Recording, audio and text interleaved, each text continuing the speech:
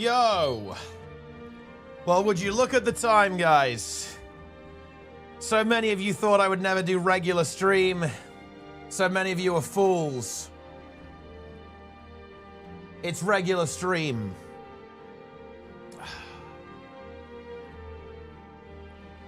You know, it's a highly inconspicuous time to go live. What can I tell you?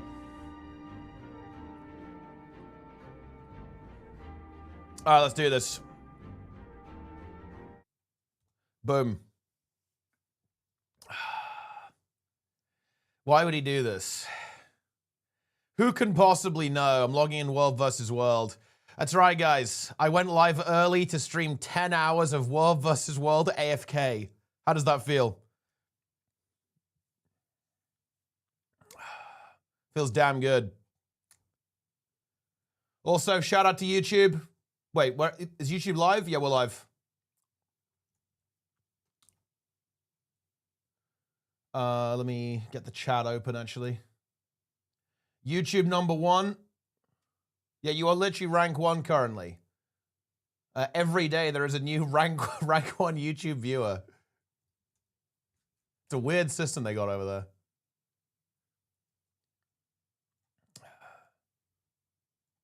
Amazing. It is indeed amazing.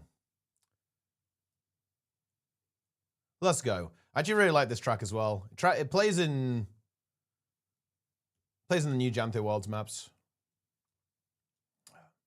Momentous Twitch chat contains Darren's with soy. Yeah, it does.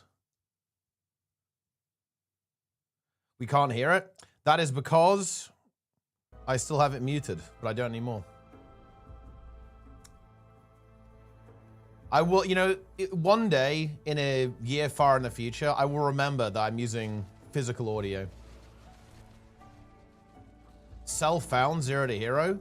I mean, the thing is that doesn't even look any different because, like, this is the weird thing actually, and it's why challenges, like a lot of the challenges in other MMOs, don't work in Guild Wars 2. Is because you don't farm anything specific in this game. You just farm everything. Like, there aren't any special rewards in Guild Wars 2 for doing content, not really. It's always correct to just farm gold and then buy stuff, right?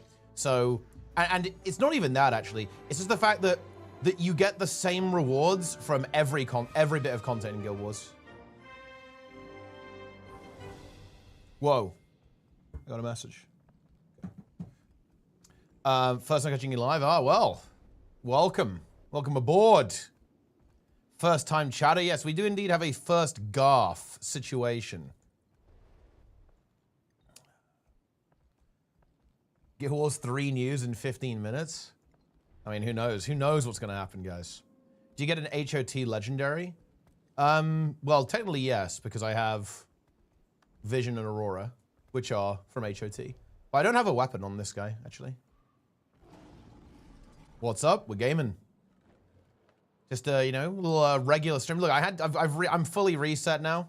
Once again, I'm the only person to ever succeed hard reset. Nobody else has ever done it. Oh, easy leech on this kill.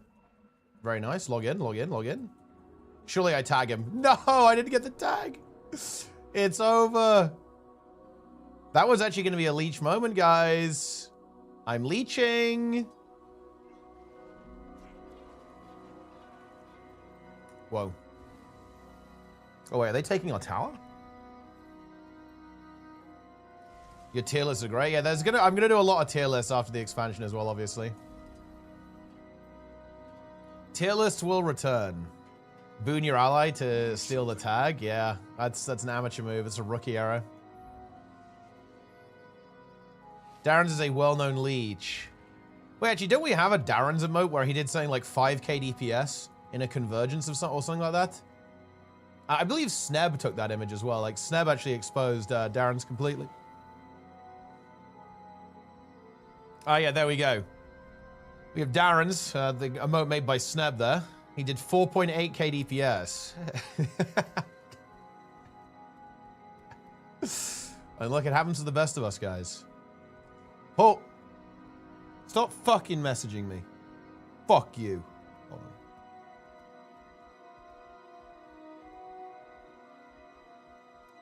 on. Noobs, no help, reset camp. Only stay all day in tower. 10 green, come defend camp. This server all noob wait. Go PvE noobs. Hello, stream. Hello, Virtuoso.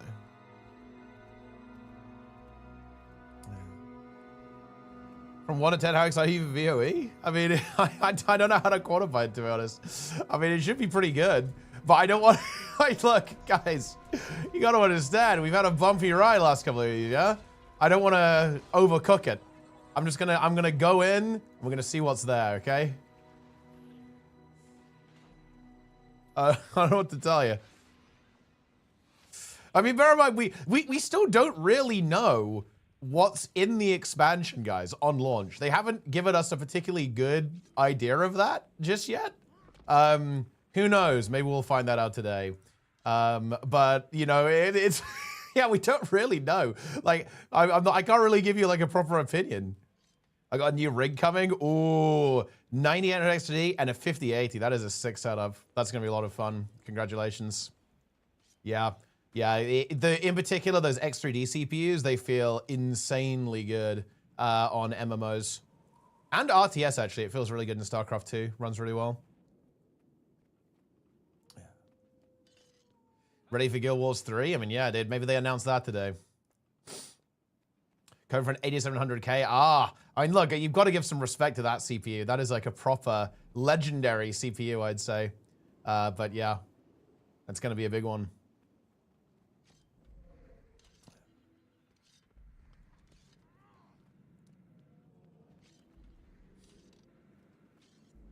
Yeah, no, I would like them to be a bit more transparent about like what is actually happening in the expansion. Do you think ArenaNet should remove Siege Master and just standardize Siege for all new players? I'd be in favor of that, yeah. I don't think they would because I don't think they'd want to remove progression systems. But yes, I'm actually not the biggest fan of the mastery system in general in World versus World. I kind of view it as... it's just bloat. You know what I mean? It's just fluff, really, that doesn't really do anything except make an unnecessary divide between new players and more experienced players. So yeah, I would be in favor of essentially removing the system entirely, yeah. However, I think that would literally never happen because, again, removing progression systems is probably something that isn't really going to happen realistically in an MMO. But yeah, I don't particularly like it. Because at the end of the day, they're all passive. They're not active or anything, really. Like, I guess some of them are. They give you like a new ability on Siege and so on. But at the end of the day, they're pretty passive. And a lot of the time, the extra abilities you might get are essentially just, this is how it is supposed to be, right? It's like the intended functionality in a way. So it doesn't really make a lot of sense to me that those really exist.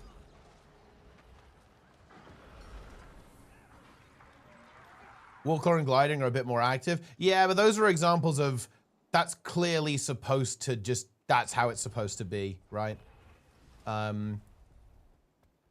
But I do know what you mean, obviously. We need to escort a yak. Oh, we can go get this one, maybe.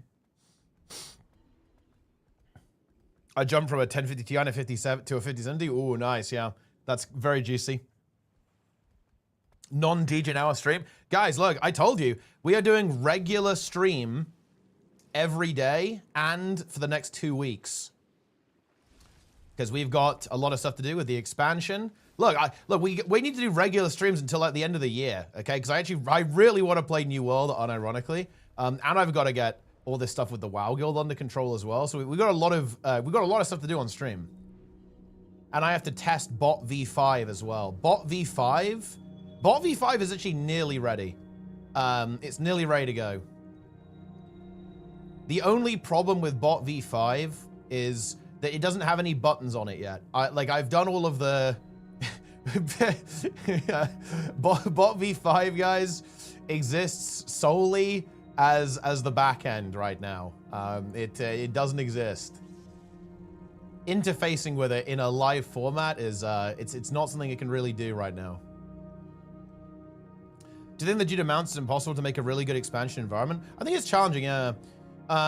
It is challenging to do that. It makes the level design really difficult because you can't really present a challenge to the player like a jumping puzzle or a really big cliff because you can just climb up it, or like a really tall building because you can just literally fly hack. So personally, yeah, I think it's fine to have mounts. For example, in New World, you have a very basic horse, right? That basically just makes you go faster. And if you get hit, you get instantly dismounted. So that actually keeps the level design mostly intact because one, it's not really that fast, but also it can't like climb walls. Although I'll tell you what, the parkour is quite forgiving. You can kind of cliff walk quite a bit in that game, which is hilarious actually. But that aside, because you can't like fly or jump over stuff in the way that you can in Guild Wars 2, the level design in New World stays intact. In Guild Wars 2, a lot less so because the mounts are incredibly powerful. Like, and you literally have fly hack, you know, as a feature. Like hacking is normal here in Tyria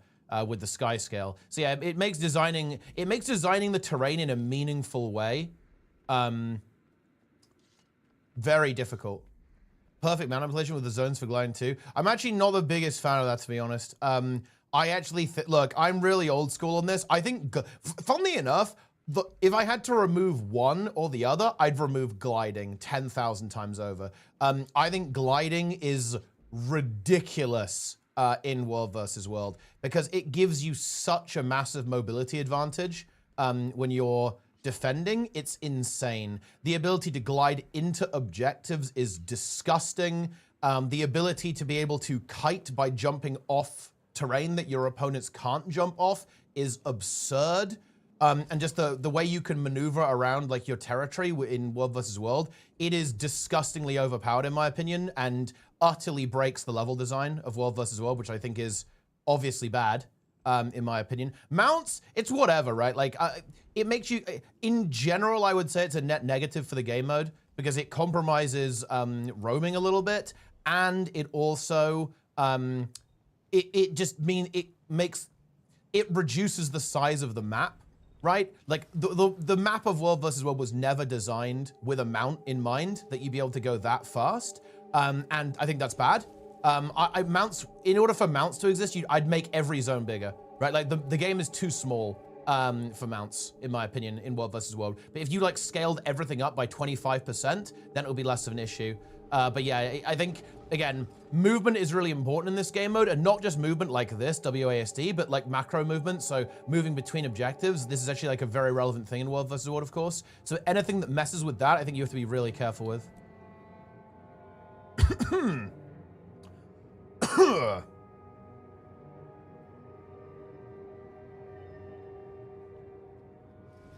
Yeah. I'm dying.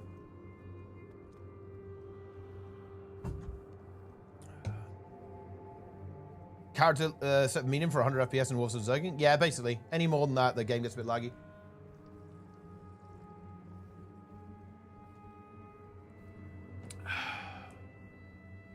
Man, where is everyone? It's too early? What's going on?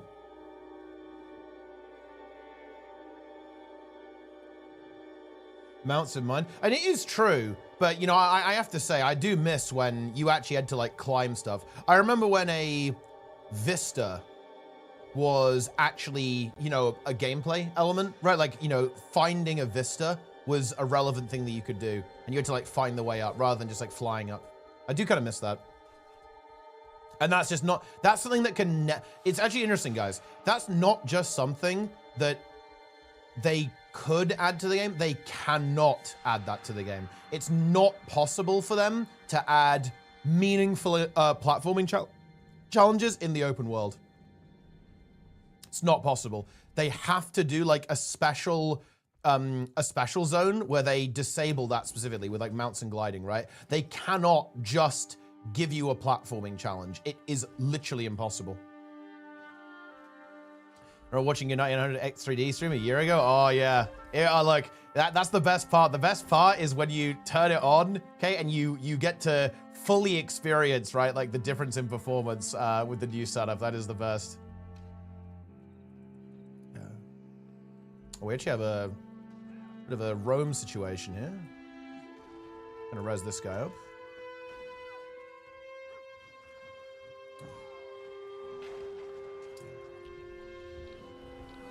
So there are like, I think there are like very notable design challenges that actually do come along with having mounts in the game. Brute forcing everything with mounts. A small pot died inside me. Yeah, I think it's sad, isn't it? Because like I actually think that the the core world, DAOC Fastcar, I do think that the core world is very underrated, but I can see why. Look, if you want to talk about the brutal preach moment, I'm sure many of you guys remember this, right? Do you guys remember when he did Dragon's End? Dragon's Stand, rather? And he just had a miserable time because mounts ruined the entire experience for him and the power creep ruined the experience. That to me is so sad because that event, that meta event is one of the best pieces of content in any MMO ever. But today, power creep and mounts have essentially disintegrated it. It is, man, that is a sad moment, to be honest. Like, that is really sad. Really, really sad, actually. Yeah. But that's the way it goes.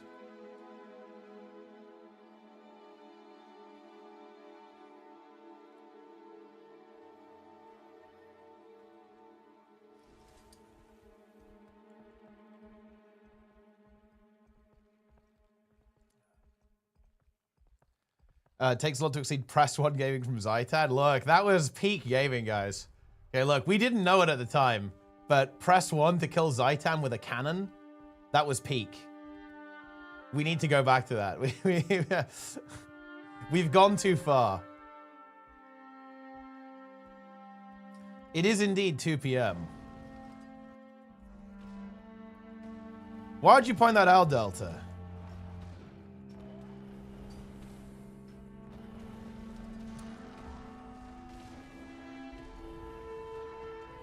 Final Mortem, I throw treated as a jumping puzzle. They really should. That would be a nice change, I think. I'd be very in favor of that. Like, it would help it a little bit. They just need to buff its health as well, realistically. It has way too low health. You guys dare to type buh? Buh is banned.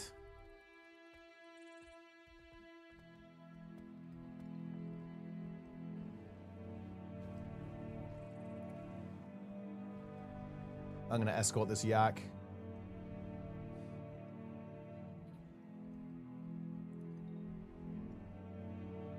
Okay, this is the yak, guys. This yak is going to lock our daily in. Here we go.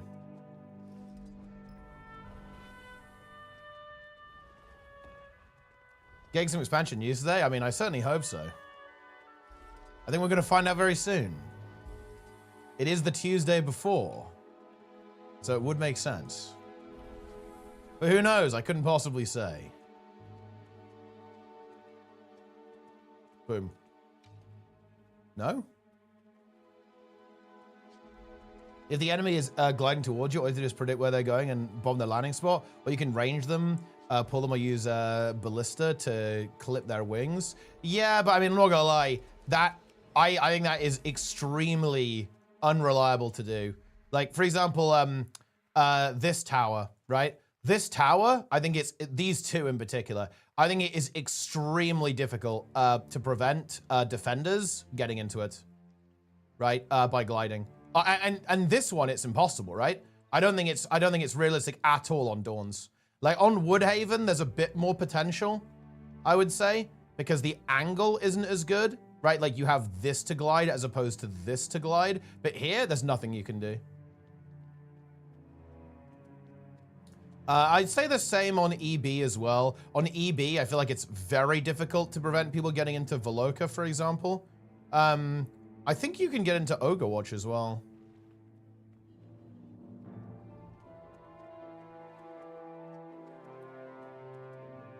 Being able to jump off a cliff and glide off when your enemy can't happens more often. Yeah, it does, yeah. There's already a trailer up? Oh, wow. Who could have seen this one coming? Shipwreck Strand. Map fly-through. Show me the giant crab, ArenaNet. Okay, guys, they've dropped the nuke. Let's take a look.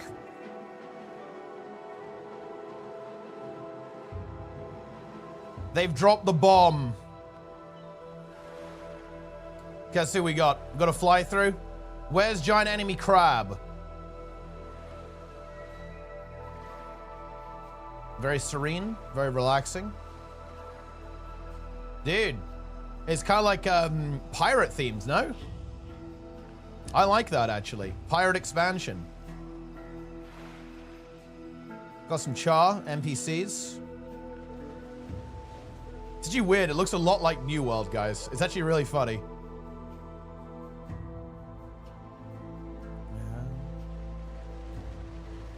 Azura, okay. Inquest.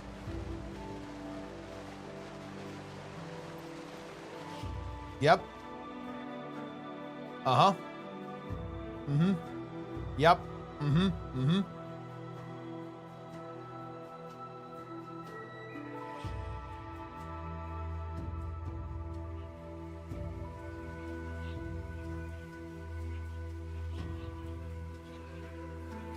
Yep. Mm-hmm. Mm-hmm. And there's the map, guys. I mean, it looks pretty cool. Well, I think that, I mean, there's obviously going to be a post that goes along with this, right?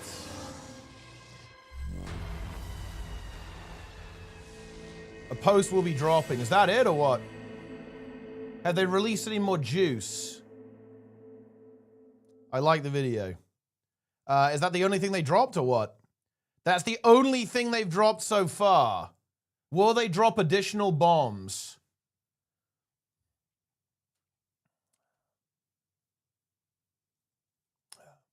Well, I mean, that was very relaxing, guys. It was very serene.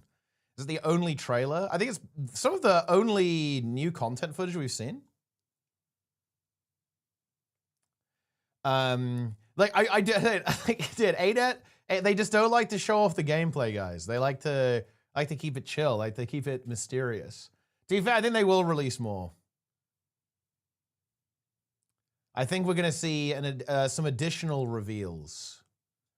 So stay tuned, my friends. Gotta avoid spoilers. You do indeed have to avoid spoilers. This is a fact. Wonder if the second map has huge spoilers. I mean, maybe. Who knows? Who can say?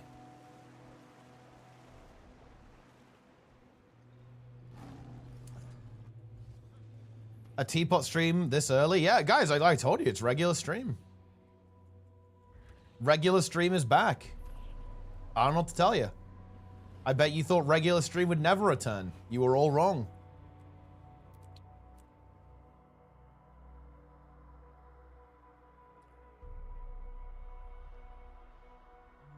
Although, look, guys, I'm going to be honest with you. It's the week before an expansion on a Tuesday. If you want my honest expectation, I will drop my honest expectation. I am expecting them to drop some substantial information today. Because it's a week, literally a week before. They usually do their promo 1 week before. That's how they've always done this previously. So just kind of bear that in mind, right? Like, they always do their promo this way. So I'm expecting quite a lot today, actually. A guy on my Discord said this isn't real Teapot, this is AI. Fact. That is also true, actually. I am a DAOC AI. Guild Wars 3 release this coming Monday. Guild Wars 4 dropped last Thursday. All of these statements are accurate. Gen Theory B is in play.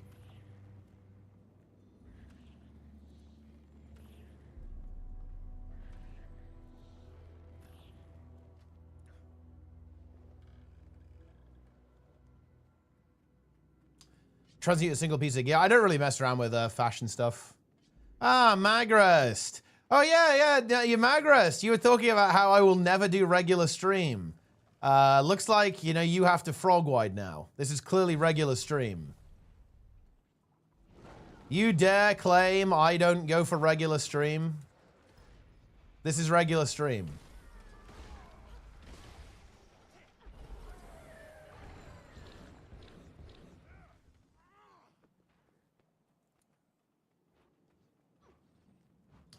Mandatory. It is mandatory, correct.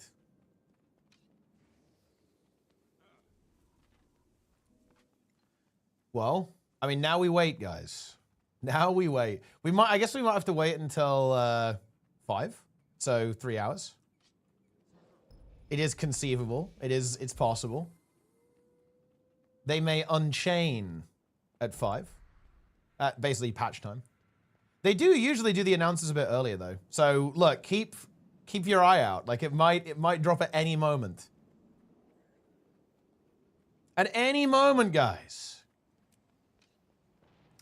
Break. Look, I honestly can't wait for the expansion to drop just so we have resolution. Right now it feels like half of the people in the chat are expecting the expansion itself to essentially free them, right? And then the other half are like, oh shit, is it going to be good? Is it going to be hype? I want to know what's going on. It's very interesting. Like there's two schools of thought when it comes to VOE. Do the story? Well, I mean, I will do the story, yeah.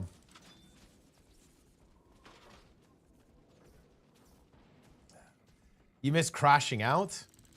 Well, like, you have to wait for the quarterly releases, no? Then you can crash out again.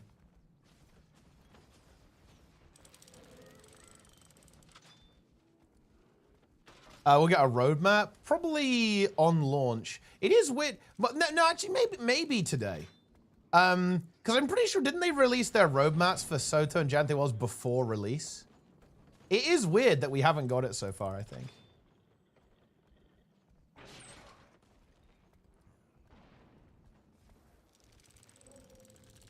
Happy being a fire wizard? Well, look, I mean, that's Evoker is going to be for you then.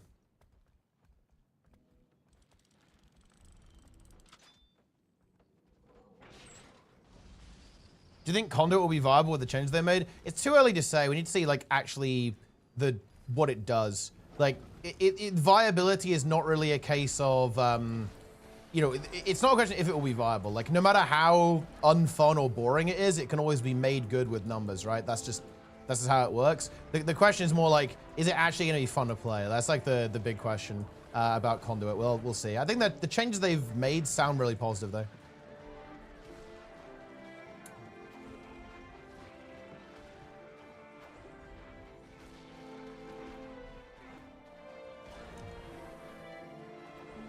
Boom.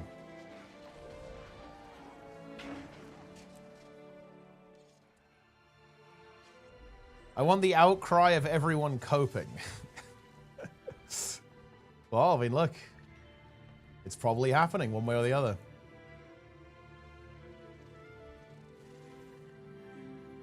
What's the release date? It's next week. Shout out to YouTube.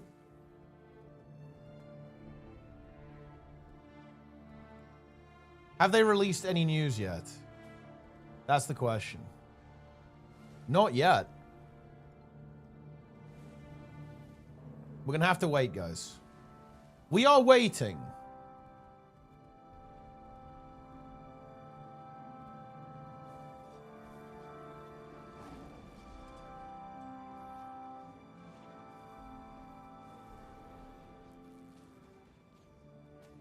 After 13 years, I'm going to be able to play my main in Guild Wars 2. The best part is, it's part of my actual main, the Necro. Yeah, I mean, we've already seen the trailer for the map, but there's like literally nothing on it. Like, that video, hate to say it, guys, it's essentially a bit of a nothing burger. Like, oh wow, the map has got trees on it. That incredible. Who could have seen this one coming?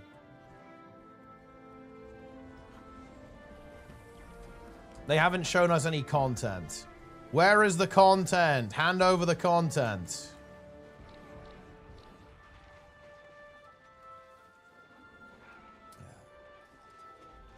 The map does have trees. Yeah, where's giant enemy crab?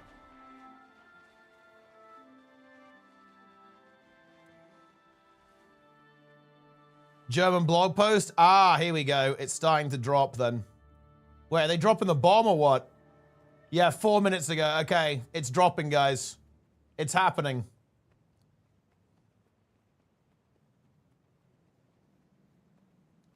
Ah. Okay, here we go.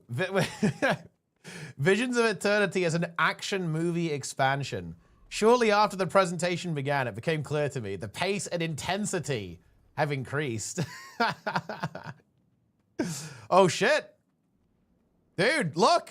Okay, this is why this is confusing, guys. They're happy to give the press, you know, the press are allowed to release low-resolution screenshot of bosses, but they won't do it themselves. It's goddamn cooked. Oh, there is a meta event. Okay, in the subsequent meta event, we have to prevent the NPCs Jessica and Jimmy Hammerheart from overclocking a machine to avoid a worse debacle. We're faced with a hard-hitting action. We have to destroy shields in quick succession and teleport specific platforms depending on the magnetic pole we receive. The poles keep switching while Jimmy and Jessica fight against us and the machine goes crazy. The whole thing at an incredibly fast drive was simply fun. You're constantly moving, keeping an eye on your teammates, and trying to solve the objectives. Good coordination with other players and a fast pace was also in the foreground here. When we finally tackle the story mission, story mission. Adventure and action classics. Visions of Eternity is indeed, as I felt along, an action-packed counterbalance to the previous expansion, Jantho Wilds, which captivates moves and engages players from minute one, utilizing elements that have already worked well. According to the developers, it is also mainly about offering an isolated adventure in contrast to the previous expansions. Wait. What? Wait. Oh, did they do an oopsie? Is this not supposed to exist yet? Okay, never mind. No, their page just exploded. Okay. Nice. Okay, so it's basically the story's a bit more disconnected. That's pretty interesting. Okay. The feeling of being an explorer, exploring the unexplored and gathering knowledge, all packed into an intent. Wait, also, what is this trailer? Oh yeah, this is like the original little teaser, I think. A Q&A with the developers. Okay. From the great classics. It's not just the obvious reference to Indiana Jones with the new Elite Expansion Antiquary. That's a funny meme. A 90-minute guided preview. We saw some of the new content. We're just the strand of the Rex or whatever it was, whatever they fucking called it. And the new abilities of the Hover Rock and the new Elite specializations. This is so fucking Google Translate putting in the work here. Yeah. Jessica and Jimmy Hammerheart meta 0-0. Yeah, but that's good content. Look, it's like, yeah, it's like a pirate expansion. That's actually very high tier. I like that. To be honest, I actually think this is something that Guild Wars 2 can do pretty well, actually, is a slightly less serious theme. I don't think Guild Wars 2 actually works super well with it taking itself too seriously, which I think it does sometimes. So I like this. It's going to be a bit goofy, guys. A little wacky expansion. Okay, pirate-themed expansion. Goofball expansion. Very nice. Very nice. Right, when is ArenaNet dropping their, when is ArenaNet dropping the bomb? Because that's mine MMO.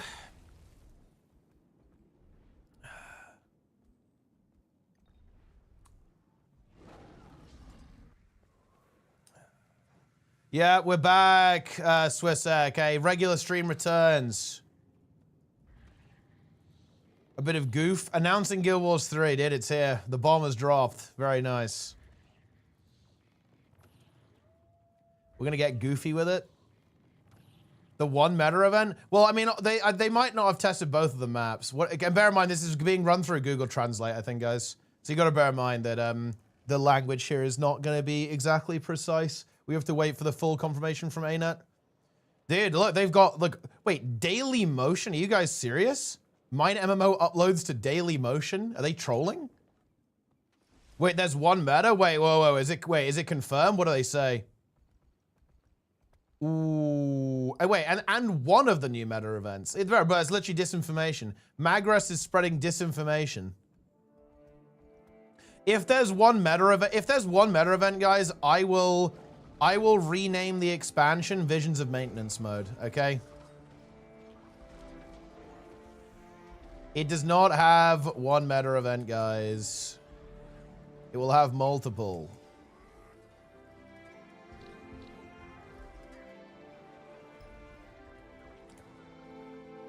Visions of Maintenance.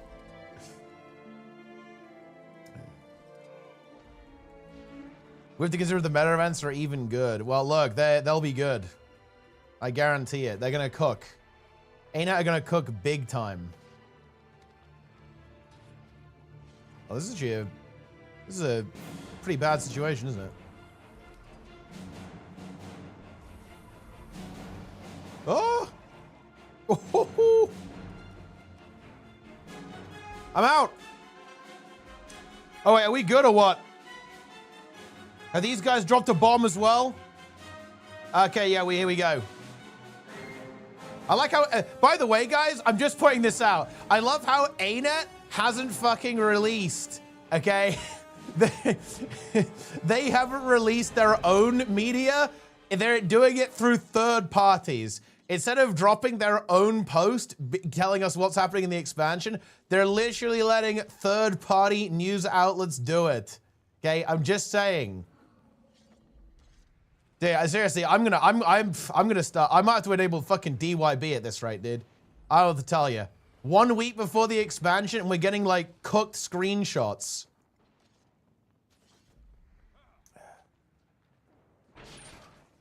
Okay, let's. Oh wait, legendary aqua breather. Okay, what do we got here? Give me the juice. Okay. I like how they actually go berserk here. I will admit, when ArenaNet announced it was shifting its Guild Wars 2 release cadence to smaller, more frequent expansions, I was a little nervous. It felt like a step down. Especially since it meant the elite specs wouldn't be tied with each expansion. I love the fresh burst of energy and excitement that used to come with the big, sizable expansions Guild Wars 2 been pumping out since 2014. That is generous use of the term pumping. I was afraid these smaller packs would feel like much less of an event and more like a living... Oh my god! Dude, this opening paragraph is brutal. I'm happy to say I was wrong. Well, it's hard to deny that it's smaller in scope than, say, PoE for EOD. The latest mentioned VOE has proven to me that the game can still get me hyped. And getting me my hands on and wandering around its colorful jugs only got me more excited. Especially seeing as we actually have... Dude, I like how they use the antiquary imagery here as well. That's very high tier. The devs described Visions of Eternity as their action movie expansion, putting the player at the center of action. I mean, dude, look, I tell you what, they're going for a lot of feedback based on Janthe and Soto then, where like the story felt incredibly just, you know, stand and listen. A lot of exposition, right? They cited a wide variety of inspirations from Tomb Raider to Indiana Jones to Atlantis, The Lost Empire. I know many players, myself included, expressed displeasure with the past couple of expansions of the long drawn out story instances with lots of NPCs talking. Oh, based. There we go. The story revolves around the island of Castora, an island never before seen in Guild Wars lore. Sailors believe the place to be cursed, and no one who sails there ever returns. It turns out this situation was largely due to treacherous storms caused by conflicts of Elder Dragon magic. Now that that's gone, the Inquest are going over there. At the start of the expansion, players will pursue the Inquest and find themselves washed up against the Hull Gardeners, a community of shipwrecked survivors who have committed to banding together to survive the shores of the harsh environment. They built cities out of the pieces of wrecked ships, not unlike Old Lion's Arch. Yeah, okay, they're cashing in big on that one. Okay, this is why this is really weird for me, guys. Okay, they're completely fine with other people posting spoilers, right? But they will not. It's kind of weird. The freebooters, a mishmash of different pirate groups around Tyria, live deeper in the jungles. If that doesn't sound bad enough, the Inquest have allied with the freebooters and supplied them with advanced tech. Together, they're using the tech to cybernetically enhance and weaponize the already dangerous local wildlife. Like the red neon-clad dinos you may have seen in the trailers. The Inquest often ends up being a bit of a joke, with lots of self-absorbed mad scientist types, so I'm excited to see the organization's more menacing side. Okay, okay, here we go, meta event. We were shown the first zone's meta event, which involves 2 freebooter pirate lieutenants. After breaking their shield, everyone in the area is polarized, either positive or negative. Oh, guys! Wait! They're literally adding WoW mechanics to the game. They've learned. As are the bosses. Oh yeah, this is literally World of Warcraft, okay. The bosses escape through portals, and players must enter the portal that matches their polarity or find themselves unable to deal damage. Your polarity will periodically shift, so keep an eye on the symbol over your head. It's a nice way to teach the ever-present, everyone split up evenly between the 2 bosses mechanic. Okay, expect to see that in the raid as well, without needing someone to organize the thing. I am personally super pumped to play the new elite specs that are coming with this expansion. A lot of work has gone into them. Something players have been wondering about, new web, when we get any theme spec weapons, we'll be getting a new armor set that's earned by completing various similar in-game achievements. Okay, that's pretty cool, actually. Skimmer, blah, blah, blah.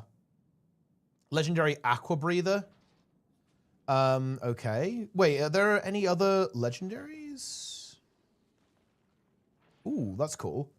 It will surround the player with a school of fish, and shark fins will grow out of their back and arms. That's pretty fun, actually. If you want to show off your magical scuba gear while on land, don't worry, you can transmute any helmet to look like Slacking Warfare. Although it won't have the special face on that. Okay. That's pretty cool, actually. So it's actually a legendary helmet and an aqua breather at the same time. That's a smart thing to do there, by the way. The fact that this expansion boasts a legendary aqua breather and an upgrade to the skimmer on the expansion will feature a lot of underwater combat. As three-dimensional combat is often clunky, depending on your class and spec, many of your key skills may not function underwater. When we asked about this, the devs surprised by saying, yes, the expansion will feature an emphasis on underwater content and from exploration. Yeah, okay, that's an intelligent thing to do. More underwater combat. Yeah, that makes a lot of sense. Wait, is it just the aqua breather on launch, guys? Someone get me the citation on the legendary weapons.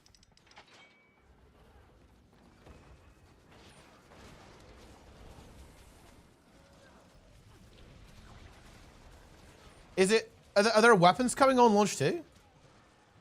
Or ring or something? Where's the post? Didn't they say 3 legendaries on launch? Why have they not mentioned that?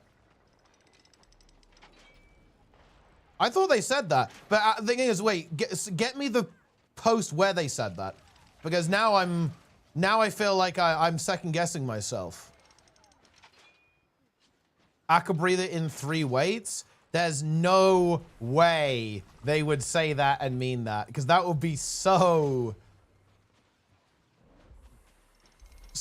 That would be a stretch. Announcing Vision of Eternity.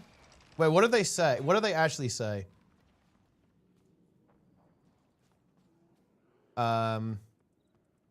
Okay. Over the course of the expansion, players can pursue 6 new legendary items, 3 new weapons, a ring and accessory, and the long-rested aqua breather. Okay, so they didn't say that it's coming on launch. Okay. So maybe it's just the aqua breather on launch then. That's interesting. Oh, that's actually a bit of a shame. I was kind of hoping to have like 3 legendaries on launch. The weakest is 1 weapon on launch. Give me the link. Link me.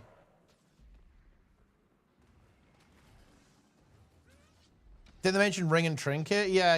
It's 3 weapons, a ring and an accessory, and the aqua breather. So it's 3 weapons, ring, accessory, aqua breather. Okay, what does the wiki say? Features.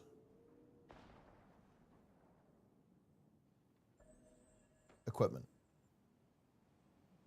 3 new okay, hold on. 3 new legendary weapons, 1 at launch. Okay, source? Wait, they cite this.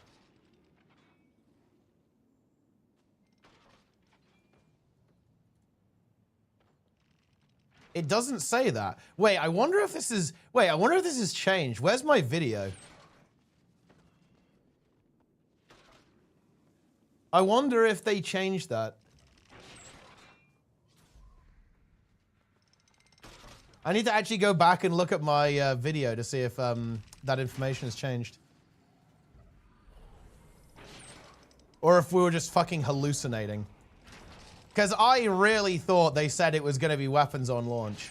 But I also, you know, could be mistaken, obviously.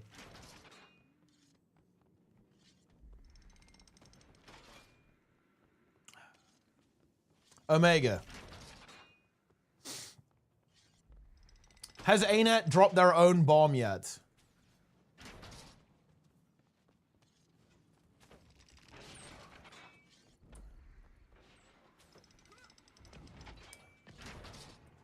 I thought we got 1 weapon for the launch. Well, that was what I was assuming as well. Oh, hold on, wait. Green's found something. Green has found the nuke. Okay, here we go. Legendary. Oh, hold on. Yeah, wait, look. Yeah, wait. Visions of Eternity is taking place at the Isle of Castor to combat the threat of the Inquest. Essentially, Azure and Mad Scientist. That means a set of island-themed features, including Homestead, Skimmer, new legendary weapon, legendary aqua breather.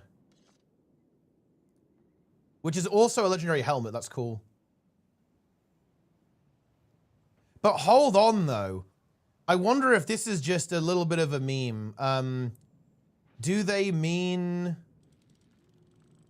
Are they talking about the legendary weapons that are coming out? Wait, press kit? Oh, press kit. Ah. Ah. Okay. A legendary weapon and aqua breather on launch. Joined later by a ring accessory and another legendary weapon. Wait, hold on though. Guys, here's the thing. This is contradictory, no? It says legendary weapon singular and aqua breather, spelled incorrectly. Then ring accessory and another weapon? Where's the third weapon? What happened to the third weapon?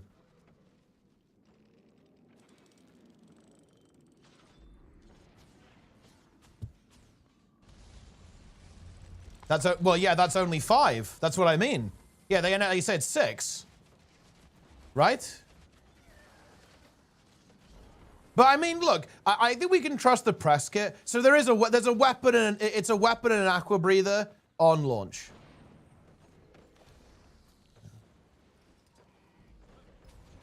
Pretty cool. 2 weapons, harpoon and trident. Yeah, but but hold on. Doesn't the helmet kind of give us some intelligence here, though? Like, because they're making the aqua breather work as a the aqua breather is working as a helmet. I think it might go the way that it's gonna be. Maybe the trident is gonna work as a staff, right? And stuff like that. Like maybe they will actually go that direction, right?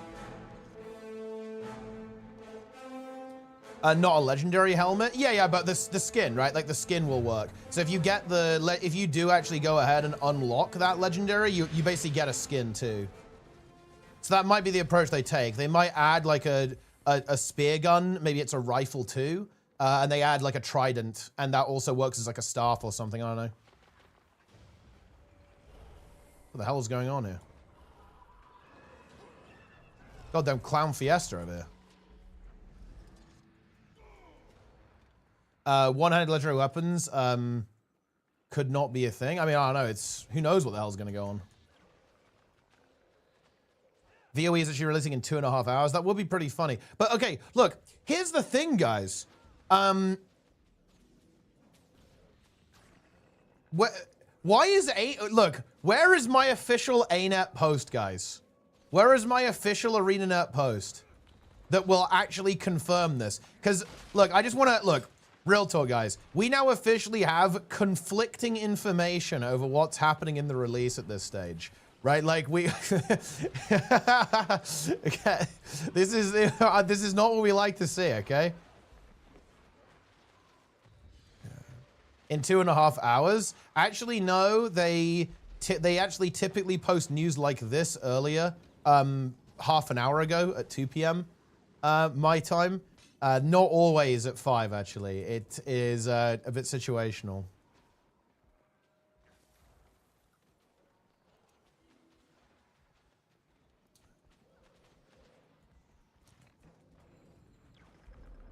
Incredible. The primer post will probably be tomorrow. It could be, yeah.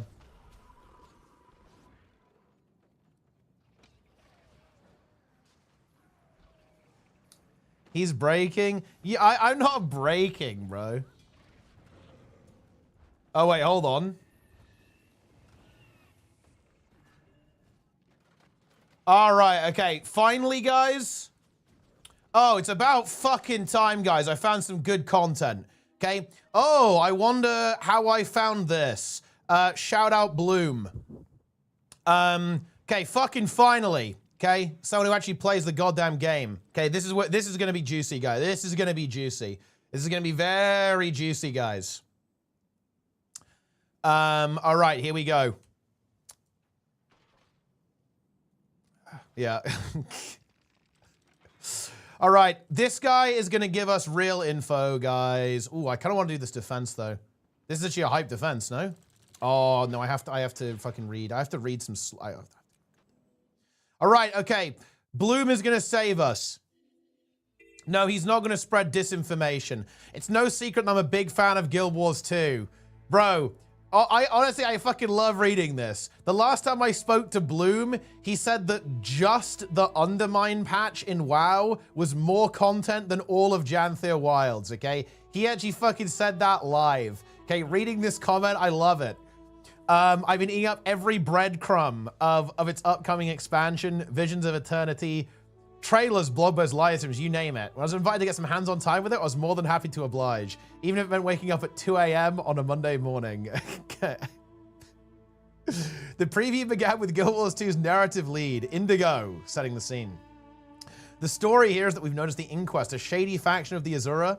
The game's highly intelligent diminutive race appear to be highly active off the shores of the main continent. The investigation leads us to the sandy shores of Castora, until now hidden island, seemingly seeping with magic. While we were able to play through one of the story missions in our preview, it wasn't enough to grasp exactly what the Inquest are planning here, nor where the broader story of Visions of Eternity will take us. All I managed to glean was that it involves two Inquest leaders butting heads on ideals. One of them, Overseer Kuda, a character who's previously only made brief appearances in the form of holograms. The one at the top of the operation appears to be a new character, Seb. Not much is known about his history or motivations, just that he appears to be experimenting on the local fauna with some new fangled technology. Interestingly, Lind touted Visions of Eternity as the action movie expansion. It's unclear what exactly that entails, but my hope is that implies exciting bespoke set pieces, something that's been sorely absent since the Ender Dragons expansion some 3 years ago. Like Castora itself, though, the broader narrative remains shrouded in mystery. I didn't find myself as captivated when by what I saw compared to the previous two expansions. Interesting, actually, which introduced entirely new races in a clear direction where the story was headed from the jump. That's actually the first. Wow, this is the first journalist who's actually lukewarm about the RP, including myself. I do like the RP. It's a little bit less serious and very bright and colorful. I was similarly lukewarm about Castora as the expansion's new location. We were only able to explore the first map, Shipwreck Strand, which harbored tropical beaches and various castaway settlements constructed from the remains of the shipwrecks, leaving up to the map's namesake. It certainly feels a bit too familiar, and that Guild Wars 2 has already had its share of beachy, pirate-occupied locales before, like the likes of Bloodtide Coast, Salson Cove, and even Old Lion's Arch. I only explored a small portion of it, though, so perhaps other areas of the map are more of that ancient magical island feel. There's also every chance this familiarity is intended to juxtapose the second map available at launch, which senior game designer Nick Hernandez hinted at on multiple occasions being wildly more complex and alien. Yo, that's high tier, actually. Where I did find novelty in this location was in its abundance of waterways, likely intended to promote the use of this expansion's newly revamped mount, the Skimmer. Whereas the previous expansion, Janthea Wilds, took a look at the cat-like Warclaw, we did the Skimmer here. This was a mount introduced back in the Path of Fire expansion, a sort of hovering manta ray that specialized at moving quickly both over and underwater. Handier than ever here, given this map's abundance of water bodies. But now with the added ability to hover at great heights and perform speed-boosting barrel rolls, what was once a largely neglected mount now feels closer in line with the others for general traversal. The Skimmer can now also fire water projectiles that heal allies and damage enemies. I don't expect this to see much use, but a welcome addition nonetheless. After getting familiar with the Skimmer's new capabilities, Hernandez guided a convoy toward a nearby event. A song could be heard, luring nearby civilians into the water and towards an island just across the stream. We make our way there and not find a siren, but in fact a sort of T-Rex outfitted with an exoskeleton, resembling something straight out of Horizon Zero Dawn. The encounter involved using crowd control abilities to break its shield, and to break out fellow players trapped in bubbles, all while dodging AoEs and ringing bells to snap out its entranced victims. An enjoyable encounter, given the number of plates to spin, though the boss's lack of movement, did make it feel less dynamic than Guild Wars 2's best encounters. Also, I tried to open this image, it just didn't fucking work. Wait, what? What? Wait! Bro, dude, wait, the title of this article is brutal. Guild Wars 2 Visions of Eternity isn't making a huge splash, but that might be okay? Wait, what? Dude, bro actually came out swinging. I didn't even realize that. Huh?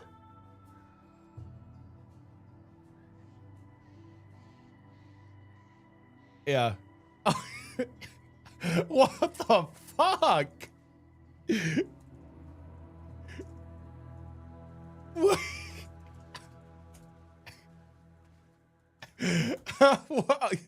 Okay. I mean, dude, Bloom is actually doomed, man. Let's get underway. He is actually doomed. Okay. Oh no. Wait, he's dropping a bomb.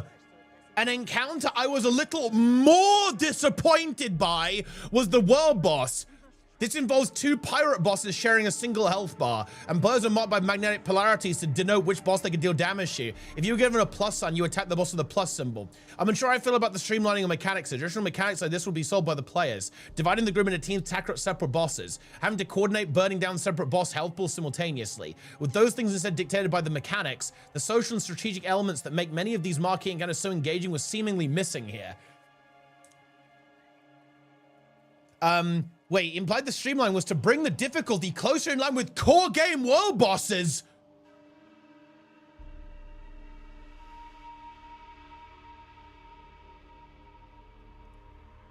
While great for newcomers, that seems at odds with what ArenaNet have suggested previously. These expansions are actually targeted towards the rusted-on players like myself.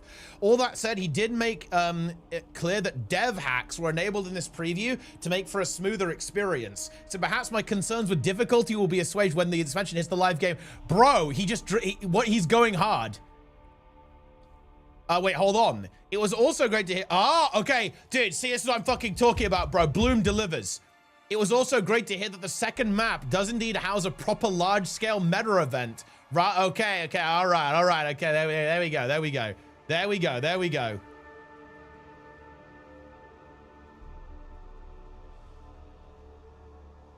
Now, I'm not gonna lie, guys, Bloom's opinion is one of the opinions that I actually respect the most out of anyone in the Guild Wars 2 community. So I am going to assume that what he is saying is true, by the way.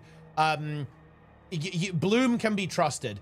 If he's saying this is probably how it is. Just bear that in mind, guys. Just be aware of that.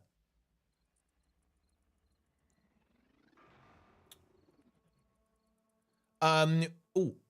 Oh shit. Oh, look at that. This is the luminary. Why are the images not working? This site is fucking weird. What's this?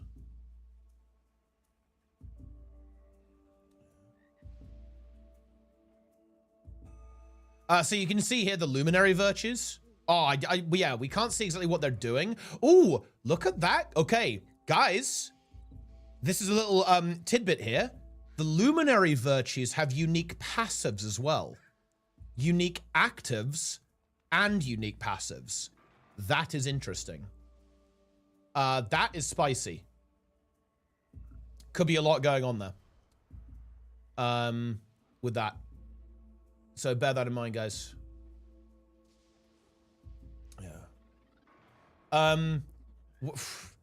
While many of the new armor and weapons shown weren't doing much for me, a standout reward is the legendary Aqua Breather, which makes players sprout fins all over when submerged underwater. This also comes with a matching helmet skin. Just for that. Oh, you don't get the fins on land? It's over. Oh, this is it, guys. Look, here's the legendary. Look, you can see, that's actually pretty cool, right? You get fins on you and there's fish surrounding you. Yeah, nice. Yeah. ArenaNet have hinted there'll be 3 other legendaries to chase, though didn't mention them during this preview. And alongside a new homestead set on one of Castora's Islands, fans of the housing system will also be pleased to hear about the introduction of records, collectibles that allow you to play. Oh, nice! Any of the game's wonderful tracks. Yo, that's cool.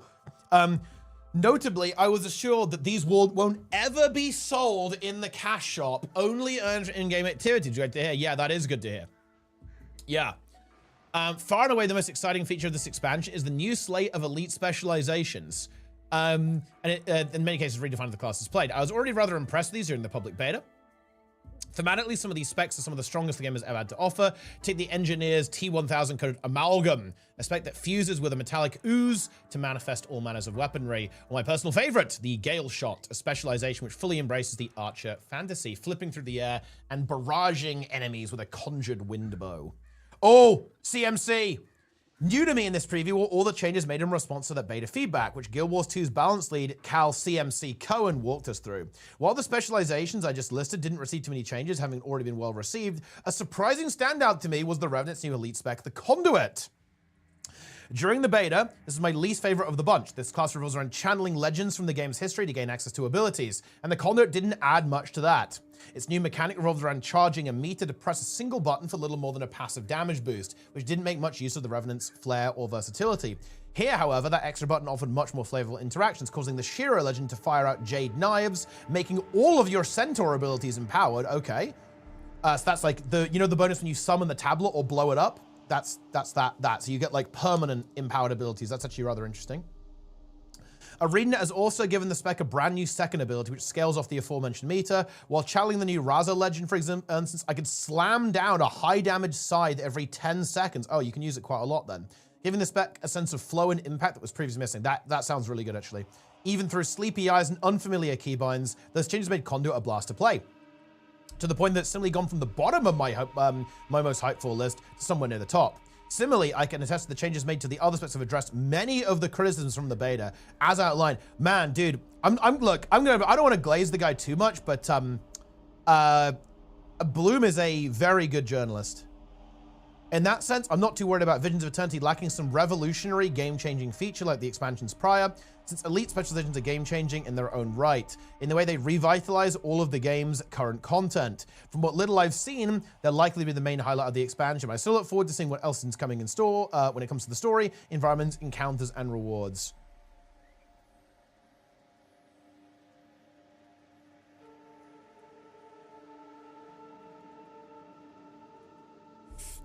Yeah.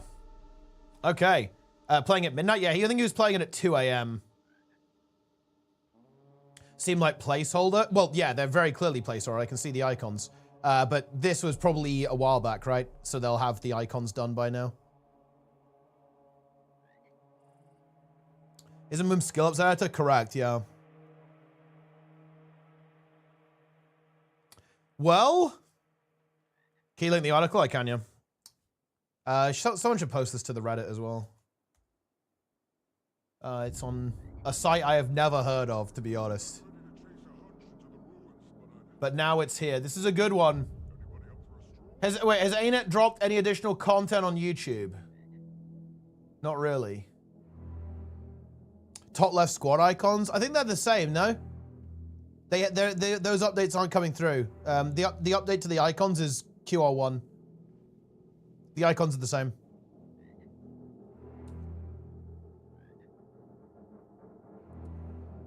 Shout out to YouTube, guys. I'll link the article in YouTube chat as well. 3 weapons are getting a legendary. We actually have no idea. I'm kind of waiting for ArenaNet's post though, because ArenaNet is going to drop a post, I believe, at some point.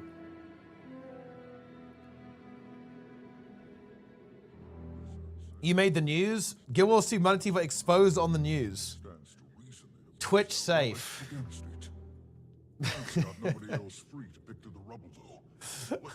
Right, okay. I mean, yeah, that's crazy.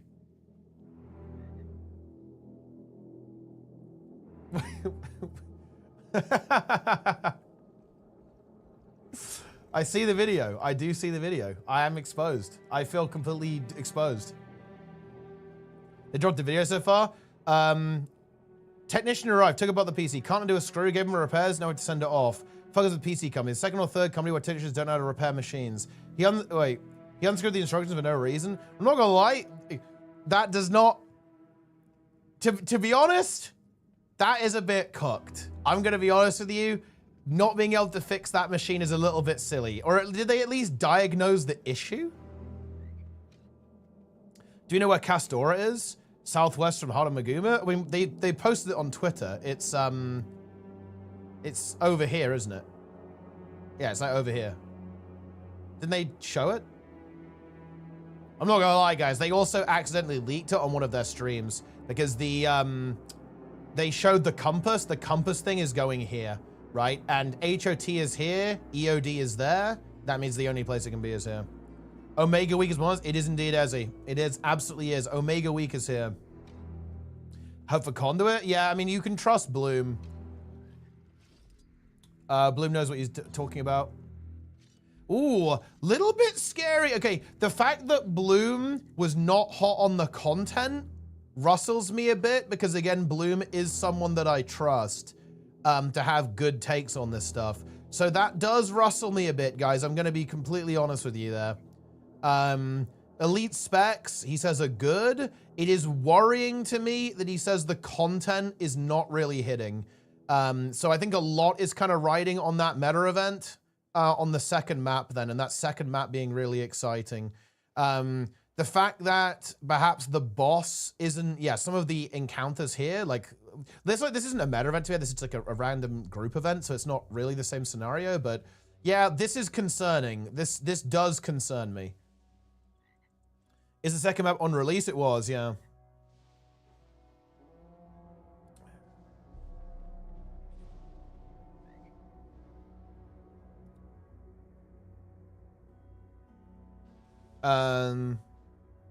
So guys, I to replace the fans. I don't know water cooler. Well, I mean, to be fair, there are fans on the water cooler as well, right? But yeah, that may not be the exact issue there. But yeah, that's not a good look, to be honest. And also saying this, dude, I right now, dude, where's the Apocalyptica? Okay, like where's Darren? I need Darren's playlist for this. I need Darren's playlist. Core game world boss difficulty. Oh no. Oh boy. I love it. Why do you fucking love that silhouette? Why do you like that shit? Like what are you enjoying this or what?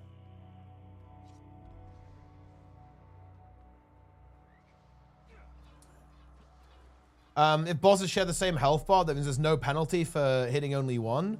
Well, I mean, the penalty is you do no damage because of the polarity mechanic. So there is a penalty. I can't wait to leech it on the skimmer. Incredible.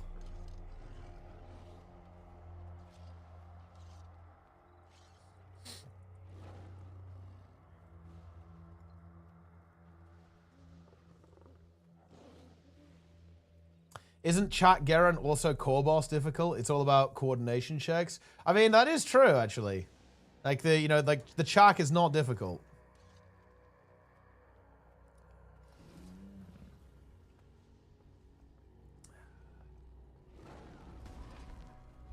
Right, so when is ArenaNet dropping the juice?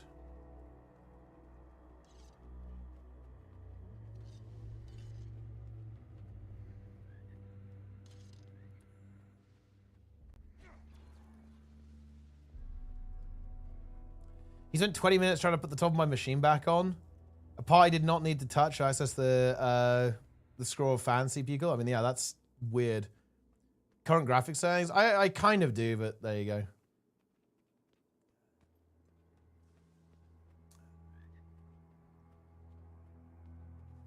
Open world bosses will be improved by being too hard for casual players. Just delusional, to be honest. Well, it's not. It's obviously an opinion, right?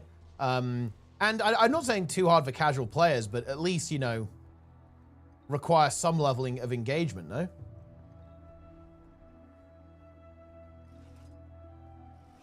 They'd obviously be improved for me. Because, that's ultimately the meat of the content. And if all of the content is essentially trivial, then that's, that kind of feels bad, right? Janthea Light. I mean, Bloom was pretty brutal there, to be honest.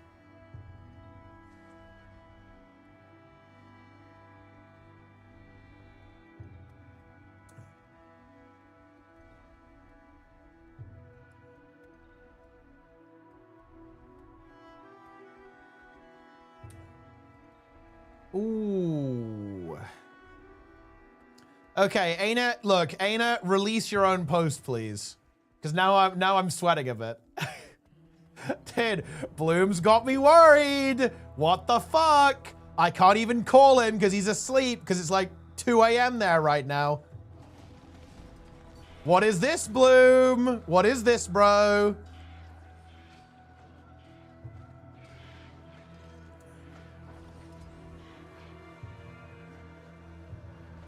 Yo, boys in the chat.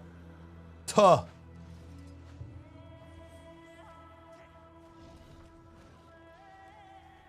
Ooh.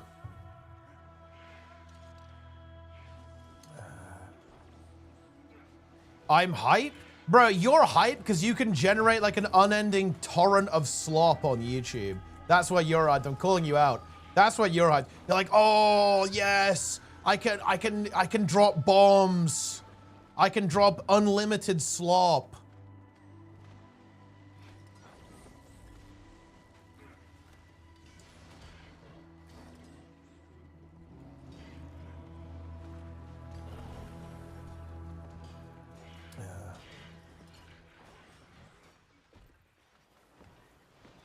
Incredible. I can sense the construct starting to react to the excess energy. Why do you not have tar enabled? Tar is just one of those emotes that we don't have here.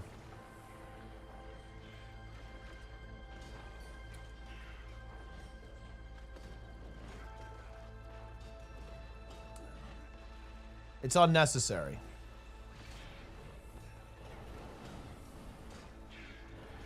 We have no use of the tar emote.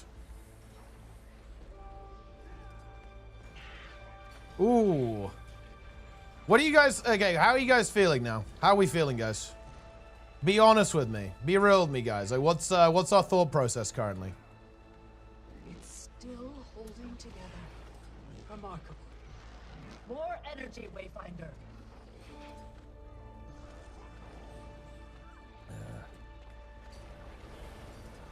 Oh, well, we're a bit excited to craft the harpoon guy. I mean, look, it's gonna be interesting for sure. I really want ArenaNet to communicate about these legendaries because I feel like there's some slight ambiguity. Is it 5 or 6? Like, is it 5 or 6? Like, are they all on? You know, how many are on launch exactly? Right? Is it 3? Is it 2? I've like no idea.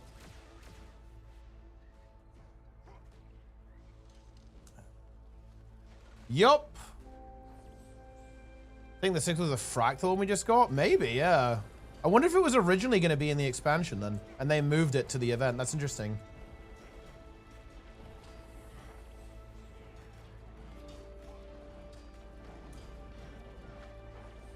Or maybe it was like there was a bit of fluidity. They weren't entirely sure, potentially.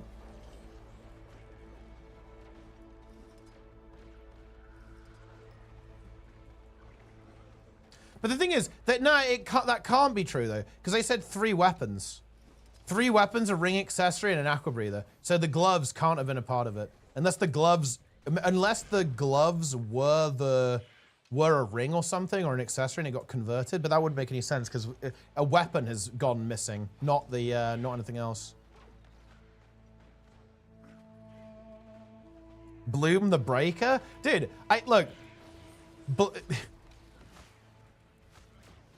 Bloom has do you guys realize what Bloom has done? Like right now he's sleeping soundly knowing that he dropped a bomb on us, right? Like he's like, oh, he's tucked up in bed, okay? Doing it, maybe there's some fucking kangaroos or scorpions over there or some shit, okay? And he's like, oh, this is great, like this is wonderful. And he just dropped a bomb, right? Like while he's asleep.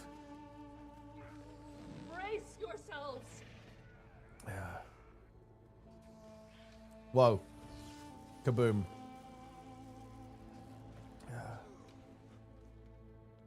Yeah. If he'll review the expo for Scallop, I think he will, yeah.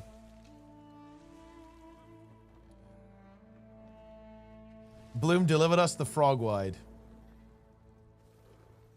A clever mechanic to force coordination. Yeah, but, okay, you know, that's actually kind of weird, right? Is that, think about this. If you're forcing coordination, it means you can't assign subgroups, so the boons are going to be really weird in that one, because like you have to go a certain way. It's actually a bit weird. And it could be cool though. The thing is about Bloom that is like very notable to me is that Bloom actually plays the game. That's why I... Look, Bloom is actually a casual player at the end of the day, but he is very engaged, right? I trust Bloom significantly more than the other journalists because he is engaged with video games. Like, he is very engaged.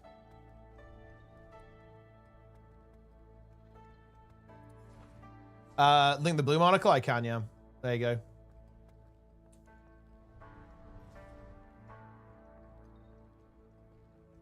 It's open world boss difficulty. Dude, saying that they're going core difficulty is brutal. Like, that is...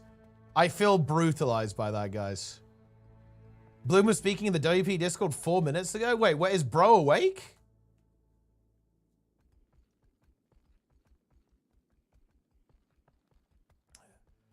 Okay, yeah, that does rustle me, guys. I am a little bit afraid that it's gonna drop, and it's essentially utterly trivial content. Day one.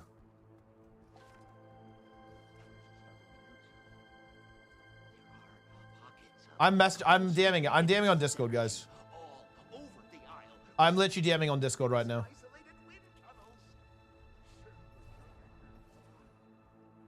I've told him that he dropped the nuke.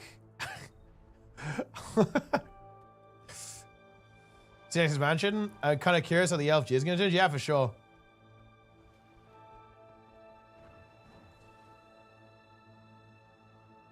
Game audio issue fixed. Yeah. Do you know what it was? It was actually Windows was doing some like weird enhancements on it. I just disabled it.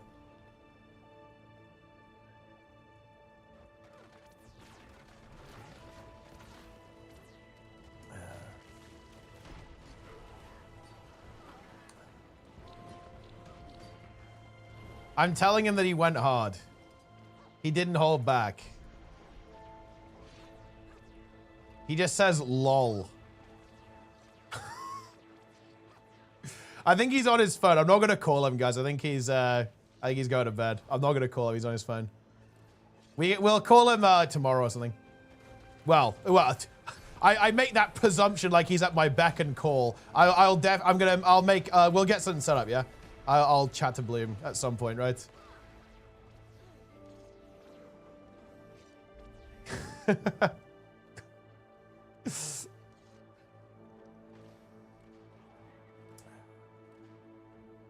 I'll miss the expansion release and some weeks of raids, all because the guy couldn't be asked to unscrew a screw. Well, I mean, wait, was it an Alienware technician who came to fix it? Or just like to be honest, I guess we should have specified. Like in situations like this, I wouldn't contact the company. I would just get someone who actually just understands computers to come and fix it.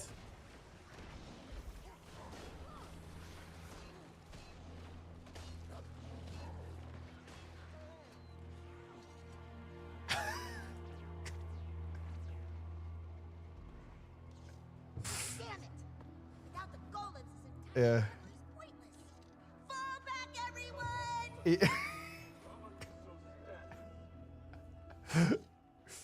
It's incredible.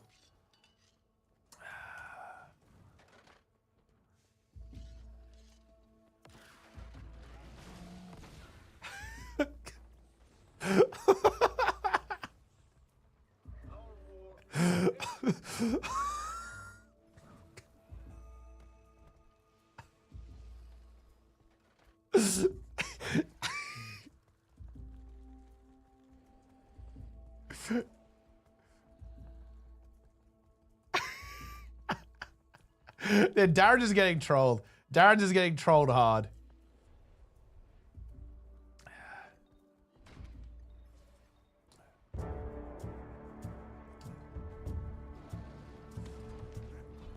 Dude, I baited Darren into thinking that Bloom said it's fucking over. He didn't. Yeah.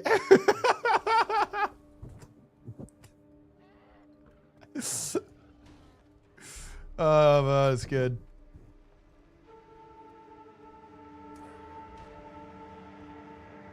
Yeah. I mean, well, it's something. It's something, guys.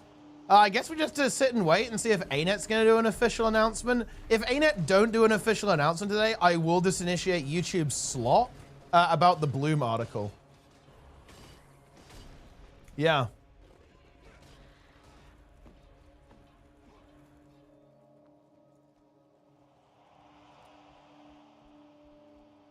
I'm actually asking about the legendaries, guys.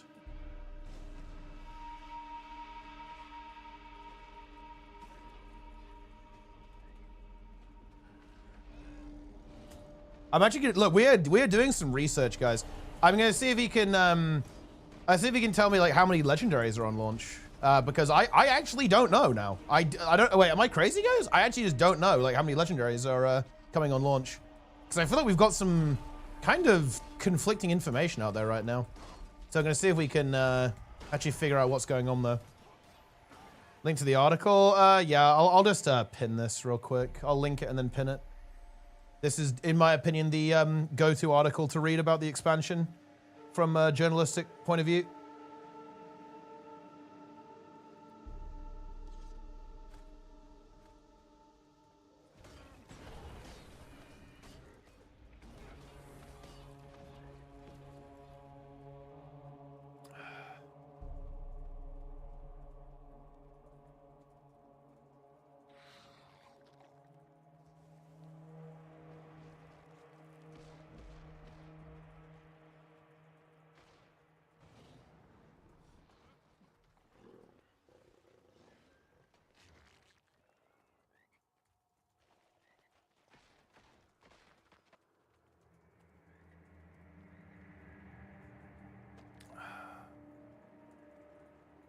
Sorry, guys, I'm typing. I'm trying to get some research here.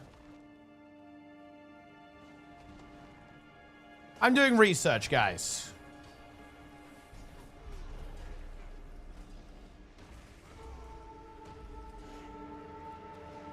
Stop saying nuke. Stop saying it, guys. It is not over. It is not over. Stop saying that it's over.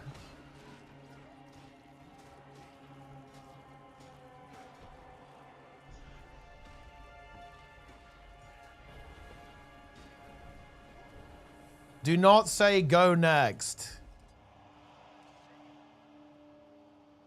Wait, dude, he's telling me that he doesn't know. Can't let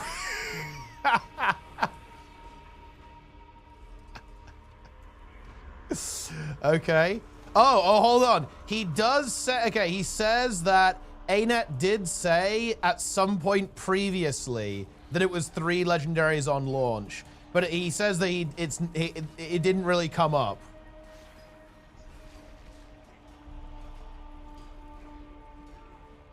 Like, and the Aqua Breather was the only one that was mentioned. They only mentioned the Aqua Breather legendary.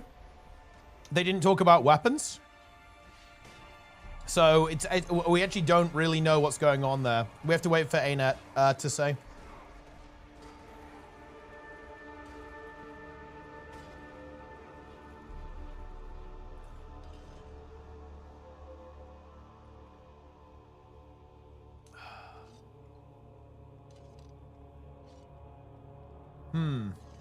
Is it just me or the vid? They release poor quality? I mean, don't they usually upload in 4K? I don't know. Is it? Do they like, get the resolution wrong or what? I think they usually release it in 4K. It's got 4K on YouTube. I watch in 4K, it's low bitrate. I mean, that might be YouTube, to be fair. YouTube can be a bit weird sometimes.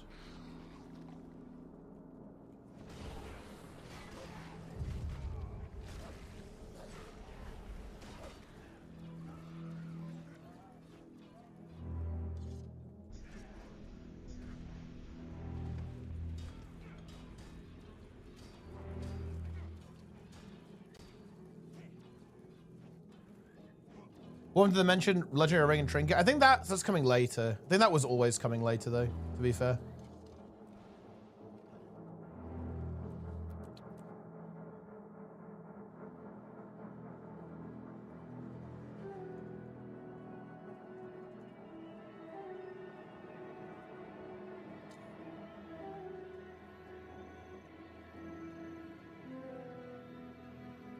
Wait, dude, we lost EB.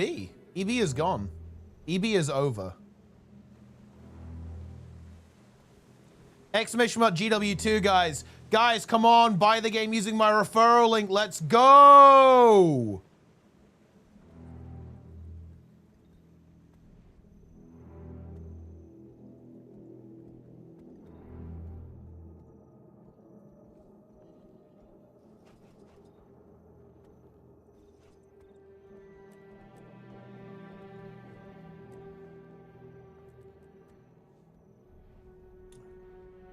By the core game open world boss.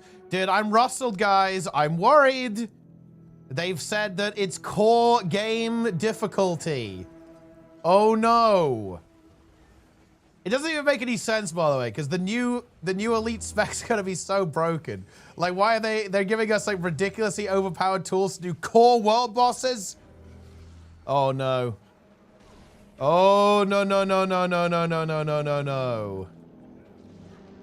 We have a Spanish source as well.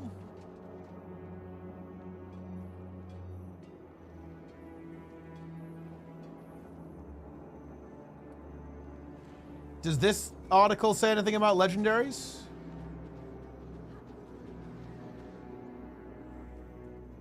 Dude, this is fucking high tier. I love translate.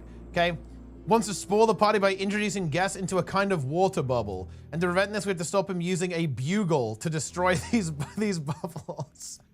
The mechanical beast attacks the group while summoning skeletons. The bugle mechanic is still in effect, but this time it affects players and grants the robot immunity until we free our companions.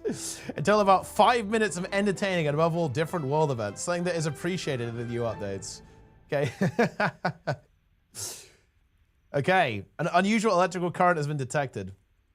The machine assigns positive and negative polarities. They must descend into the bowels of the tower depending on the polarity they received. Below one of the two pirates awaits, as well as a part of the tower's framework, which causes shocks and areas to avoid on the ground.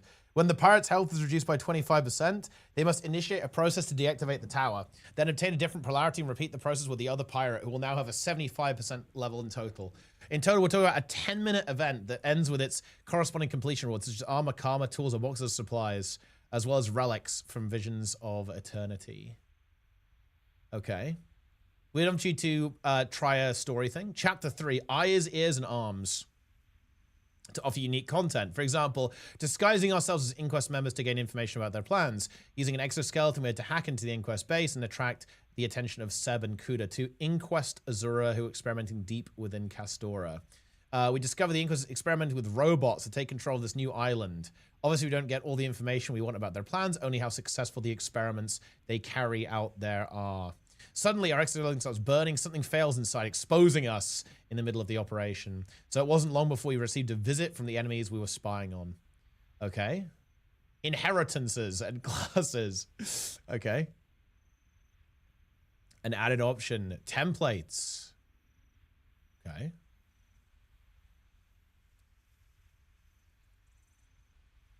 One of the developers is admitted to being one of those crazy enthusiasts who designed furniture for players' homes, but also to not liking decorating them at all. However, the other developer in charge of the system was the complete opposite. She loved decorating, ensuring all of the furniture and accessories had the same style, and exploring the possibilities. They acknowledged this very contrasting synergy between them was what made the housing system work so well in VOE.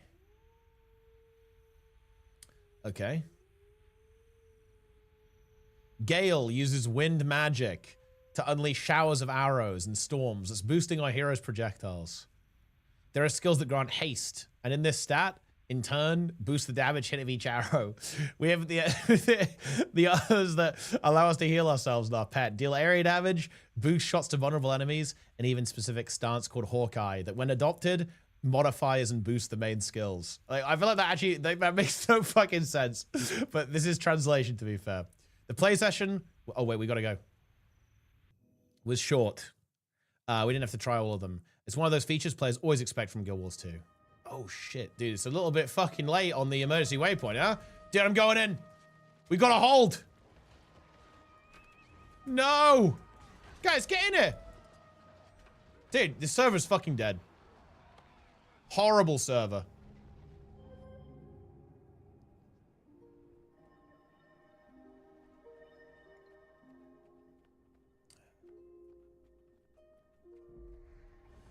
It's unfortunate.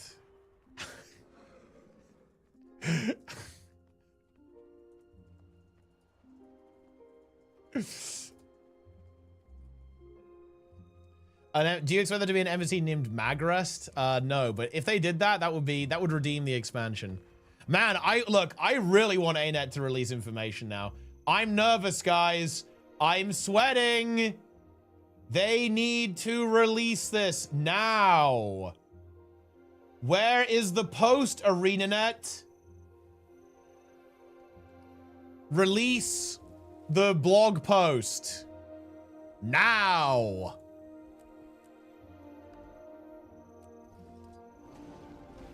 Guys, I'm not broken. I'm not gonna break. I'm not breaking. Like, you guys seriously think I'm gonna break? Oh, that's actually funny. It's funny that you guys think I break to this, that this breaks me mentally. No, no, no, no, no.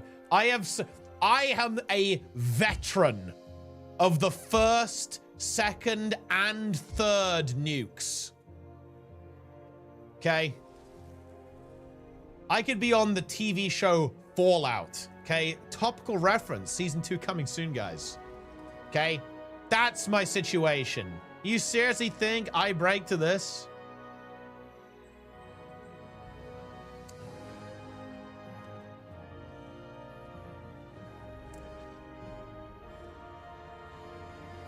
Yeah.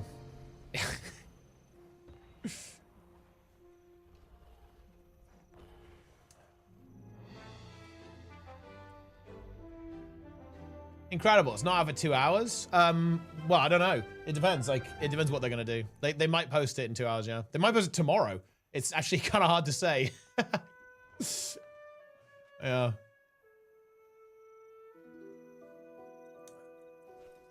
We don't know.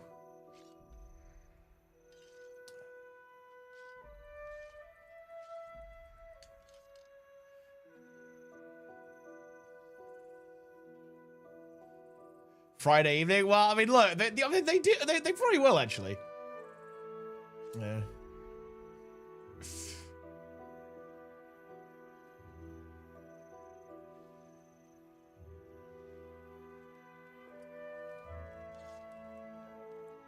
The new skimmer palette swaps they're working on. I mean, look, to be fair, the skimmer skins are pretty cool actually.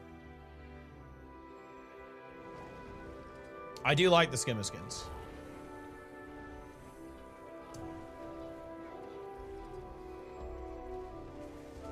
I look, I get paid by drops. Yeah, I'm just gonna farm the drops, guys. We're farming drops.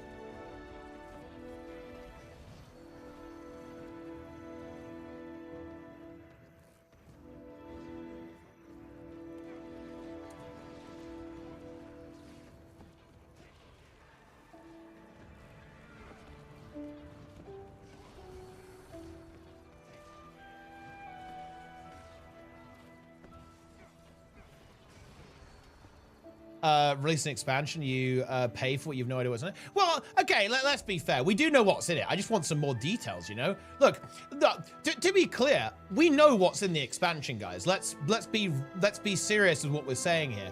I just want to know what's on, you know, tell me why I'm going to be excited, right? Like, what am I fighting? What am I facing, right? But also, the thing is, guys, I want clarity, right? I just want clarity. You know what I mean, guys? I just want clarity.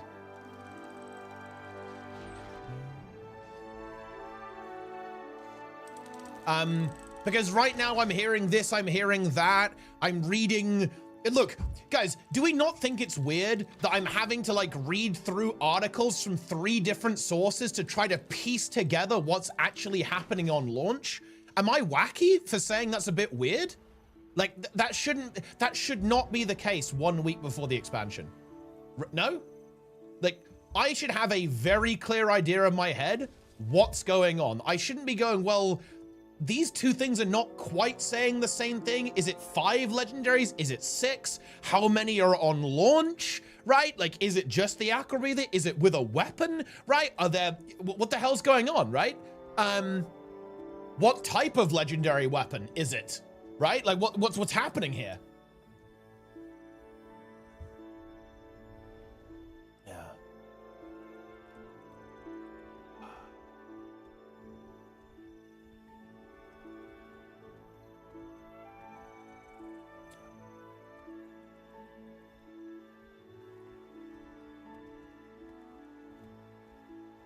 We're gonna find out in a week. I mean, you're not wrong. You're not wrong. Let's listen to the Sneb song, guys. Zach right now is putting together a song that he's going to post on Reddit. Oh my god. It's literally just to it. everything you said taken out of context. Sounding like the most toxic player in the history of gaming. Let's do it. I had somebody come in the other day. They were a warrior. They had the wrong build gear combination. They did 5k DPS. I whispered them and I said, are you okay? They've tried to ask questions and stuff. What the heck's going on? What the heck's going on? What the heck's going on? I have people that come into my raid groups all the time and they just don't know. It is really annoying. If you gotta get a better build, you deserve some retribution, right? Yeah, there's gonna be social punishment. There's gonna be consequences no matter what you do. If you're unwilling to listen to the group and like, you kind of deserve no rewards if you fail. Hard punished, just flame people out completely. Yeah. Yeah, I kicked them. Yeah, I kicked them. Super hard punished. Super hard punished. There will be consequences. There will be consequences. There will be consequences. There will be consequences. There will be consequences. There will be consequences. There will be consequences. There will be consequences. Wait, have you not? Have you not heard these? Wait, hold on, whoa. Let me find the other ones. Okay, are you guys ready? Have you not heard the Sneb songs, Silhouette? Let's get the other Sneb songs in here, guys. Zach right now is putting together a song that he's going to post on Reddit. Here we go. Literally just saying everything you said taken out of context, sounding like the most toxic player in the history of gaming. Yo, let me pop off about this. You have people that are wanting to practice certain skills at certain levels. People go, oh, woe is me, I'm getting gatekept. I'm sick and tired of hearing, oh, woe is me, I'm getting gatekept. They want to play. They can't do that when they have 30% alacrity uptime. They can't do that when they have to res you every 5 seconds. You join the group with a bunch of people like you. You join the group with a bunch of people like you. And you fail over and over again because guess what? You can't handle the failure. You get pissed off. You leave the group after 2 polls. And then you try to join 250k KP requirement. And they kick you. And they kick you because you're the problem. Because you're the problem.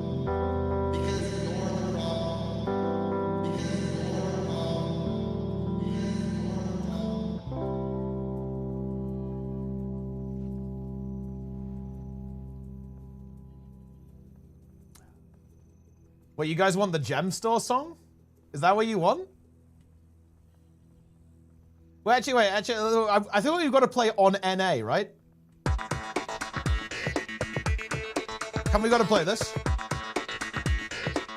All right, I'll just give you my central thesis. I went to Dragon's End. Yep. I went to Dragon's End on NA. Yeah, check it out. It Tier is 1. ridiculous. It is Looney Tuesday. Ridiculous. I saw a guy, they literally wouldn't attack. There's a lot of that stuff going on. But why did we fail? The boss is just too hard. The boss is just too hard. I am mad that this Dragon's End thing keeps failing. And they can't figure it out. I eventually got kind of tired of it. And I tried to prevent them from getting into the group. See a lot of suffering. Things can fail. I actually don't care about any of you. I just don't like the idea of the game is held back. They can't do the content. Those people, they don't know. See a lot of suffering. Things can fail. I actually don't care about any of you. I just don't like the idea of the game is held back. They can't do the content. Those people, they don't know. Don't care, gonna take advantage of these people.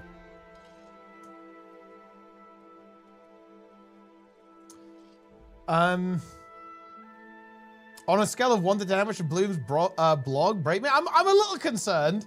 I am a little concerned, yeah. There's a couple of worrying things that were said there.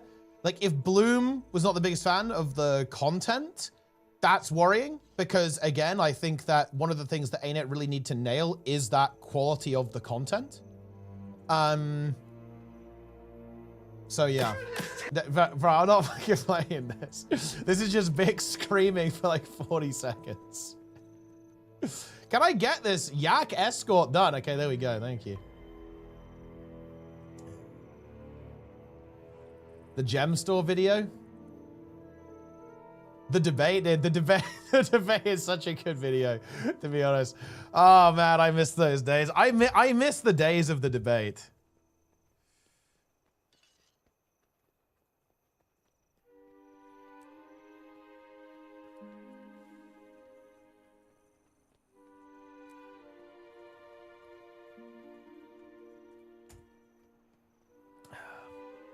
The only thing left to do in Guild Wars 2 after expansion is watch Bill 1v1 the frog. Well, no, maybe there's going to be new hero points, right?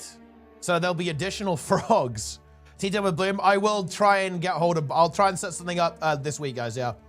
Obviously, he is a busy man. He won't be available all the time, but yeah, so we can get him on for a chat at some stage. And if I stay up really late today, we can probably get him on. Later today, guys. Because obviously he's sleeping now, but if I just stream for another like 8 hours, like he'll be awake.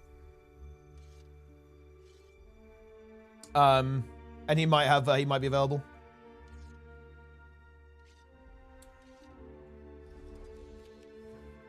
Oh, hello there, Ava and Renku. What's going on, guys? Here a storm is brewing. Wait, what are you can DM me on Discord if you want to. I'm curious what you think about.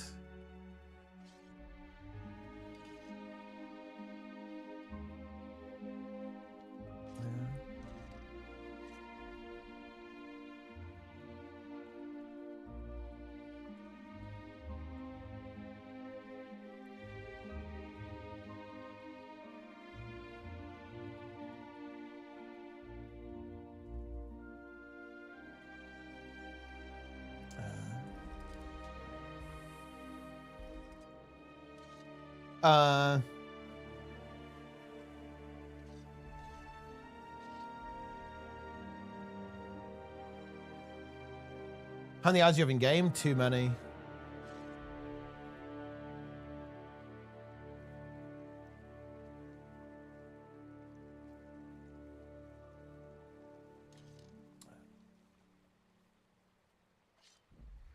Regarding our future, tomorrow's gonna be an interesting day, Ava. It doesn't really, I'm not gonna lie, nothing's really changing. It's just a mild inconvenience.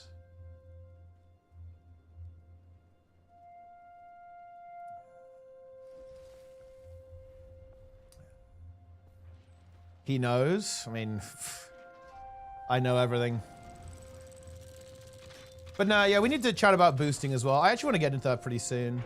We got to get this re-clear going though. Like figure out like how we're going to sort that out. Like once Saint Rose got the tanking in, it's no big deal. We'll actually bring in another, okay. We might be getting a 3.9k IODK in. So Relentless is fucking benched. Feels good. Finally get that shitter off the roster. So that's the good news.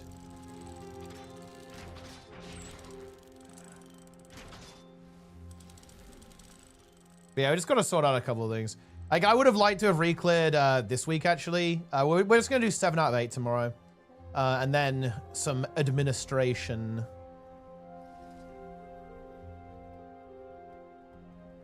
Look, real talk, guys.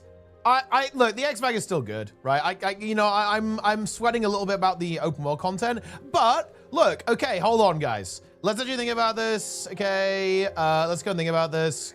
At the end of the day,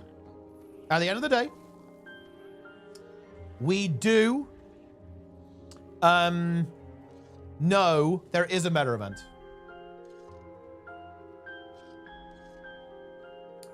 There is a meta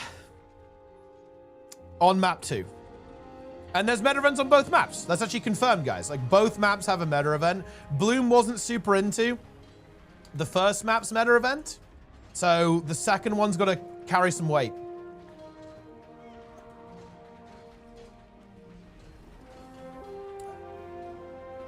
As a world boss, he did, yeah. So it's more of a world boss than a meta event, I guess. We'll have a chat, yeah. We'll set something up. I can probably We can go like this weekend. The issue is that we've got to sort of, are we having roster issues? Not really. It's just like your classic post-tier reshuffle. We have to just find a new tank again. Well, I have a tank. They just need to, we need to get them in. And we need to, like, there's some pretty strict comp requirements for the last boss too. You need 2 Warlocks and 2 Death Knights. Our tank was a Death Knight, so that makes things really awkward. And our new tank was one of our Warlocks. So we're down -1 Warlock, -1 DK. But we're going to fix it so we can re-clear. I want to do like re-clears and boosts as well. But we need to actually figure out like who's playing what first. But we're basically doing that. 2 meta events are better than 1 meta event in Jan 3 Worlds. Well, I mean, yeah, look, that's positive. I'm definitely excited to see the meta events. So seems good. Looks like it's 1 world boss, 1 meta event, but I think that's sensible, right? Like spreading themselves too thin is not the way to go here. So look, we just have to wait. Look, I'm hoping ArenaNet drops something in an hour and a half. Okay, they're gonna drop a big bomb today, guys. Okay, I guarantee it. They're gonna drop a big bomb. I remember them talking about metas in Jan 3 Worlds. I seem a bit confused about what the community means by meta event. I guess it is fairly loosely defined, to be fair, like what exactly that means. But yeah. They dropped the map video, yeah, but that's not gonna be all they drop today. They've literally, the embargo for like the full preview of the expansion from the press was out today. So I think it's very likely they actually are gonna release something. 2 world boss on map 1, the Raptor and the Pirates. Well, that's just like an event, right? That's not like a world boss, it's just like a Raptor. It's like a fairly, it's just a dynamic event that they have going on their little chain. That's what's going on.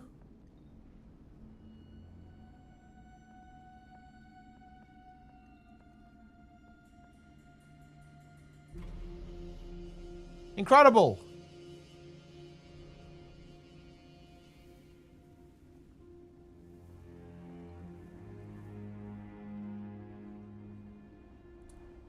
How do you rate Jan 3 Worlds compared to Soto? Pretty similar, maybe slightly better than Soto.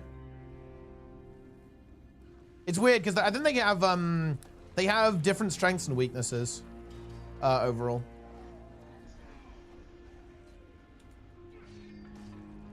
But I think they're pretty comparable in quality. Jan 3 are more polished, but it has its problems.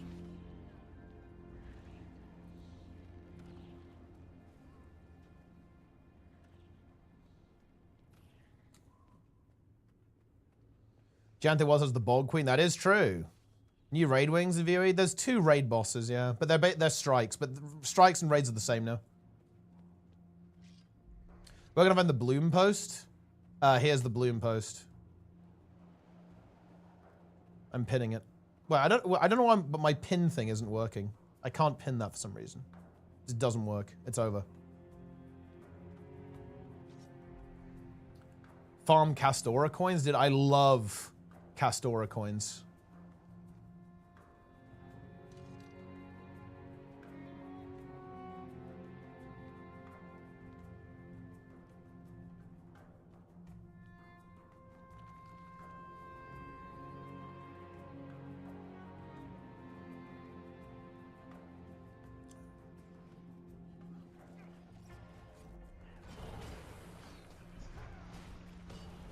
Boom.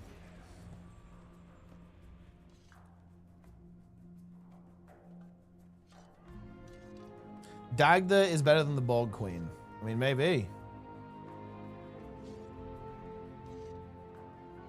And now we just have to wait, guys. We just have to wait for ArenaNet to activate. The / command to make squad message. It's just the broadcast function. You want to use like the broadcast thing.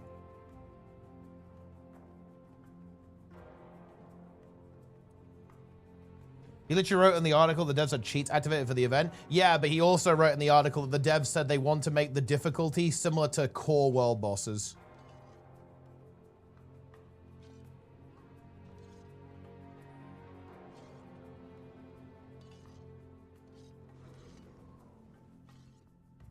Oh, you have to be on default Twitch? Bloom CC me, and dude, I mean, dude, Bloom just, he just like annihilated. He did not hold back in the expansion at all.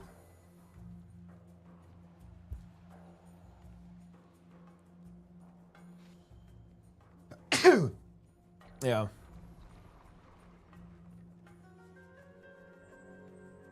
They aren't going to drop Shadow Behemoth as an X-Pack level meta event? Well, I mean, I'm hoping it's a bit more than Shadow Behemoth, yeah.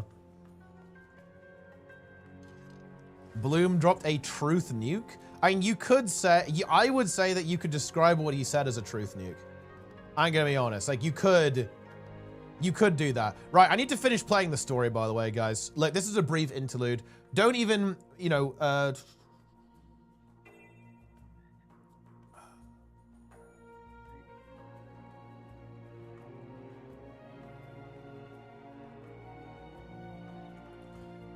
we're gonna do the story, guys. Let's do this.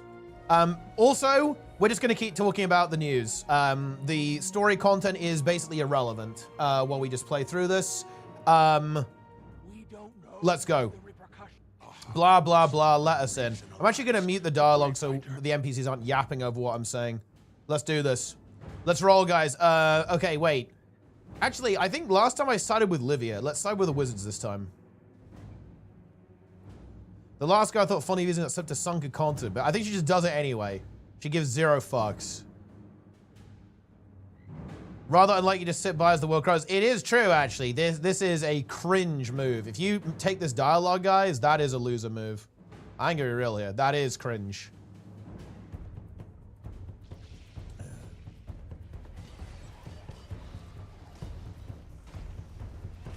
Sorry, replay, because we're just prepping this account for the expansion.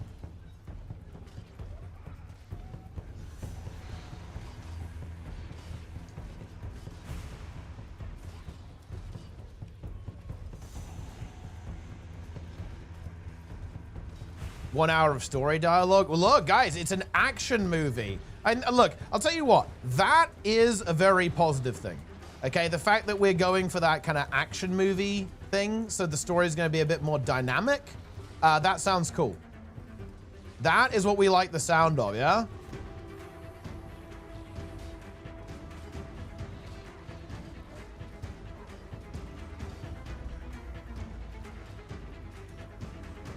That is good news. Oh, these mass mistburn things. Look at them. I have a lot of conditions, guys. I'm getting conditions.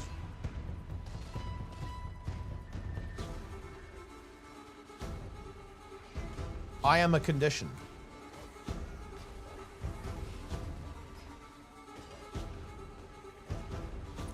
Only 1 week to release, that's correct, yes. 1 week. Will the story being further evolved drain resources from elsewhere? I mean, I guess we'll have to find out.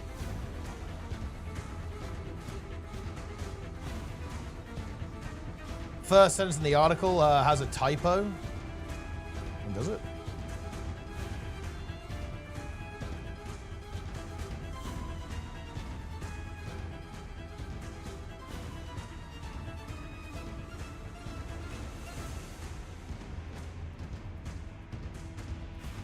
Well, where's the typo?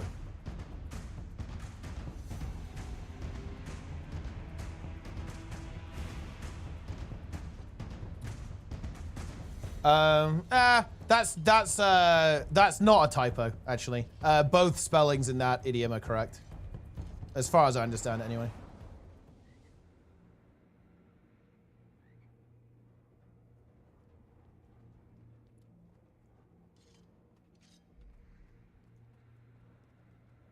No, it is correct. It is supposed to be champing, not chomping.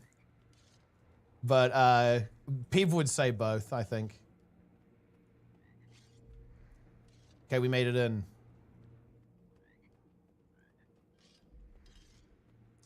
We're going in. All right, wait, can I just walk in? I can, actually.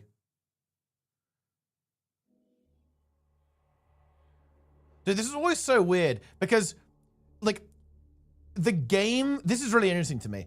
The game expects it to be obvious that this is the Titan, right? But I feel like it really isn't obvious because it's not moving. It doesn't look very alive here, right? Because you can't see all of like the little internal things. in WvW. It's very weird. It's not obvious at all that that's what this is supposed to be. Is expansion out? Nah, it's next time, next week.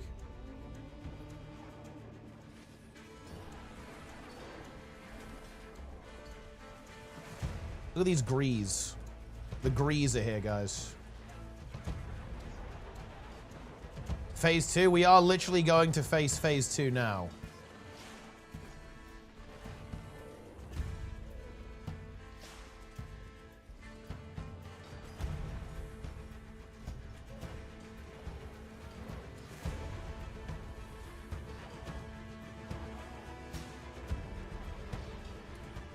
BF6 hype.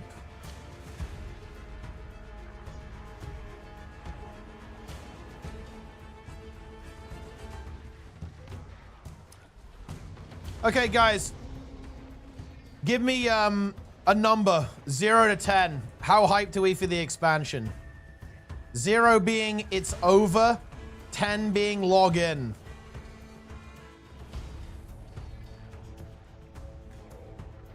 Dude, green is base, saying log in. Very nice.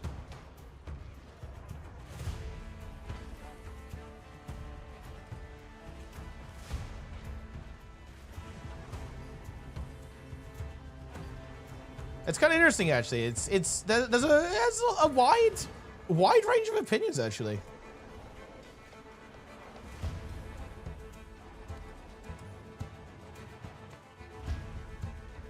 It lives and dies by the crab.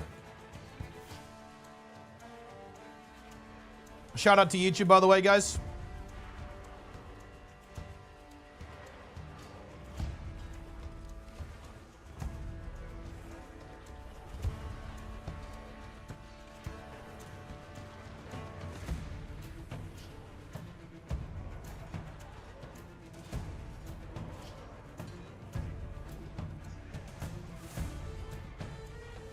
Have you ever fed to a crab?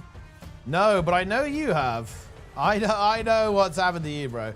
I've seen you stream. I've seen your gameplay.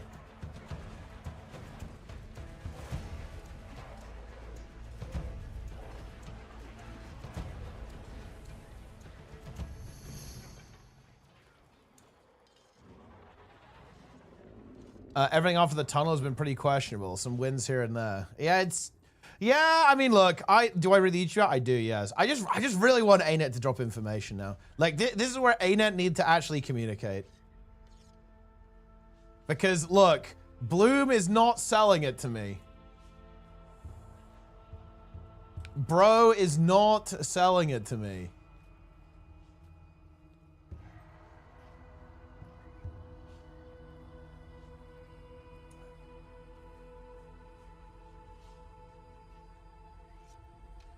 He's a journalist? Well, yeah, but I mean, look. I'm not gonna lie, that was a lot. It was more of a nuke than I was expecting. He went harder than I was expecting. Well, what I mean is I thought you would like it, I guess. I thought it was gonna be good. Yeah. Honestly, I mean, yeah, Bloom is honest. He's an honest guy. He's transparent, you could say.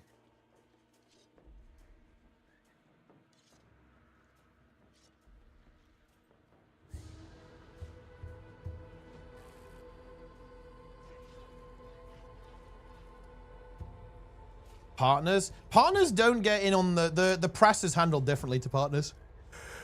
It's actually it's a little bit frustrating sometimes, because sometimes, like, there's stuff that it will be really good for us to be in on, but they give, you know, to be fair, well, you know what's weird? Okay, I was gonna say it's because they trust the press more than partners, but I'm gonna agree with you. The press fuck it up way more than we do. Okay, like, that's actually true. Dude. I feel like the press are always clowning, like leaking stuff too early, huh? Yeah. So maybe they should trust the partners. Give me the note. The partners have never insider traded. Yeah, I mean, look, that would never happen. We would never engage in such practices.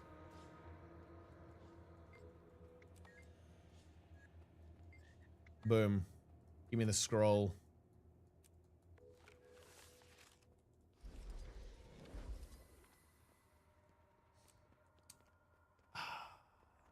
Total Biscuit would not like the state of gaming. No, he definitely would not. He would not approve.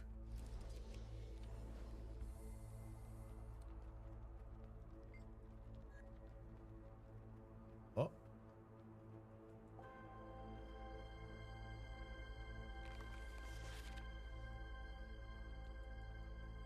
That we hero to zero gameplay? Nah.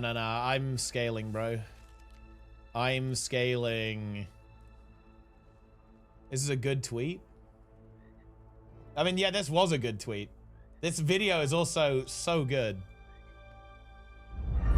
From the moment I understood the weakness of my flesh, it disgusted me. Look at that. Snake. I craved the strength and certainty of steel. I aspired to the purity Look at of him the go. blessed machine. Your kind claim. Look, if you think if a snake could have legs, they'd go for that, or what? I'm not even sure. Yeah, this is a snake that's capable of walking now. To your flesh, as if it will not. Boom. Oh, it's actually kind of weird. I realized that I actually haven't heard the voice acting of this. I'm going to crank it up. Us in battle, put our lives at stake. Because, yeah, when I played this, there was no Sure, voice you acting. along with half of Tyria, but I'm getting the impression you really don't give a damn. Ooh, harsh language. Whoa, yeah. tired of She's arguing. crashing out, guys. Gods know you won't listen to anyone but yourself. You've already made that perfectly clear. Oh, shit. Take whatever the hell action you Ooh. want. And while you're at it, you can shove that scepter up your... Yeah. Go on. You have my blessing. Not that it means anything to you. Livia's not bothered. Denise, You heard her. Everyone's mad. Livia, if you sink this city, you better pray that scepter takes you with it. Mm. Deal. Deal. That's pretty funny.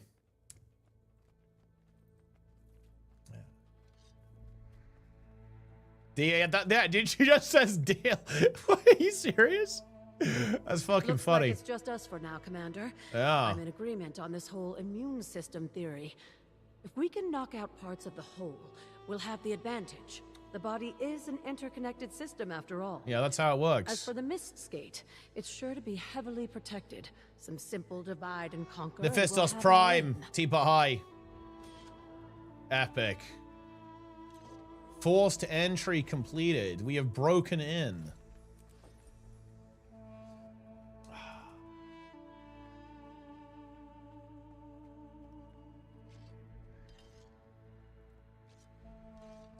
Incredible.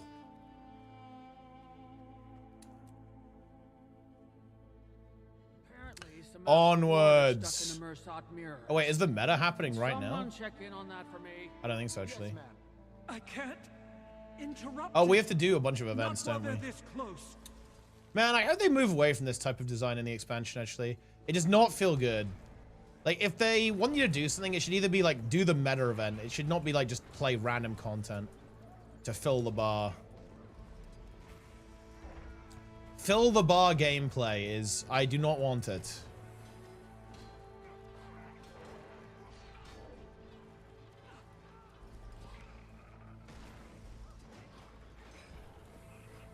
Spoiler, they won't.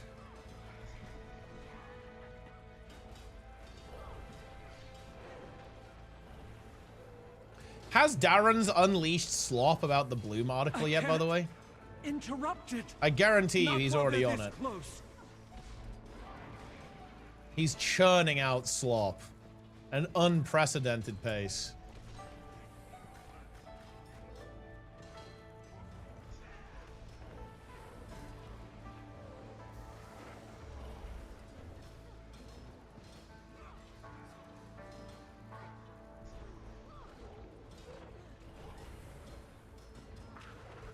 Incredible.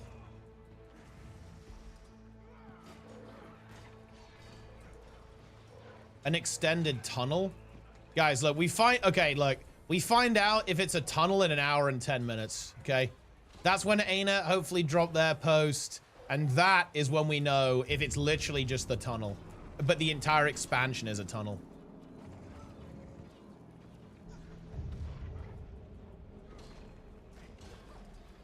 You've done it. They're restoring the connection. Okay. Keep them away.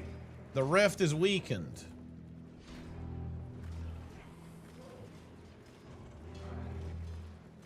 Expansion breakdown in Darren's stream title refers to his mental one. It actually does, yeah, that's a good call.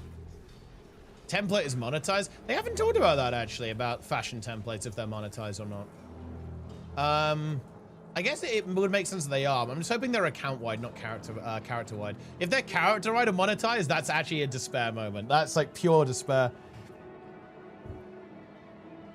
I guess, I'm assuming they're just not on launch.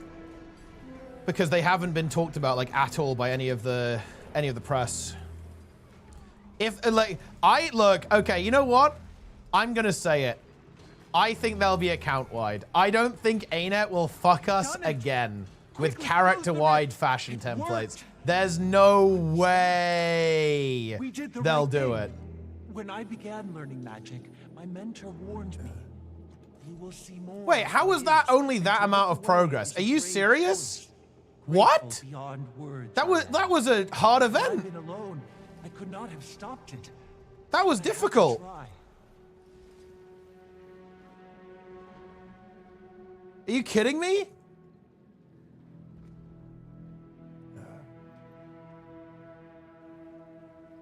It's impossible. We'll never succeed. Oh wait, we can go do the jumping puzzle. I actually like the jumping puzzle. It's time. We're going to the jumping puzzle. Let's go. Oh wait, there's some books over here. It looks like teeth. Teeth. Okay, books. All right. Okay. What's up? What's going on? Oh wait, I gotta get a book. I'll toss them. You catch them. Use my workstations for any immediate preservation needs. Okay. Books cursed. Break the curse. I'm getting a book. Bugs, use the okay. Dissolving right. Text category. Use a skill to determine what it is. Text issue. Okay, what's wrong with it? It's infested with book lice. Okay, that pesticide then, right? Surely. Okay. Okay, it's good. We put it in the Arcana category. You're doing good work, Commander. Huge value. Easy game, easy life. Text illegible. You should copy what you can at the text copying station. Is this the text copying station? Surely it is. Wait, paint? Okay. I'm doing it. I don't think I've ever done this event. Because I think every time I've just barely missed it. So this is a new experience. Okay, there we go. Oh, it's food. It's a food book. Okay, nice. Wait, we need to do more of these, or the event's gonna fail. Bloodstone enhanced cooking. That's getting locked away. Yeah. No, look, that's a hilarious joke. A bit of a Guild Wars 2. Not a lot of people are gonna get that, guys. You have to be very intelligent to understand that. Not a lot of people will grasp that. Well, where's the decurse? Where's the decurse? Use the correct station to remove the issue. Is this the decurse? Oh. Okay. Oh, we gotta play a game. I like how it's actually obscured by whatever this is. That's good. That's actually improving it. Okay, it's good.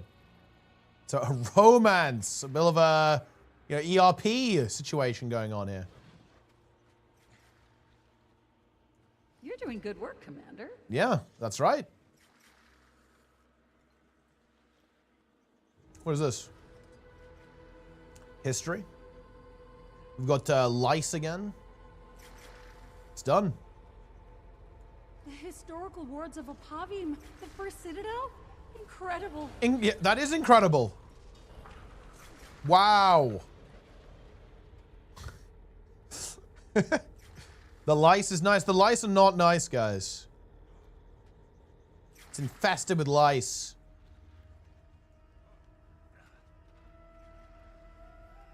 Huge win. All right, there we go. The event's done. Nice. Okay. Let's go to the jumping puzzle, I guess.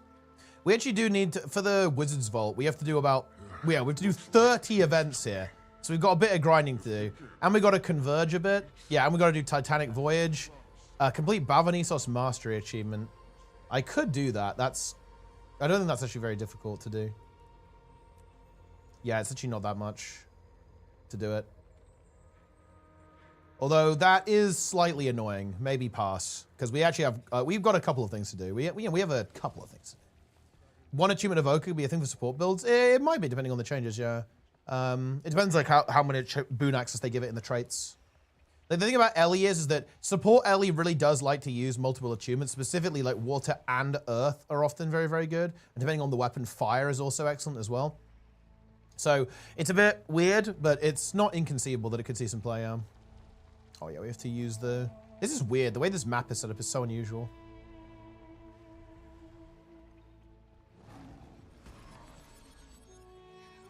Let's see.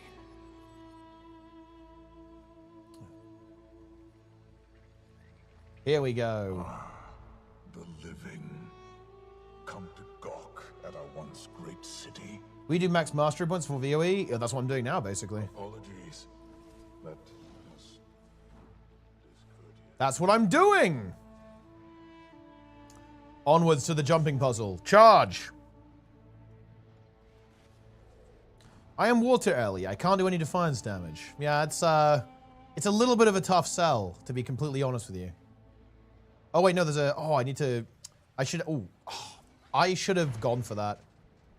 Because apparently these champions are quite good gold, but it's more than that too. They're also an individual event credit, which I need for the meta achievement. Increase in fire wizards. I mean, fire wizard is just a good build right now.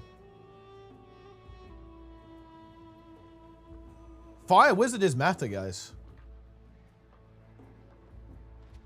I wish they'd call it. There's no way I think ArenaNet would have ever let Trig and CMC get away with this. If they called it Fire Wizard somehow, like that trait, that would have been so good. If they called it Wizardry or something, like Elemental Wizardry.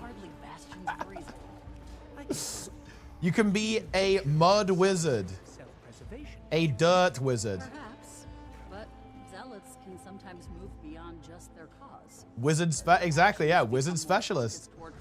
There's a lot of ways they could go with it. That's horrible and sad. Toad, I mean, yeah, Toad Wizard. I mean, that's just in the game.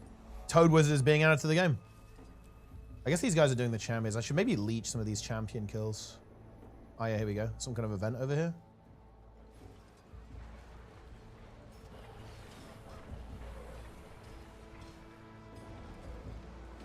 Who here mains Toad Wizard? Dirt Wizard.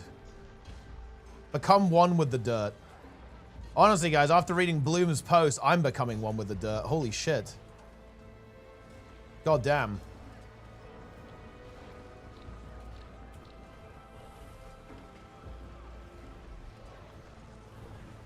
It is time. He's breaking? What are you talking about? Are you implying, Magris, that reading Bloom's article has broken me? Is that your suggestion? Is that the implication here? Because I deny the allegations. Wait, we succeeded, but oh, the champion. I guess we didn't scale it enough in time to actually get the champions.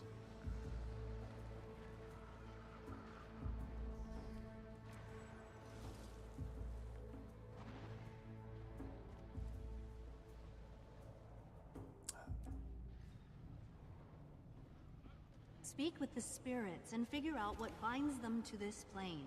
I will handle the rest. Whoa, I'm just gonna follow these guys. I've actually never done this farm, so I don't know how it's done. I'm gonna follow these guys. We're going on an adventure, guys. Here we go.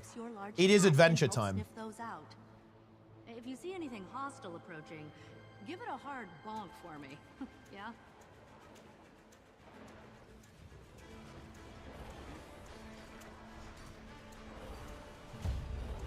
Yeah, that's actually the thing about it. It's like, pre-release, bear in mind, guys, okay? Bloom was very positive about Janthir Worlds. He had a similar thing with Janthir, right? He did pre-release journalism for Janthir, and he was really positive, and he was very positive about Janthir Worlds in general. Dude, if he's saying it's not good, that's fucking bad news, okay? That is not good. I am sweating if that's the case.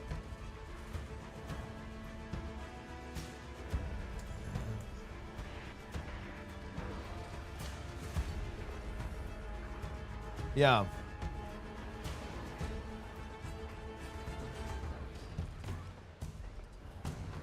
Dude, I like how the Rot Strider is like trying to escape its aggro radius. I respect that. It's trying to cheat the system and escape us. Boom. Champion secured. I guess we'll probably do... Wait, this... What? Huh? Of course this guy plays Mechanist. Mechanist, guild name Gooning Connoisseurs. There are my doomed lovebirds. Okay. Now, we need to lure them away from... We've got them right where we want them. Keep it up. I hope you monsters Mech player. understand me. Over my dead, rotting body. Anus guild tag. Wait, do they actually? Wait, where? Wait, there's another guy here. It's like a guild. It's a guild operation, guys. The Gooning Connoisseurs. In World vs. World. Wait, do they let you have anus as a guild tag? I have a child. That's not that funny, but kind of is, to be honest.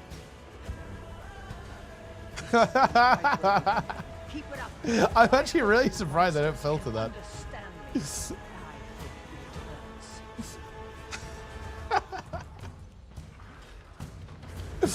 Whittle likes the prime. Tragic. I mean, look, I'm not gonna snitch. I'm not gonna report him. It's just funny. Okay, I'm gonna let's farm some events. I will follow. I'm following this gamer. I'm a fish. Dude, I wish you could mount as the fish. Let's go. What? It's only fair. Go, go, go, go, go, go, go. The floppy fish. Oh my God. I just got reminded about this. Daily reminder, they nuked the fish from orbit because it was too difficult. Oh my God. That's crazy.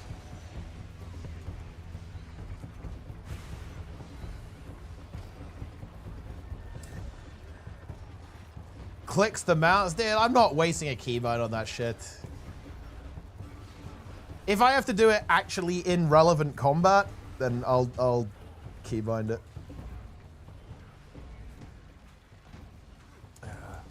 Look, all I'm saying is, guys, I'm just gonna give you guys a truth nuke here. If I was in charge of developing the game, when people complained about the fish being too difficult, I would have made it harder. Okay? Like, that is just the way it is. I would have increased the difficulty.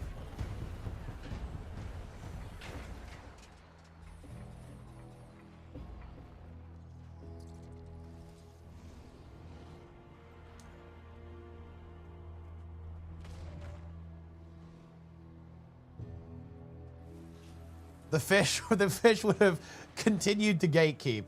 The fish would have aggressively gatekept, even more aggressively.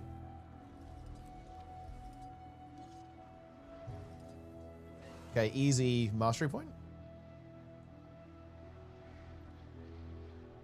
Yeah, and the fish would block story progress.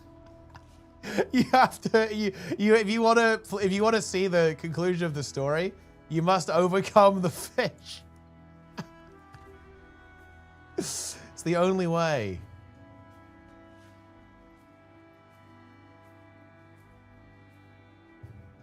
It was so good, man. The floppy fish, like the Salmon Rush, is very high tier.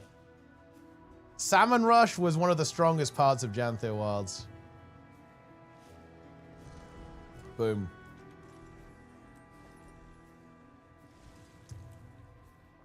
Okay, how are our mastery points looking? I think they're looking pretty good now. 24? Oh yeah, that's good. We're nearly there.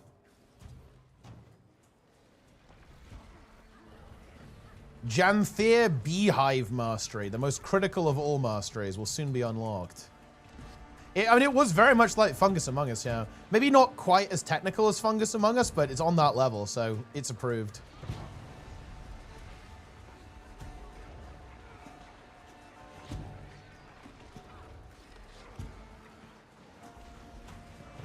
I give up. Boom.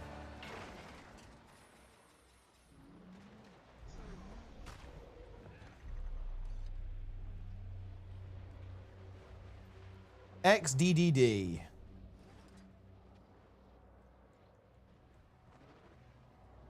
Dude, these players like know where all the champions are. I'm actually very impressed. I guess you can just do this indefinitely as well. I think I'll just grind out the 30 events and maybe wait for the meta. Because that's like one of the, I think one of the longer grinds, and we'll get a bunch of XP from this. Let me slap on a booster. There we go. And we're just going to get some XP from this, I think. I'm going to be opportunistic. Do I have any food I can use? Just like random food? Because then I can... I'll use a better utility. Actually, it's not leech and use a power one. Let's get some bonus XP from having food down. Maybe someone will drop a birthday cake. Oh, there you go.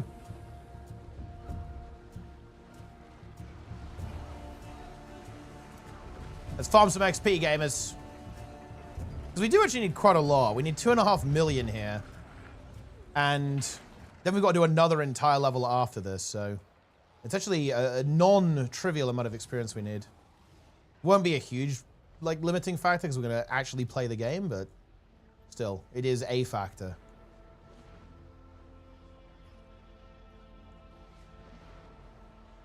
Any champion farmers?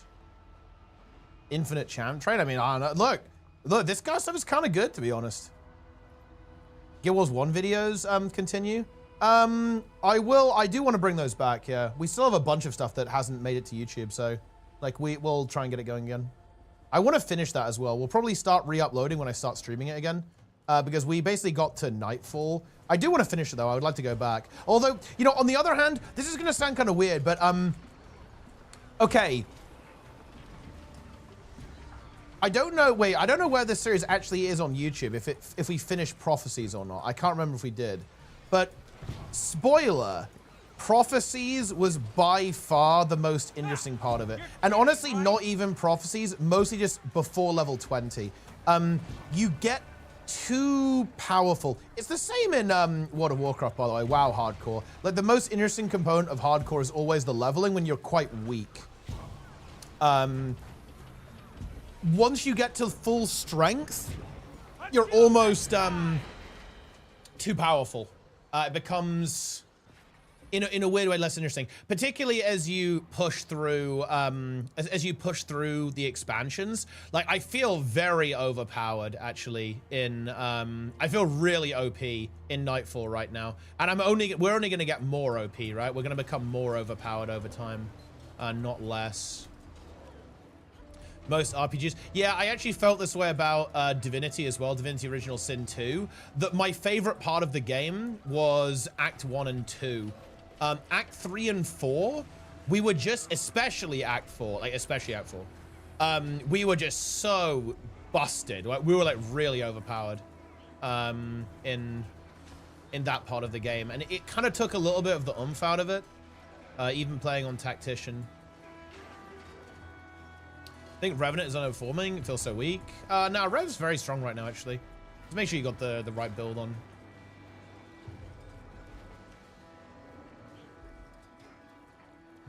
Mid-game to be the most fun RPG since you're starting to get somewhere every choice of resources. It's still okay, still maybe. Yeah, I agree, yeah. Because the game is like opened up, right, in the mid-game, as opposed to the early game where often it's, you know, it's still pretty chill. But you're not like broken yet. You're not in your end game. So yeah, no, I completely agree. I know exactly what you mean. Nico with the Prime as well, very nice.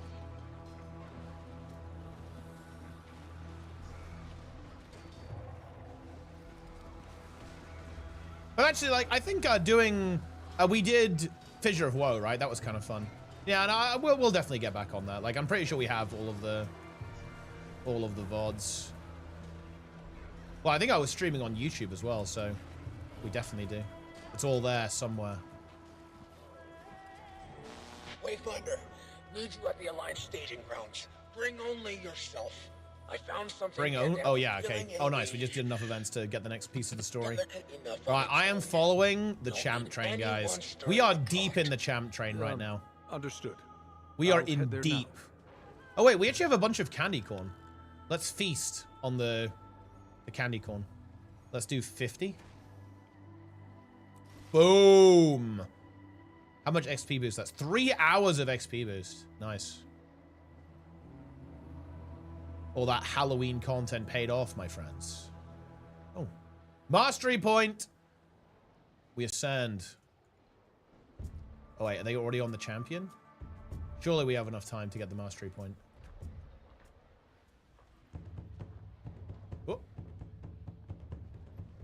You had to click the gobbler? I mean, yeah, I've just... look, you know what? I would use an auto clicker, and I told people to use an auto clicker, but I actually specifically reached out to support and asked them if it was okay, and they said yes. Boom. Enjoy. But yeah, a lot better now, that's for sure.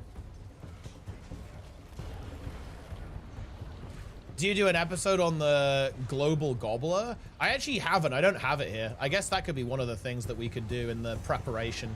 Because we have a good amount of time. I probably have like 50 hours of gameplay to prepare between... now in the expansion, so we actually have a lot of time to do stuff. Champion Ven shot.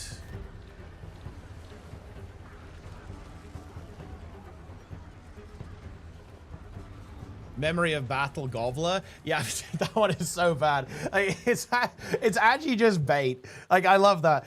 You know, though, actually, hold on. Is it not actually good, guys, that there are certain items that are actual bait within the game? Isn't that good? It's a noob filter, right? Like, it just filters you.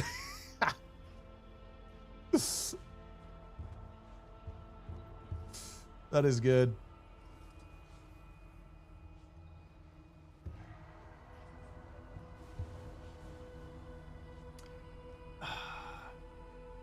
My personal favorite Soto moment? What is this? That is it. 10 Aurelium for 50 crystalline ore.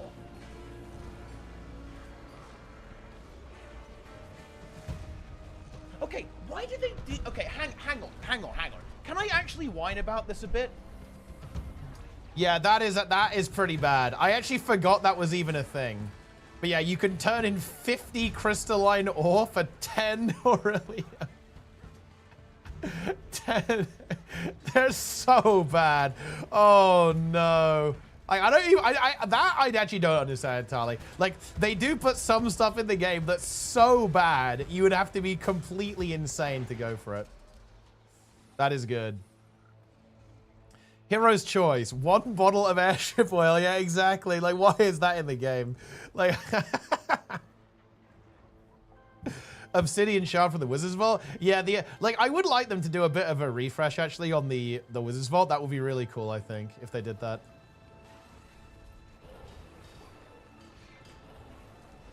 That would be nice if they went in that direction.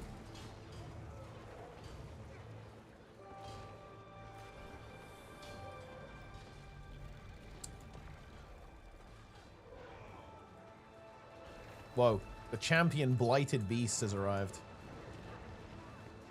I guess these are actually very good for XP because we're getting all these kills. Yeah, look at that. This is a very good XP farm. I think it is anyway. Maybe it is. Maybe the XP farmers are going to comment and tell me, actually, this is dog shit. But it appears to be pretty good. I'm just trying to apply as many boons as possible so I can tag everything. We have to boon and heal everyone, guys. Easy credit. Easy credit on every kill. Let's go.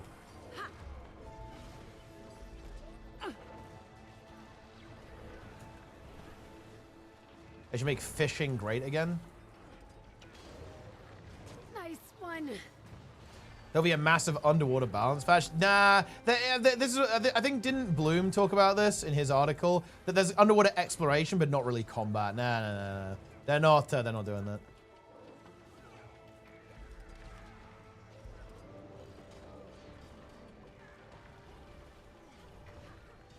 Lenny's Gaming World quick brand. I mean, look, Lenny is one of the rising stars in the community. Like, I cannot recommend Lenny's World enough, guys. Lenny's World is going places. 100%.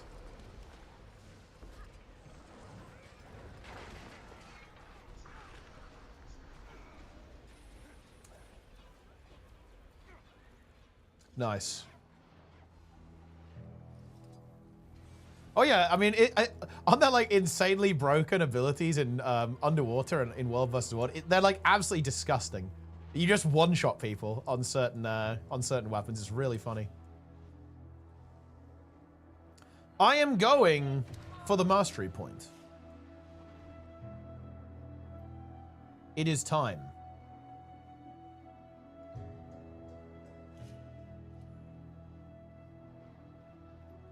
Is that different from Land World versus World? Well, I guess you've got a point. Is Lenny's World the channel with 3 videos and 61 subs? Correct, yeah. This guy he's dropping absolute fire content for Guild Wars 2 right now. Oh, the meta event's starting soon, actually. That's good. Wait, actually, hold on, guys. Fill me in. Will this tag do the meta event, or are they just going to keep doing the champions? Or they just move to another map? Because I guess it probably just stops, doesn't it? I'm curious what the procedure is. Luminary roaming? Yeah, I think Luminary is going to be really fun. It would definitely be a fun roaming build. The champ stop altogether. I'm also lost. I went for the mastery point and I regret it. Now I don't know where I have no idea what's going on anymore. Where did everyone go? Is Core Guardian recommended to start as a support, or is it not viable? In PvP, I'd say it's a great place to start. Actually, a really good place to start as a support. In PvE, not so much. You can play Core Guardian as like a DPS class, though. But the thing is about Core Guard in PvE, from the support perspective, it doesn't give quickness like Firebrand does. So you can heal, right? You can do healing and stuff, but you can't kind of buff people to make them do damage, which is kind of what you're looking for in a support build for PvE. Oh, mastery point, actually. Is the voice of Lenny's World the person I think it is? No.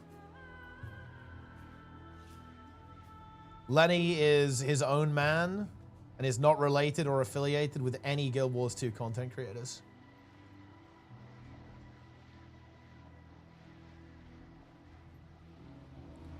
Any tips on coming back to the game? I just say, honestly, just take your time and explore. Will be my kind of general take on this. Like, don't feel, oh, I've got to do this, I've got to do that, right? Like, just take your time, like, you know, experiment, see what's out there, right? Like, try some new things. And just, like, in general, just find the stuff that you enjoy. Like, spend time in the game doing activities that you want to do.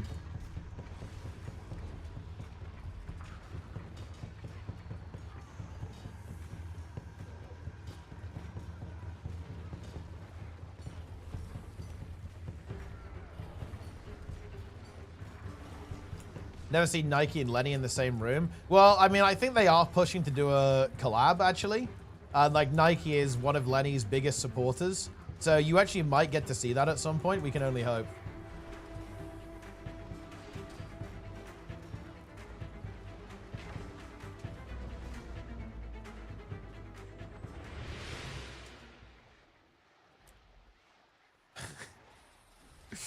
Okay, give me that mastery point.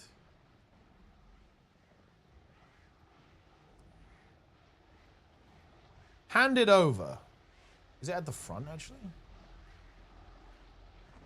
Condor Dusk. And Lenny is going to bring NA back. I think, like, Lenny might be the guy to save the NA server from itself.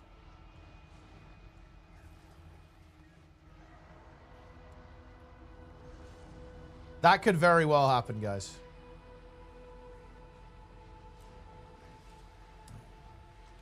Yeah, that's true. Like, when Lenny gets partner, then he'll be able to transfer, and the collaboration will be a bit easier. What's up with the NA hate? There's no NA hate. It's just that, you know, NA has a bit of a lower population and is considered to be a little bit less organized than EU, I guess, would be the way to put it.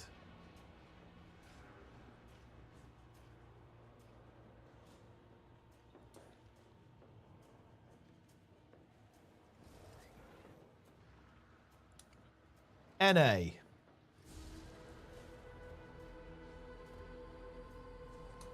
Okay. Ooh, it's one of these again. Well, I guess I shouldn't be terribly surprised, seeing as it's the same every rotation. I thought there were actually more events in this. There aren't that many events that we're just rotating around. They respawn very quickly. I've actually never done this. I did understand, though, this is like insane gold per hour.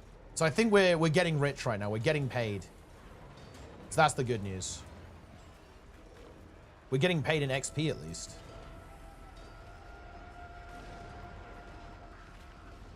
ArenaNet will patch phase 2. Correct, yes. Phase 2 is coming. Yo, Falco. Drops the bomb. 25 giftos. Very nice. Very, very nice. Sponsoring the stream once again. He's ramping up. He's scaling. Big time.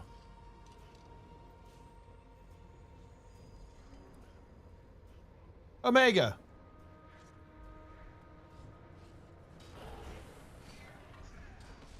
$40 minutes left. Yeah, I'm hoping that we get a post. I'm hoping we get a post. I wonder, wait, is anyone, well, I guess I should just join a group. Actually, looks like this commerce is going to go and find a map that doesn't have the meta on. Oh, actually, they're actually teleporting back to the start. I wonder if they're going to do the meta. Let's see if they are. That's pretty big, actually. Do we get a mastery point for each of the lanes? Do I actually want to do this 3 times? That might be a little bit overkill, though. Oh, wait. We can do Echo Evader on Lextalion. Titanic Voyage is a mastery point. Looks like it's just the Echo Evader. Without being hit by the Haunting Echo Shockwave more than 9 times. Okay, let's do that. Cry of the Mist with the Prime Falco gifts a sub to Zintrex as well.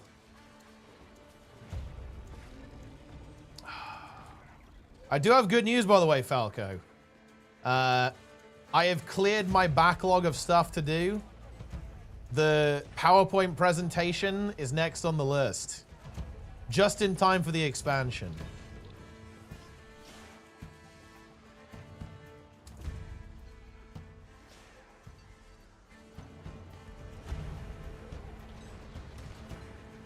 Very good.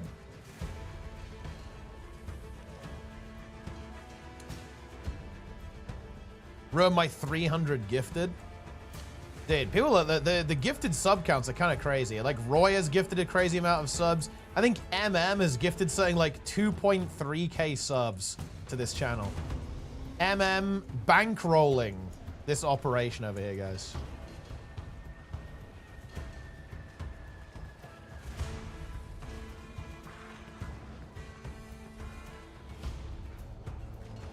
Falco gifts 49 subs. I guess that makes 350 now. Very nice. We love to see that. Round number again? Yeah, I mean, look. There's a lot of round numbers above 350, you know? Look, maybe you need some alts. You need some alts, Falco, right? Maybe you need like 20 accounts with VOE Ultimate Edition. Yeah. Okay. We can make that happen.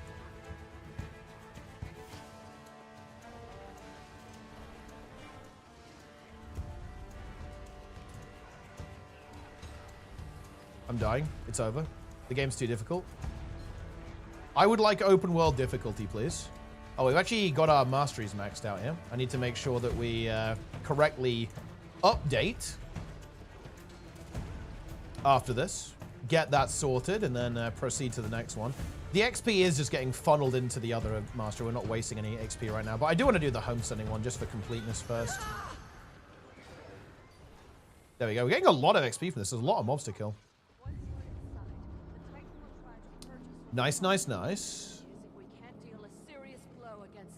MM work in finance? MM does a lot of stuff, but yeah, he just works in business in general, yeah. Okay, there we go. Easy. I am now a master handy worker. Not GM though yet. We got to work on GM. How much XP is this? 3 mil. Yeah, that's actually not that much. That's fine. And then we just got to do these. How much is this? 1 mil? I guess it's going to be a bit of a grind then, but we've got the boosters on, so we'll be fine. We'll be fine. Maybe we'll rift. Maybe we'll do some rifting. We're gonna have to converge. I need to do like a wing 8 clear on this guy as well, I guess. I don't think I've done any wing 8 on this character, if you can believe it. Have I done that? Raids, Mount Balrior? Oh, actually, wait. No, I definitely have. Oh yeah, I have. I have actually done a clear. Keep tabs on the scepter and me. Decima, Ura, and Greer. And undefeated. Pretty good. We have a titan. Wait, treasure train.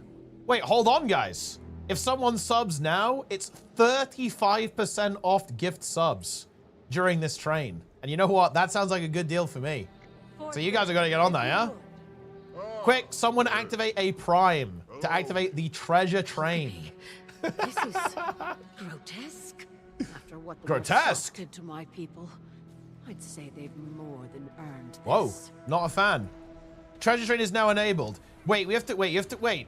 Oh wait, it's misinformation. The scepter. Oh no, wait, never mind. It's already level 7. We're good, guys. Okay, it's 35% off 5 gifted subs. Listen, guys, you know what to do. 35% off. That's a bargain right there.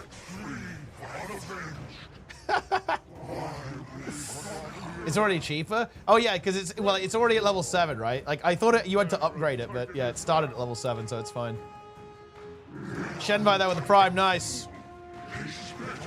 Okay, right, let's do the achievement. We have to not get hit by the shockwaves. The shockwaves are kind of weird, so this is going to be non-trivial, but we'll do what we can. Buy, buy, buy. Yeah, guys, like stocks have never been higher. Do it now. Huge profits here for our shareholders. It's just like Gorseval. That's right. It is just like Gorseval, because it's the same model. I don't care what you are. Leave me be. In our way. Ooh. Gorseval, Lextalion the Merciless. Dodge. The haha emotes? Yeah, haha reindeer. Dodge? Easy dodge? Wait, I think I got hit though. I'm trolling. Oh. I'm running away. I'm actually not entirely sure on the timing of that. It's been a while, guys, okay? Oh! Easy dodge. I think it does 3 precursor waves, and then it does the actual attack. So we have to be able to counter 3.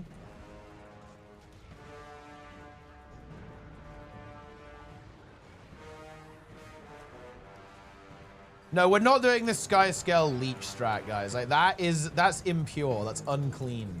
That's illegal.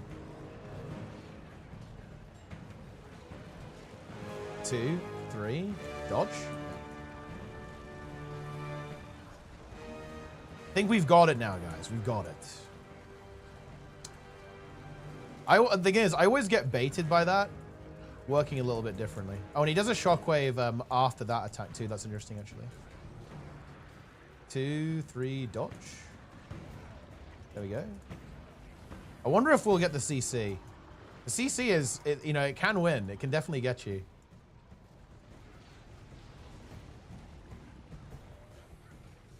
Here we go. All right, I'm going for it. Hit it hard now. Hit it. I like it. Hit it hard. That's actually misinformation, NPC. The correct solution here is CC it hard. It's also just like randomly sending out shockwaves during that. That's kind of mean. 3, dodge. And then it does another one at the end, I think. 1, 2, 3, dodge. I'm spooked. I need to get unspooked. Standing in the light created by a spectral prison. Where is one, actually? I don't see it. I will never be unspooked. Ah, there we go. Let's go there. 2, 3. I'm cleansed. 2, 3. Look, guys, I can count.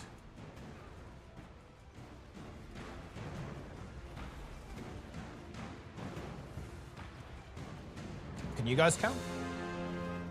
Do you love oranges enough to use it in cereal? Absolutely not. I have never tried that, but that sounds absolutely vile. I am a big fan of orange juice, though.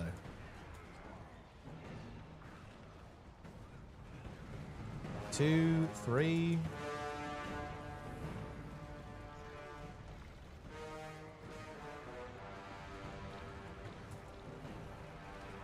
3. Juice and cereal is not the way. Wait, you guys serious? Are you telling me that you guys have actually tried this? Oh, I dodged too soon there. I can't count to 3.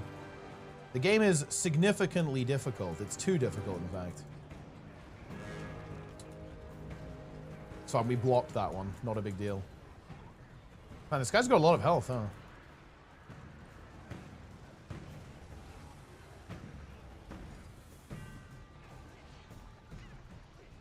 Juice and cereal is psycho behavior. I completely agree. Like, that is a self-report. Wow, what an excellent treasure train, guys. It's still going off here. Dude, everyone's like slamming that action key, huh?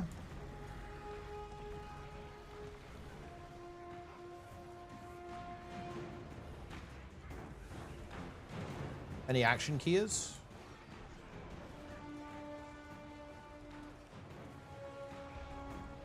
Oh, that was a little greedy. It's fine, we had an Aegis, didn't get hit. You're kidding, right? I'm still spooked. Are the ghosts just not rendering for me? Is it because of my character model limit? I don't see any ghosts. I guess we gotta go kill one.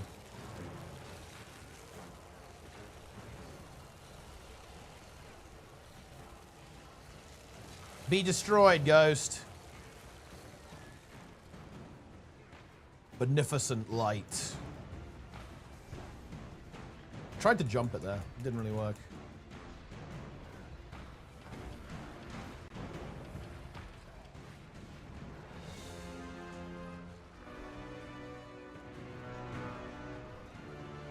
Open world Gorseval? I mean, yeah, it's open world Gorseval. That is what this is. And we all got baited, guys.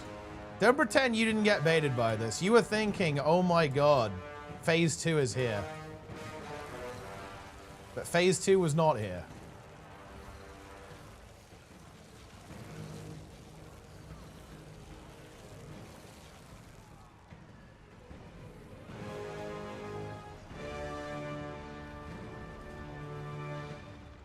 Phase 3, however? What in your mind is phase 3, Zlin? Also, Zlin, have you seen Bloom's article, by the way, about the expansion? You might find it interesting.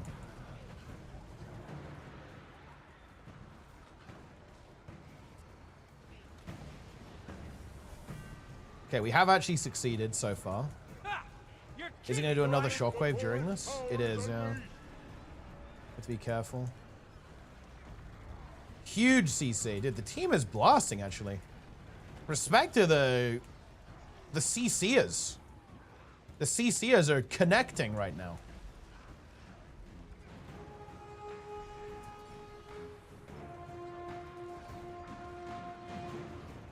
And shame to the Skyscalers. Let's be honest here, guys, okay? Oh, dodging the shockwaves too hard. Oh. Using the Sky Scare, absolutely shameless. Shameless.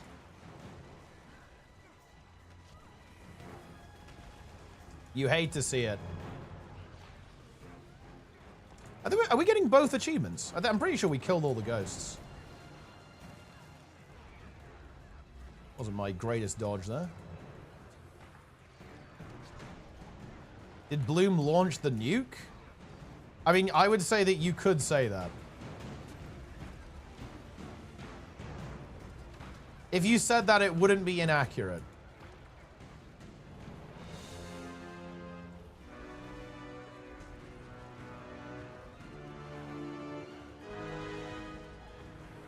Article, it's pinned. You can read it. You can and will read it.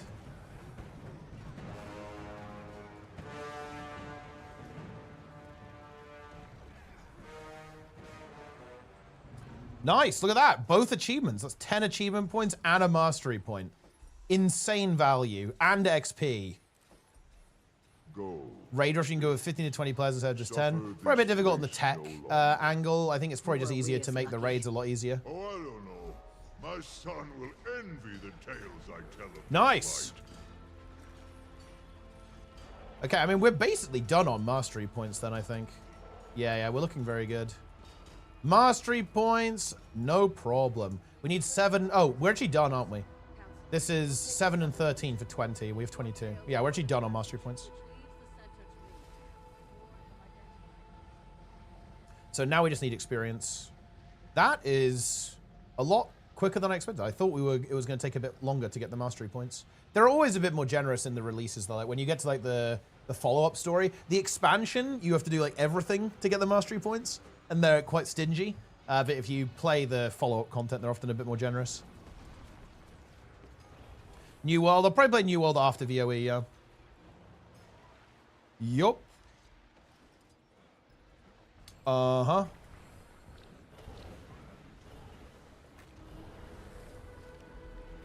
Moving to the chamber exterior. Vote in the poll? Wait, what's the poll? Orange juice in a bowl with any solid food. Yes, no, slurp, slurp, slurp. The answer is no. Wait, actually, should I have said no? Is there actually any context where that would be acceptable? Orange juice in a bowl with solid food. I can't think of any scenario where that is desirable.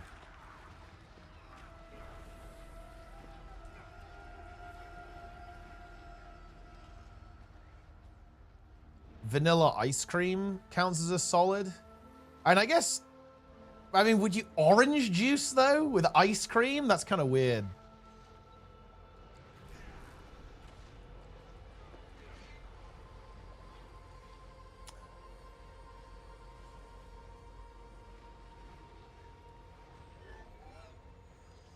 Omega.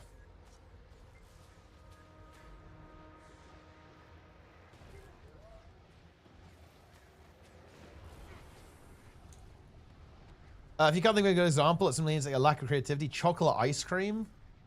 Nah, this is cooked. I'm in position. Conjuring a portal now. I don't want to risk using the scepter again before we reach the interior chamber. Look, the copiums, Lynn, is that ArenaNet drop an insane hype bomb in 20 minutes. That's the copium. Dude, if they drop a gem store update and they don't do like a full preview, I'm out, dude. I'm out. If they go, oh yeah, check out this new fucking cash shop skin, I am done. I am out.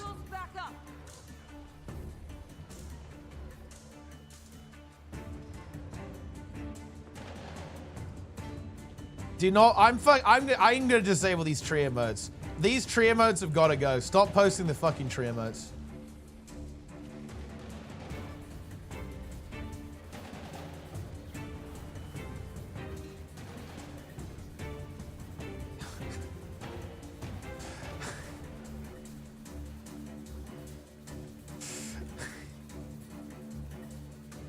Wait, why are there mass gooners here, by the way? Is this like a, is this a known guild, guys? Gooning connoisseurs? What's this?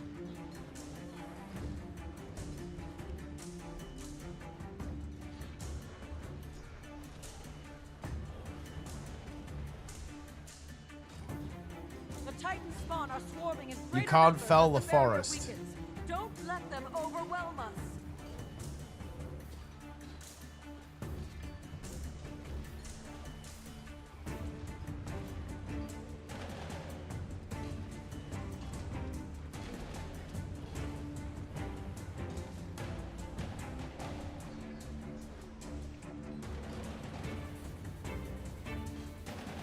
Open the guild panel, you're in it? Nice lie. They won't be able to use their Ultimate Edition gems before the expansion. Today's gem store will be massive. Nah, there's no way, guys. There is absolutely no way. They are dropping Phase 2 of expansion promotion today. Phase 2 is coming, guys. It's happening. Also, I refuse to engage in the siege turtle part of this. It's actually brain rot. I hope they don't have any like siege portions in the in Castora. Actually, that would be a very welcome change of pace.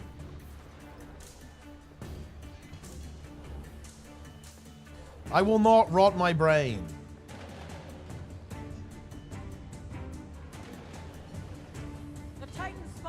forming in greater numbers as the barrier weakens. 22 Don't minutes. let them overwhelm us.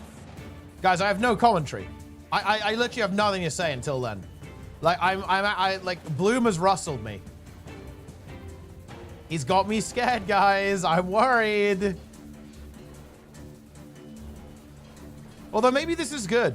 Now I will go in with, you know, tempered expectations. We're going in cold, right? We're not going in hot.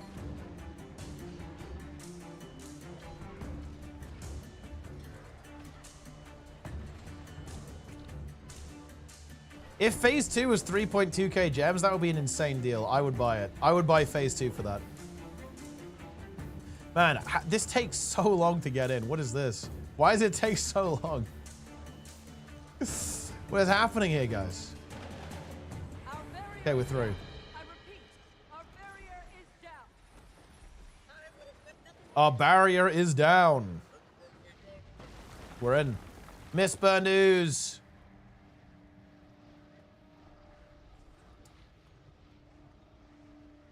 Let's get in there. I have eyes on our Titan organ and the Mist's Gate. Center lane will be starting its attack soon. Center lane is going in.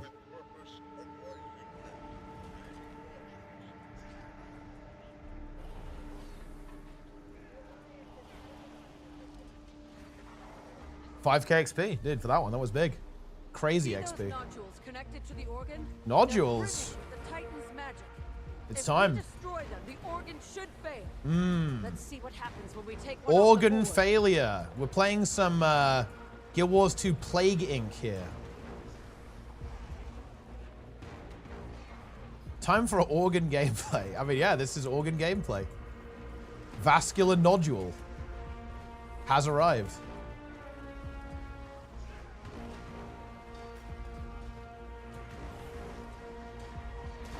Okay, there we go. Vascular nodule. Get the slimes! Dude, okay, real talk, guys. How did we do this so well? Because, okay, you know what's interesting? Is that when we did this for the first time, right? Like, we didn't let the bloods in. And I'm just not sure. How did we do that? Like, I've never seen any group do it since then. But I guess we were like really try hard and we had all the subgroups optimized and stuff, and we assigned people to do it. Like, we had people hard assigned to do the bloods. I just assume that's why. But I've just never seen anyone actually do this mechanic before. So like the guy always respawns like 5 times. I guess we're just insane. Yeah, I guess we're just cracked gamers.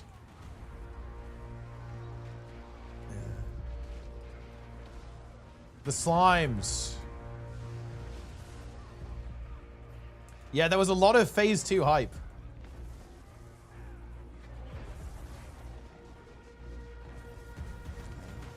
Boom. Fulgurous macrophage is down. See, this theme is really good. I think I was talking about it the other day. This theme is really high tier. It's very high energy. Wait, where's everyone going? Are we going to this one or what? They want to make the new world bosses more in line with the core world bosses. I genuinely tremble in fear at the thought of that. I mean, yeah, obviously I don't like that statement because I just really want a cool coordination gameplay experience on launch with the open world. Bear in mind, those 2 meta events are basically the bread and butter of the replayable content for 6 months until they add one of the raid encounters in the 2nd quarterly update, right? So if that content doesn't last and it isn't replayable and fun to replay, that does not feel good. Basically, yeah, I don't know. So, yeah.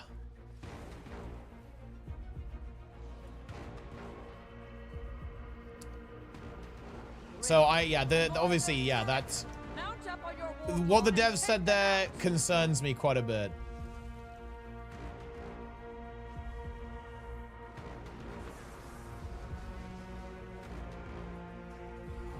I am hoping that that's not exactly how it's gonna play out, but obviously we'll have to wait until next week to see. Castora hype. Castora hype.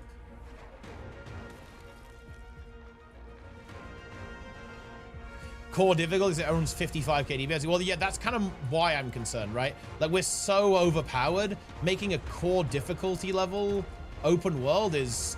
That's rough. Because that means it's going to be absurdly easy. Bog Queen at minimum? That's below the minimum. Bog Queen is not enough. It needs to be... The minimum is End of Dragons level quality, in my opinion. That's the minimum. Obviously, I want to see Heart of Thorns, but the minimum is End of Dragons. Dragons, I'm not including Dragon's End there. Like, Dragon's End is realistically out of scope. It won't be on that level. But something that is as good as the EOD maps, I think, is what we're looking for. You're making good progress. Keep it up. Oh, get these bloods. Get the bloods. They're gonna run through. Oh no, dude, they got CC before they got to my line. Okay, look, we're actually doing the bloods this time. That's high tier, actually. Take these bloods out.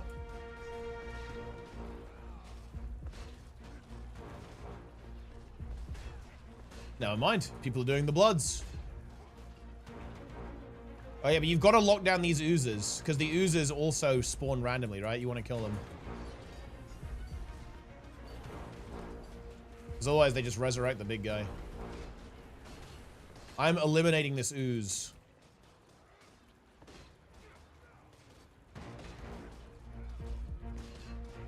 EOD maps? I mean, I'm thinking like Renyak and the Golem, right? Renyak and the Golem are pretty good.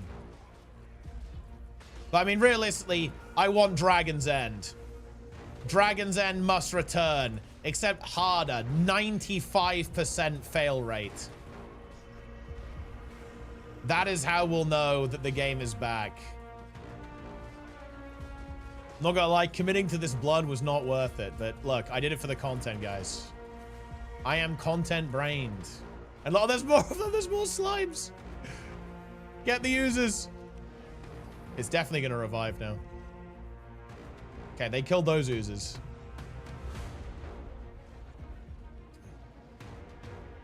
Take out the macrophage.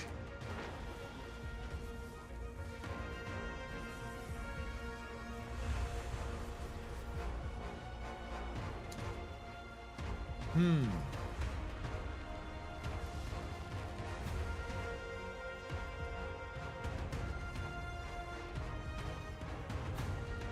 $13 minutes, guys, until potential drop. You guys ready? Are you ready, guys? Triple trouble tier? I mean, yeah, I wish it was triple trouble tier. That would be extremely nice. Aware? Well, we're about to be aware.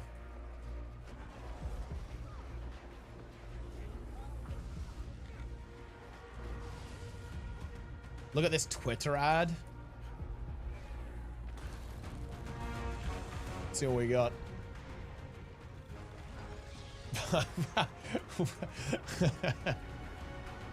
Wait, what is this? It's like a scam product, basically, right? Complexity of HT matters with difficulty of at least Greer Decima. I think Greer, I mean, I think the key is, it doesn't have to be difficult. That's not really what I'm looking for. I'm looking for something that requires you to actually coordinate and work with other players. Like, that's my issue with Greer and Decima. Greer and Decima aren't too easy.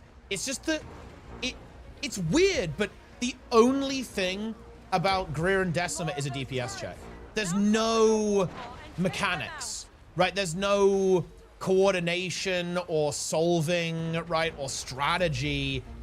It's just a DPS check. That's it. There's nothing to it in the open world. That's why I was very kind of, I guess, nonplussed about it, is because it was just, there wasn't anything going on, really. Like, it's just not, it isn't what I expect from a Guild Wars 2 world boss or, you know, kind of meta event, because there just isn't a lot to it. It's just an HP bar.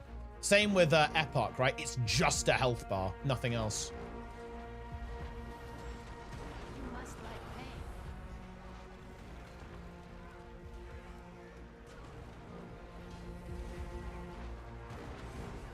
So it's kind of weird.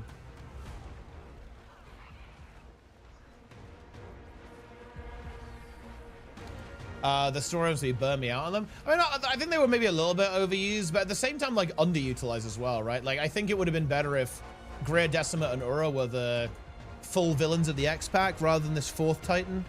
Unless they wanted to actually have a fourth Titan as an entity rather than just as a giant heart. I am an immunocompromiser. Boom. Very nice. That's the last one. Leave the rest to me. Easy game, easy life, guys. Strike at this abomination. Strike at the abomination. Whoa. The Titan shouldn't recover from that anytime soon. Yeah, owned. Well, you mean in like 3 minutes when phase 2 is supposed to start. Dude, this is such a bait, guys. Livia addresses the group in 2 minutes. This is actually fucking crazy. It is insane they put this in the game. How did they not realize this was a bait? I'm actually, guys, I am having Vietnam flashbacks right now because my reaction to this map, it was not scripted, guys, okay? It was authentic. It was a fully authentic script. Why would they do this? Why do they do it like this? It makes no sense. Just for clarity, guys, the map is over. It's over. It's done. Like, there's no more content, right? But for some reason, they put a timer here. Why? Oh. Absolutely cooked.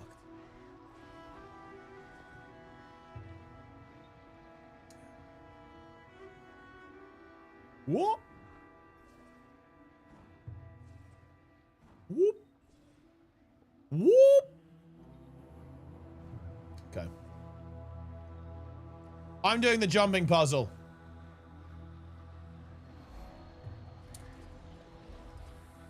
Easy loot. Look at that. Wait, is there a... Oh, am I supposed to be there to loot the chest? No, I have it. Fine. We are good. The jump puzzle is good. I hope they add jump puzzles in the expansion. I am a big jumping puzzle enjoyer. Okay, guys, 9 minutes. 9 minutes until ArenaNet bring the hype. Oh, man, it's what they're known for. They're known for their hype building skills as a company. Nobody does it better than ArenaNet, guys. Oh, I can smell it. I can sense it in the winds. They're about to drop bombs.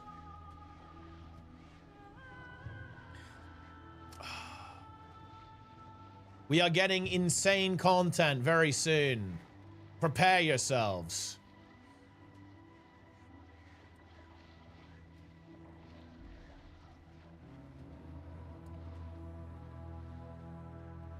They are not doing a gem store post. No shot is it a gem store post, guys. 0% chance.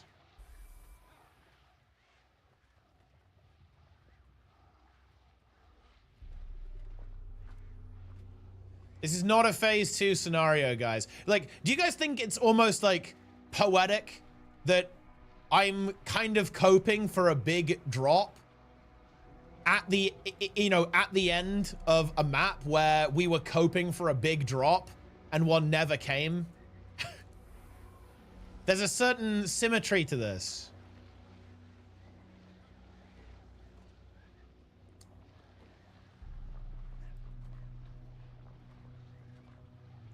Bloom's article? Well, look, I trust Bloom. Bloom knows what he's talking about. Like, if he says he wasn't impressed, then that means I will probably not be impressed. Like, me and Bloom align on quite a lot of things when it comes to content design, especially the, you know, the quality and the nature of content. And by the way, I want to be clear, guys. He's not a tryhard. Like, Bloom is in my opinion, very representative, in my opinion, of the average MMO player. But he is someone who really understands the game and takes the time to think about it and evaluate it on its, like, on the merit of the quality of the content, right? So he's someone whose opinion I take very seriously.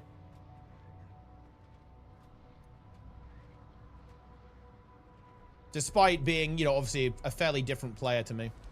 Yeah, he's very thoughtful. Like, he doesn't just, like, say random bullshit. Like, he'll have thought about it a lot.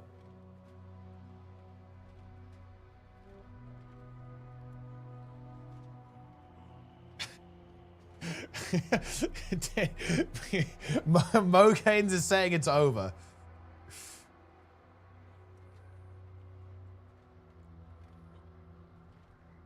He's not impressed. Oh my god. I need to give myself swiftness. God damn it. Trying to boon myself. Boona! Oh, oh. It's over. We're so back. It's over. Yeah, we're definitely in that phase right now. 5 minutes.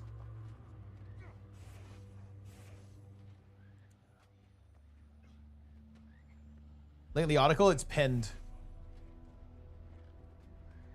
It is pinned. So you can read it. You can be exposed to it. Yeah, okay. Also, guys, if ArenaNet don't drop anything, I will simply do YouTube slop based off Bloom's article.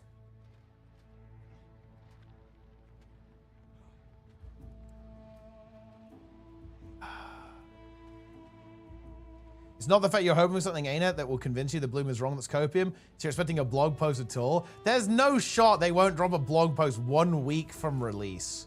That would be a lunatic move. If they don't drop something, guys, ooh.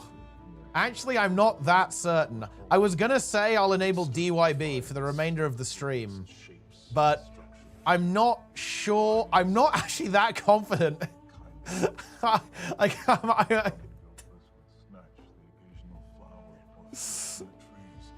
Okay, all right. Jumping puzzle complete. Nice. Traversing the Titan. Very good. Very nice. Wait, should we just go do some more champion farming? Because wait, how far? Okay, so we've actually done this one. We've done the Titanic Voyage. What's on the checklist right now? I kind of need to go do the festival stuff as well. Lightborn or slumbering weapon skins. Weirdly enough, I actually think I actually have these chests already. Okay, let's just do that now. Okay, there we go. Axe, longbow, dagger, shortbow, focus, and just salvage them. And there we go. So that will, oh, done, easy. Oh, I think I got one for doing the event as well. And look at that, relic of the. This is actually a really fun relic too. Look at that. Complete each trigger once to gain stacks of Titanic potential. Heal skill elite combo, disable and evade, and you get a giga buff if you get all of that at the same time. Very fun. Yeah, we can save up. Well, we actually want to finish these because these are gonna go away next season, right? The Halloween ones are gonna stay, but these we can finish at will. I don't need to finish them now, though, actually. There's like no real... There's no reason to finish them now. I don't need anything specific. I should save them so I can actually figure out like how much Astral Acclaim I'm realistically going to have. I'm pretty sure I can get everything I want. I can definitely get the starter weapon key. I'm not going to be able to get the Essence of Gold. I haven't played enough to get all of these. They are useless, but you know, they're a fun thing to go for. I almost want to go for some of the Ascended gear, actually, because that's going to be really good for gearing our characters. But I do want to get the legendary weapon because I've been kind of planning that maybe I'll use all of the legendary weapon keys and just make a bunch of them at some point, because I actually have quite a lot of these things kind of built up. I guess you have to do the map completion though, huh? So that would be not ideal, to be honest, because that's a lot of time investment for the Gen 1s. Tomes for the spirit shards. I think I am maybe this is because I just play the game, but I have never had a problem with spirit shards ever. Not even remotely close, ever. I have 1k tomes in the banks, that's 1k spirit shards. And I think I have like 1.8k now. It's just, I don't understand how you can ever run out of these things. Ever. It seems inconceivable to me. Right, let's finish the story so we can get that going as well. On the Titan. You should head that way. Nice. Oh, no. Oh, yeah, very fucking funny, bro. Yeah, nice try. Nice try, kid. Okay, you got me, though. I admit it. I admit that you got me. Yeah. I thought they dropped an actual cash shop update. Swiper! Also, bonus meme. Daily reminder that Limboni has a variety of peak emotes. A selection, if you will. Well, what's this com doing? Oh, a rift. I'm rifting! I rifted. Look at that, XP. Oh, wait, no, never mind. It's the boss is spawning. What, you haven't done all of this on your main? Wait, what do you mean? I have.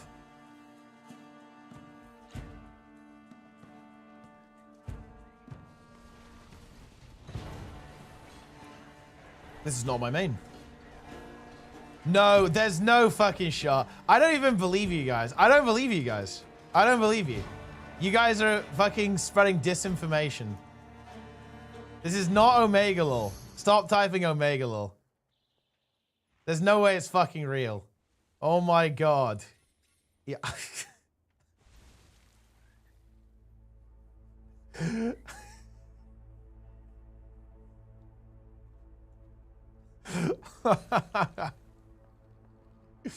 Okay.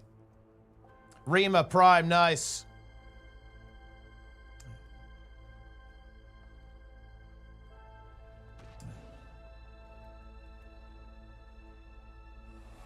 Ooh.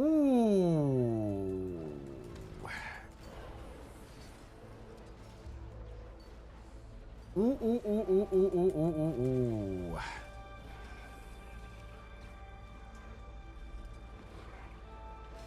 Well, I'm glad I didn't say I was going to enable DYB. No, I'm not enabling DYB. I did not commit to enabling DYB, guys. It looks like, guys, this we have a cash shop update. Looks like that is the situation. Show the new mask on stream. I mean, yeah, this is good stuff. The Vigilant Physician skin. Oh, yeah.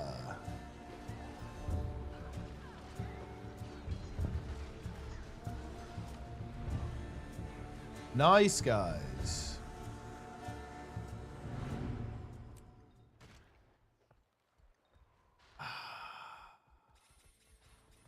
Nice meme, by the way.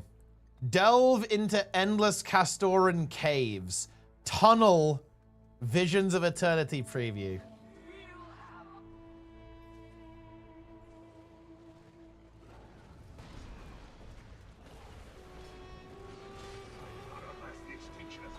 The tunnel.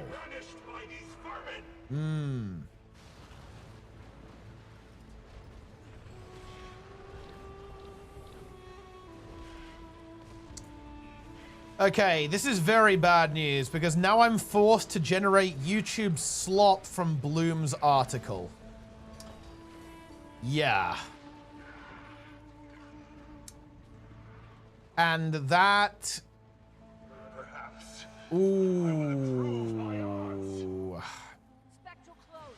Watch where you step.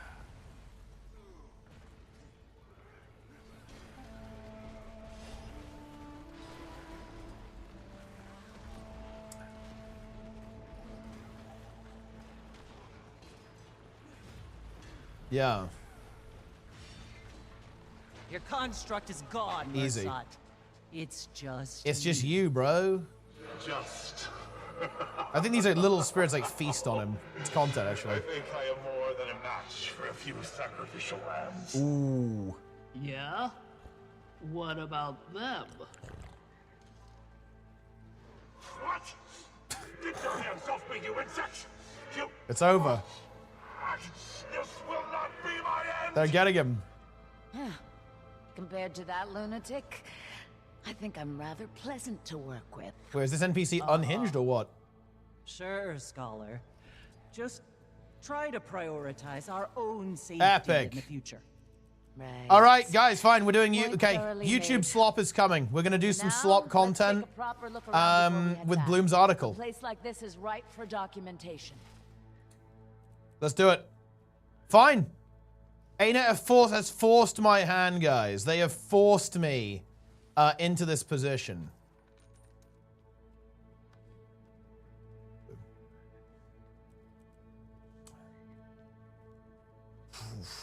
Okay.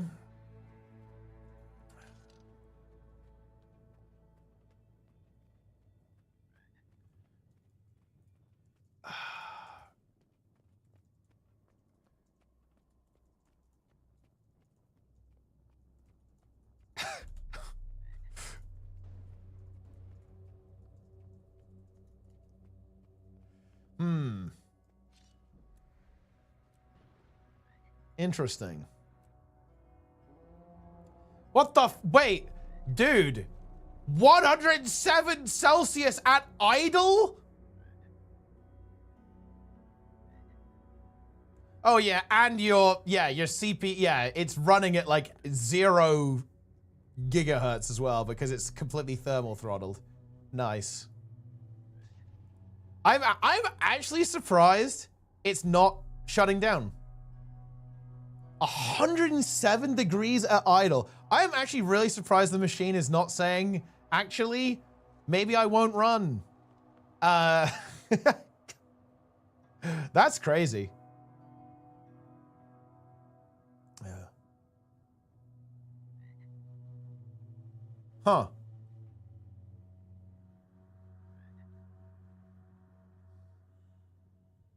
Yeah, that's not ideal, to be honest. I'm going to the Rock and we're doing YouTube slop. Wait, is there a, look, has ArenaNet done like a, have they dropped a bomb or what?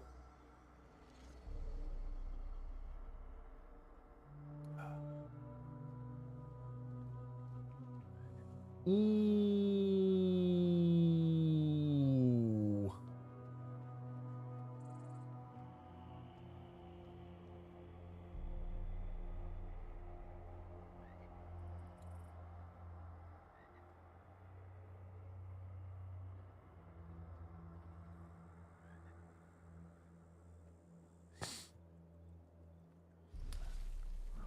Gem store post? Guys, we don't talk about the gem store post.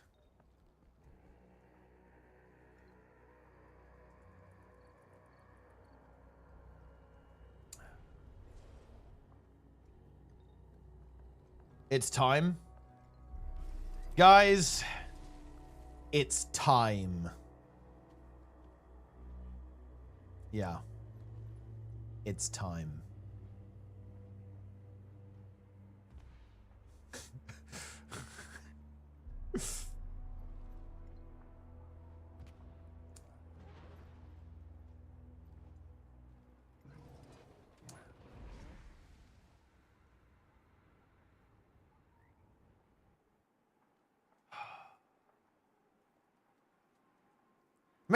Maybe we just, you know what, guys?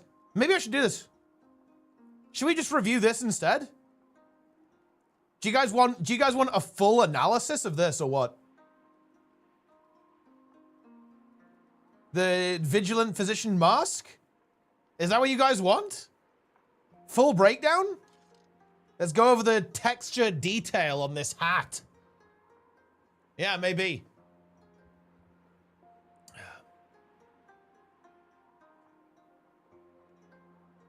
God damn. This is brutal stuff.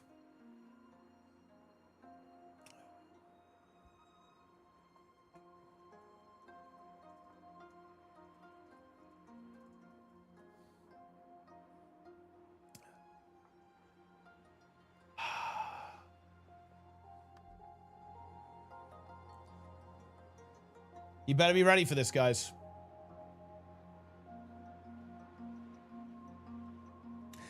It is weird. Yes, it is insanely weird that ArenaNet released the press embargo before their own post.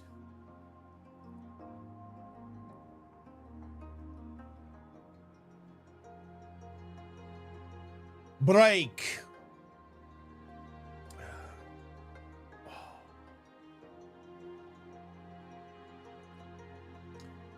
Breakers.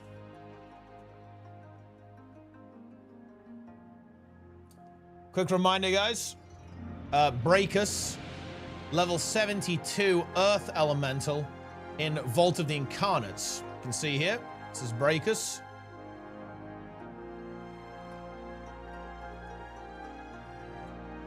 Dude, it is fucking Looney Tuesday, man. I don't know what to tell you. Like, it is Looney Tuesday. There's no other way of putting it, I think.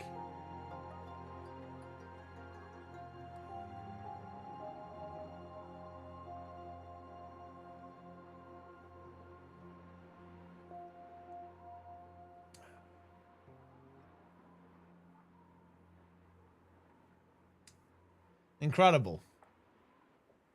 Mickey Mouse expansion.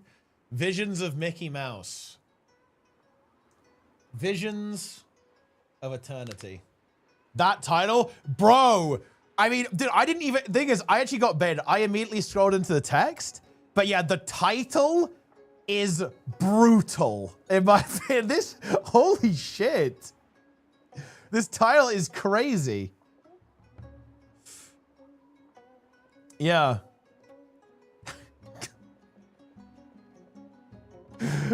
Yeah, Visions of Eternity isn't making a huge splash, but that might be okay.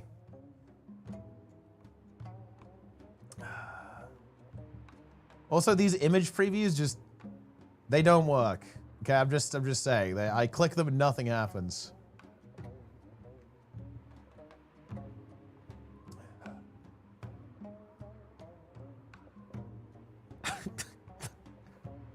Dude, fucking Zlint has lost his mind. Like, this article has, like, reverted him to his primal form. Oh, if you do open a new tab, it works? Okay. Oh, maybe open image in new tab? Oh, yeah. Oh, I wonder if there's any... Wait, can we get any clues?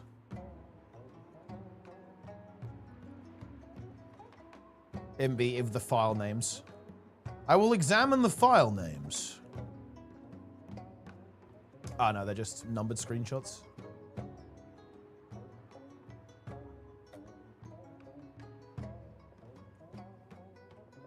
Oh, there's actually some text here. Everyone should have the armor and some of the other rewards for their character in their inventory if they want to change their appearance. Okay.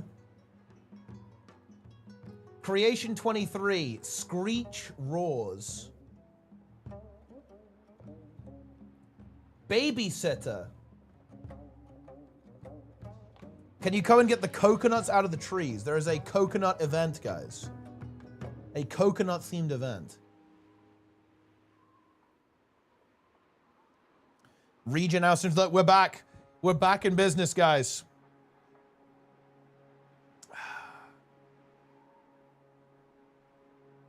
All right. It's time. Right. We're going to bait the YouTube frogs with this intro, by the way, guys. All right, then, gamers. We have got an absolutely massive post to go over today, guys. The Vigilant Physician's Masks skin makes the perfect Halloween costume. We're going to be going over this in absolute insane detail. This is the biggest news we've had in years for Guild Wars 2. Yeah, obviously, we're memeing the press embargo for the preview on Visions of Eternity has officially lifted. And we've got a really interesting post to actually read here, written by none other, by the way, than friend of the stream, of course, well-known Guild Wars 2 enjoyer and video editor, content creator for Skill Up, Bloom. This is written by Bloom. Austin here.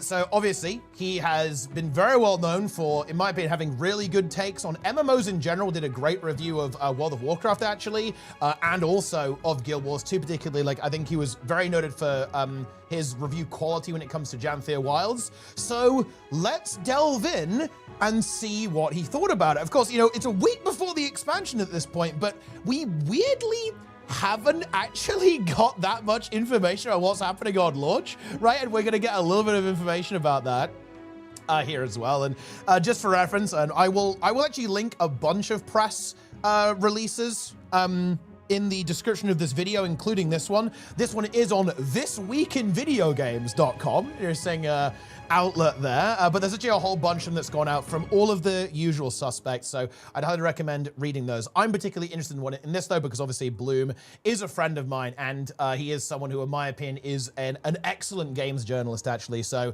that opinion to me carries a lot of weight, right? Definitely the most weighty opinion, for me personally at least, when it comes to judging what's going on in this press preview. So the title is already, I mean, bear in mind, guys, he loved Janthir Wilds. So this title's a bit spooky for me. Guild Wars 2 Visions of Eternity isn't making a huge splash, but that might be okay. So we're already a bit lukewarm, to be honest. But let's get into it. Okay. Our in-house Guild Wars 2 fanatic Bloom is chomping at the bit to preview the latest expansion for the long-running MMO, though first impressions didn't exactly make huge waves. Okay, so let's get into it. It's no secret that I'm a big fan of Guild Wars 2, so naturally I've been eating up every breadcrumb of its upcoming expansion, Visions of Eternity.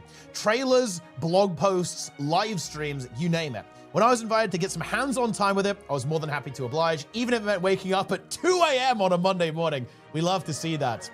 The preview began with Guild Wars 2's narrative lead, Indigo, setting the scene. The story here, we've noticed the Inquest, a shady faction of the Azura, the game's highly intelligent diminutive race, appear to be highly active off the shores of the main continent.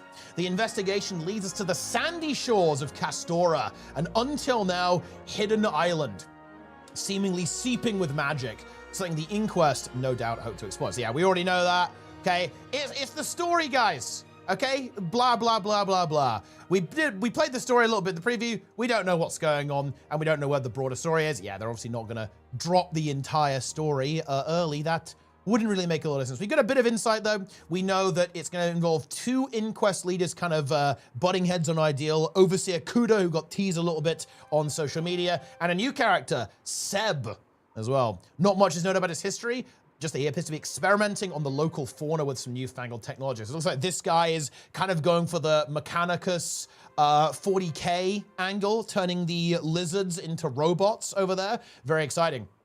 Interestingly, the developers touted Visions of Eternity as the action movie expansion. And by the way, this is something that's been very consistent across all of the press stuff that's going out there, is that I think the feedback they've taken here is that we don't want to be listening to a bear talking at 3 words per minute, okay, for 40 minutes straight, right? We don't want that.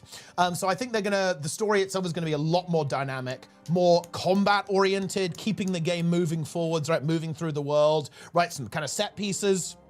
It's kind of what Bloom is kind of suggesting here as well. And yeah, no, that to me is a big step in the right direction, because I'm not gonna lie, guys, like, Janthir Wilds, I mean, goodness me, like the first hour and a half of it is just like you're listening to bears, you know, just, well, talk like bears, I guess. So that is a welcome change in my opinion. Like Castora itself though, the broader narrative remains shrouded in mystery. I didn't find most of us captivated by what I saw compared to the prior 2 expansions, which introduced entirely new races and a clear direction for what the story was headed from the jump. And an interesting thing here actually is that another thing that's been brought up is that this story is going to be a bit more isolated. So in other words, it's going to be a bit more standalone than the previous 2. So it's going to be on its own, and it's telling a story that exists within its own context. And that kind of makes sense. It's literally on an island. You know, like, Bloom isn't feeling it, to be honest, but I'll tell you what, this is where I actually do kind of feel the opposite. You know, a little bit here. I'm surprised about this. I understand that I think Soto had a really good setup with like the demon stuff. Janthir was less so. Like Greer was cool, some of the Titan stuff was pretty cool, but I guess maybe I'm kind of viewing this through the lens of how the narrative actually went. I think Janthir was really fizzled, and so did Soto, to be honest. But this setting of Castora, I guess we just don't know that much about it, although it's very much hinted, and we'll get into this right now. I love this stuff. It's pirate themed. I love pirates, and we've also got this kind of fey magical element in there as well. It's very bright, very colorful. For me, that's actually where Guild Wars 2 is at its best. I'm really excited to actually go to a very bright, lit up landscape with some kind of like whimsy attached to it. I've really missed that, to be honest, in Guild Wars 2 for a long time. Even Janthir, right? I was expecting Janthir to be a bit more upbeat, a bit more bright, but then you go to Janthir Sintry and it's raining all the time and it's very drab and dreary. So this, to me, represents like a really big change of pace in the right direction. And that's another thing that's mentioned. Apparently the second map is really wacky, very alien, very colorful, very unusual. The first map, a little bit more vanilla with this kind of pirate theme. But yeah, again, Bloom, not super into this. I was simply lukewarm about Castora as the expansion's new location. We were only able to explore the first map, so not the second map again, which is apparently a bit more out there. Shipwreck Strand, which harbored tropical beaches and various castaway settlements constructed from the remains of shipwrecks, living up to the map's namesake. It certainly feels a bit too familiar, and yeah, we see there's some imagery here. They're really leaning into old Lion's Arch. It's like very, very old Lion's Archy, right? We can maybe get a couple of other images up here as well. There's some kind of pirate-like settlements made out of ships. Kind of very similar to what you see here. We've got these shipwrecks. To me, I think this looks really cool. I do like this stuff, but I guess, yeah, maybe Bloom is kind of looking for something a little bit wackier, a little bit more out there, I suppose. And yeah, here, this comment here. There's every chance this familiarity is intended to juxtapose the second map available at launch, which is where senior game designer Nick Hernandez hinted at on multiple occasions as being wildly more complex and alien. So yeah, this first one is going to be kind of Bloodtide Coast, Lion's Arch, right, that kind of thing, pirate themed. I'm a fan of that. I think it's going to be fun. It's going to be wacky, right? It's going to be goofy. So let's see how that one is going to turn out. Where I did find novelty in this location was the abundance of waterways, likely intended to promote use of this expansion's newly revamped mount. Whereas the previous expansion, Janthir Wilds, took the Warclaw, this time we're doing the Skimmer. This is another like very key takeaway, by the way, guys. There was a question that was asked to the developers, is there gonna be underwater combat? And the answer to that is no, not more than usual, essentially, but there's a lot of underwater exploration. And I tell you what, that actually is cool. That really evokes memories of, for example, there's a couple of underwater kind of mini dungeons and jumping puzzles in the core game, in maps like Straits of Devastation, for example. And that's actually really exciting, right? And there's a couple of vistas and points of interest that you have to kind of go through caverns and navigate to get to certain locations. And bear in mind, we're gonna have hero points because we've got elite specs as well. So I actually find that really exciting because 3-dimensional exploration is cool, but also, you know what's fun? It allows them to do exploration challenges that don't get ruined by the sky scale. Think how clever that is. Because normally exploration in modern Guild Wars 2 is actually a kind of mediocre because you can just go, oh, I'm gonna fly there, right? Oh, I can just climb, right? So the level design in a way just disintegrates, right? But because of how powerful, how mobile you are. But underwater, that doesn't exist. You're actually gonna have to try to navigate around, find the hidden passageway under the tunnel, a bit like Tangled Depths, right? Where they have that waterway where you have to find the way and get to all these different locations. That actually sounds really exciting. I'm really looking forward to that, to be honest, with that exploration. It's good to have that actually confirmed and leaning into the usage of that skimmer, which of course has that underwater capacity as well as the ability to go over land. That's going to be fun. I hope they do races, by the way, with that. I hope there's like underwater races and they really lean into that like they did with the Warclaw in Janthir Wilds. And we see that replicated here in Visions of Eternity. But yeah, now it can hover at greater heights and you can do barrel rolls and you can heal people. I mean, okay, seems good. We saw this shown off a little bit. It looked, I mean, I don't know, it looked like a mount, to be honest. So you can fly a lot. You can actually you can basically keep height for a very long time. It's very strong actually for like gliding, especially if you're from a high distance. You can basically traverse the whole map, somewhat similar to the Warclaw in that respect actually. So it's a pretty powerful mount. It's very much juiced up. We were guided towards a nearby event. A song could be heard, luring nearby civilians. Let's talk about the open world content here. Into the water and towards an island just across the stream. We make our way there and find not a siren, but in fact a T-Rex with an exoskeleton, you can see here, right? Resembling something similar to something straight out of Horizon Zero Dawn.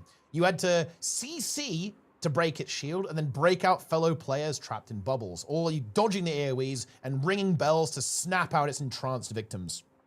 An enjoyable encounter, given the number of plates to spin, though the boss's lack of movement did make it feel less dynamic. Yeah, this is a trend that we've seen a lot with modern Guild Wars 2 encounter design. It does appear that for whatever reason, the engine does not like it when the boss moves. I mean, I honestly don't know what to tell you.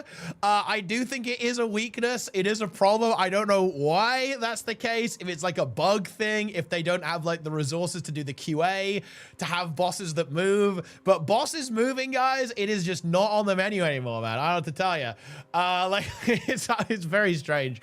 But yeah, that's a bit unfortunate. To be fair, this is not, as you can see, you can see what's going on. You can see the meta event is the Hammer Heart Rumble that we'll get to next. But this is just a group event, right? So this is just like one of the many event chains that will, of course, just be out there on the map. But yeah, that's, you know, it's kind of cool. So get a little flavor of that. You can see this Giga T-Rex being in play. Bit of conduit here as well, yeah. And you can see the action key, I guess, is how you break people out of being entranced by the raptor. And then we have the conduit abilities. Very exciting. That will, of course, be in the game as well, the updated version. So that's pretty cool. But yeah, less dynamic than Guild Wars 2's best encounters. And well, let's go to the world boss. And this is where I do get to sweat a little bit.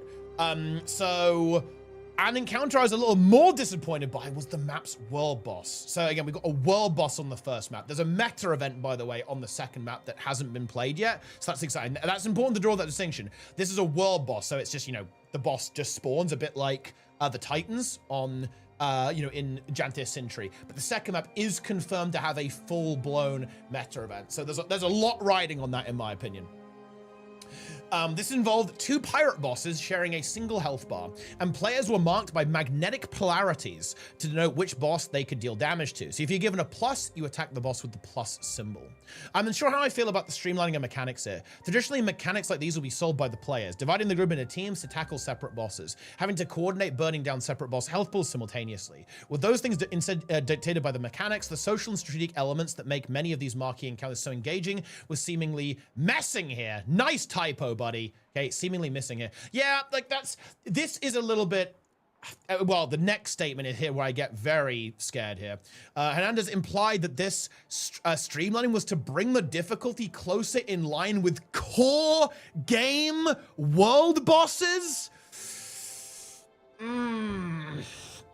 And that is a little disappointing for me to read.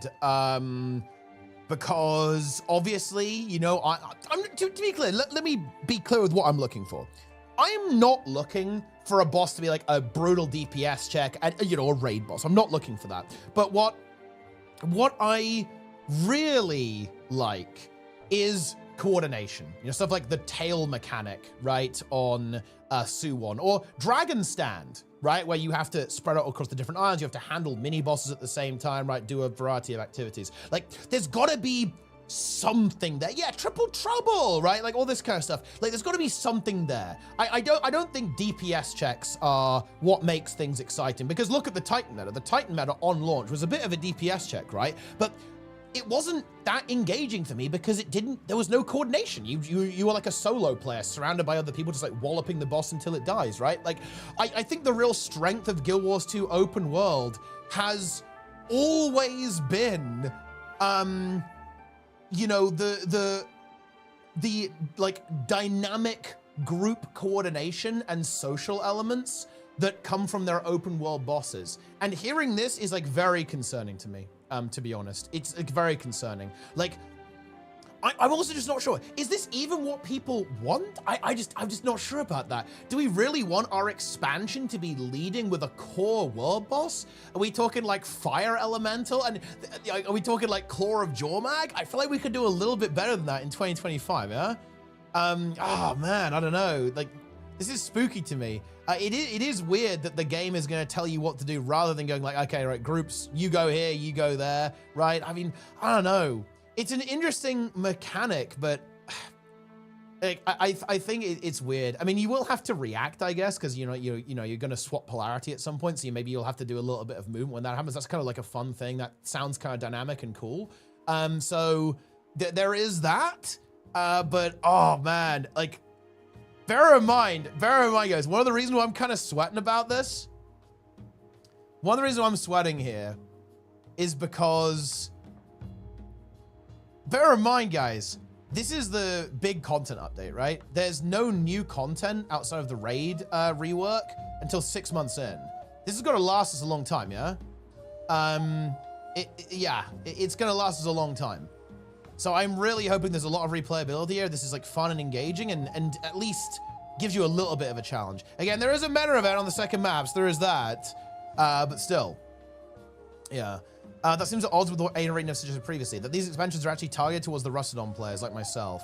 All that said, you did make clear that dev hacks were enabled in this preview to make for a smoother experience. So perhaps my concerns about difficulty will be assuaged when the expansion hits the live game. It was also great to hear that the second map does indeed house a proper large-scale meta event rather than just a world boss. Okay, so yeah, we're in business. But yeah, and they weren't using dev hacks, so it might be more difficult than it appears. But again, like this statement about like the sentiment and the design goal is very spooky to me, right? Like I do want to have that social and strategic element. I'm not just looking for a brutal DPS check. I'm not looking for 90% fail rate like Su1, although look, hey, don't tease me with a good time, yeah? Like I would love to have some like proper sweaty open world content as well. But you know, we don't need that, right? But I don't want it just to be a face roll, right? Like that's not what I'm looking for. I want to have at least some kind of thought going into how to approach it, right?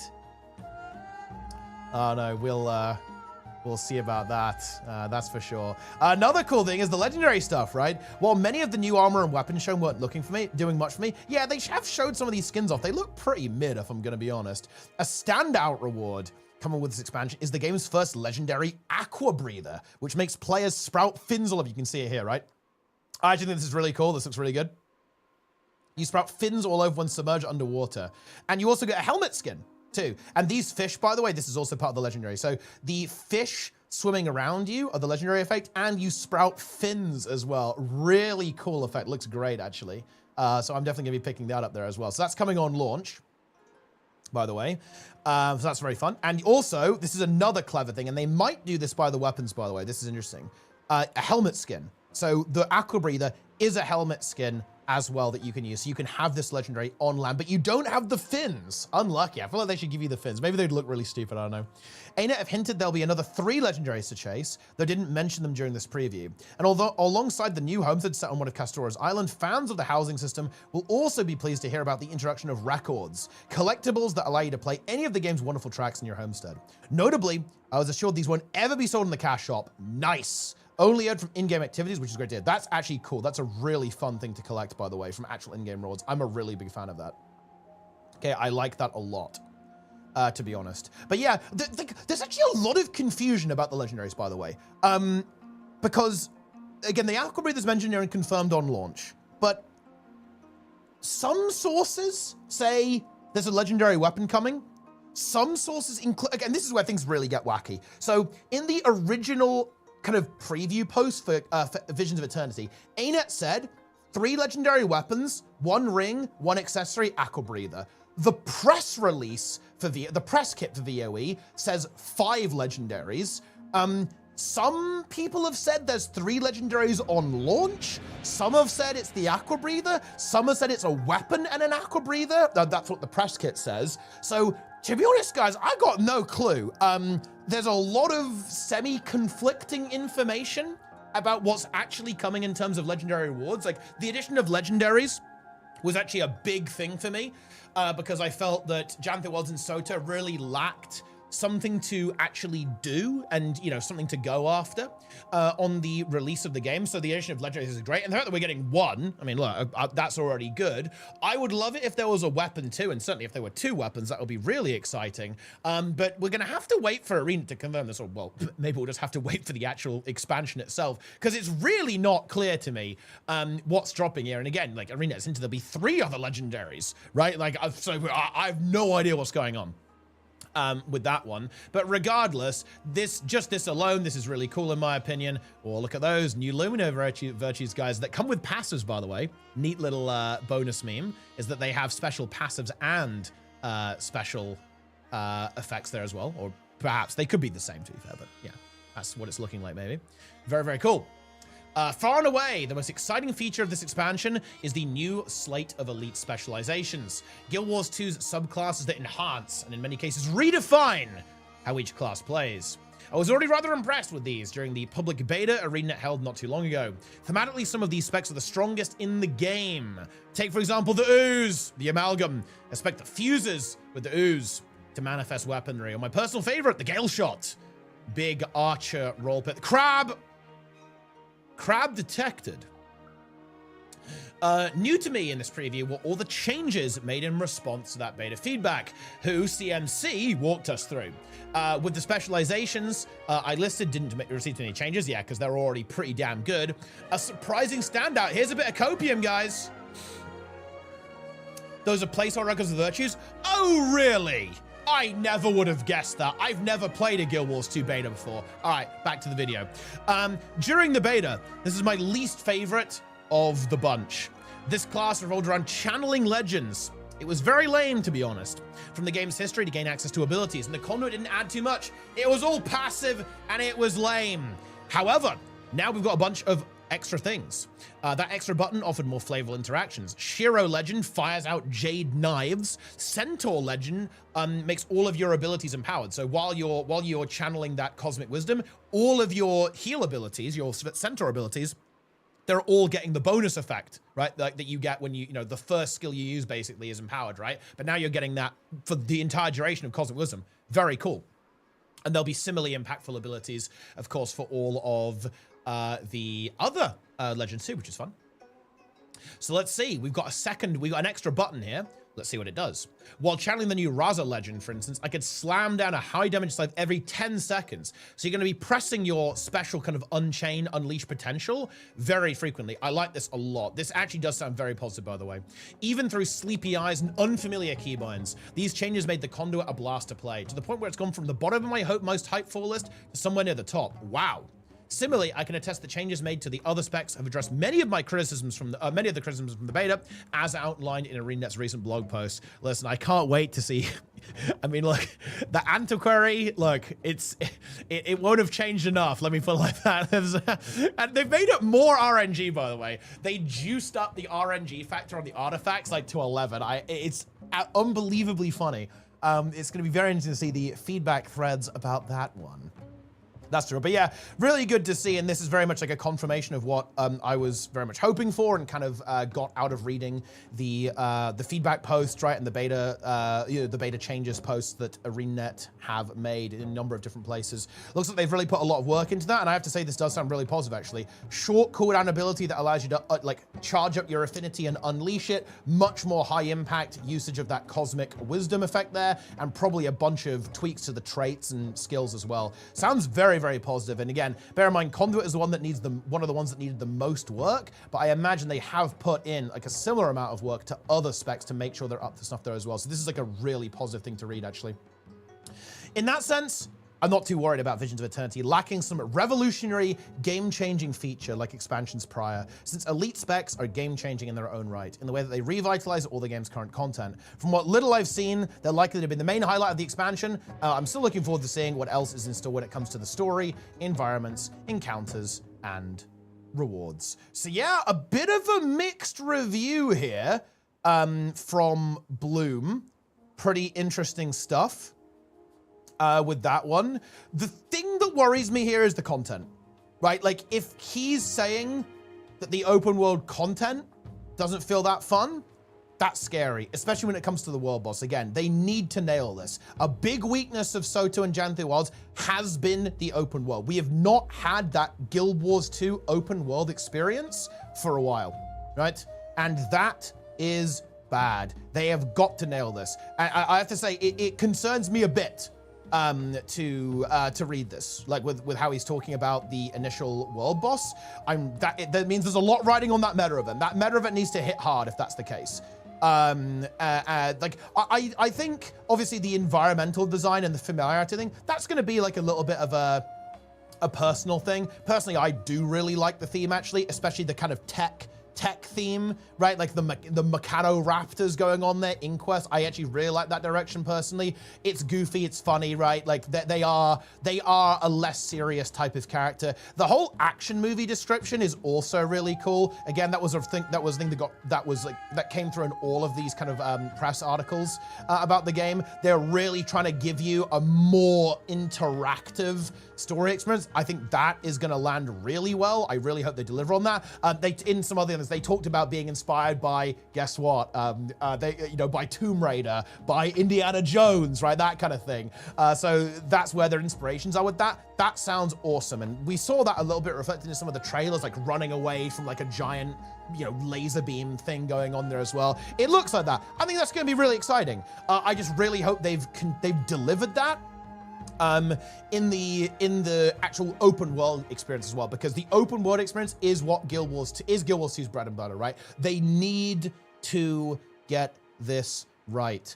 Because again, we've got a long break after this release. This content's got to last us a long time. It's got to be replayable. It's got to be fun. It's got to be exciting. It's got to be something that you're going to want to log in and play. And yeah, I really want some clarification on what's going on with these legendaries. Like, I don't know what's going on. I know there are legendaries, so look, maybe we don't need to know the exact number, but it just feels weird that we have like semi-conflicting information about how many legendaries are releasing. I have no idea what's going on with that. So I'm hoping that maybe tomorrow we'll get some clarification from ArenaNet on this, because again, they'll probably do a post of their own to follow up these press articles as well. Something a bit weird they didn't do it today as well, but listen guys, okay, it's all part of the master plan. We just are not, we're not on the level to comprehend it pretty much. And yeah, elite specs are gonna carry a fair bit too, so that's always good. That's always gonna be content. Okay, we're in business, guys. We really, really are.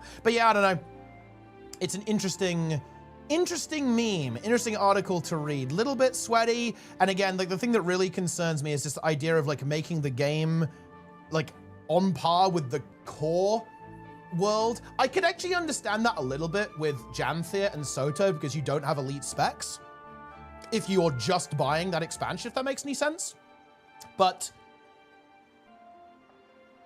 on the other hand, these elite specs are going to be insanely broken. So do we need to make it like core worlds, right? Do we need that, right? Like, maybe we could do an HOT. How about that, yeah? Maybe we could do an End of Dragons or something like that. I don't know. It's weird. I am really curious to see what more news we're going to get. And of course, when ArenaNet do their own post, hopefully with a roadmap. We haven't got a roadmap yet, guys. Where's our roadmap? I feel like they always post it early. Now it doesn't exist. Oh, no, look.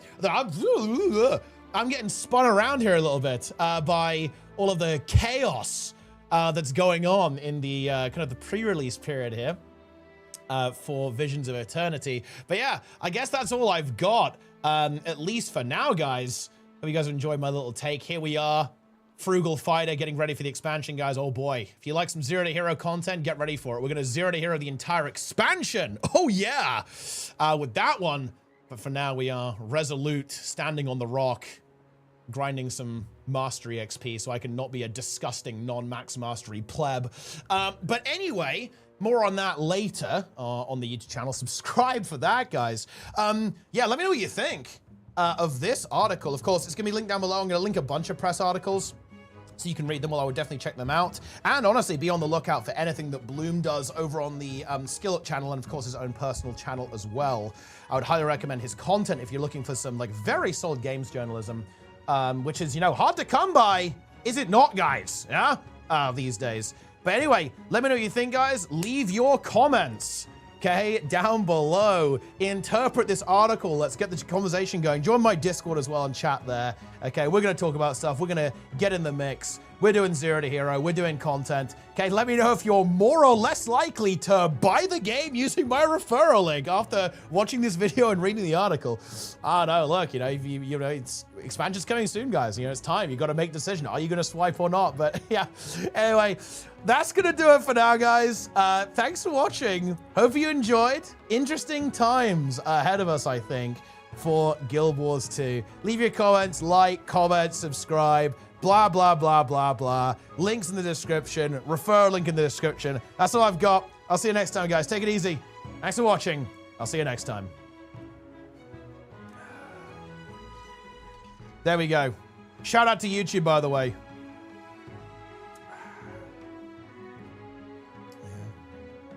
New article with in-game map? Oh, shit. This is fucking French content. Oh, shit. Wait, dude, do they actually show both maps, don't they? That's actually very interesting. Yeah, they do show both maps. It's zoom and enhance! I don't think they should have showed that. Whoopsie. Oops.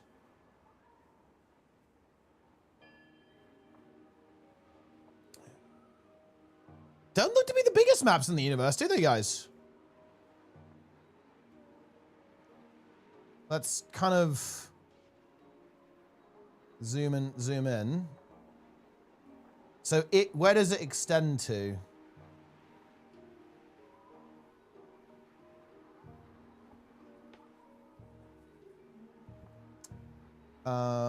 Where are they?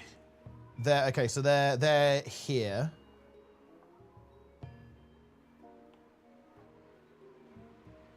Yeah, not the biggest maps, is it, guys? Interesting.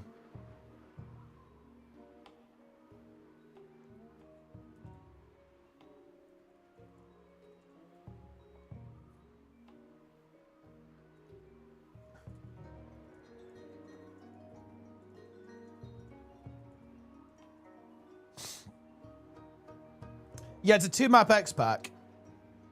Okay, okay. So let's see, where does it go to? Let's try and get this comparison going. Where does it extend to? It extends to like here. It's like this part is explorable. How big is that? It's smaller than this, isn't it? Wow, actually, wait. Huh?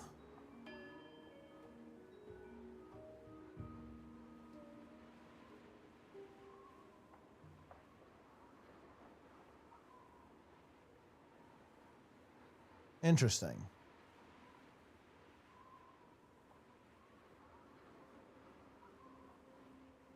So it looks like a fair bit smaller than EOD maps. That's not necessarily cooked though, guys, because it might just be the case that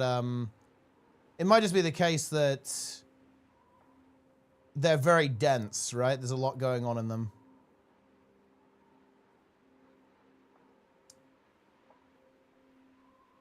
Break. Guys, please do not type break with comboing with that with the mag rest emote. Omega.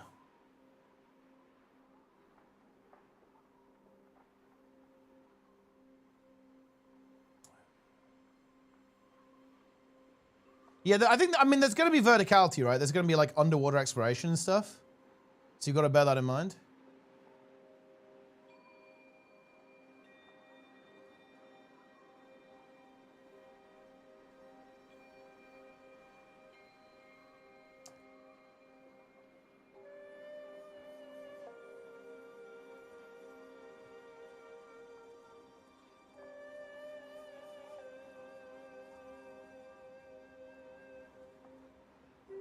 Okay.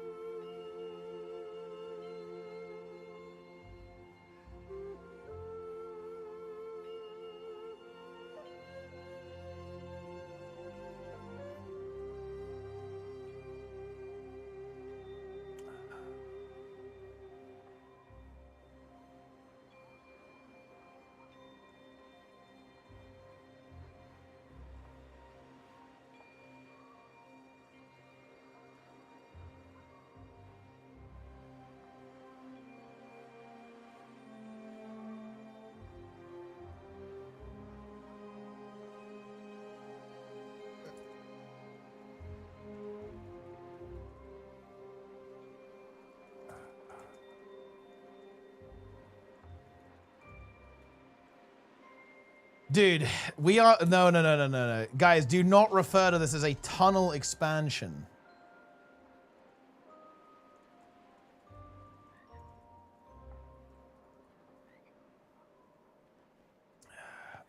What 132 expansion, Mike. Bro. For easier comparison, oh shit, has someone cooked it? Yo, is that shaman already cooked? Oh shit, yeah, nice. Bro is cooked. Okay. This is it. Okay, hold on. Hold on, guys. Cope up. Cope the fuck up. Hold on. No, guys. Okay, no. We can, no, we're coping. Hold on. It's as big as Janthir Sentry, no?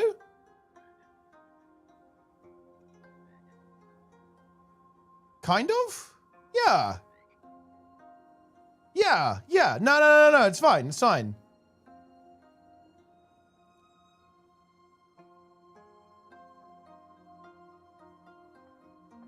Yeah, no, we're good. No. It looked bad, but it's because it was hard to compare. It's fine. Yeah, it's like Janthir Sentry.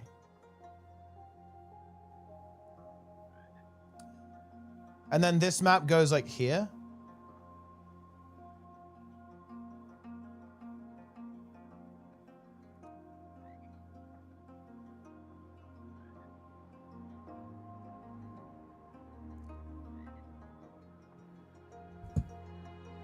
Okay.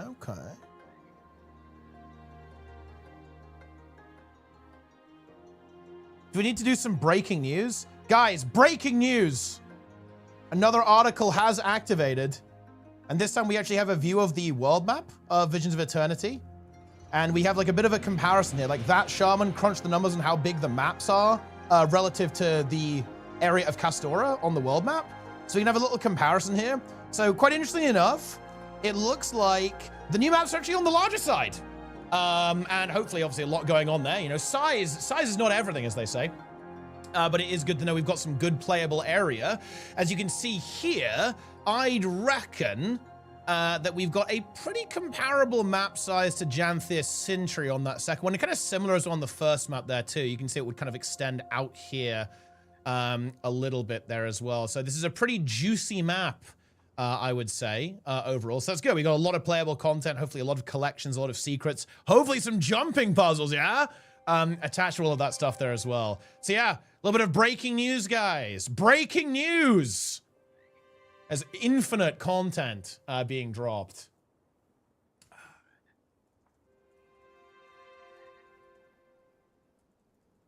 Mogains is saying that we're back. I broke? Some of you guys mentally broke or what? Like you mental boomed?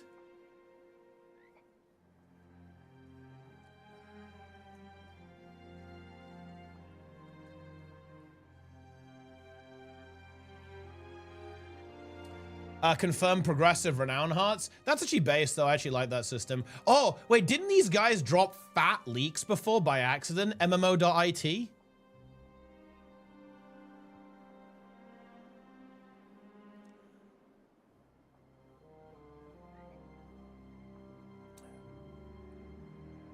Omega.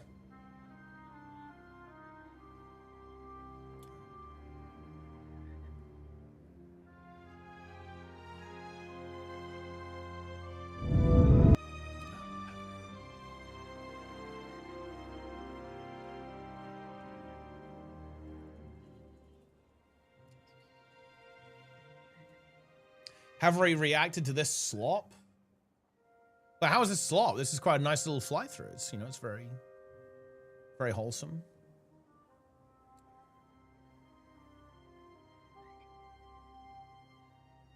Oh, the second map is called Starlit Weald, due to spoiler concerns, and also to leave the press with a bit of a surprise. Looking from the world map, you can see an inland area with a lush forest filled with lights. The perfect habitat for all those menacing creatures that seem to inhabit Castora's most hidden regions.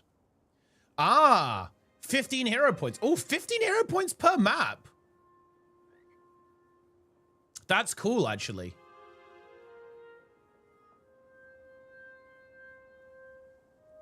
Okay.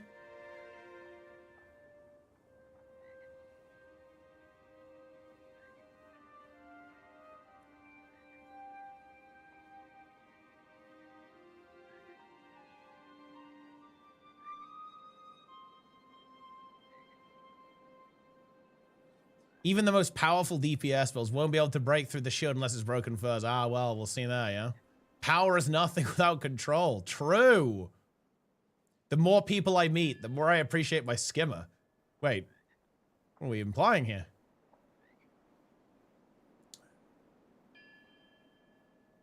Did these guys mention legendaries?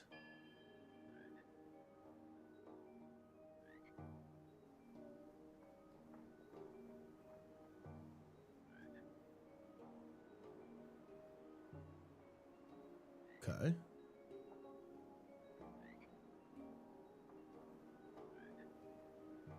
Yeah, there are more articles.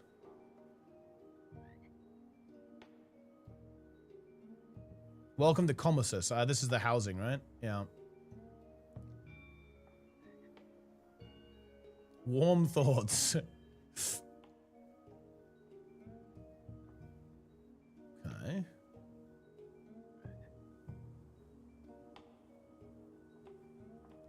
Dresner the Stranger. Yo.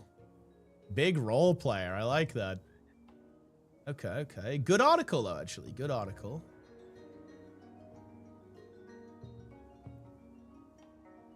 Inquest Biomancers. Study the situation and improve these life forms with the technology. Oh, shit.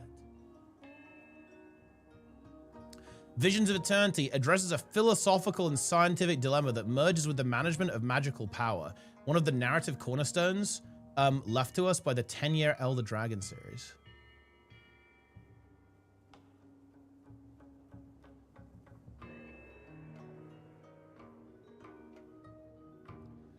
Developers cited Indiana Jones, Pirates of the Caribbean, and the Goonies. Okay.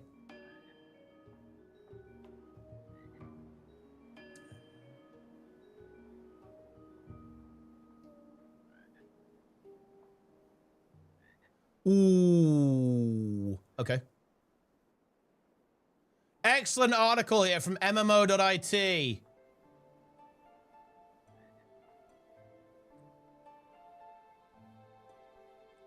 I linked the French article to a Discord and I broke everyone in there. What do you mean? Yeah, dude, Zlitten is like mentally fractured.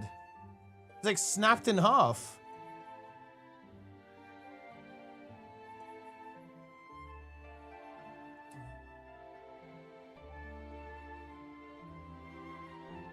He mentally broke.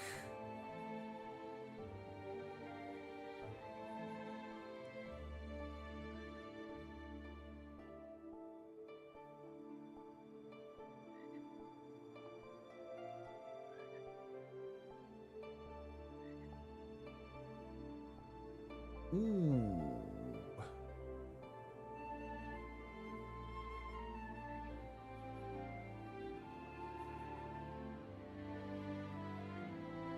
Okay.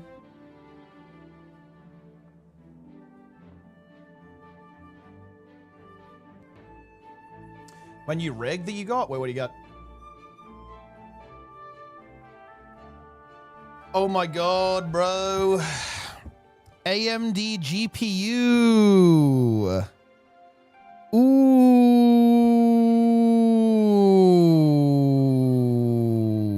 Nice CPU though.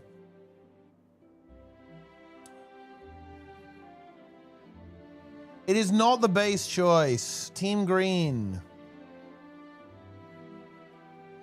It isn't X3D actually. It is not X3D. That is true.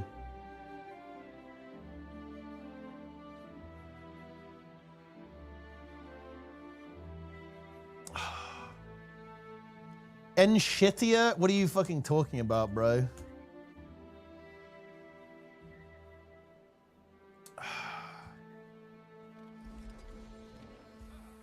Thanks to NVIDIA, okay? Dude, I'm just contemplating if I should do some like really stupid memes right now. I'm thinking about it, guys. I'm tempted to do it. I'm thinking about doing it.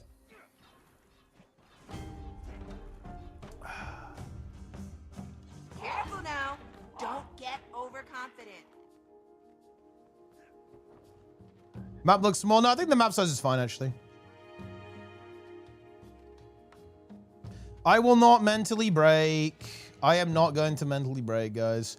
I'm not. Look, do you guys seriously think I'm broken compared to Zlint? Zlint literally lost all of his sanity to reading that Bloom article. Darren just probably listening to the fucking emo music again. I will survive, guys. Very good. Very good. Road to Dagda CM. Like, that is actually true, to be honest. You're caught? I am not caught.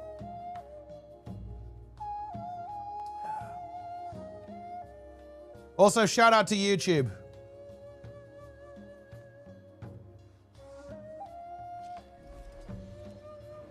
Why don't I use these 2 minutes to get out of video? Because I want to talk to the viewers. I'm a streamer. I can't help myself. Wait, what do people... I want to know what people think about this. What are people saying about the Bloom video? Ooh. Step into the ring. Try to keep away from my landslide.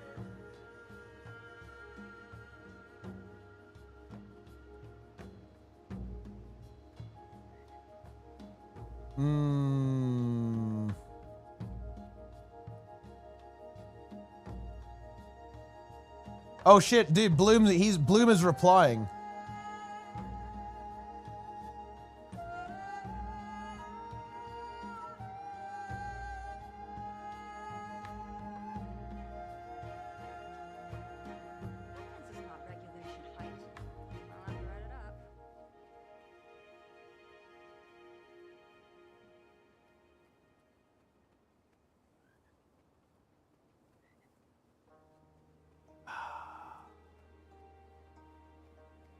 Call-ins. I'm gonna call Bloom at some point, but he's obviously not awake right now.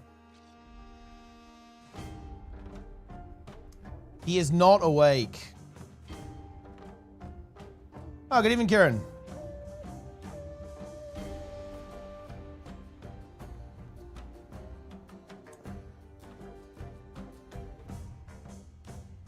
Omega.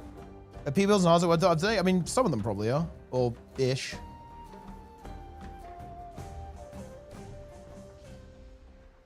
Those things I said, no hard feelings. Hall of Monuments, tied to Gear achievements or both? Well, I mean, achievements. Like Gear is, well, probably legendaries, right? So both. Both. I will say, guys, I don't know. Man, why? Seriously, what is it? What is with ArenaNet, man? Like, what is this company? Why have they not released information about their X-Pack to at least clarify what's going on with the press releases? What is this studio, dude? Am I getting trolled? Are they trolling me or what? So many. Yeah, fashion templates haven't been mentioned either. What's up with fashion templates? Is that not coming on launch or what? Commander, good.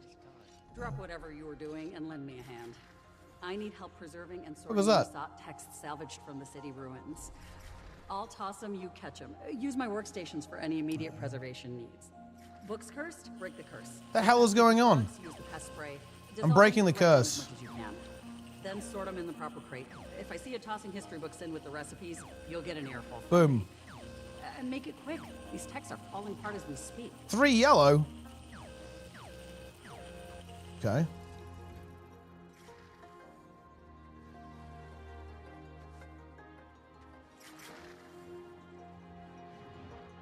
Oh my, an anthology of poems from before the previous Dragon Rise. Wow. I mean, she's not being very careful with these scrolls, is she? For, you know, being into this so much.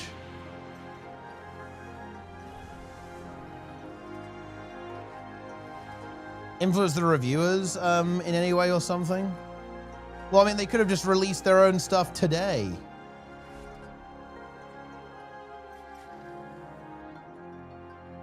You're doing good work. Using the scrolls as gooning material? It's possible, yeah. What's wrong with this thing? It's illegible.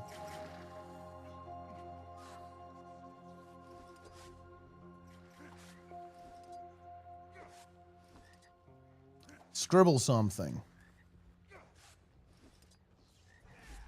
Easy.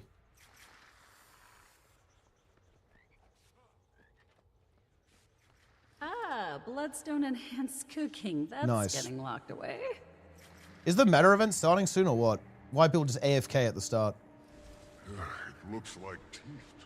Is it happening soon?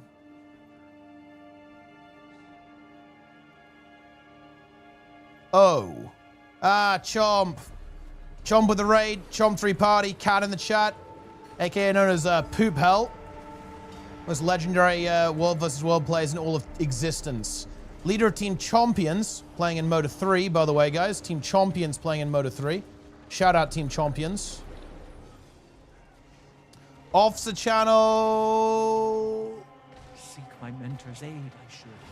But there's What no the fuck is time. going on? If we don't close that rift, this area will be overrun. There, do you see? I can't close the rift, but... what is this? I can try to interrupt the Jade's connection to it. That should make the Jade vulnerable. Once it's gone, server? you'll be able to close the rift. I mean, I think. It's just Draenor, no? The Titan spawn are connected to the rift. Don't let them get close.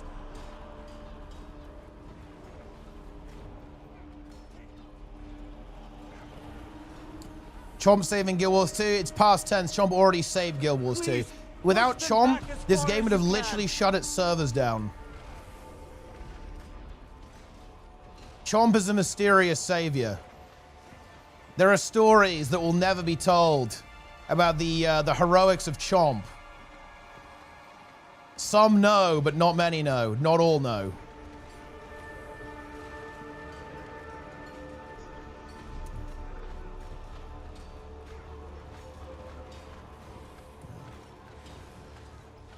It's working. You've nearly got it. Wait, what else do I what do I need to respond to, by the way?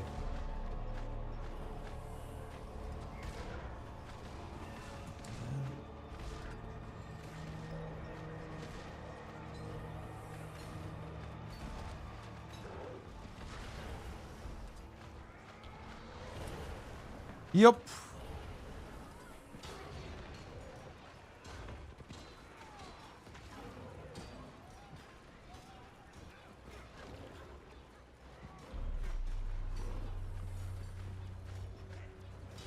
You've done it. Quickly. What was about the close name? rift. I will fix that after the stream. New guild name? Yeah. Well, it might just be like the same guild name, but we haven't really decided what we want to do with it, to be honest. I don't actually particularly care that much, but yeah. It's new guild time tomorrow, guys.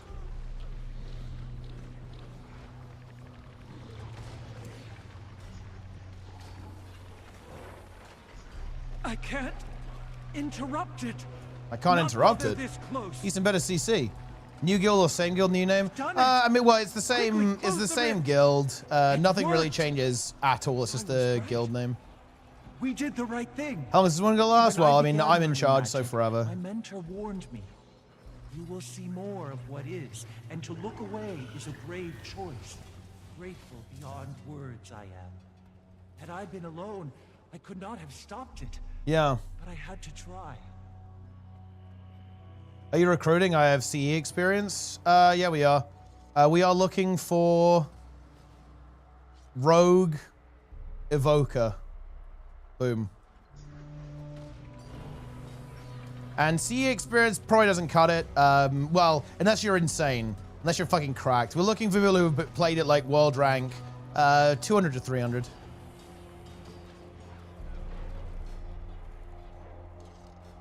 Apply or don't.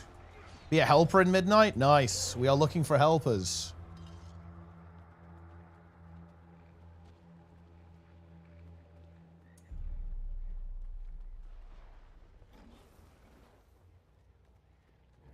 Yeah, look, here, okay, here we go. We've got the comparison juiced up, guys. Here's the content. So as you can see here, the maps are actually decently sized, right? There's the comparison. There. So it's about the same as size as Janthus Sentry. Ish.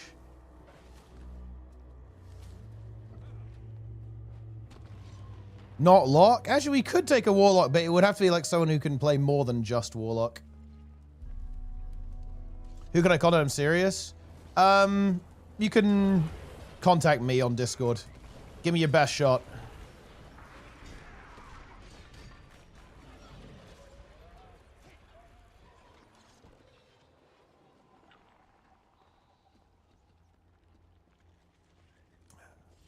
You know, the guild situation is actually really funny, but to be honest, I don't really want to get into it. I just want to move on. I just want to move on, man.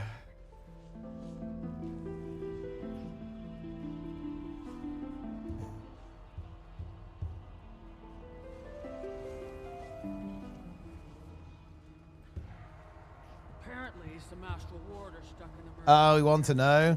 I don't know. I don't really want to deal with it. It's just drama stuff, right? It is drama, and it is therefore cringe. It is a just move on and never interact ever again scenario, that kind of thing. You guys know how it is. Dude, where's the champion farm? Why is nobody doing the champion farm? Let's see.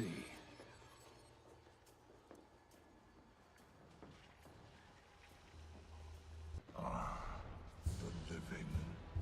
Create squad. Dude, I'm not creating squad for champion farm. That's almost like an expose. I would feel exposed if I did that. I'd feel caught.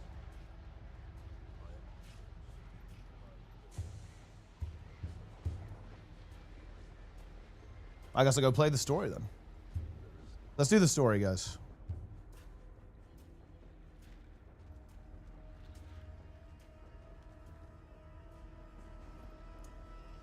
What's the do to prep? I just like, you know, get my hero points sorted, have Mystic Clovers for legendaries, that kind of stuff. Have gold.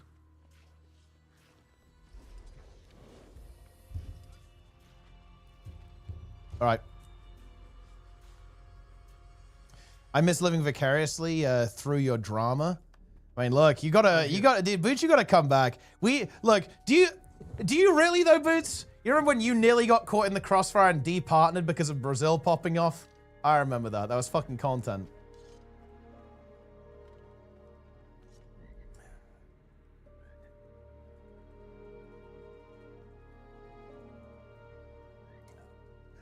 What do I miss now? Well, you missed some news happening from the press, pretty much.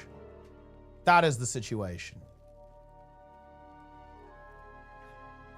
The Brazil incident. Arm's length distance from your drummer, I still like it. Yeah, that's fair, yeah.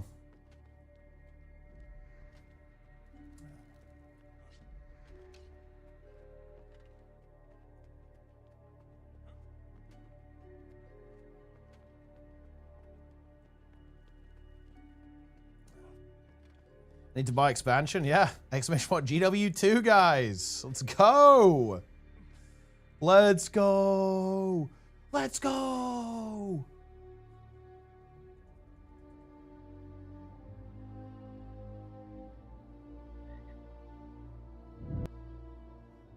Should we just watch the map fly through again, guys? Should we do it?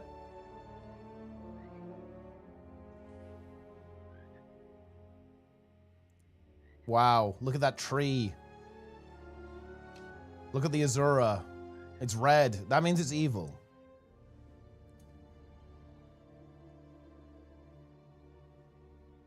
Do you see the fast coming to vid exposing you? I can't even bear to watch it. It will be too destructive. Emerald Dream. It actually really reminds me of, it reminds me a lot of New World, funnily enough. Looks very New Worldy. It reminds me of Eden Grove in New World. And Elysian Wilds.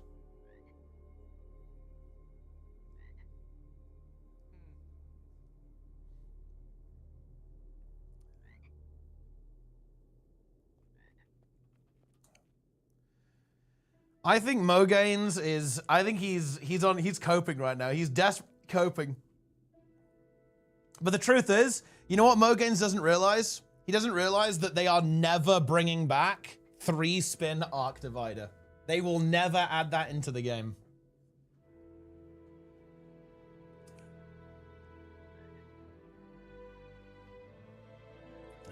Yeah, it's not coming back, guys. Single spin is better. Yeah, he prefers it. I'll forgive him as long as Paragon has more wings.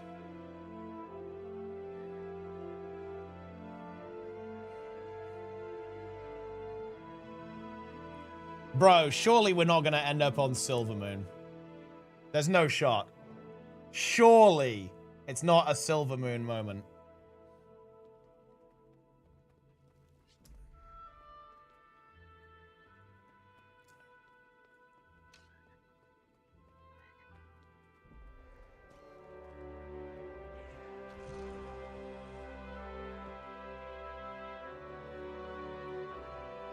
Want to just feed men on Taran Mill?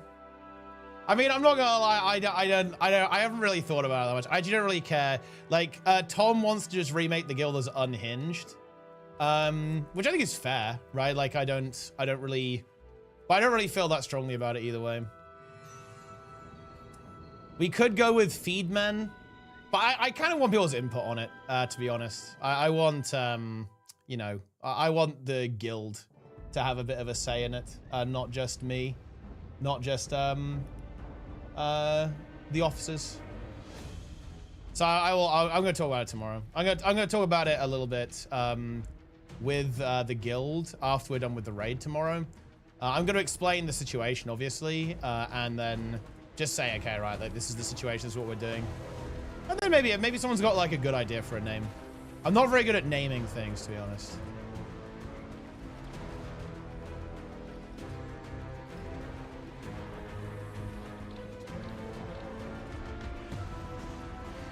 What about Frogwide? I mean, that's an option.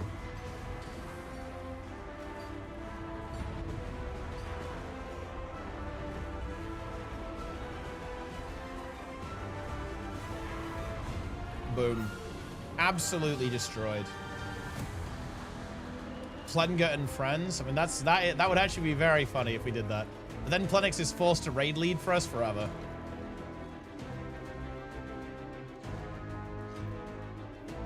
New guild still got a WoW guild? WoW guild, yeah.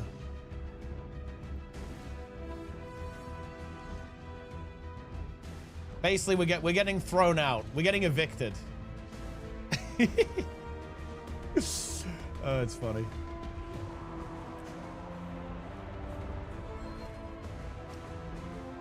Until drama in 4 months. Nah, like I will. I'll run a tight ship.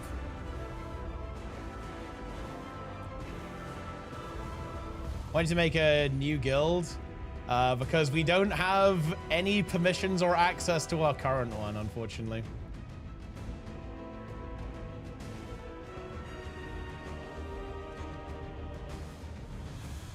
Little incident, guys.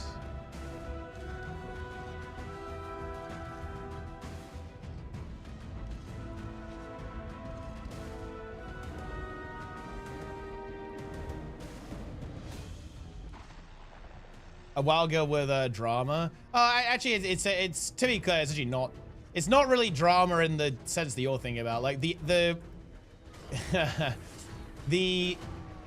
guild is extremely stable now. It's probably more stable than it's ever been. Actually, it's just a slightly weird situation that's led to this. Biggest feedback wall of text. You're the longest so far. Gaming hours. No, it's nothing about that. The tier actually went insanely well.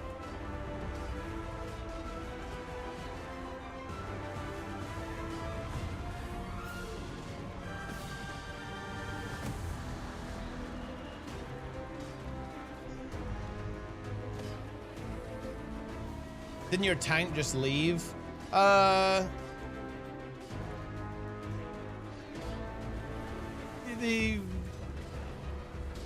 It's not something I should really discuss, to be honest.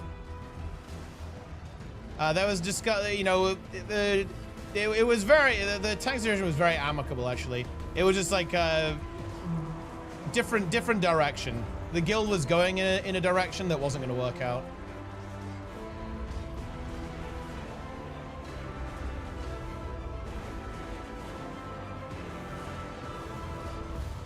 I think a fellowship, I mean, looks pretty cool, I guess. If a guild leader of a guild gets banned or the puns get lost, no, I think it just goes to like the second in command or whatever.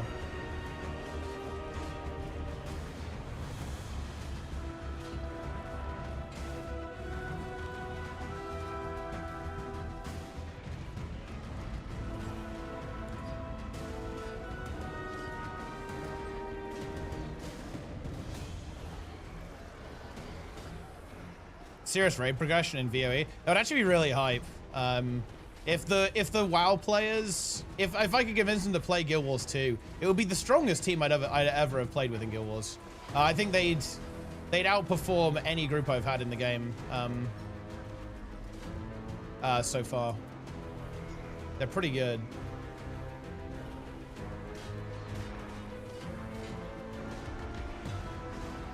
That may not happen. Okay, that's unlikely to happen, I'd say even.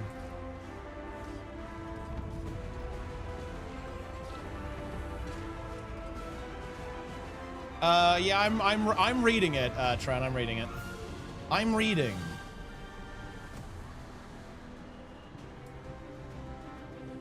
Apologies for the dramatic entrance. I forgot that this segment is kind of weird. You just like fight like infinite shadow things.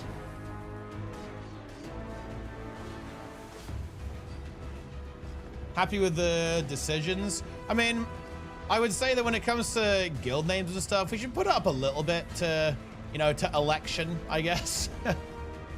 If anyone's got any good ideas, we can ask people what they think a little bit. But yeah, if we just want to, you know, I don't mind using the same name. It's on a different server. That's fine by me.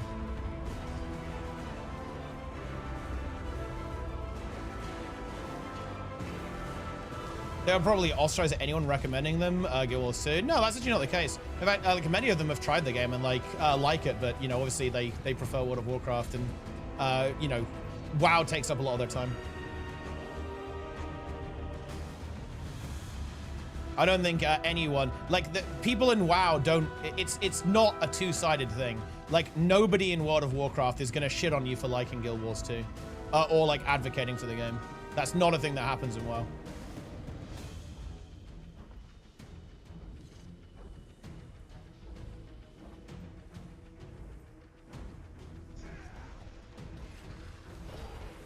Yes, it is. Nah, that's not true. Like, maybe in fucking Asmongold stream, but that's not, like, representative of the WoW community. Now, guys, this is a lie. They shouldn't go, no, that's a lie. This is a lie. Stop lying. No, that is not a thing in the community. Absolutely not. In fact, like, whenever Guild Wars 2 comes up, people speak very, like, warmly about the game, and actually often advocate that things should be taken from Guild Wars 2 and added into WoW. That is a lie. Nobody who plays WoW feels this way. This is a non-WoW player's take.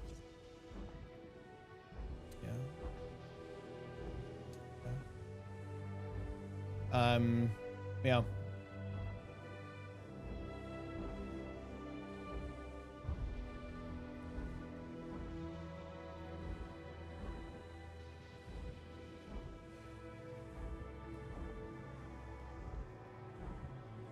Evergreen content horizontal. They'll never do horizontal because that's what people like. People like vertical, right? In general, people prefer vertical progression. They're fucking cooked, but they prefer it. But evergreen stuff, I mean, look, you got time walking in there. I think you're not gonna get evergreen because that's just not how WoW works. WoW releases like too much content for like true evergreen content, but I think they'll definitely do more like rotating, like cycle content with like more time walking and stuff. And I think what you're actually gonna see is they're gonna do, I think they're gonna do world tiers. They're gonna make the open world like more relevant at endgame in WoW. That's their next step. Not really Guild Wars 2-esque though. It's not gonna be like Guild Wars 2. It's gonna be like Diablo, rather than that.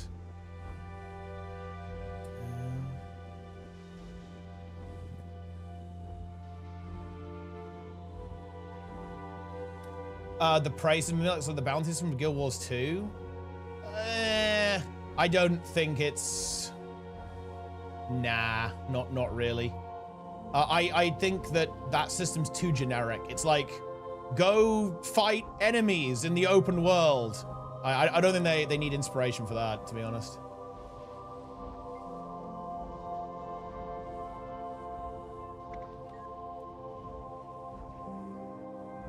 Dragonflight? Yeah, Dragonflight was really good, yeah. I like the War Within too. Midnight looks really interesting too. I'm fairly confident it will be good.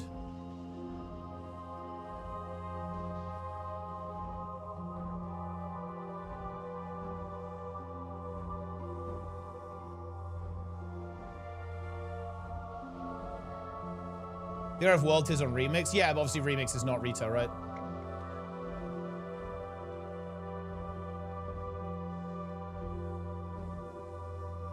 How low lots of people are rating the War Within? Yeah, I feel like I would say the War Within is better than Dragonflight, actually. No affixes in M+. Class balance is sick, in my opinion. Really fucking good, especially in this season. I guess the Dragonflight dungeon pulls were quite strong. But the War Within's pretty good as well. Not as good. Dude, season 3 of Dragonflight was so good though. Like that is, I think, legitimate. It was such a good season. It is hard to beat that. Yeah, hero talents are pretty cool, I'd say. As well, like hero talents are cool.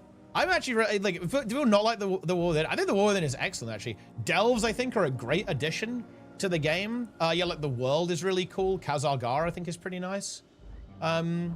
Overall, I think Mana Forge Omega is just the best raid that I've played ever in any game, actually, overall. Demencius is probably the best piece of content I've seen in an MMO, all in terms of encounter design, music, world building, like visuals. It's the best thing I've ever seen in a game, MMO for sure. It's very strong. It's very, very strong. And Nerebar Palace was excellent as well. It was really good. And Undermine was a bit of a letdown, obviously, with Gallywix being too easy, but it was still pretty decent.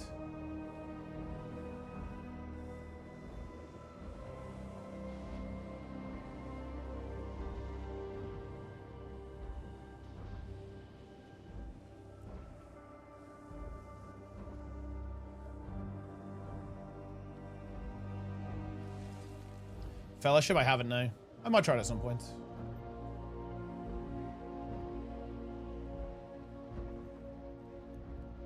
And also, this is a subtle thing, but it is fucking crazy that there is no... Oh, we can actually leech this event. Guys, there's no, no Fated.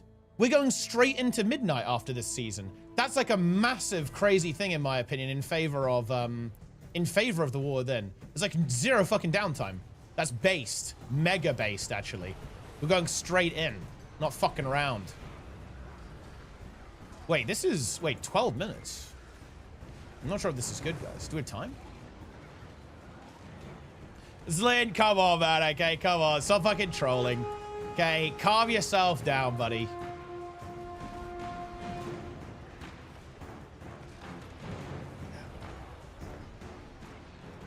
Zero downtime? Well, I mean, you know, it's at least it's not a whole season of downtime.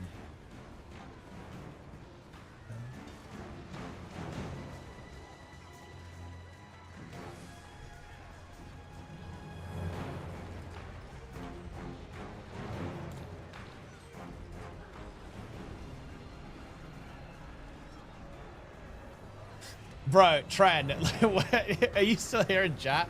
I wouldn't worry about that, bro. That ain't happening. What is this? Holy shit!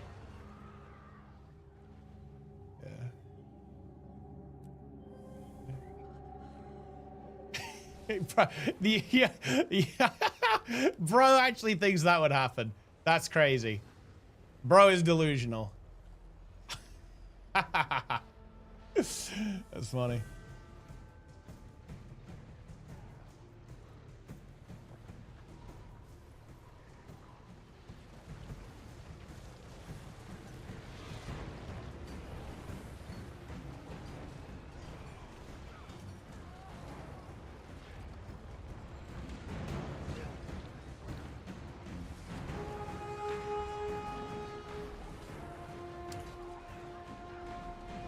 Was Gorsville a Titan spawn? I'm not entirely sure. I'm not sure what the implication is there, to be honest. Maybe? It's pretty cool if that's the case, actually. That'd be hype lore. I'm a ghost.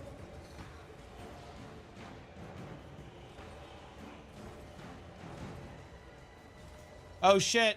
Did we have an updated version of the nuke?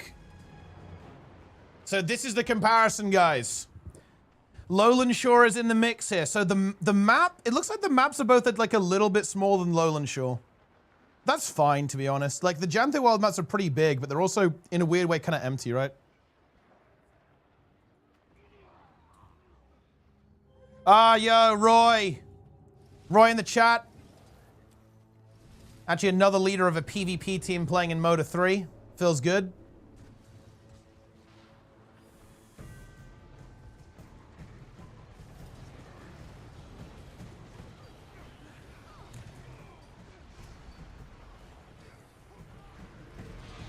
Did you guys know Roy placed the gathering nodes on this map? Are you guys aware of that information?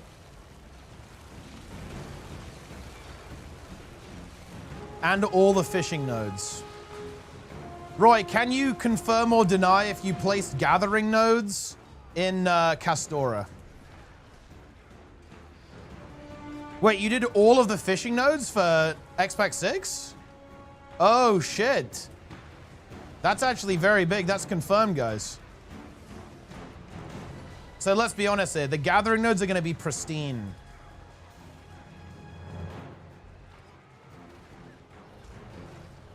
Roy is cooking? Roy is cooking.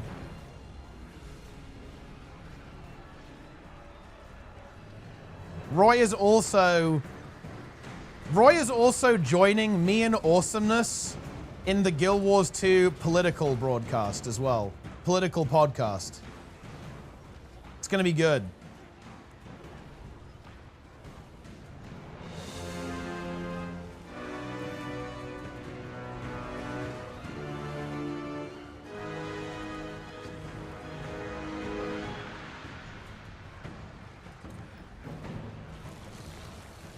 Guild Wars 2 political podcast. I mean, it's an inevitability, okay? Like, we have had multiple lunatic debate streams. It keeps happening, right? It keeps happening. We have lunatic debate streams. Awesomeness is often, you know, he's in the chat during this stuff. He's asking questions, right? Like, he is very much, like, he's in there. He's engaged.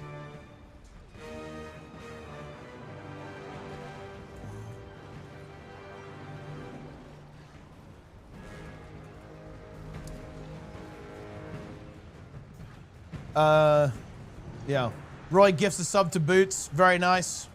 Wait, how many subs has Roy gifted? He has gifted a copious amount, in my opinion.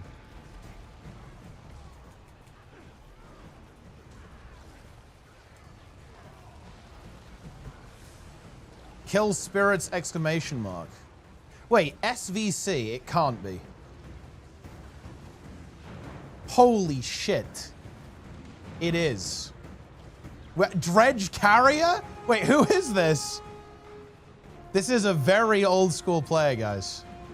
To have that name, this is an old school gamer. Well, we have to click on them again. You know what's fucked up? I guarantee you, almost nobody even is aware of digging a hole at this stage. Like, who here even knows about digging a hole? It's arcane knowledge. It's lost arcane knowledge. Where is that SVC tag?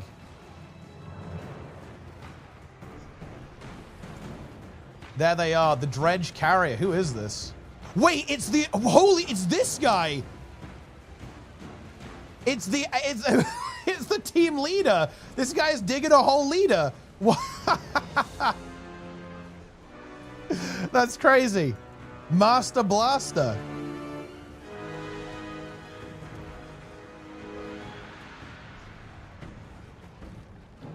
Yeah. Digging a hole leader has been located.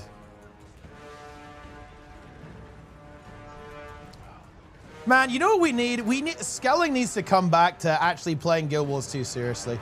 And also needs to he needs to fucking stream his gameplay. And also we need Zirid to come back as well. Like, then we can have some content. Then we can have some actual good content on in EU Guild Wars 2 PvP. Because right now we don't have that. So it looks like the map size is good, guys. Going into the next X-Pack. We're fine. Nobody panic. If the gathering nodes are not in lore-accurate spots, I'm gonna mold on the forums. No drama, no gaming. Well, I mean, like, do any of like the old people even play? Like, does PG? I don't think PG even plays. I actually did queue into Benzo like a while back, actually, so maybe he's still playing, but I don't think like PG are even really playing.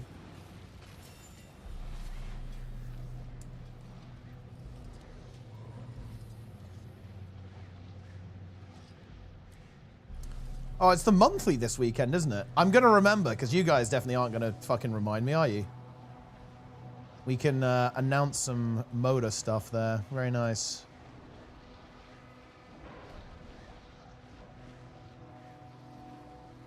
I think Erazik plays.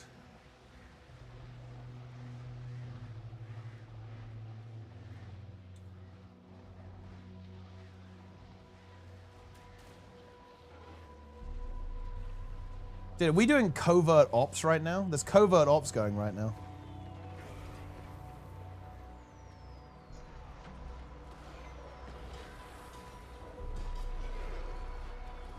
Last non-VOE monthly AT, that's true, yeah, that's true. Shout out to Roy.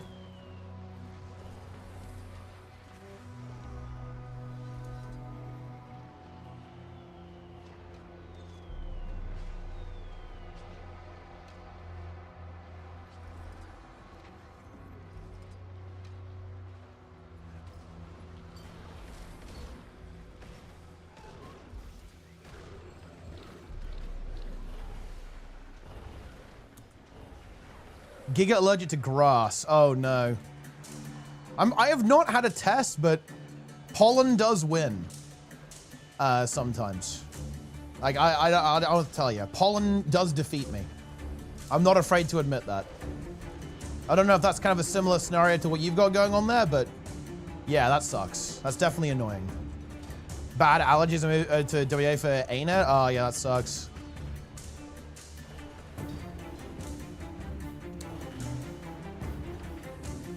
Well, I mean, look, at least you're a gamer.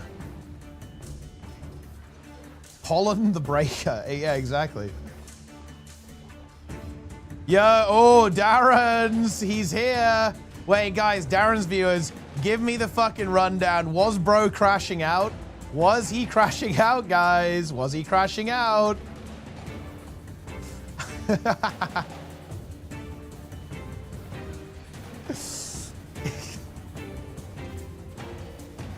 Break. His first message in the chat after the raid is his break in all caps. Interesting.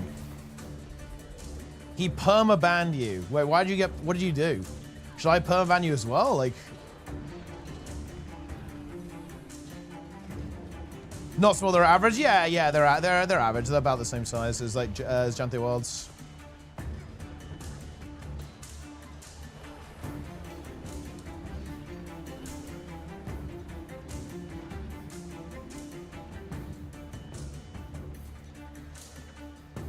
Size is not everything.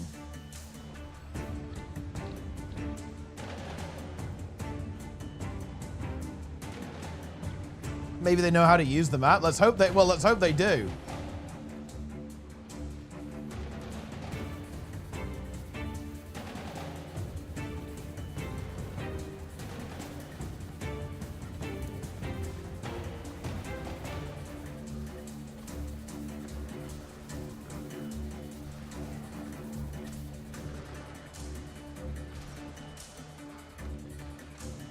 Omega. Sometimes size can be too big. And awesomeness, like he's someone who has experience with that problem. It's tough stuff. Similar to Plenix, actually.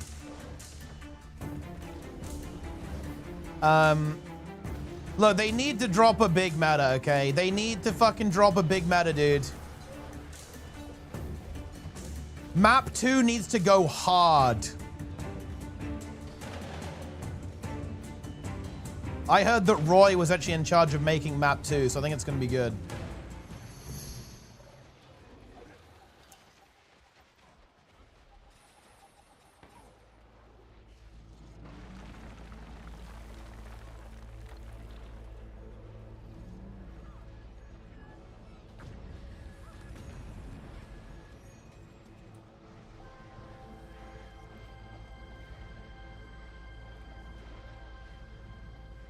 Size match the mobility of the available mount. It's a bit smaller than Warcore, it's a bit slower. That's true, yeah. It's pretty fast though, actually. The juiced up version is like very, very fast.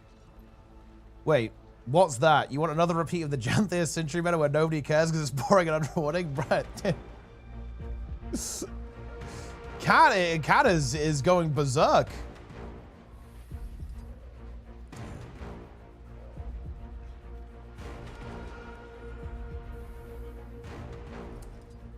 I was parallel parking the city environment the other day. I was in our bigger car and it was a little too tight. I mean, you hate to see that. You honestly hate to see that.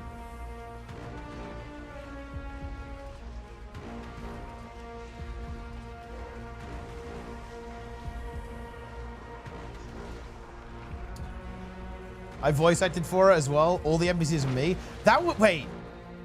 Would they ever let you do that, Roy? Would they ever let you voice an NPC? That would be so fucking sick, actually. You should be the custom voice for Dugan, right? There should be like a custom voiceover line for Dugan in the World vs. World vendor. That would actually be so good. Wait, surely they would let you do that. The Guardian NPC? Roy should voice the Guardian. I don't think he would voice the Guardian NPC. Like, he would voice, I don't know, like, someone who died to the Guardian NPC. Like, that maybe another NPC runs in and feeds to it. Like, that's the NPC that Roy would voice. Make him do it in different... Oh, yeah, they have to do the localization. He has to learn French and German. That would be actual content, actually. Holy shit. That is fucking crazy.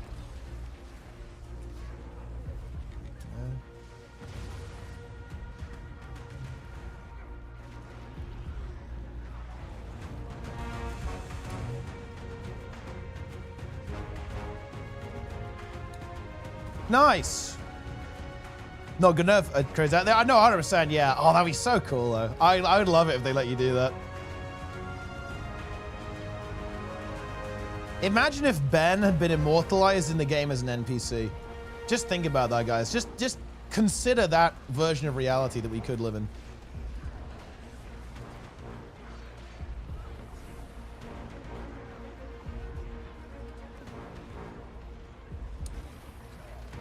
One take the other languages, no prep, just YOLO the pronunciation. That would be very funny. Ben was saved. Dude, I miss Ben. Why can't Ben come back, man, for VOE? Aren't there loads of devs going back at this point? Isn't Mike Z at ArenaNet? Just get Ben back, no? I don't get it. Like, why is Ben not back at the studio? It makes no fucking sense.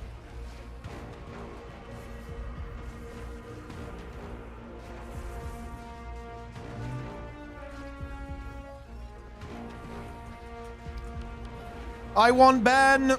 Return Ben to us, ArenaNet. Didn't you make one of those useless trailers in the game and then left the studio? Wait, you mean masteries, right? You mean like the Jade bot? He did do that, yes. He did make the Jade bot. But to be fair, he also unironically carried PvP in World vs. World for years. Without Ben, look, I just want to be clear how impactful Ben really was. No gizmos without Ben. No community conqueror without Ben. Far less community tournaments without Ben, right? Bots and multi-boxes getting banned in PvP wouldn't have happened without Ben. Yeah.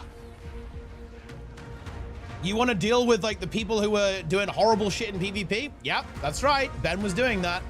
Ben was like was putting a lot of work behind the scenes. Like he like no joke. The moment Ben left the studio, PvP became 50 times worse off. Like I'm not joking either. It's not even debatable in my opinion. Like he was a huge carry for competitive.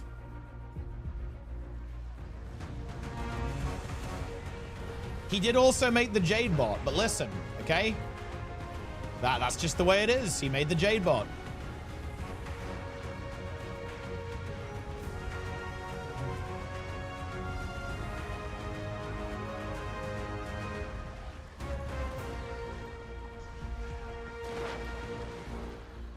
Kill the slimes.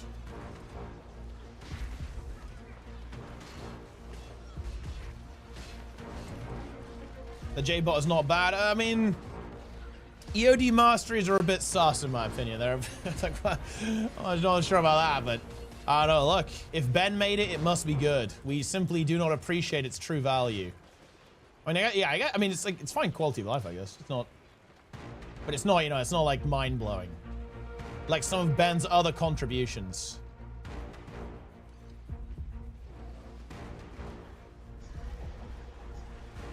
People hate it? I don't think people hate. I don't want to say people hate it.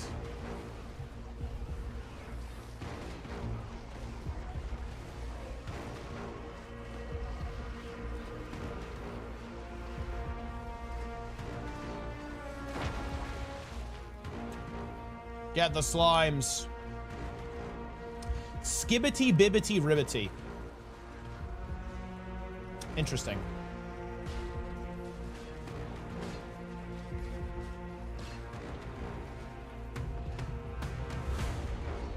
Skedaddle skadoodle. This meta event is now a noodle.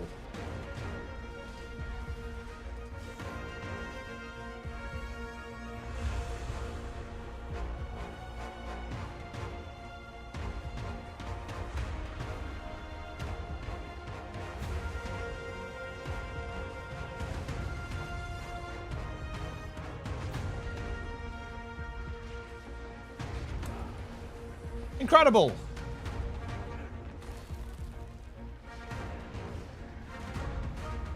Will Castor have worms? Good question. I would assume so. At least one like worm-like enemy at least.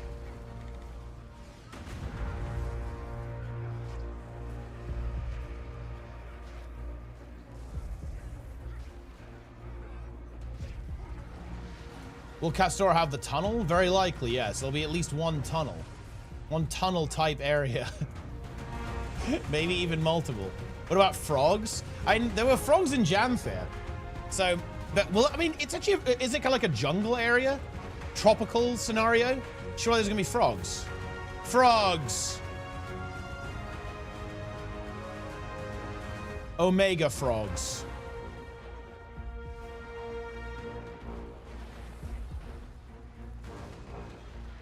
Incredible!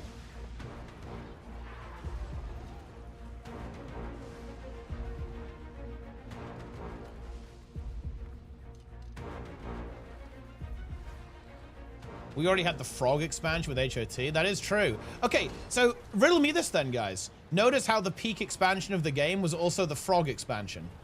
Does that say something? I feel like that says something, no?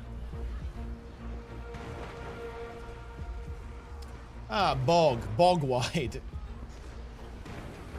Bog wide.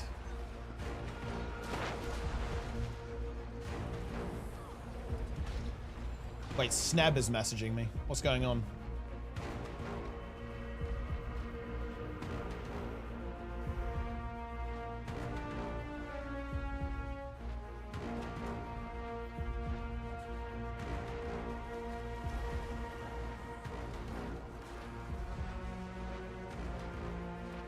You're looking very swole. You've been working out, carrying these plebs in open world. Yeah, I've been trying to stay in the gym. It's all gonna go completely to shit with the expansion. But real talk, I'm actually gonna try to not do that, actually. Usually when I go degen, I end up just, you know, not doing anything. But nah, I'm gonna try and keep it up, actually, this time around. I am working. I've got some serious work to do.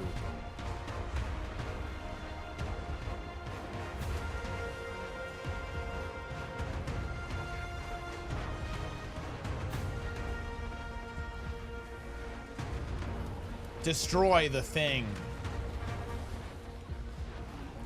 The soup arc? What the hell is the soup arc? Are you consumer only soup or what? I'm honestly not the biggest fan of soup. Degen for everything about to being normal, that's the meta. That kind of is the meta, actually. But look, I'm going to break the meta.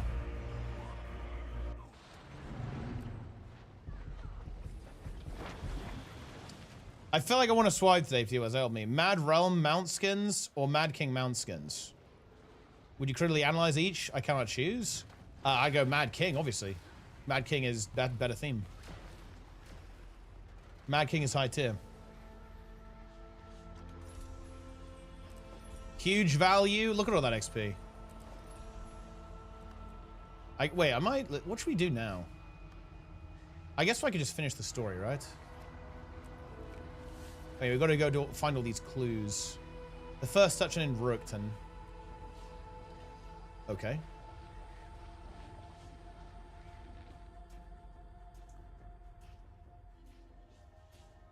Ah. Ow. Man, I've been sitting down for too long. I've been doing a lot of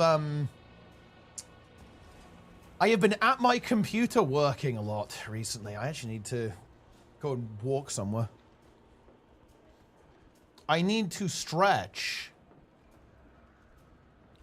I need to be flexible and bendy. Sign desk? You know, I actually did think about it. I would like to try it at some point. Standing desk might be kind of good.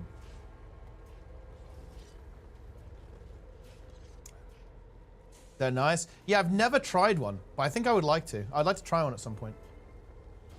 Boom.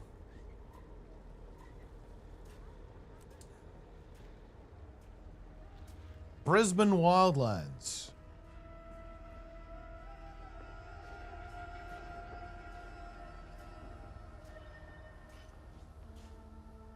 Stretch during the ad breaks? Dude, I'm just going to run like 10 minutes of ads. And you will watch every single one of them, by the way. I'll know if you don't.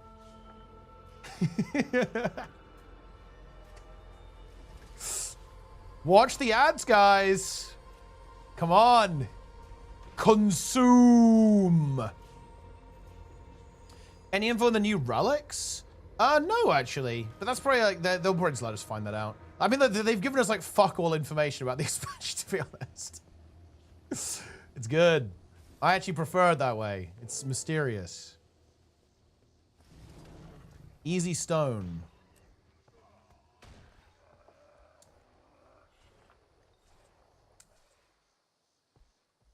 I don't want it. Wait, whoa, Darren's, what are you saying, bro? What are you saying, dude?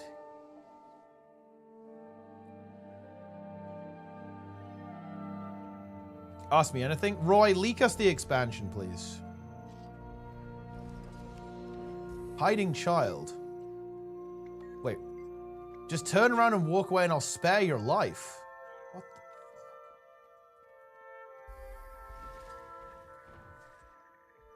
It's crazy. I'm scared of knowing. Dude, Darren's, have you got your playlist ready, dude? Got this one earlier. Flexi Spot. Wait, I think these guys have offered me a sponsor. Dude, maybe I should take it. I think, wait, would they give, let me see if they'd give me a free one.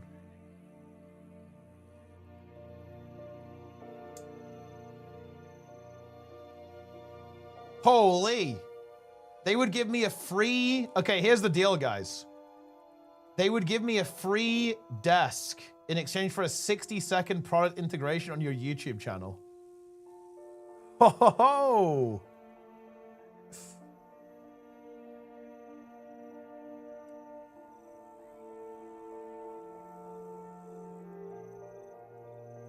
Okay, they'd give me a free desk worth £550. I mean, okay then.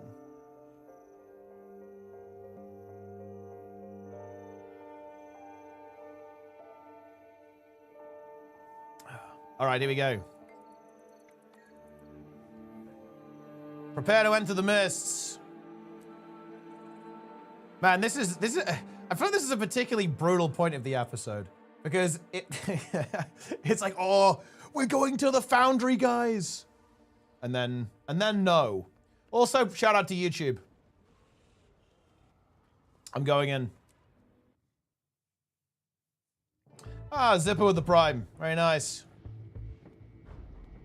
A boba.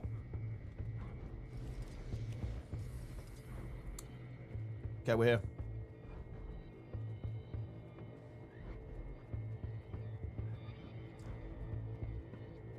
Man, I'm kind of hungry actually. Need to go eat something pretty soon. I might not stream super late because I yanked myself awake today, and it's pretty brutal, guys. Because you know I've been getting up at 6 p.m., 7 p.m. a lot of the time recently, working all night, and well, they put it like this, it's cooked. So I am quite tired. This is hard. This is reset, guys. Normal streams again tomorrow. Yesterday? Well, yeah, this is normal stream. Look, I was live at the appropriate time. No? Am I wrong? I am objectively correct on this. No, I'm gonna stay up. It's just that I might go do some other stuff. I might go to the gym, for example, which I haven't done today because I went live early. Yo, get us in the mist gate, Mabon. Let us in. Wait, maybe I can just go in now. Oh, not yet.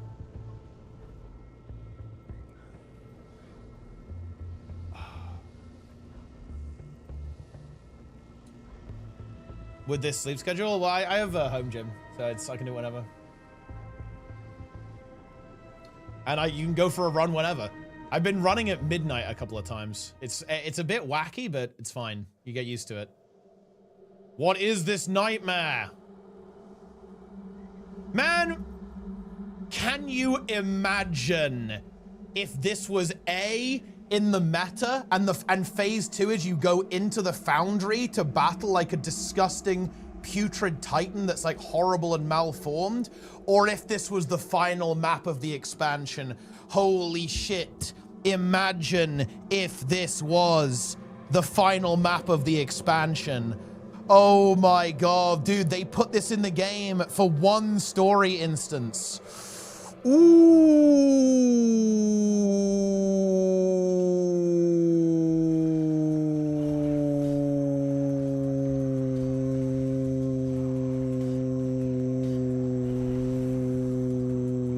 Yeah.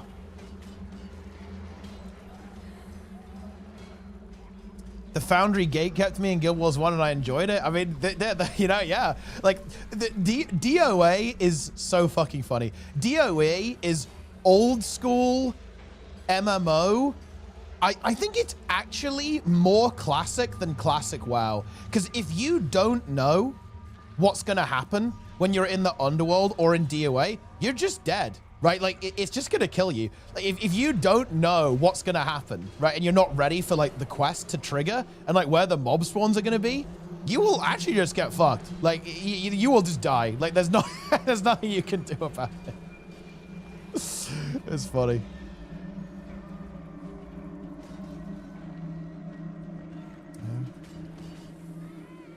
Yeah.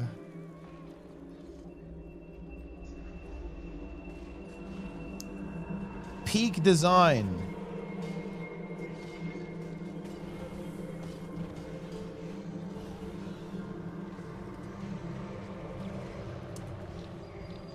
Yeah, okay. Oh, hang on, guys. Fact check me on this. Correct me if I'm wrong here. ArenaNet did post roadmaps, right? Before expansion launches for Soto and Janthir. Where's our roadmap? I don't know, man. Is something off? Look, I don't want to be that guy, but I'm just feeling that something is weird. I don't know. I don't know. There was a delay, right, going into this one. Bear that in mind, guys. Don't forget there was a delay on this, yeah? This was, you know, theoretically this was supposed to come out like 2 months ago, yeah? It's delayed by 2 months. Like all the communication is weird. Like, is it 5 legendaries or 6? Like, what's happening? It is very weird. I don't know. Like, we're in a very unusual spot. And then, of course, there's all of the, you know, the game that shall not be named, okay? The next one. The forbidden sequel.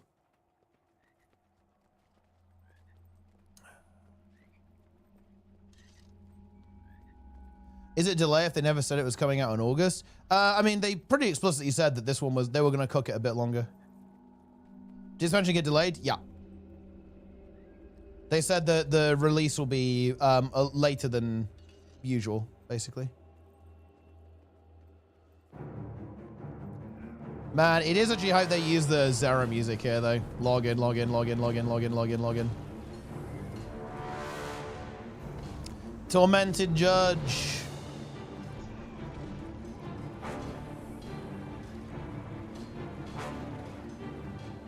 Syndicate? Yeah, this is Syndicate gameplay. This is, yeah, we have to do this without getting downed. Easy achievement. God damn it. Playing Fiber with no lack is weird. You were always the weak link. They were, like, roasting this guy. I saw a thread about the best ones and no one said Zera despite her orchestrating wings 1 through 3. I guess Zera is maybe not mega developed, I guess. Like, you know, you kind of meet her and then just kill her.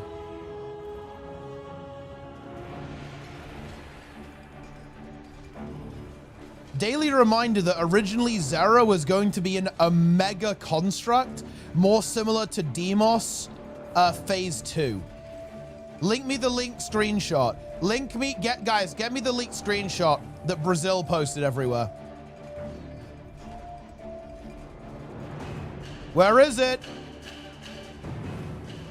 I think a lot of people want to see this, but yeah, Zera was, just so everyone knows, guys, Zera was originally going to be a construct style boss, and you would fight like a giant NPC, a bit like Conjured Amalgamate or Demos. You were going to directly fight her construct, as opposed to them just kind of like levitating around a bit. Kind of interesting, but that got scrapped.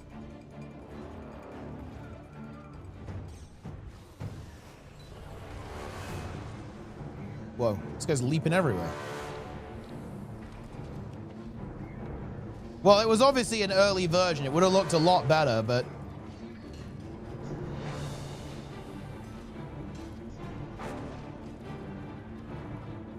Marionette? Now, they nerfed Marionette Booba.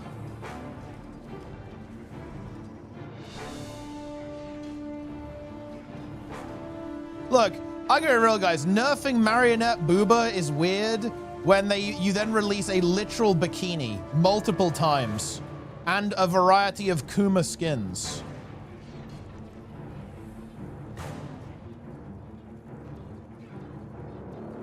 You will not defeat us. Well, a bit late for that, bro. You're dead.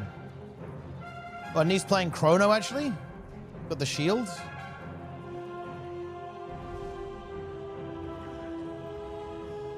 Foundry Survivor.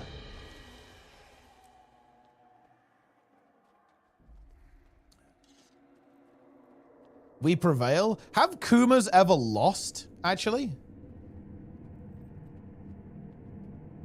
There's on the lore behind Zera's crew accidentally summoning Balthazar instead of the real Lazarus. Well, didn't Balthazar basically trick them? Isn't that kind of the whole point, that they got owned?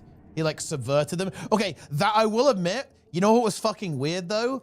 Is that real Lazarus also appeared. Man, they really tried to eat their, you know, have their cake and eat it too, didn't they? They were like, aha, they got pranked. But also Lazarus was also back anyway, and you kill the real version of him, right? So you get the bait, but you also get the real one at the same time. That was really strange, actually.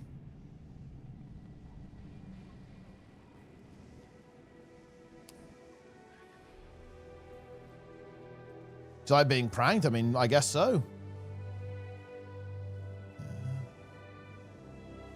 Oh, that's true. The Kumas did lose in the UK. Although they just install a VPN, so they don't really lose.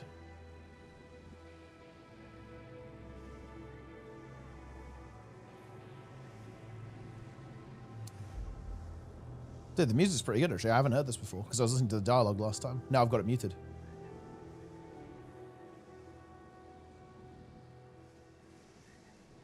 Mabon is dead again, guys. Not looking good. Are they going ban VPNs? No, I don't think so. I think they just ask you nicely not to use them, which is, as very well known, very effective.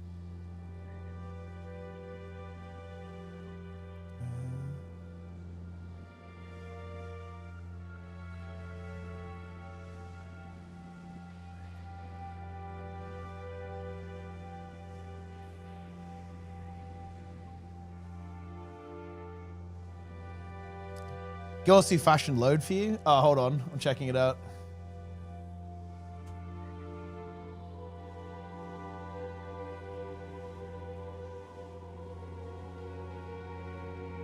It does. It loads. We love to see it. Cute Condivert. Test Soul. Tentacle Lord. Fog Champ. Tentacle Lord. Test Soul, now I can rest. Doom Daredevil. 2B.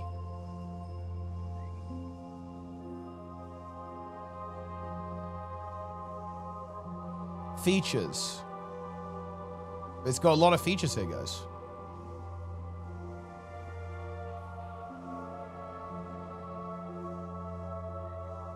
Feedback. Oh.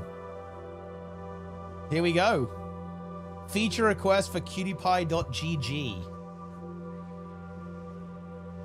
Wait, r/awesomeness. We have r/awesomeness. We actually do have a confirmed feature request. This should be fixed. Yes, it is. Thank you. Look at this. Responsive developer, guys.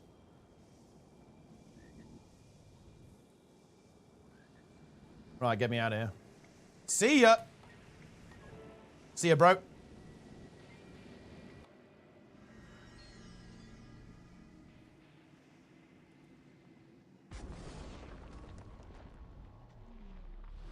I know that guy? Oh, yeah?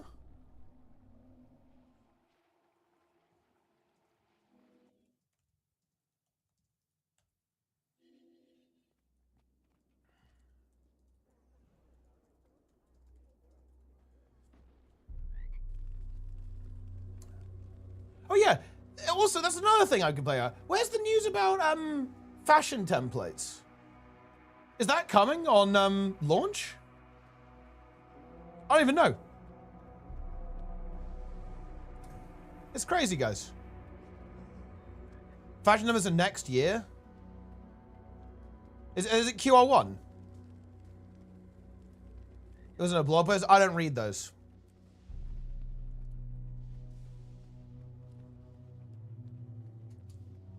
I don't read those. In fact, I actively don't read them.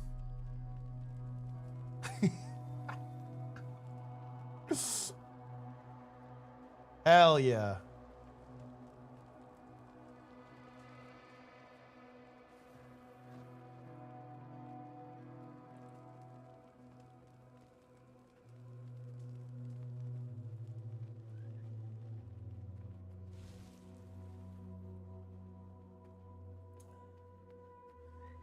Targeting core Guild Wars 2. I mean, yeah, that is brutal for me. Like that.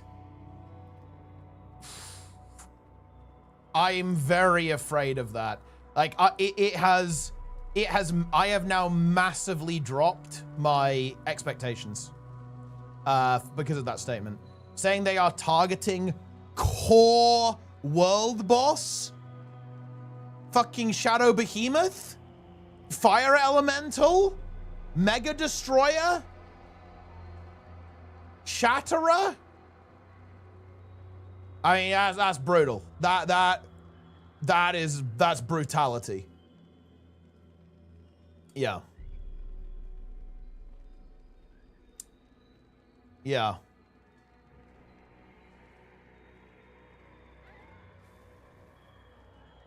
I experience fear on a daily basis because of that, unfortunately. Yeah, you can see here, it's in the article, right, guys?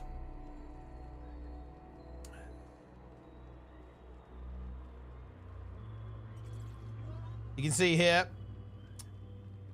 the streamlining was to bring the difficulty closer in line with core game world bosses. So that is rough. That's very, very rough. So I'm expecting it to be significantly easier than Janthir Wilds. And bear in mind, guys, they annihilated Janthir Wilds in terms of difficulty, right? They reduced the HP on this by like 25% or something. Well, I mean, look, infantile mode may be the appropriate, you know, descriptor. They did nerf Salmon Run. They nerfed Salmon Run a lot too. Yeah. Visions of infantile mode.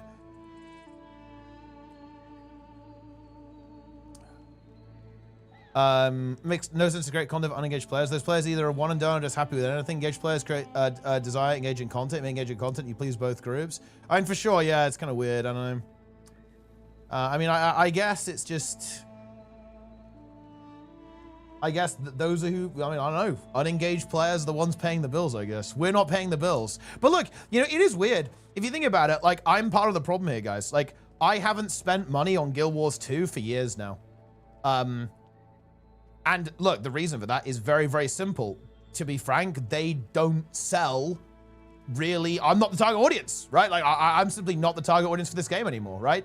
And as a result of that, surprise, surprise, I don't spend. And I think that's the case with a lot of players, unfortunately, who are kind of in like my type of demographic. They just don't spend on the game anymore.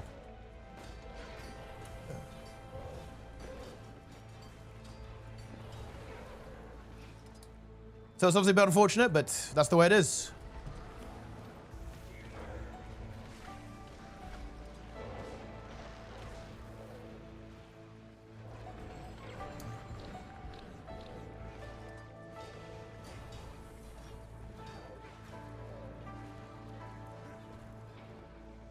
It was? Oh, for sure, yeah. Yeah, back in the day, definitely. There was a time when I was very much within the target demographic of Guild Wars 2, I think.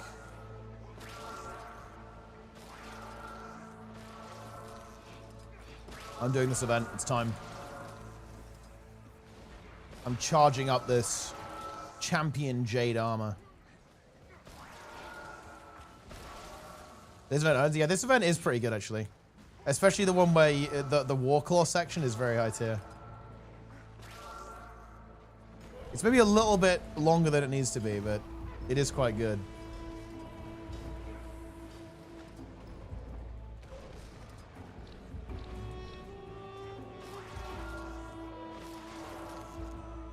It is taking a while. It is taking a while to charge, though, isn't it?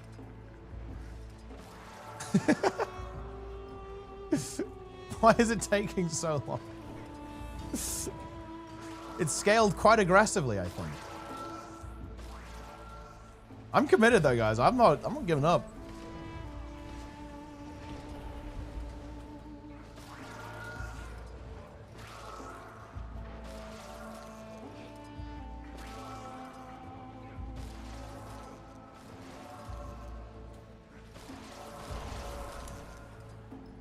Pledix reactivated the Wheel of Misfortune. He did, yeah. And in a very big way.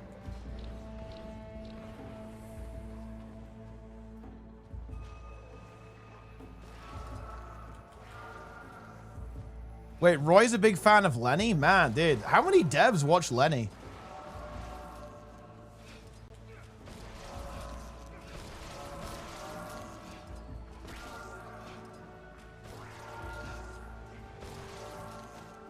That's crazy stuff, right? It's a small world, guys. And Lenny's moving up in it very quickly. Lenny has like 3 videos, or is he a streamer? Yeah, he's new. Hot new content creator.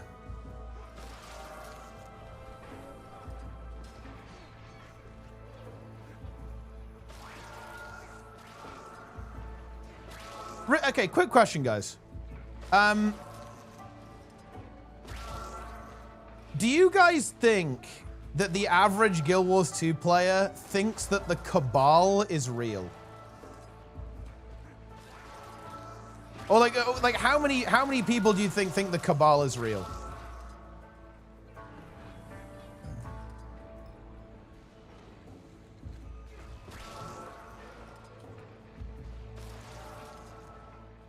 They're not aware of it. They're not aware of the Cabal.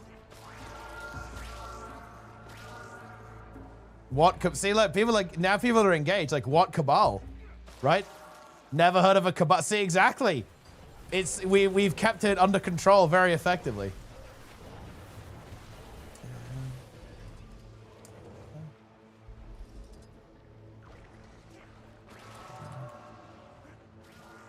Dude, you know, it's actually funny. I could have started drama. You know what's really funny, guys? I actually could have started drama about this, but I didn't. Weirdly enough, I should have done, given how other drama was handled. I'm going to be very vague here, but people who know will know what I mean. I should have started shit about this, actually, given how other things went down. Because, okay, the whole Cabal memes. So, there was misinformation spread on a really popular stream that outright claimed that I organized a schedule of streamers around the launch of expansions to rotate shifts and then host each other so we controlled all of the viewers. That was a complete lie with zero evidence behind it whatsoever. Complete lie. That got repeated multiple times by prominent members of the community. No evidence to support that claim. Oh man, dude, that's crazy. And that's kind of where like this Cabal came from. Yeah. Yeah.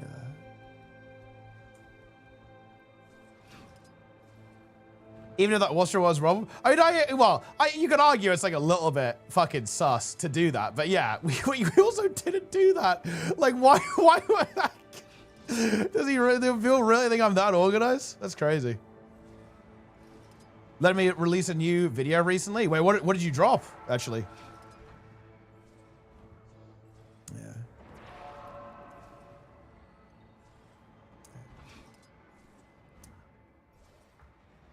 Believable enough of the reality of how hard it is to order his guild to. Oh no, to be clear, it would be really easy to do that. It's just not something that that's just not really the way that I do this stuff. Like, you know, the funny thing is that I am not very metric brained at all, guys. Right now, I don't have my view count on my stream. I don't really care about view count, sub count, or anything like that. It's just not really something that I'm super engaged with, if I'm gonna be honest. I just turn on the stream and go a lot of the time. So it's just so funny when people think I am. It's so funny. In a lot of ways, though, I do actually regret not being a bit more, well, I wouldn't say it's not about being organized, but trying to influence things more. Like, I actually have not tried to really steer the direction of anything, the community that much, or the game. I just kind of do my own thing. But I kind of regret that. I think it was, in retrospect, a mistake. How many viewers do you think you have now? If I had to guess, it's like between 400 and 500. Because it is a news day. And on YouTube, well, I'm cheating there because I actually do tab into YouTube sometimes, so I do kind of glimpse the view count. I think it's like 100 on YouTube, like 150. Shout out to YouTube, by the way.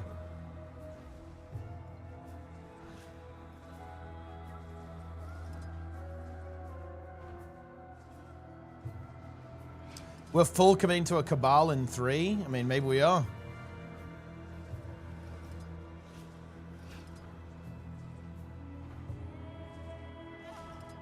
I do read YouTube chat, guys.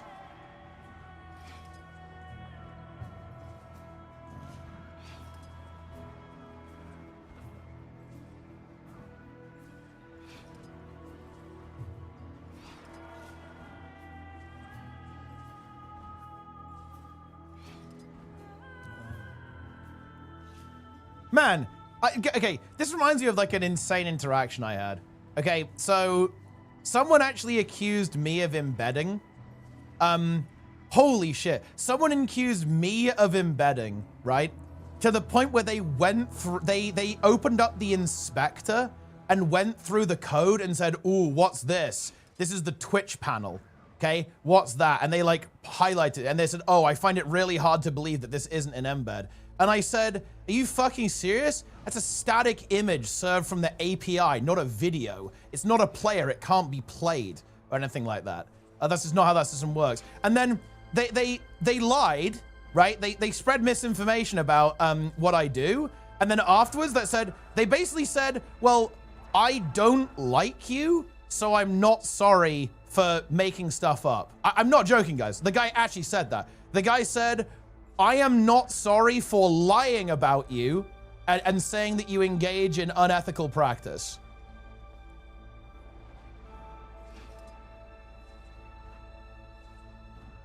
Okay.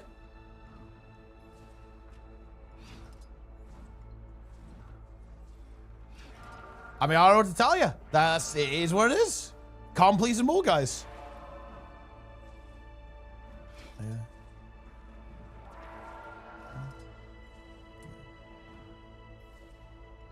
When do you fight something? Listen, okay? This is the event. I don't know. This is the event, bro. It's hype. Look, you can just go in the air forever. Oh, the Warclaw. Ooh. It does maybe take a little bit too long, though.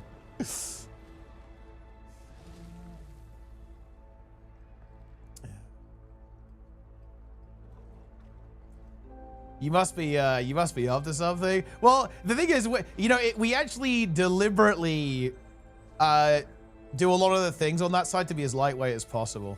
Like it gets like a low resolution thumbnail from the Twitch API. It's like significantly lighter weight than like even like a relatively small image. Embed drama, dude. The embed drama was fucking funny, to be honest. Like that was the most content we've had in years.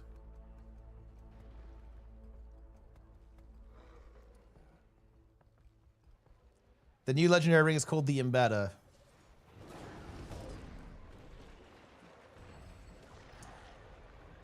Embed.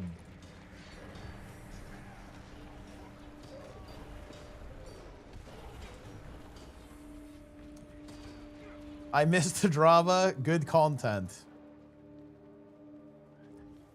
The HS Cabal, dude. Like we need. I really miss like the streaming community stuff, to be honest. Like I felt so disconnected, you know. I feel like everyone just kind of streams on an island these days. There's not a lot of interconnectivity. I really miss when I had I really miss when we had like loads of streamers always talking to each other. It was like a very social experience. These days, it's just like me yapping on my own.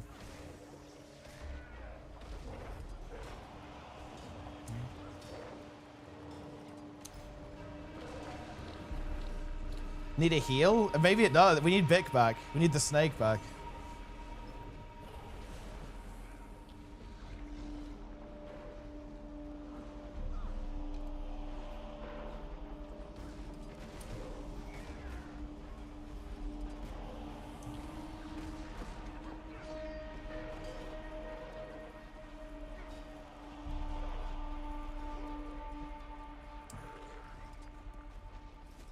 Lady doesn't like Twitch and thinks it's unsafe. I mean, look, that's fair. I can understand that.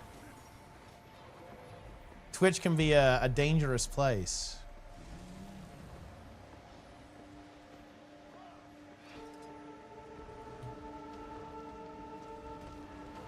YouTube more wholesome. You know, it's weird. You would almost think that, but man, YouTube, the comments are wacky sometimes. Like, I get some crazy cooked ass comments on YouTube. It's weird. Yeah. I get some weird comments. Goofy, even. I'd go as far to say goofy. Yeah.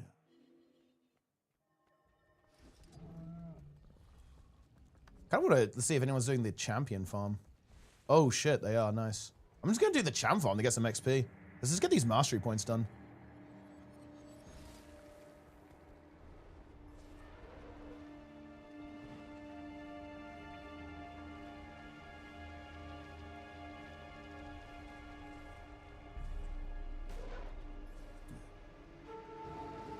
It's time.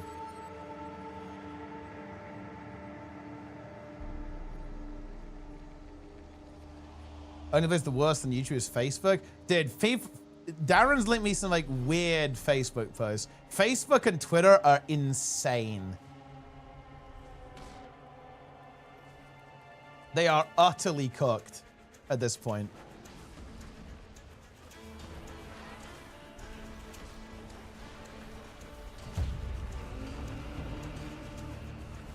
And I like Twitter as well. Like, Twitter is a great platform.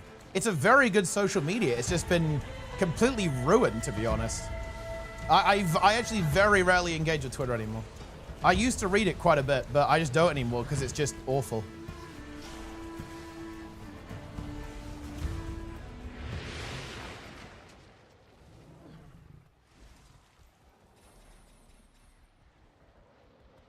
Boom. Is the Cabal real? The Cabal is real.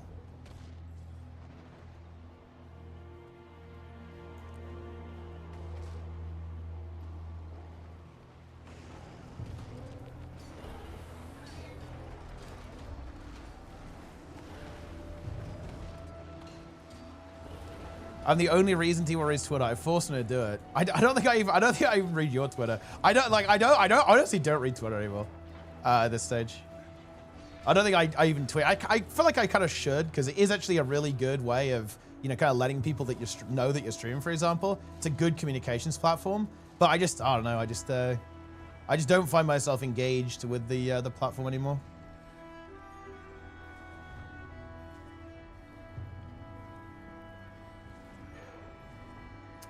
Oh, welcome back to the game, Hellkaiser, by the way. 50 million bots. You have an army of bots. What about, I feel bad for the bots.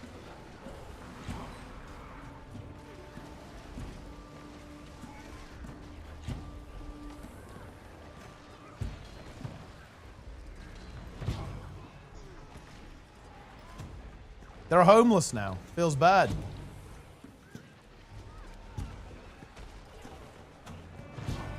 I won your fashion contest during the plague. Highlight of your guild's career. Ah, that is indeed a highlight of anyone's career, I think.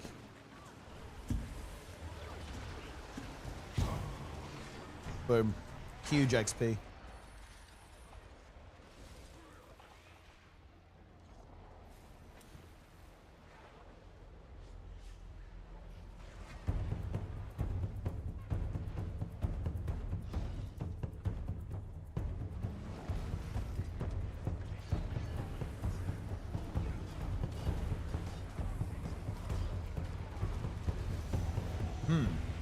Oh wait, do they not? Are we not doing this one? Are we skipping this event? Oh, fair enough. Is this game good for ERP? I think it's probably one of the most potent ERP games in existence. So you're in luck there.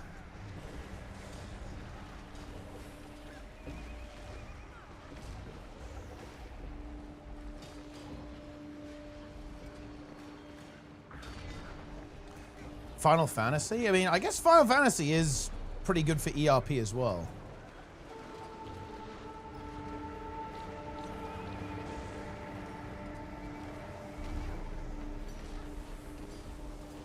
ERP is potent? Well, I feel like ERP is many things, and potent is certainly one of them.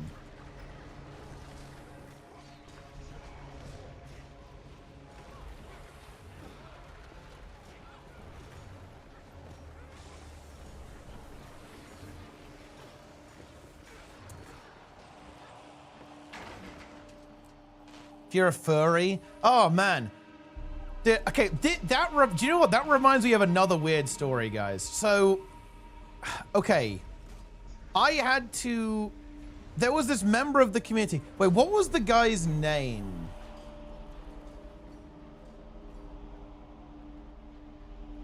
Oh, I can't remember the guy's name. But basically, we had to. He wasn't in the guild, to be clear. He was like, you know, floating around. You know, was in Discord and stuff, right? But wasn't part of the guild, to be clear here. But there was this guy who was a furry, right? And he just started going around initiating furry erotic roleplay with people in Mistlock Sanctuary. And we confronted the guy about this, and he refused to acknowledge that anything he was doing was like even wrong. He was like, yeah, I am gonna keep doing this. You can't stop me. And then just kept doing it. So we perma-banned them from the Discord. But we just had like screenshot after screenshot of this guy just going up to people on Char and initiating hardcore roleplay.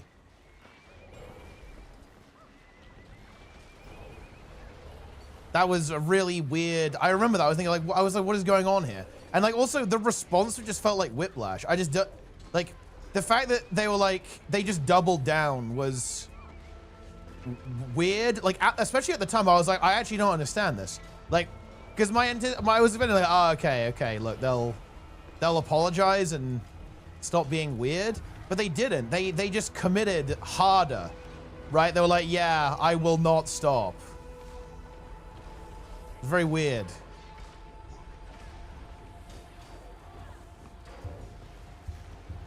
Never broke character, not even once. Just kept doing it. I'm trying to remember the guy's name. Although at this point, it's not really that relevant, is it? The thing is, okay, the weird thing is, guys, this was at the time a semi-known person in the raid community. Like kind of like a side character, right? In the community. So some people would know the name if I gave a name. It was Roy, yeah. It was awesomeness. It was every dev. It was Mela. I mean, Mela's a known erotic role player, but he doesn't go for furries, I think. Try to do a Soto event that's bugged. Oh no, that's not good. Delta? No, it wasn't Delta. Delta isn't banned. SC member? That wasn't an SC member. It would be funny if it was, though.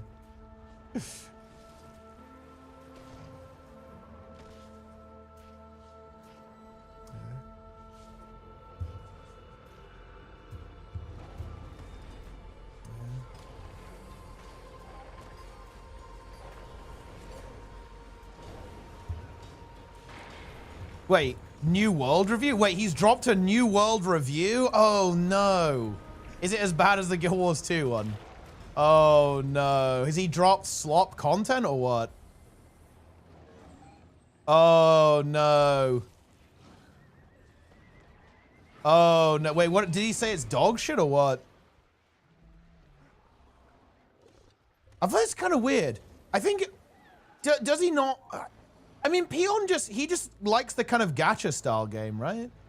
Isn't that what he wants, basically? Like the more gacha style thing?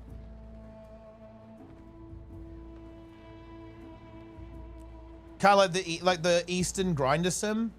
I don't think he's really into Western MMOs.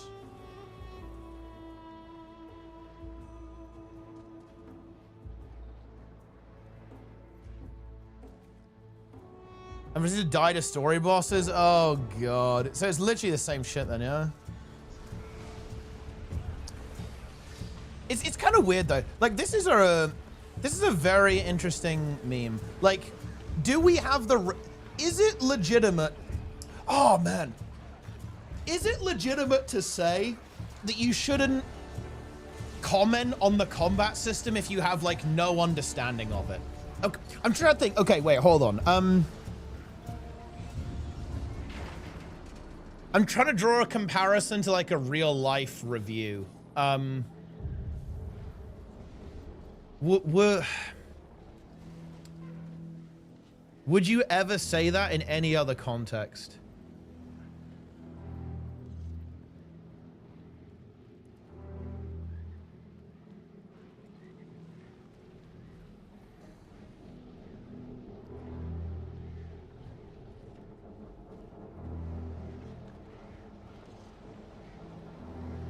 It's difficult.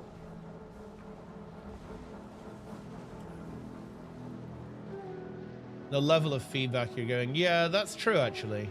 It does depend.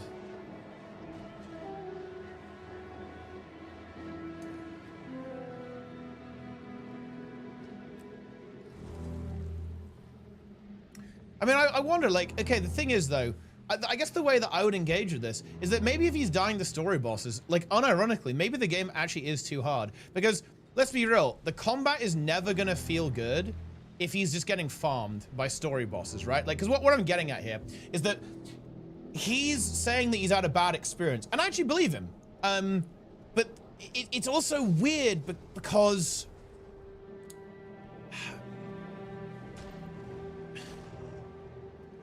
it's weird because the reason you're gonna have a bad time and the game isn't gonna be fun and it's not gonna feel good is if you don't engage with the system, it's gonna feel terrible. Like, Star Wars should never be on. Well, like, here's the thing. Like, he said the exact same thing about Guild Wars 2 on there, and this is why I'm kind of bringing this up. And but the reason why he's having such a bad time is because he's not engaging. Like, he died to Dagda in the story, which is obviously completely trivial, right? But the reason he's having a rough time and the combat's not feeling good to him in any of these games is because he's not engaging with the systems themselves, right? Like, he's not engaging with the combat. So it's like, can you review a system without engaging with the system? It's weird. I don't know.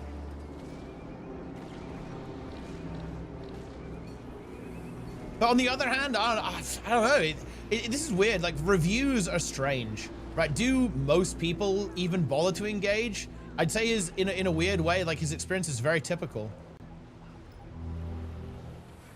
You have 4 skills. New World is actually I think it's actually a very skill expressive game because of the action combat style system. It's like very dynamic.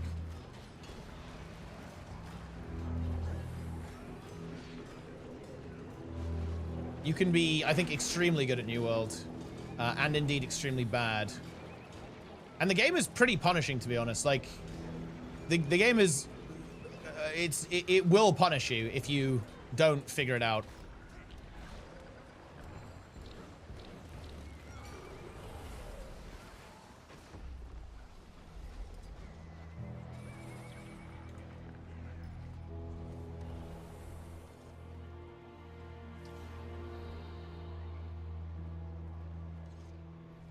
I don't know. I feel like the thing about, like, reviews. What do we think about this, guys? Do you think that as a reviewer, you have an obligation to engage with the content you're reviewing? And I say content there because I actually mean that in a very broad way. Like, for example, can you review a film without engaging with the film's material? I think that's kind of an interesting question. Is that possible to do? Can you write a meaningful review if you don't try to really grapple with a film or an album, like a musical album? Is that meaningful? Are you saying anything interesting if you do that? Because I feel like that's what's happening with video games, is that, like, he's writing a review, but he's also not engaging with the game. Right, like, he's not engaging with the topic, really. That's interesting.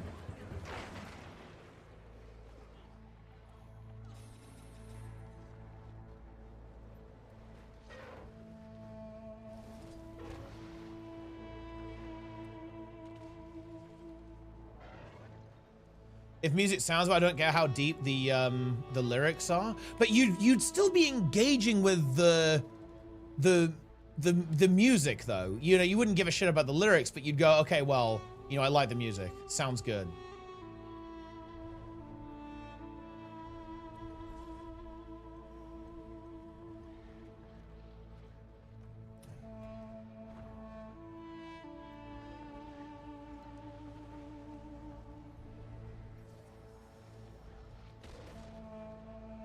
Critical drinker. Yeah, he's different though. He doesn't engage on purpose. If you actually, if you listen, it's so interesting. Oh my God. Like, holy shit. Like, for example, Asmongold just released a video on Twitch and it's remarkable. Oh, it's so weird. This is such an unusual phenomenon. They're gonna write studies about this. But listen to Critical Drinker talk about a movie that he doesn't think is political. And you'll actually find that he's rather insightful when he's making comments about narrative structure, cinematography, and like acting delivery. It's so interesting because he's actually rather insightful. It's the same thing with this video that Asman released on Twitch. He's actually very insightful about it. Like when he's talking about a topic that he doesn't feel is politicized in a sense, it's the light switch, the fucking brain rot is like, it's on a light switch, right? It's so interesting. It's so interesting.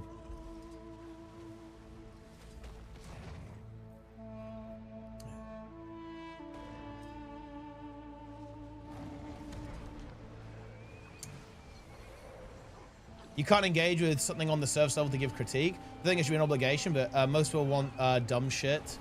They find it more raw. Well, no, it's not about this. Ah! What the fuck?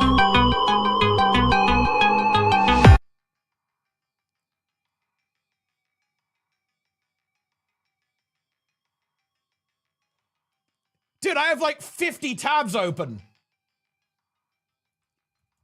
What is that?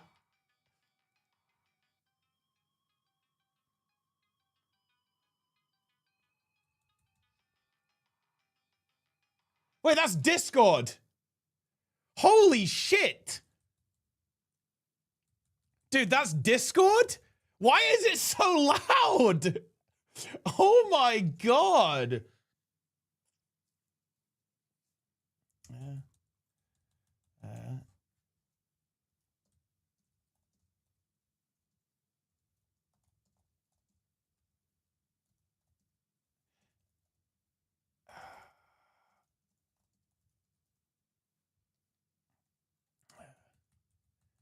Bro, that was insane.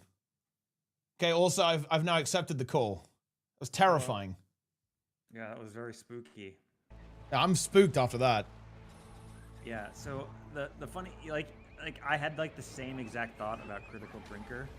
Like, how it's a perfect example of audience capture. Also, wait, can you boost your mic up a little bit? You're very quiet on my end. All right, well, yeah. 1 sec. Yeah.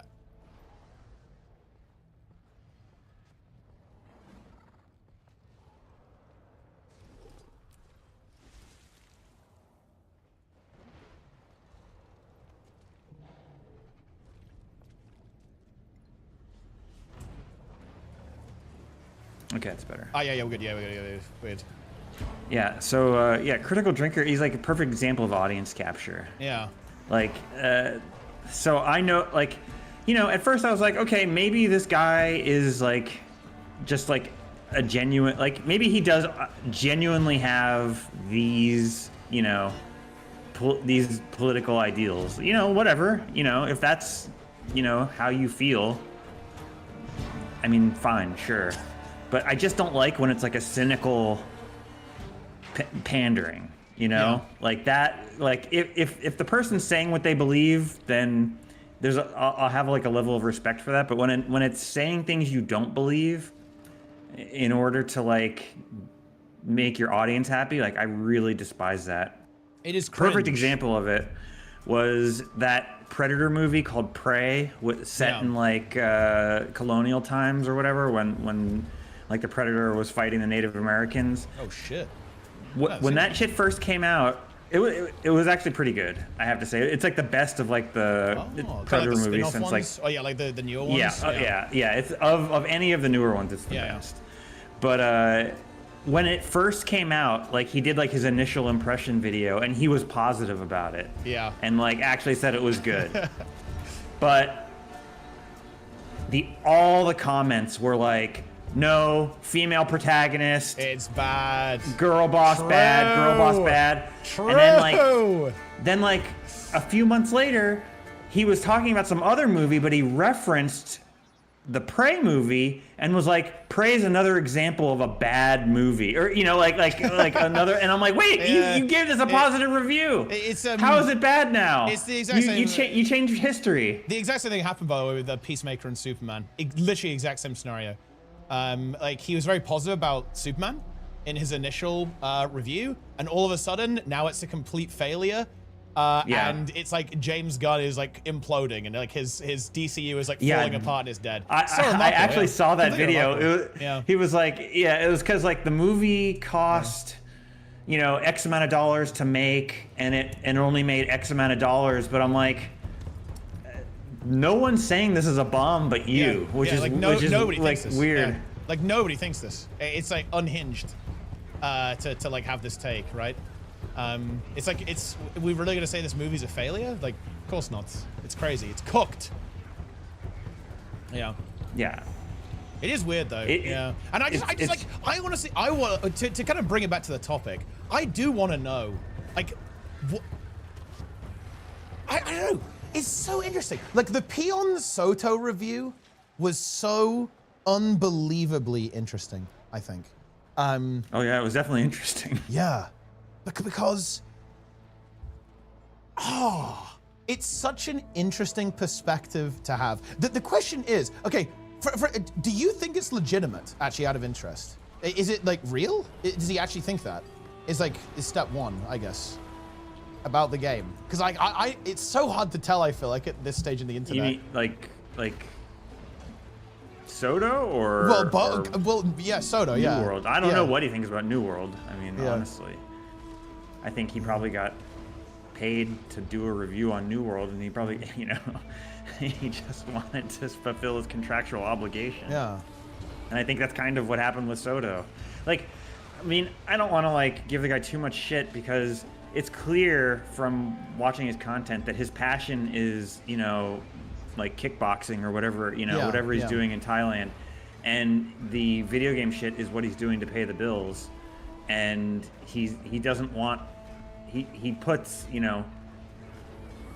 enough energy into the video game stuff to like enable him to live the lifestyle that he wants outside of that, which is, I wish I could do that, I wish I could, like, make a review for Soto and then go back to being a full-time cyclist who doesn't have any other job. Like, okay, sounds pretty good.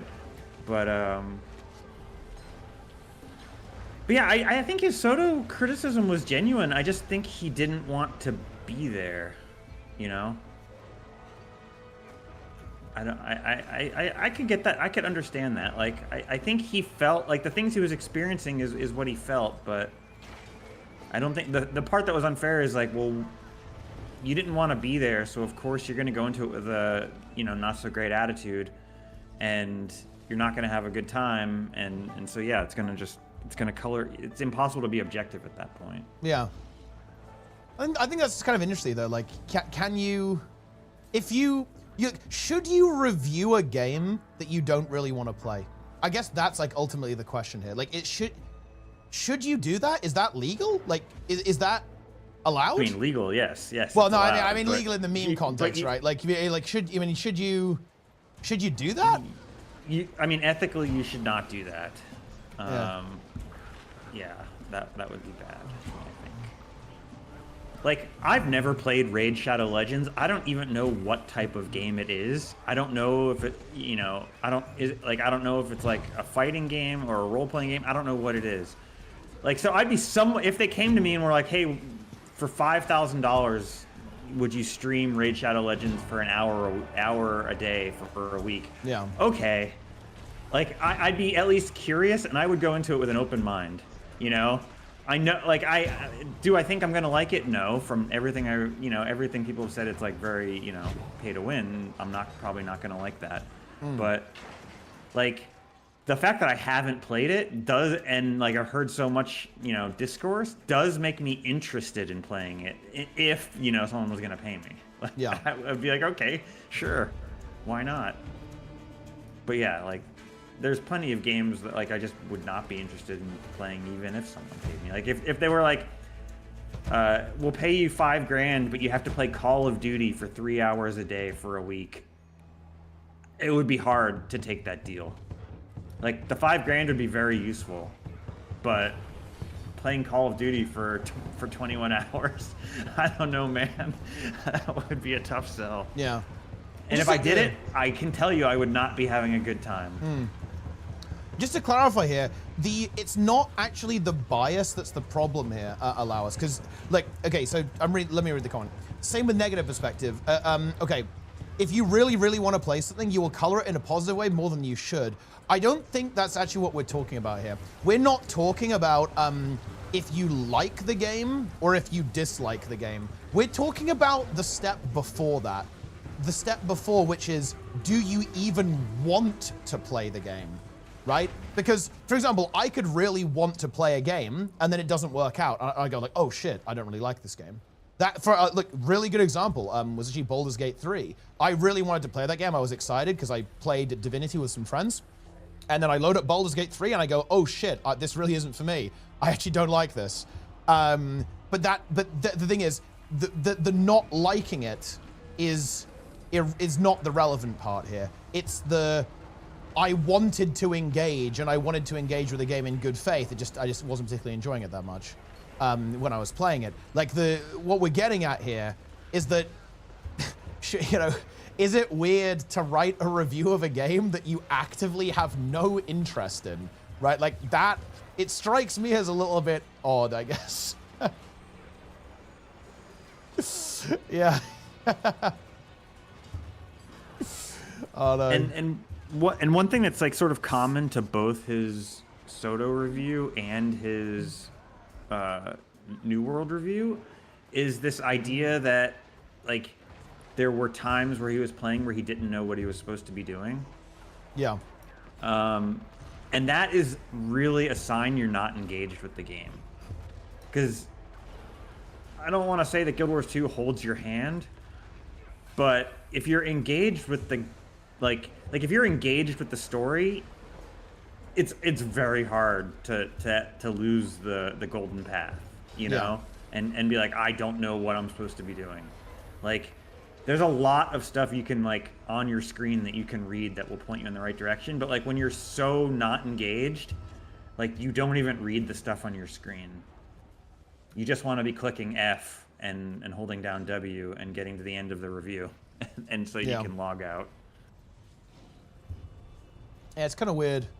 It's just content creation. Yeah, but well, this is the thing. I would actually argue that this type of job, content creation, or well, content creation very loosely, I think it is different. I think it's fundamentally different, actually. For example, if someone, I don't know, like if you, you know, it's weird. I almost would kind of apply this to other things as well, kind of anyway.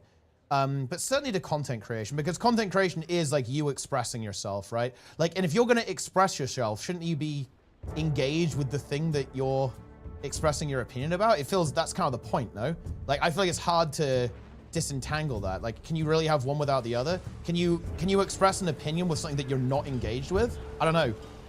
I think that's... There's a lot of like equivalent to that in Hollywood, where a director will really want to make a certain movie that the studio doesn't feel is going to be like super profitable. Yeah.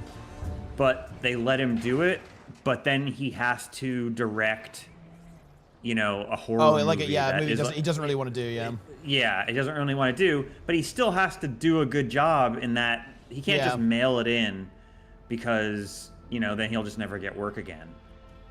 But yeah, you have to, you know, find something in it.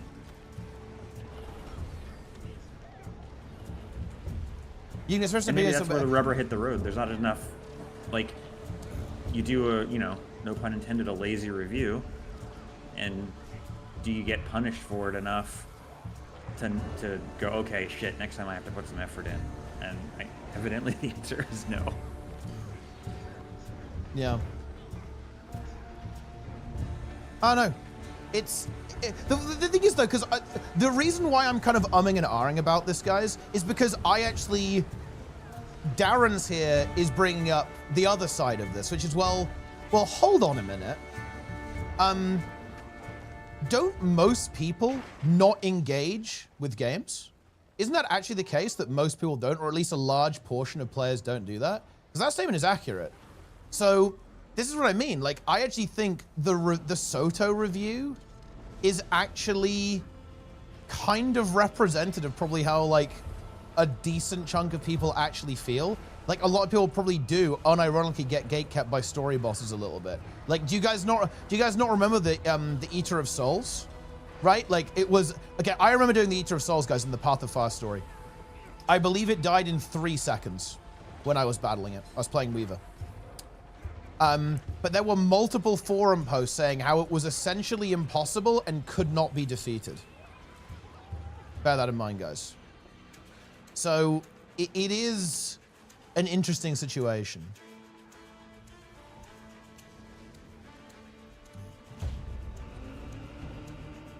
Well, my counter to that would be, if you were talking about a brand new MMO that is like just launched and no one's played it before, and you're coming to it with fresh eyes like everyone else, and you're like, look, I don't know anything about this game. I didn't watch any of the pre-launch hype. I'm just going in blind, and you know, I'm not engaging with it too deeply. I'm just gonna tell you if I had fun or not. That's one thing. But by the time you're in like the 5th expansion for an MMO, any player who's gotten that far is engaged. Yeah. You even if you're the most casual Guild Wars 2 player, if you've done the story or whatever to get all the like through the core game, through all the expansions, now you're at Soto, you are engaged with the game. Mm-hmm.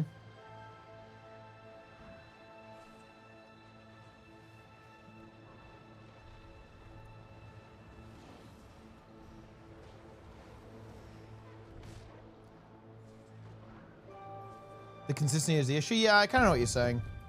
For sure. I mean, there's times where I'm not engaged with the story when I'm playing it in Guild Wars 2. Like, there'll be times where I'm like, wait, why are we doing this? I don't remember anything that happened in the last 5 minutes. Yeah. Like, yeah, because it's, you know, the gameplay isn't exciting at all, and it's a lot of yapping. Yeah. Well, and also, I think that you can get like an actual... But in a way, though, if you have that opinion, to an extent, have you not kind of engaged in a way? Because you're saying, well, I didn't find the story engaging, so I lost track of it, right? Exactly. Like that's like a meaningful criticism, like right? I would have been engaged if it had engaged me. Exactly, yeah. So it is, that's like the second layer of the onion. Like, I feel like you get to that point, but I feel like to not engage at all is weird. I don't know. That's it's strange. I don't know. I don't know. I think it's an interesting perspective. Like, because you know what's really interesting, because from the things that it looks like he said in the New World review, this is why I'm struggling with this a bit, is because I know exactly what he means, and I completely understand how someone could feel that way, right? Like, that's like the weird thing, because I'm not gonna lie, if you don't learn about stamina management, if you don't learn about like how blocking works and how evasion works and how the abilities work, New World will fucking delete you, right? Like, you will, it's over, right? Like, it will completely punish you, like 100% for not doing that. But on the other hand, I mean, that is the game, right? Like, that is what it is. I don't know what to tell you. And you know, some things you can only engage with, or you can only enjoy if you engage with it. Yeah. Like, you know, if you're playing a sport, you have to engage with what you're doing. It's almost impossible to like play soccer or play baseball or do something and not be paying attention to the game, you know, and just being like out on the field picking your nose. Like, it just doesn't make sense. Like, no one, like, you can't possibly do that.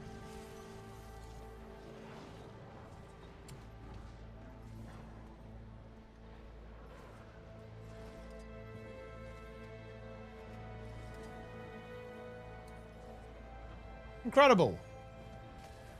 Not be grabbed by it and still review it. But then the thing is, that's what I would say. Like, if I tried an MMO and I was like, oh man, this really isn't for me, like, I would just say that. Like, it would be like very clear that that's my position. And you could probably articulate what it is you're actually looking for and why it doesn't have that. So there are meaningful ways that you can express that opinion, right? But I think if you feel that way, you should say that, right? Like, if that makes any sense. And I would basically make it like, I would very clearly define that my position on that is like very subjective, basically. Okay, like here's an example, guys. If I wanted to talk about difficulty in World of Warcraft, my opinion is that Mythic raiding is actually too easy and they should make it harder. That's my actual, honest to God, unironic position. I actually think that. However, I wouldn't say it like that. I wouldn't say the raids are too easy. I would say, like personally, I really enjoy high pull count raid encounters. Like, I'm looking for 200 plus pulls on as many bosses as possible. As a result of that, I actually really like the difficulty tuning of 4th boss onwards, and I would actually appreciate it. I would prefer the game if all of the bosses started at 4th boss difficulty, as opposed to having like the first 3 or 4 bosses usually a little bit too low tuned for my taste. I would make it like explicitly clear why I'm saying what I'm saying, and I'd contextualize it with my preferences, basically. Like my preferences would be like very much embedded into the criticism that I would be making. I wouldn't just say the raids are too easy, if that makes any sense. Because I would basically clarify my bias, basically. I would express my bias to the viewer. Yeah, that's such a good example from Guru. Yeah, like I would say this about WoW as well. I wouldn't say the game doesn't respect my time. I would say I don't like vertical progression. It's not the type of progression I like. I would much prefer it if I could just, you know, instantly gear any character so I can just play the content competitively, because that's how I like to play games. I like to play competitively. I don't particularly enjoy vertical progression, right? I wouldn't say the game's wasting my time.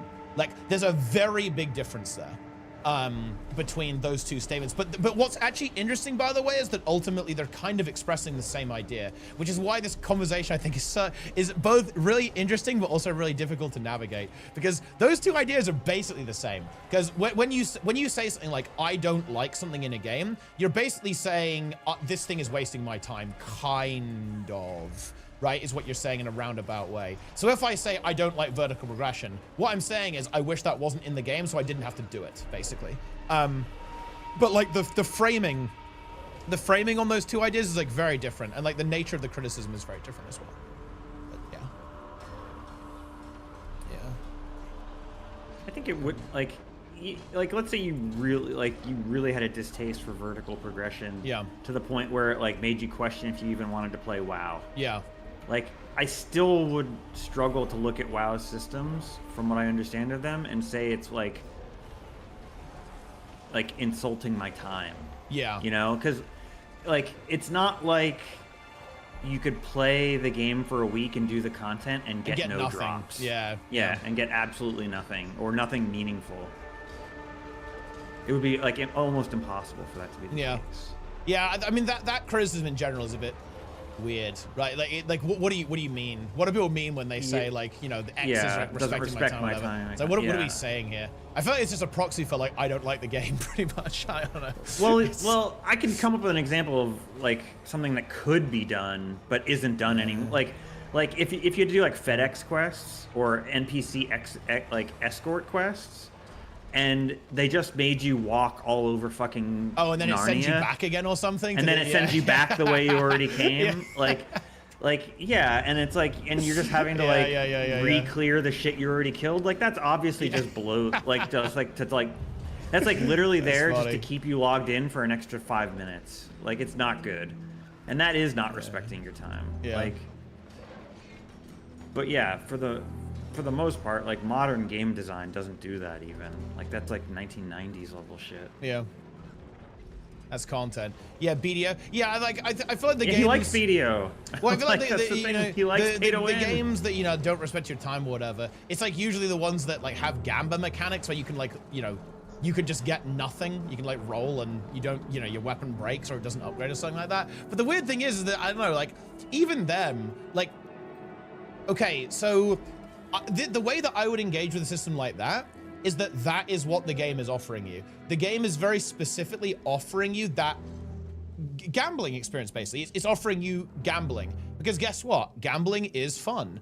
And yeah, does it suck when your weapon breaks? But I'll tell you what, it probably feels really fucking good when your weapon doesn't break, right?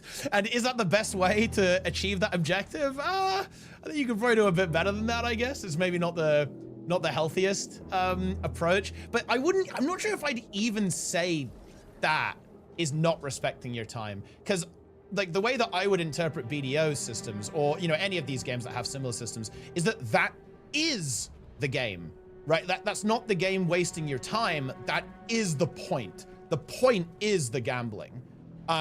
So I find it weird to go like, oh, okay, well, the game isn't respecting my time. Like, obviously you can say that as an opinion, right? But like, it's a weird criticism in my opinion because again, it's like going into a casino and saying like, wow, they're making me gamble in here. So, well, yeah.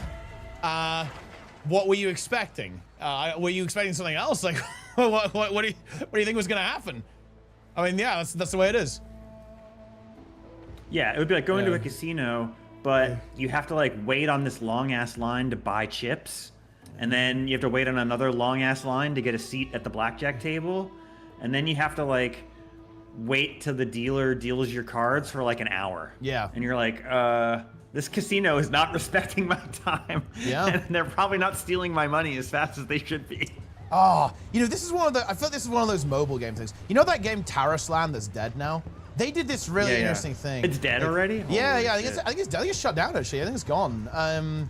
But yeah, wow, one of the things that the furry World of Warcraft didn't make it. One of the things that they did was like you could only do a certain number of dungeons per day, which is like a very mobile gamey thing, right? You had to like. Oh, I hate that shit. Yeah. Oh, God, I hate that. It's very shit. Korean. It's horrible. Like, why does it do that? Oh, your character only has so much work points let me per play. day. Let me fucking log in. But you can buy more work points from the cash shop. Yeah. Let's go.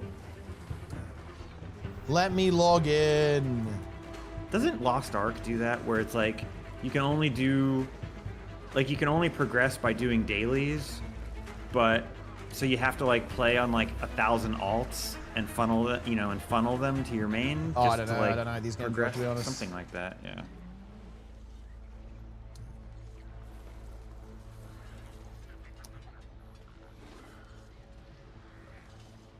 Yeah, it's definitely not how I want to play an MMO. I play my main, and that's it. Yeah. What was your definition of not respecting your time? To be honest, I don't think I would ever make that criticism of a game, to be honest. I can't think of a game that I would say that about. Because I guess the way that I engage with games is that I tend to go, well,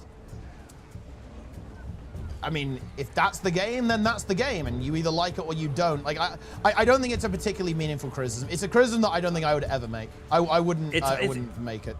And like I said earlier, it's not really a modern problem. Like, really, I just don't think it's a modern problem. Like, game design now, like, is literally about dopamine. Like, brain hacking. Like, there's like that Stanford video game course where they teach students how to make games that hit the dopamine button as often as possible. Like, that's where game design is. And like the idea that like a game isn't letting you hit the dopamine button often enough that you're getting insulted by it, like that game is not long for the world. And there aren't many games like that as a result, I think. It's sort of like an evolutionary kind of failure. Something that has an expectation of hours logged per day in order to get meaningful progression. I'm not gonna lie though, isn't that like literally every game though? Yeah, but some people want that. Like, that's not wasting someone's time. So that's what people like. Some people people want to dive headfirst into a game and no life. And have a reason to log in, right? Like, have a reason to log in for, every week, right? There's a reason why Blizzard have added stuff like turbo boost and basically extended the progression in the season. People actively want it, right? Like people actively want this stuff, right? In these games, so it's kind of hard. I mean, like, don't get me wrong. Like I really don't like games that do that as well. I would prefer non-progression games. Obviously, that's my opinion, right? And it's not like I completely despise progression or anything. It's like it's all right. Expectation by the devs, not the players themselves. Yeah. That's what we're saying. But I mean, what does that system look like where the devs say you have to log in for 12 hours or else? Like, what's the or else? Like, what are they holding over me? Yeah. If it's like you won't progress, it's like, well, I want to progress. So you're not really making a threat because I want to progress. I want to play the game. Yeah. I will log in for 12 hours because that's the experience I want. I just don't know what the or else is. You can it's how the devs decide it. Well, I mean, the thing is, if you don't overnight fish, you lose 3.5 billion a day out of your 400 billion goal. You have like upkeep or something. I mean, I feel that's how a lot of sandbox games work. It's just like 400 billion to roll for the item or buy it outright. But yeah. Well, the thing. Isn't this just games? That's just, yeah, that's the BDO experience. Like, I feel like the people that want that. Like, yeah. I don't think I entirely understand. Like, I don't want that. That's why I'm not playing BDO. But the people that I've interacted with that do play BDO, they don't seem to have a problem with any of that aspect of it. It's complete. You aren't interacting with the game. I mean, yeah, but isn't that kind of the point of games like that? Right? Like, am I cooked on this? Like, or at least like that's like a component of it, right? Is like the economy management stuff, or like the it's like being as hyper efficient as possible. Unfortunately, that also means like paying people from the Philippines to play your account, like when you're not playing, is like commonly done. It's like, I mean, yeah, like do games like that tend to like kind of cause degen game patterns? Yeah, but you know, that's kind of the point, right? In a way, like people want like a degen game, I guess. I don't know. Forcing your hand by development decisions. Yeah, but literally every game does this to some extent, right? Like WoW does this. Like here's an interesting example. If you want to get really high rated in Mythic Plus, you are trolling if you don't play Mythic raids. You're literally trolling. Like you cannot get this without raiding Mythic, right? You just can't. Like if you want to compete, you have to do splits because of the way that the gearing system works. It's like, I mean, yeah, like the game forces you to play a certain way if you want to play optimally. And this is why I think like respecting your time is like I don't think it's a particularly good criticism because it is so subjective. Like some people will look at BDO and say, you know what, I actually like how grindy that game is. Some people will look at Guild Wars 2 and go, you know what, that game's too grindy. I think I'd rather play this other game that's less grindy than Guild Wars 2, right? Like it's so subjective, I feel like, all these qualifications. As a developer thing, not a player. I don't see the difference, to be honest. To me, it's exactly the same. 19 hours. I would look at it like... Well, here's the thing. Okay, but here's the thing, though. Like, with Guild Wars 2, to play Guild Wars 2 as efficiently as possible, you literally have to play 24 hours a day, right? If you wanted to play World of Warcraft optimally, it is correct to never sleep, right? There like the optimal raid progression strategy in World of Warcraft is playing 24 hours a day. There is an unlimited amount of time you can put out into that game to get more output out, right? So, like, does that mean that they expect you to play 24 hours a day? I mean, kind of, but I mean, it's like, is that really, I mean, do we care about that? I don't know. Well, because, okay, look, what I'm getting at here is that it feels like you don't like the degenerate gameplay that comes out from some of BDO's systems.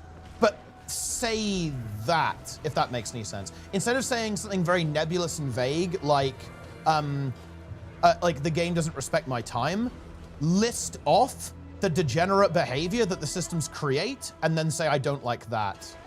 If that makes any sense, right? Because like when you say the game doesn't respect my time, look, this conversation is evidence of what I'm saying here. When you said BDO doesn't respect my time, I have no idea what you mean.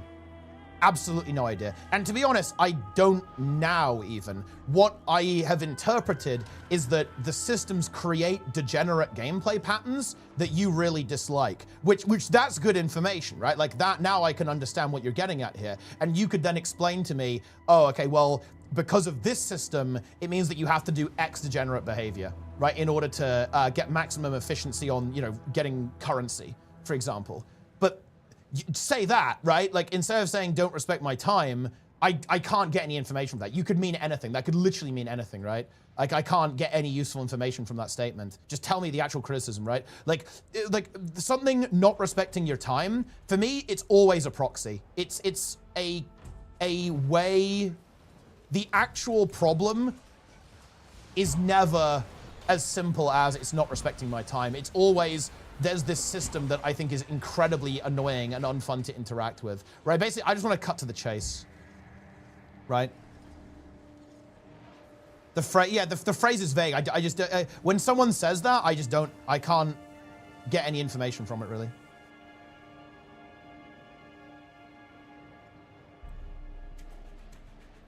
And also, the reason why I'm not a big fan of it is because some people like that. Right? Here's a really interesting example, actually, from WoW while I was playing the game. I first played in Dragonflight Season 2. And many of you guys who also play WoW will know that the gearing in that season was so fast. Holy shit, it was fast. And you know what happened, guys? People said, I don't like that I'm Biss. I don't like that my crafted gear is as good as my mythic raid gear. Because now when I go into raid, I can't get any upgrades because I crafted every piece. And it was too easy to get this.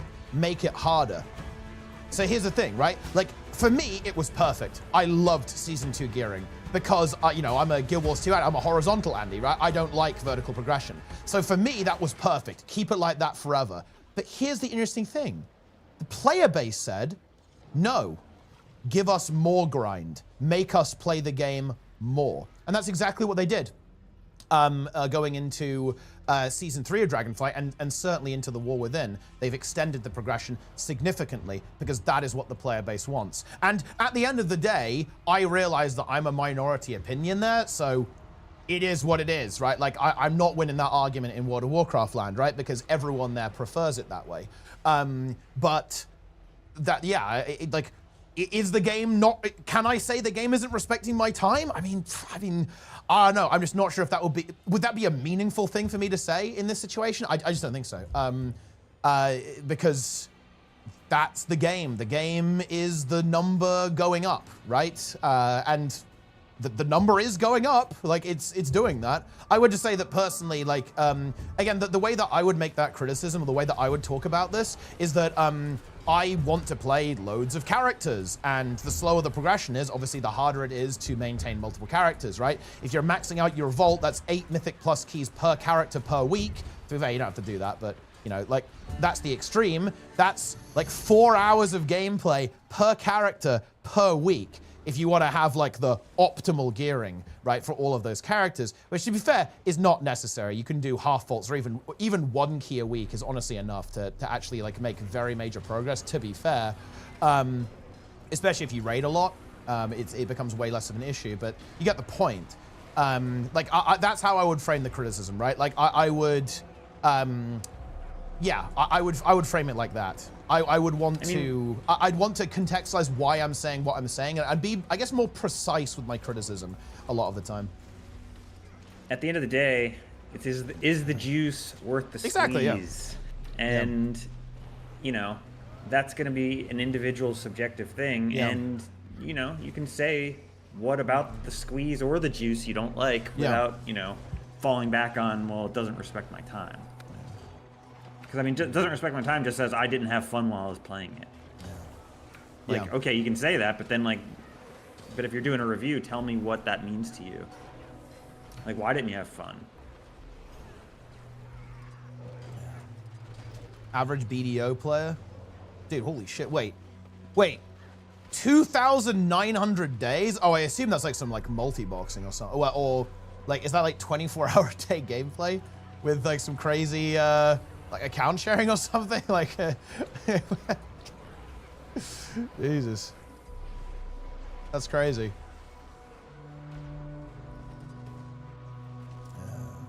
24-hour AFK since the game launched. Oh shit. They got the game turned on 24/7. I mean, look, they're AFK farming. Oh, I need to upgrade my masteries. It must be really good. They're getting a lot out of it, evidently. Yeah, apparently. Look at these. Look at this. Look how close I am to max mastery, guys. I'm ascending. I'm no longer a pleb.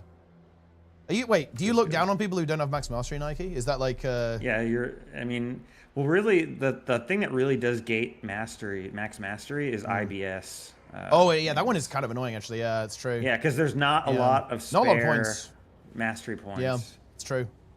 There's not. You have to do some really unfun things. Yeah. That was, that does not respect your time. True, actually. In Icebreed Saga, it's like, okay, light all these lamps in this jumping puzzle. It's like, oh, that's not fun. Do you think World vs. World Power Scourge gear will fit Ritualist World vs. World build? New stats for it? Oh yeah, I think Power Ritualist will probably be a thing, yeah. Like, you'll be able to play it in World vs. World. I think it was like decent in the beta, actually. There are a couple of Ritualist builds you could play in the beta. That worked.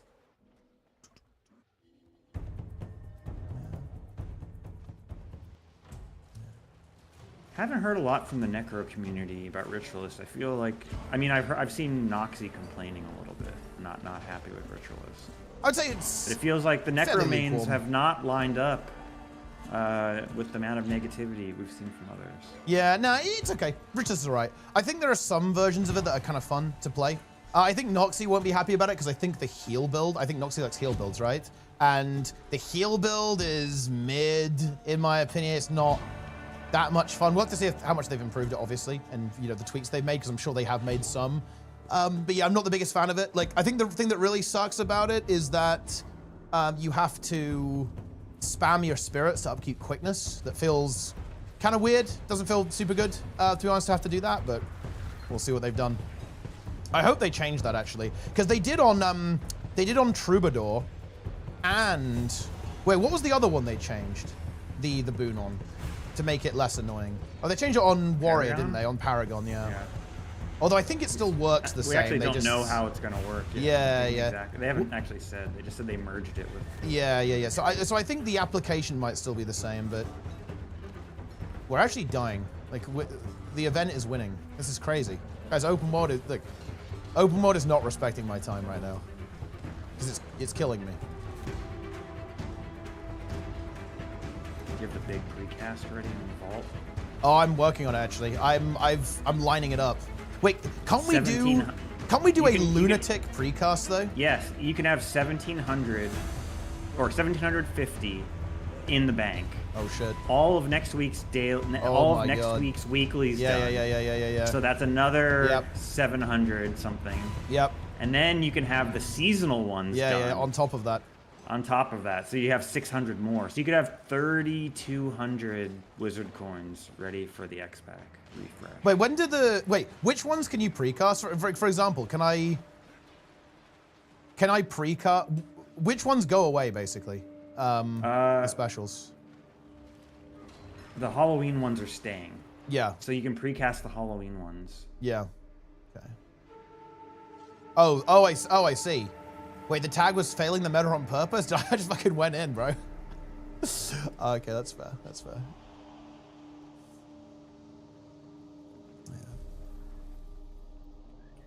Yeah. Is your zero here? I can't. Yeah, it is. Yeah. Well, I'm gonna have a bunch of wizard coins. I think we can get some wizard coins. I love wizard coins. coin maxing. Yeah. It's got to be done. You know, I haven't finished Huge eruption on launch day. Oh yeah, Huge. it's gonna be massive. I hope they I guess they might not do this, but I really want to see them add new stuff to the vault. I feel like I say this all the time, but like I want new stuff in it. Just like different things to buy, different stuff from the gem store maybe. Maybe get like a bank tab in there or something. Throw that into the mix. Just for fun. Why not? Yeah, exactly. Why not? Do it. What do you mean precast? Basically, what you can do is you can max out your Wizard's Vault before the expansion, right? Well, before a reset, right? But at the end of each season, and it carries over. It doesn't reset to 0. Yeah. So, and then what you can do is you can have the weekly done already, and then because patches come out on a Tuesday, right? But weeklies reset on Monday, so you can have the weekly done on Monday before patch day, and you can immediately hand in all of these and pick up the weekly, right? And then you can also, of course, do the same thing with the daily. And also do it with the special category as well, because not all of these go away. So you can just get the special category loaded up and then unleash them on day 1 of the season and get everything you want from the vault. That's the situation. I'm not getting the essence. Dude, Awesomeness actually got memed. Because he went on the subreddit and he was joking about the essence of gold, and a bunch of people on Reddit thought he was serious and started nuking him and basically like implying that he doesn't understand the game and like, wow, Dev doesn't understand the game. It was actually funny. I would argue it. I would take issue with that because I do think the essence of gold is worth buying. I mean, I would actually agree. I think it is worth buying because it's a number that goes permanent up. Account. Yeah, it's permanent account progress. Permanent account progression. Yeah, it's huge. The number goes up. Yeah. In like 5 years, you'll be able to look back and go look at my gold find number. It's massive. It is colossal, even.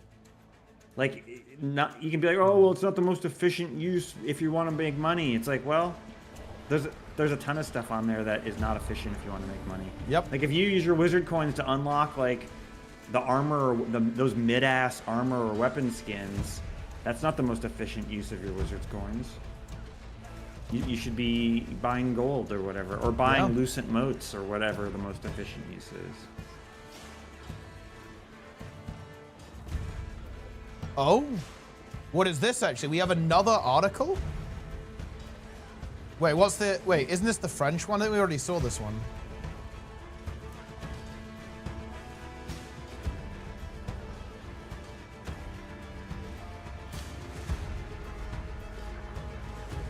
Wait, what am I right about here? You just joined the chat. You said I'm right again.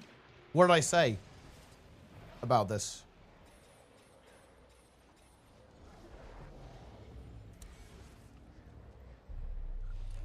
Ooh, did they show the UI from the new merged raids? What do we got there? It's just the one they already showed us. Like the it's the image they showed us. I was hoping to glean an insight. Nah, no, nothing spicy. Just they keep shit so locked down. They It's do. so annoying, They do. Like, come on. Like PoE, they did this thing. So they've been hinting that they're gonna add asynchronous trade. Yep.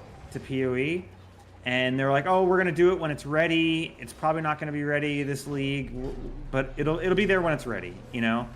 And everyone's looking forward to it. And so they're like, oh, but so in the normal weekly teaser or daily teaser, they're like, check out this new NPC that will ID all your items without having to use an ID scroll. But in the very corner of the image, you see manage asynchronous trade shop. That's nice, actually. And it's like, that's the real spoiler. Yeah, that's the huge. real, like, they gotta learn to do stuff like that. That is like... That's very hype, actually. And you that just, is you how just leave it there intentionally so people can spot it, and then they talk about it. It's a little Easter egg for people to spot and like hype up. Come the fuck on! Yeah. What is Bog Otter doing? I know it's not Bog Otter, but that's how you do it, man. Yeah. It is weird that we all got all these, you know, these press outlets going crazy today, but ArenaNet have not said anything. I guess they're gonna do something tomorrow. Look, I can't believe this. They no joke. They were like, yeah, it's Tuesday's gem store, bro. We can't post any news about our expansion next week today. It's the gem store. We got to post that instead.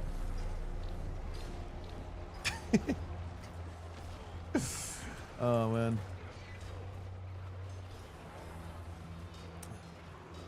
Essence of gold is a big gain over the course of the universe's life cycle. I mean, yeah, you're not wrong, actually. Play Guild Wars 2 for the rest of time. That's huge value. I mean, it's infinite value. And look, I just got 1 silver. Although that was from the event, not from a mob. So it didn't even count there. I like when champs just dropped raw silver. Ah, yeah. And that would actually make the gold find shit so good. It's like, true. It would feel great if you could just like do champ train and just get like raw gold from it and like juice your gold find up. They'll post her at Mythic Reclaim. Enjoy it. Nah, they'll post. Well, I'm assuming they're gonna post something tomorrow, but it will be at 5, so it'll be before Mythic Reclear, and I will be streaming early tomorrow anyway, guys. Not a problem.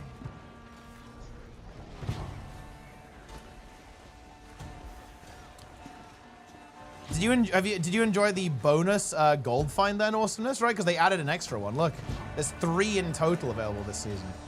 That's insane. That's so good. Yeah, 3% gold find.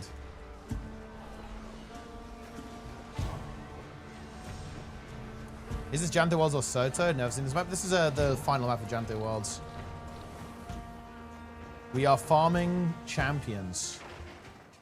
I'm doing it for experience. I'm not sure if it's the best experience, to be honest, but I'm doing it. The best experience is for Janther Wilds is doing rift hunting in the second map or whatever. I guess so, yeah. That does make sense. Because there's like 2 rifts that it just bounces back and forth between. So you do one, then do the other, do one, do one. They just go back and forth, and they're close by. So you just get on your needle and go between. And there's, I guess, there's a bunch of mobs. And what do you do them on tier 1 or tier 3, or what? Or tier 1. Yeah, okay. You're just getting like the event XP, and you have like boosters on and shit, and like kill streak boosters. Yeah. Giga XP. That's how I did all my masteries. Is the Omni Potion, the Wizard's Vault, useful for people who already have the Omni Potion? Yeah, you can get a free crystalline, a Fractaline Spark with it, which is for getting the skins. It's essentially getting a free infusion. Yeah, free infusion, yeah. So that's worth, I think. That's what I actually did that. I was like, I want a free infusion, let's go. Yeah, it's big. Especially because they have like a unique effect that I'm not using. I have to say, the fact that if you reskin the gloves, you lose the effect of the infusion. Yeah, it feels bad. That's unfortunate. It feels terrible because like the whole game is about you know, fashion wars, and it's like you have this glove skin that you can't do anything with, so you have to build your entire fashion around this glove skin. Yeah. Or else you lose your infusions. Yeah, like, it sucks. My god, that's so counterproductive. Yeah, it's unfortunate. I understand there's probably a tech reason why it is the way it is, but I don't know, man. It's not good. What's harder about Mitrin, say, Veil Guardian or Gorseval? I feel like the problem, gauging difficulty is so difficult in my opinion, because the issue with the older content is that it doesn't live long enough to kill you, right? Whereas even the normal mode strikes, because they kind of survive, they can get you, I think, almost. Like, they don't kill you instantly. Or you don't kill them instantly. Awesomeness also said any raid boss. I mean, the bar is low. Yeah, you got Mercer Overseer normal mode in there. Mercer Overseer and Cairn. Yeah, like, not the hardest. Yeah, like VG is even harder than those. Oh yeah, for sure. Like for sure. And like I've been in pugs as recently as last month where people did not stand in the right place during the normal mode Mitrin thing, and they died. Yeah. You know, it happened, and I'm like, okay, well.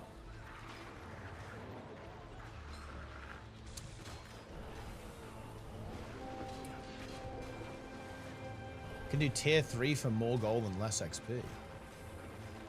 I need to finish the story as well. I have to go do the epilogue. I am a bit of a sucker for a roll credits epilogue, guys. I will enjoy going to Salvation's cost so I can see the credits roll. It's very nice. There are people that do not think any raid boss is easier than any strike boss. Ooh. So they're saying that like the hardest raid boss is easier than Shiver Peaks Pass? Wait, any raid boss is easier than any strike boss? Wait. That just means if I find...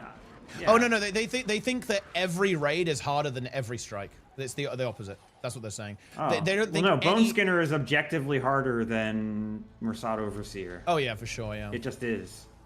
Yeah, it's because... It's ANET's fault, though, because ANET said it's the stepping stone to raids. But also, you could arguably blame ArenaNet for this, because then they just abandoned that philosophy immediately, right? Because they immediately went to, well, actually, no, this is just our main PvE mode now. So they made stuff like Ceres and so on. So they just... I think what people forget is that they only said that about strike missions for specifically Icebrood Saga, which again also wasn't entirely true, right? Like obviously, you know, stuff like they gave up on that before even like the second one came out. Yeah, like Bone Skinner, Whisper of Jawmag. I'd say they're all like harder than some raid bosses at least. Yeah, Whisper of Jawmag definitely was harder. People died of that, especially that last phase.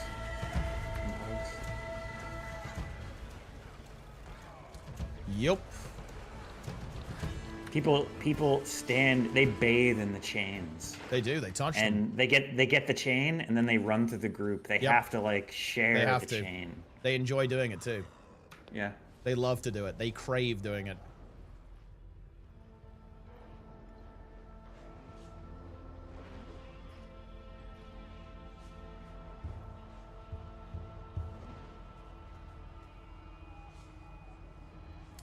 I will be chained. Now, I don't think CMC's chained. Does Trig strike you as a guy who's chained? I don't think so. No, he said the name. He did. That's not something a person who's chained. No. Roy, you know Roy is kind of chained. Wait, you think? Wait, Roy's chained? Wait, how is he chained? Yeah. How so? I mean, I've seen a clip of him where he was completely unchained. Oh, you mean like wait? Talking about balance. Oh, the world versus world balance. Yeah, that was Roy unchained. Yeah, we haven't seen anything like that in years. Yeah. So he's clearly buttoned down. Yeah. I don't blame him. You know, you gotta be professional, but like, it does still really tickle me, guys, that I happen to know that the dev during when the CMC chained meme was like really popping off during the Solar era. I happen to know, guys, that the devs were aware of that. Okay, they were aware of the CMC unchained, or rather, like CMC is chained meme, and that is extremely funny to me. It is funny to me that the developers were aware of that. They had the knowledge that was happening. That was the commentary within the community. I wonder how toxic the internal politics. Like office politics got. I mean, ArenaNet. Oh, wait, you mean with Solar? Yeah. Oh wow, I mean, it didn't end pretty, did it? Like, I mean, he was like, but like even shit. before that, like, cause like, I would never say that, like, you know, Trigger CMC are backstabbers. Oh. But is it possible that they were like, they went to their manager and were like, look, this dude's fucking up, man. You know, it's hard to work on this team when this guy is not doing it, man. And like subtly pushing the boss to make a decision. We've all done it. Well, if you work in an office environment, you've had to have done that. We obviously we can't really speculate on that. But I'm just speculating. Obviously, like at the end of the day, ArenaNet wasn't happy with the performance, right? And well, actually, that's not entirely true though. Like it. No, that was true actually. Yeah, because the reason why he was leaking stuff in fucking SC Discord, it was because he'd already been let go, right? I think that was the context. Yeah, it was like a week after or 2 weeks after. Yeah, and then it was basically like the post no longer working at the company crash out pretty much, and he just leaked a bunch of stuff. That wasn't a good idea. It really wasn't the way to go. It's kind of interesting, like how quickly the legal team was on it though, because he got like a C&D while he was doing it, right? I think, like while he was leaking, the fucking legal team messaged him. And so, you know, look, they work fast. I don't know, like they're on it. They were on the case. It's a bad, like if you have any plans to work in the industry. Yeah, because people are gonna hear about that, right? Yeah. It's like probably for the same reason why I don't really think Jessica Price did much in the games industry after the incident, right? Because that was... I think she is. I think she is. Oh, is she actually? I mean, I haven't looked at her LinkedIn because I'm not one of those like stalker types, but I do believe she is working currently. Okay, oh well, you know, fair enough then. But yeah, and that was wild. Maybe she found a studio that aligns with, you know, her sensibilities. It's possible. ArenaNet was clearly not woke enough. Not a woke company. Look, maybe Guild Wars 2 should be taken off the woke list because of that. Like, surely that's a mark against them for not being it's a misogynist company. True, actually. Clearly. They sided with DeRoyer against a woman. That is Jesus true. Christ. A rando asshat, no less. Yeah. Yeah. The toxic male in the community. They sided with the toxic male in the community. He's known for that. He was known for that at Yeah. the time as well, actually. Yeah. Wait, what about maybe they only saw DeRoyer though, so maybe And they get a also, pass. well, listen, that's blackface. That was woman face. Whoa. Holy shit. DeRoyer was mocking women by dressing up as DeRoyer. It was actually an insult. It wasn't respecting. It was mocking women, mocking femininity. How dare he? Okay. I love rando asshats. I mean, honestly, who doesn't? Man, it's just DeRoyer should have just made DeRoyer his profile picture. He should have so done. She would have thought it was a woman. He would have then got baited. She would have been bamboozled. Yep. Yeah. Oh wait, isn't history would have been different, unfolded completely differently. Surely DeRoyer at least makes a bit of a return because he will finally be purple in every hole, right? At this stage. Because right now he is not. He will come back for that. Yeah, because he's not purple in every hole right now. He's not. Yeah. That's a fact. He is not purple in every hole. His last hole is just pink. Yeah. Or yellow, Jesus. Or orange. Oh, gross. But all of that changes with VOE. Yeah, DeRoyer's pink hole is finally going to get cut.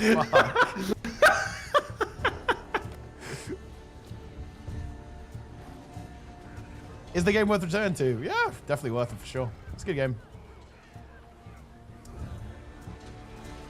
Does anyone ever... Okay, real talk, guys. Have you ever watched a streamer playing a game and asked them, is the game worth returning to? And they say no, but unironically, right? Like, is that like, a do thing? Not come back. Yeah. Do not come back. It's hell right now. The game is We're dog shit. Like, do not play.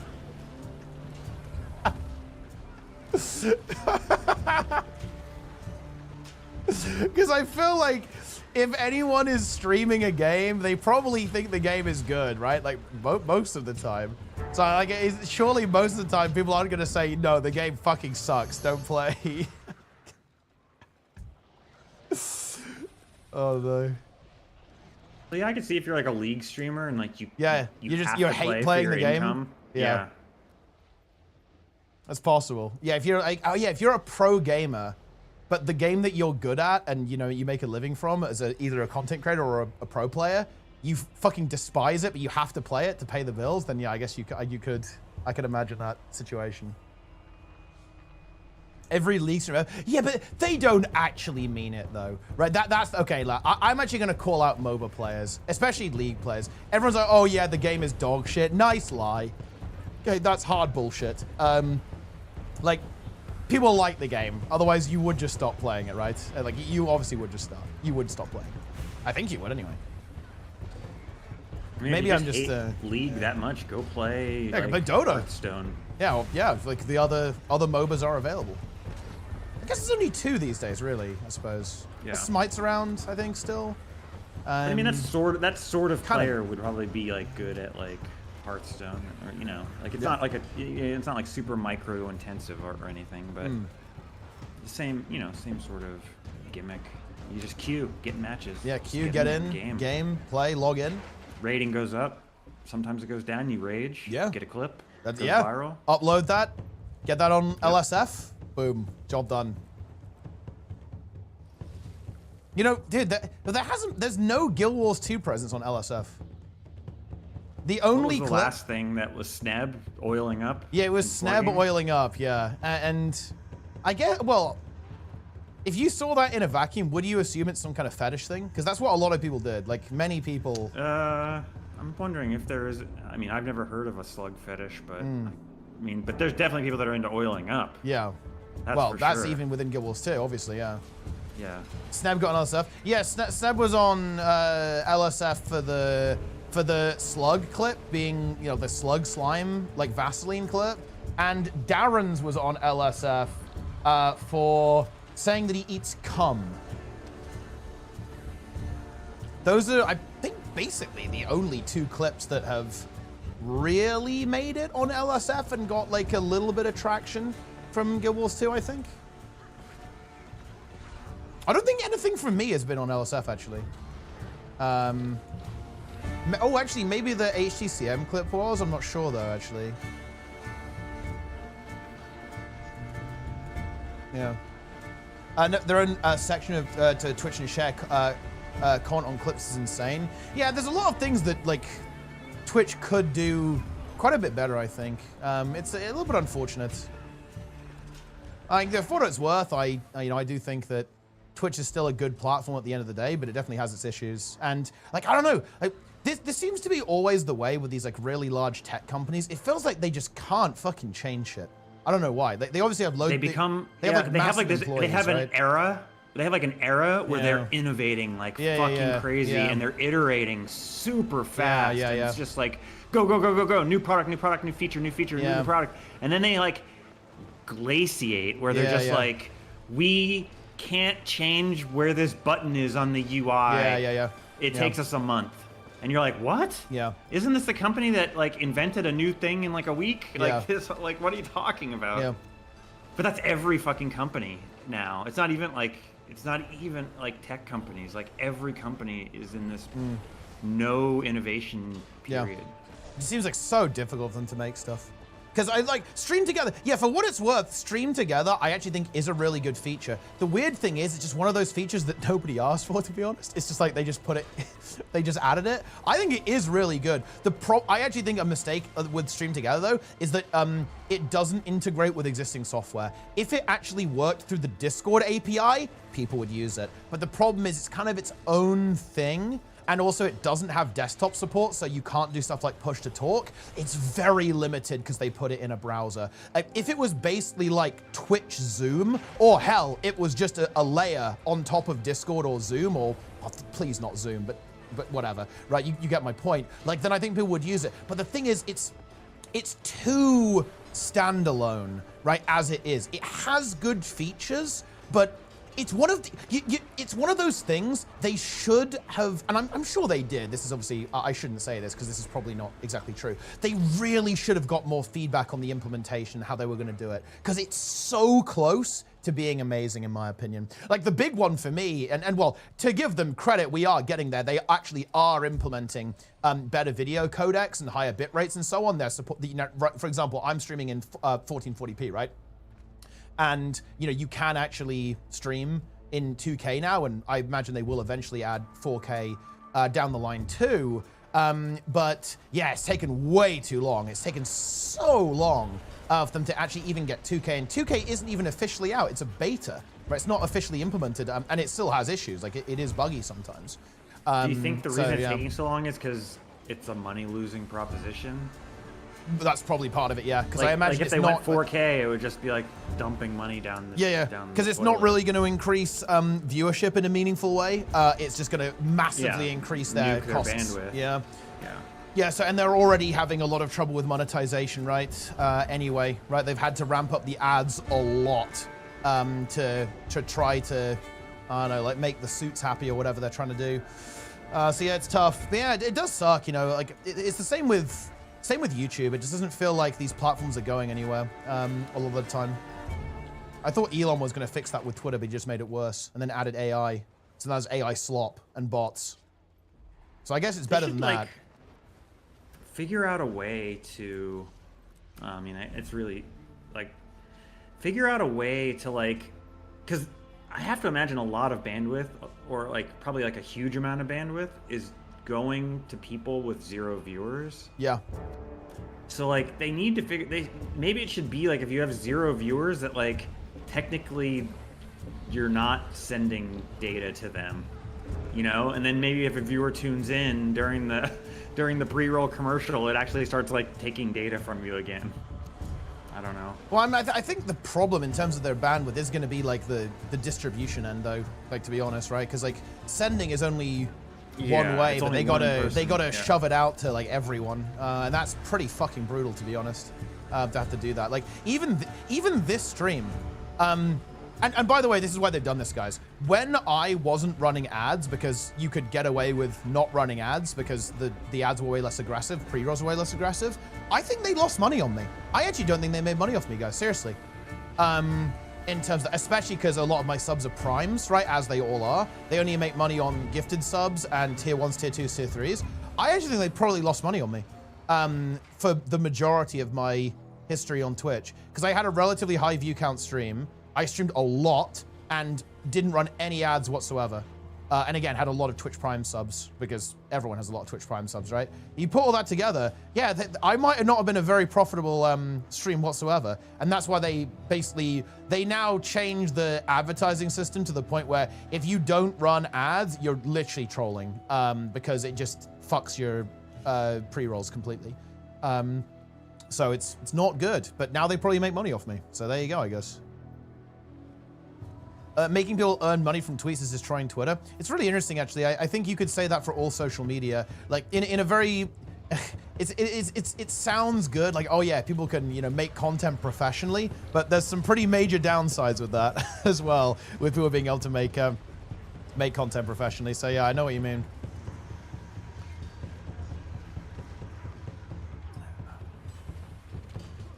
Mecha Hitler. You guys remember when Grok was claiming to be Mecha Hitler? Yeah, I wonder who was responsible for that. Weird. Fucking hell. Jesus. Yeah, it's something. It's insane they won't punish rule breaks. I'm sure there's a massive music of the ads room because of TOS breaks. What are they doing? Well, you mean, well, I mean, because you're not really breaking TOS, like when you do something like this. For example, like I think, wait, did they force ads on Asmon's channel actually? I can't remember if they did. Did they do that, or did they You're not? At, like, massive XPDR right now, like. Oh, am I getting fucked? I got last event. You got 4,000 XP that last. Oh event. no! Oh, I guess I should go somewhere else, huh? Like the game is telling me to stop. It's fair enough. Yeah, but because well, to be fair, he was very explicit with doing that maliciously. He was like, I am doing this, and I know Twitch is losing a lot of money on me, and I'm doing it for the content. So I mean, it's like, well, I don't know. It's an interesting situation there, right? It's like how to handle that. Yeah, very interesting. Then they added pre-rolls. Yeah, they did. They made him run ads. Now he's profitable again. Yeah, very much. Yeah. Yeah, that's funny. And he also got a sub button when PoE2 came out or whatever it was. Wait. To be fair, that's probably pretty juicy. Don't they run those drops promotions? If you get, holy shit. They do. Yeah, you get a special drop if you gift 2 subs. Oh my god, dude! ArenaNet need to add that. ArenaNet. Yeah. Come on, ArenaNet. I don't know how much more that costs, but if you can come up with like an original, like a new asset for it that you can't get anywhere else, like that is big. Yeah, I think WoW did that as well. World of Warcraft did that too. Like, and you know, tell you what, I didn't even have that many viewers. I had like 150 viewers or so, and it was surprisingly profitable. I got quite a lot of subs from the drops promotion that they ran there. And I mean, look, we saw it on Final Fantasy and PoE, right? It's insane. If you're a relatively large streamer, it's ridiculous. Like how much money you make from that is crazy. Obviously, the drops like got to be good, right? FubGun went from like 1,000 subs to like 9,000. Oh subs shit! Yeah. That's wild. It was like 8,000 subs. Yeah. Holy fuck! That's so much money. Yeah. And even if you assume that each sub is $1, which is actually a decent assumption because they do regional pricing, right? So yeah, so like people might be buying from various places, but also right? He's like big enough that he gets a better split. Like, yeah, exactly. Yeah, that's like an insane amount. Like worst case scenario, that's like $8,000, right, in a day. Worst case, like, and then scenario. Probably another $1,000 from advertising. From ads and stuff. On top of it. Like that's a pretty nice day. $10,000 day. Oh yeah. Well, it's funny actually. Twitch front page is wild with ads actually. So you know when ArenaNet gives us Twitch front page, I think the biggest Twitch front page I had. No joke. I think it was like, it was over $1,000 USD from ads, like for basically an hour or two on Twitch front page. I think. Or when there was, I think it was like a 3-hour period on Twitch front page. It was like a lot of 1K, people 1.5K with Twitch front page just running on their computers. Yeah, exactly. Yeah. Oh, dude, Falco's back. Dude, he's making up. Dude, 375 total gifted subs. Impressive. Was it the tunnel? No, it was Janthe World's launch. Yeah, because this was after Twitch ramped up their ads and made them significantly more aggressive. Twitch front page wasn't that relevant. Twitch front page and drops weren't crazy for ad revenue before Twitch made their advertising changes. After they made their advertising changes, it went crazy. Drops is mega.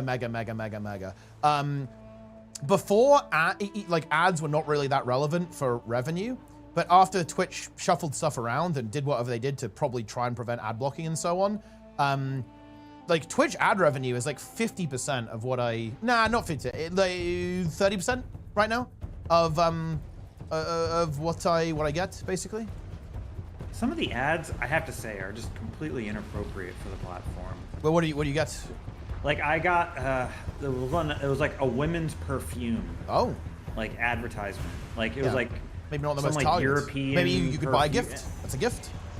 Yeah, but I wouldn't look to a Twitch ad for ideas on like what to get my girlfriend for a present. Yeah. It's just weird. Like I don't know. I was just like, man, someone paid money for this ad, and it's like. Okay, so they paid for like 20,000 impressions, but like maybe like one of them is going to convert to a sale. Yeah. Like the conversion has to be horrible. And then there's like the weird low budget ads. Like you'll get like this Mountain Dew ad that's basically like a television commercial that they're just putting on Twitch, and and it's like a high budget. But then there'll be like these like low budget ads that were like filmed like in someone's like basement. Where it's like, yeah, I'm Jim and I've invented this piece of plastic. You should buy it. And it's like what are these ads? Yeah. Drop the 500 sub bomb. Dude, Falco's dropping the bomb apparently. That's crazy. He's ready to unleash. He's ready to unchain. Are you getting from your VOE launch? You know, this is a really funny meme. I actually don't know. So so there's some, well, apparently it is being arranged. It's being talks about it because ArenaNet obviously they work with Twitch directly on this stuff, as you might expect. But Twitch is in a bit of a pickle right now, so apparently communication is not super hot currently. Oh, did someone leak something? Oh, never mind. No. It's Twitch is in trouble because of the TwitchCon drama, right? Like their incredibly incompetent security operation, right? This world map of Keston. Oh yeah. This is from the French article. They showed the world map. Yeah, and people have done the crunch the numbers on this, and the maps are about the same size as Janthe World's maps. They're like kind of Lowland Shore, Janthe Sentry size, like ish. So decent size maps.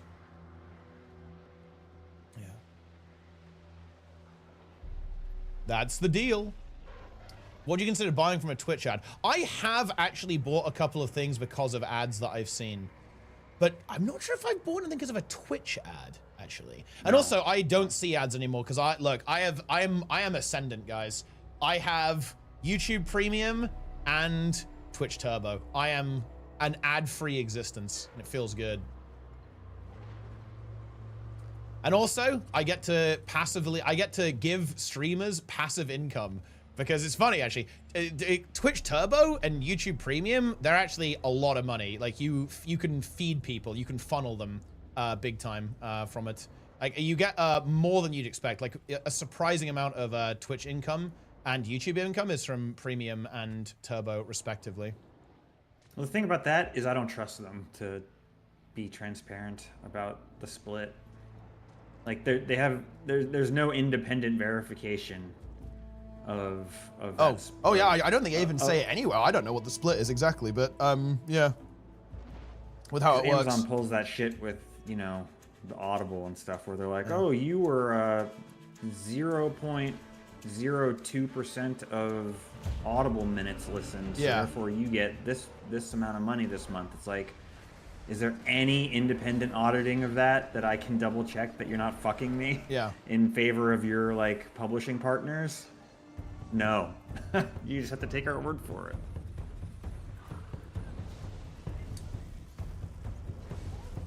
Incredible. Yeah. They did fuck up big time with the security operations. And to be honest, the CEO didn't handle it with the best. It wasn't the most competent PR I've seen, to be honest. That's putting it mildly. That was... Because the thing is, guys, is that, look, it's weird to say this, but it could have been so much fucking worse. Right? Because basically, like, here's the deal, guys. Like, some, like, fucking creepy freak went up and, like, tried to, like, basically assaulted a streamer, right? At TwitchCon. And, dude, he just fucking walked up. I don't know what to tell you. They just, like, there was nobody there preventing that from happening.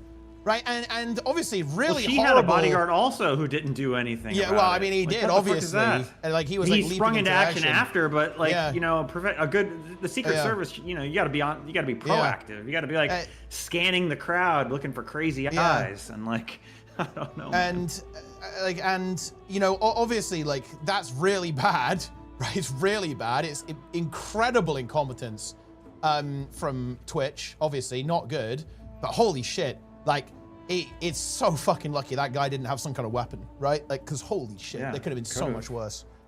But that's the point. That's the point of this, is that, like, imagine if that had gone, if it had gone even worse than that. Like, you could have had someone, like, fucking get, like, incredibly seriously injured or killed, right? Like, your car is like, what are you doing? Like, what the hell are they doing? It's absolutely ridiculous. The bodyguard could have pulled out a taser, tased the guy. He hits the deck and, like, cracks his head open. Now he's dead. Like, that's a bad look for TwitchCon too. That's not great either, I suppose. Yeah. And it wouldn't be in the wrong because, like, the bodyguard's just doing his job. But, like, you know, the situation shouldn't have got that escalated. Yeah. Oh, you got a 30-day ban. I think that, yeah, I mean... No, he's perma-banned. He's perma-banned. But to be fair, I think it initially was a 30-day or something, and then they extended it. I mean, come on, that's not a good look. Eesh. That is not good. That's a very easy case of being able to say, just get out of the community. You're worthless. Yeah. You're trash. Go to kick. Have fun. Like, that's such an easy call. How did they fuck that? Yeah, it's I don't know what they're doing over there, but it's clearly a shit show. I don't have to tell you. Not good at all.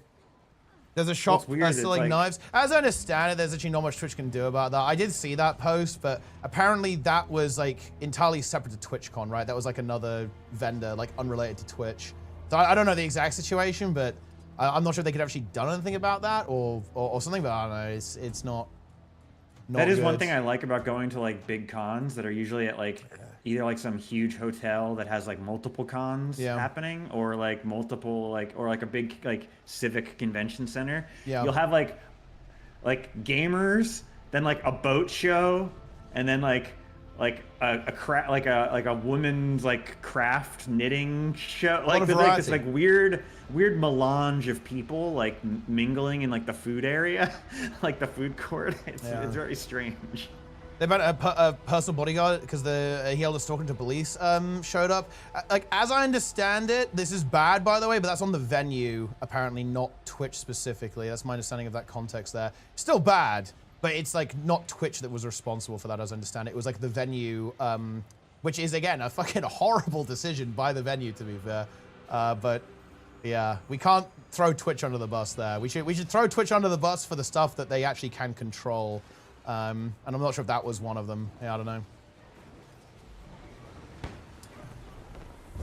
Look, I hate to say playing with fire, but, like, there's people that encourage a parasocial relationship with their viewers, and if you are that sort of person, you need to be, like, prepared for the parasocial relationship to happen. Oh, I think it's just inevitable, to be honest. Like, yeah, it's always gonna happen. There have been people who, like, I feel like I almost go out of my way to not do that with my viewers, to be honest. But I've had some fucking weirdos. Like, I wouldn't say I've had stalkers, because I feel like that implies, like, a long-term kind of thing. But and also, like, an element of physicalness too, right? Like in the real world. But I'll tell you what, guys, I've had a couple of creepy people like message me every day for a couple of months and say weird shit to me. I've had people find where I live. I've had people find a lot of information about me, ask, you know, say a bunch of really inappropriate stuff, like persistently. Like, dude, there's a bunch of fucking freaks online, man. Yeesh. It is very weird. Like, there's some weird people out there. And well, I don't go outside, so I'm very fortunate to not have anyone, you know, like come up to me and you know, threaten me at a convention, for example. But yeah, it's a real thing, right? Like if you are a celebrity, and at the end of the day, these streamers are celebrities, right? Yeah, you're gonna have weirdos, right? And you know, sure, you know, like you definitely have to be careful to not give people the wrong idea about, like, you know, you're a streamer, we're not friends, guys. That's not how it works. But I do think it is inevitable, right? Like, it is going to happen. There are going to be weirdos, and you have to. Well, yeah, listen up, freaks. Listen up, freaks. When we're at PAX East in Miami for the Guild Wars 3 announcement, I will be strapped, so don't try anything. Yeah. I'll be exercising my constitutional rights. Were they French viewers? No, they actually weren't. They weren't anyone known in the game. This was like a very specifically personal thing. It wasn't like anyone from PvP. It wasn't like game related whatsoever.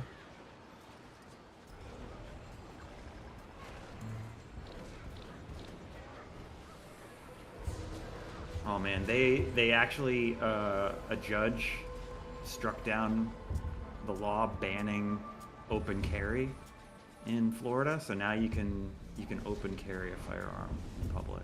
Well, there you go. It's fucking crazy. I haven't seen anyone doing it yet, but like with my own eyes, I've seen like YouTube videos of people like doing it to test to see if the cops will say anything to them, but I haven't seen like any wackos at like the grocery store carrying a gun. They forbid Emery's Honestly, security. Oh yeah. Well, yeah. I'm not gonna lie, guys. I'm not fully plugged into the car. If Twitch forbid, if it was Twitch specifically that said no security, then I mean, I'm not gonna lie. That's what the fuck are they doing? Okay. Especially when this is with streamers who've had issues with this in the past. Like, this is the thing that doesn't make any sense to me. Right? There are a number of like high-profile streamers who've had like really big problems with like fucking psycho stalkers, right? And this type of behavior in the past. Like, why the fuck would you do that? Okay, it makes no sense. I don't understand. Do they understand what business they're in? I don't know. Like, this is just one of those weird things. Like, how do they not understand this? It's so weird. How can they be so disconnected from like their own, you know, their own creators and like the people who are actually making the content on the channel? It's crazy. Like, how do they not understand what the fuck is going on here? Why did someone stalk them? I mean, like, ask a psychologist. I don't know, like they're fucking crazy, all right? Like, yeah.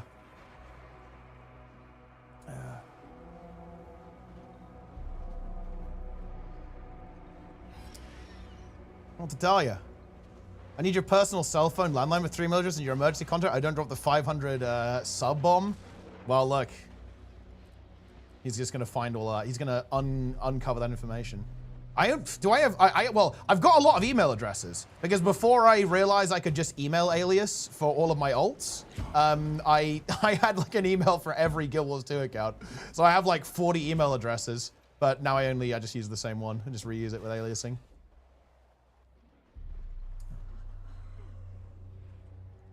Yeah. It is bad on Twitch's side. Well, I think you know, look, this is a little bit of a doomer meme here, but like, man, I don't know.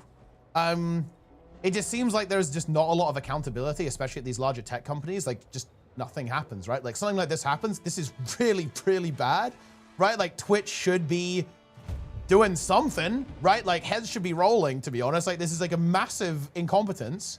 But I don't know, like, I'm almost like mentally conditioned to almost assume that like fuck all is going to change and we aren't going to see policy improvement. And like any kind of accountability at Twitch. It's very unfortunate. Oh wait, supposedly a person from Amazon flew in? Oh boy. Well, I mean, hey, look, okay, if that's the case, then, well, I'm glad. I'm glad that, you know, they might actually kind of get their asses kicked a bit. It's ridiculous. They need to do it better. What do we want them to do at TwitchCon to fix it? Like, do we want like the streamers that are?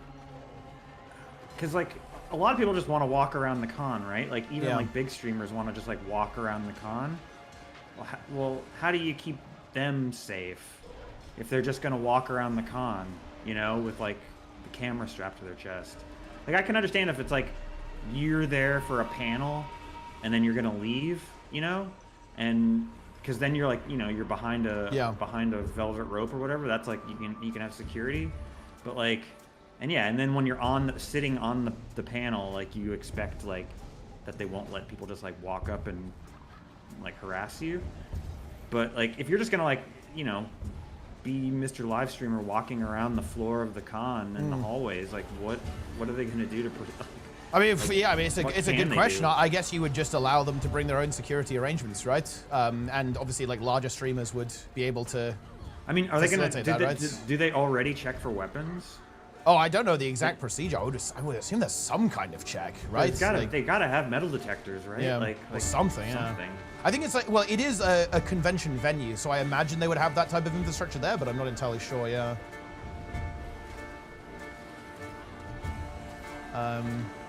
So yeah, I guess it's just like a tightening of procedure, obviously allowing streamers to bring their own security arrangements as well.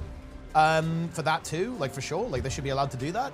And then just in general, I guess just like have more staff and like have staff be more proactive with like shutting this stuff down.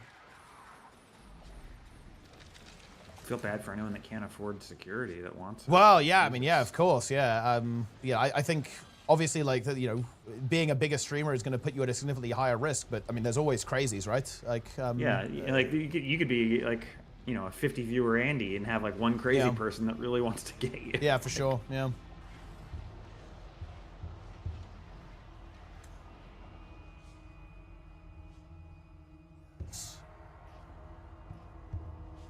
Not good.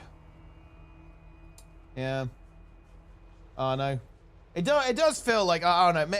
Wait, actually, guys, check me here. Am I being old, or are quite a lot of like these social media platforms getting worse? Okay, it's hard to tell sometimes, you know. Like, is the new YouTube API shittier than it used to be, or the YouTube UI shittier?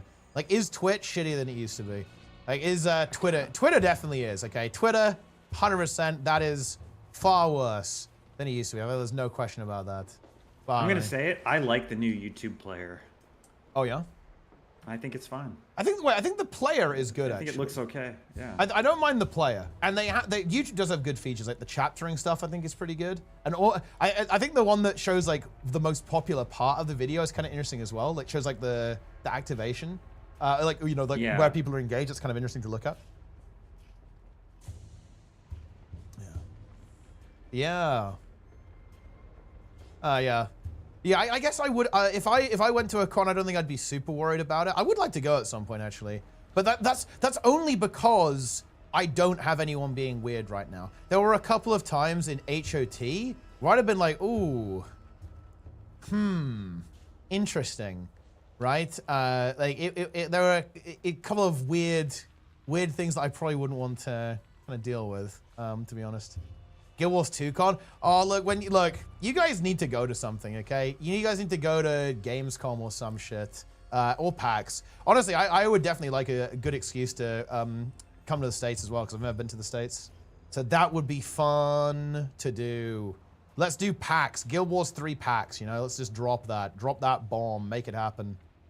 Yeah.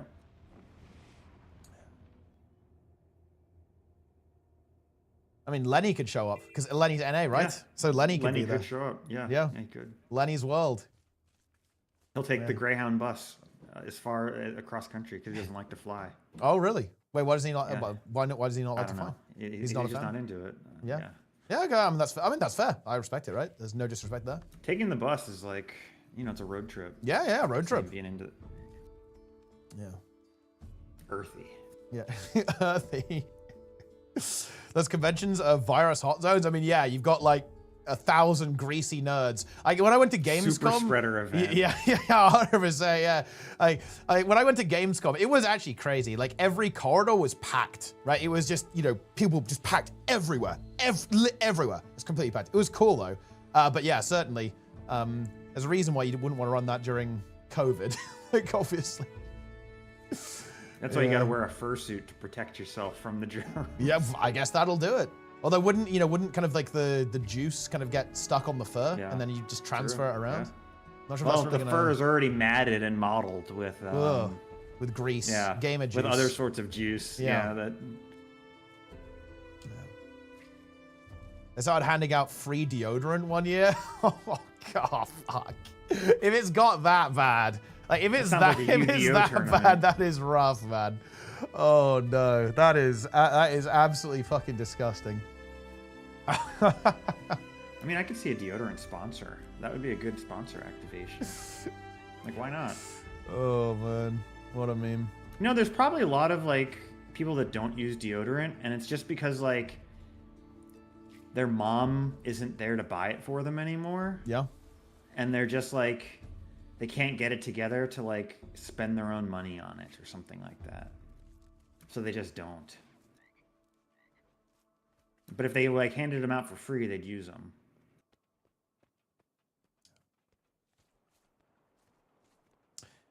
Okay, what am I doing here? We got to do this. Of course, it's not an excuse. I'm just saying. I'm just speculating why. Because like, why? Yes. Like, I mean, yeah, like you have to. There has to be a reason why. Yeah, why would you not do it? Like, what's the?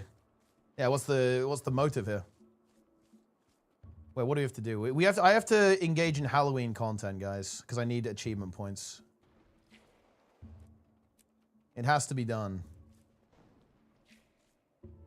Where's the? Oh yeah, the 50 AP. Annual rituals.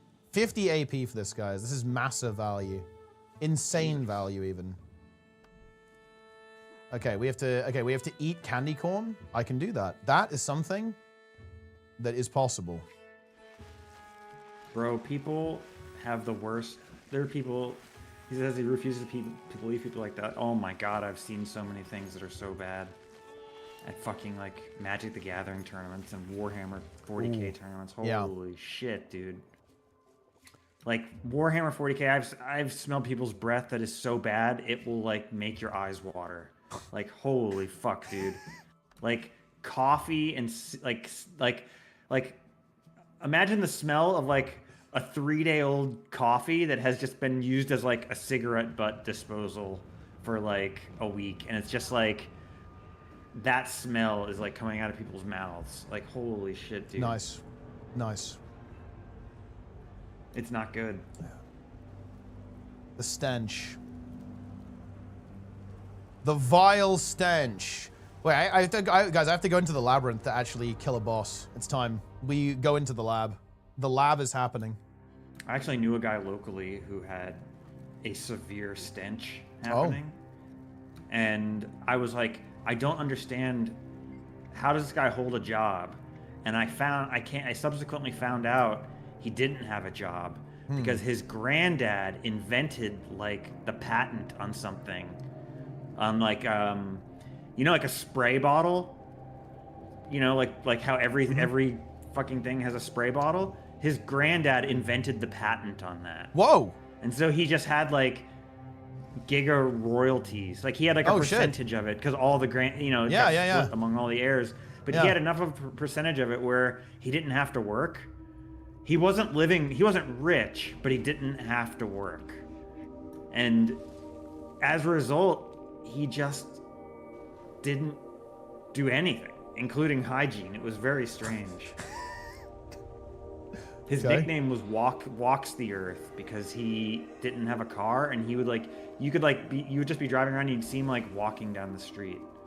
And he literally would walk like 20 miles a day to get to where he was going. Wow. He had nothing to do. Yeah, he was Asmongold, but he left the house, essentially. Interesting. Way less money than Asmongold.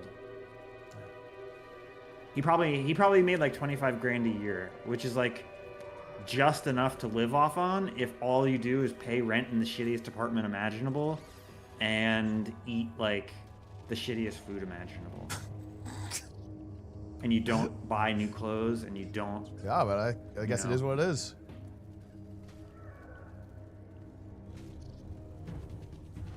It's race time. We gotta do this race, guys. Oh wait, I don't have the speed boost. This is GG. It's a rookie error, guys.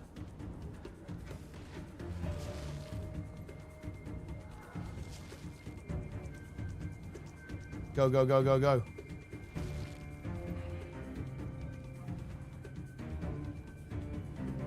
VOE is in a week? Yeah, it's kind of crazy. Holy shit, what the fuck am I reading in chat? Wait, what's going on?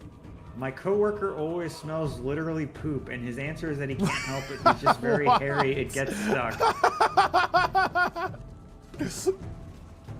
Bro, doesn't he not know the jester method? Wait, what? So wait, he's saying that, like, he's unable to, like, clean the feces? Yeah, it's just it caked in his hair. Oh, God. What? That is absolutely vile. That is vile. Listen, as Jester, this is the one thing that I agree Jester is correct on. You have to take a shower after every time you take a shit. I don't care how nice you think your bidet is.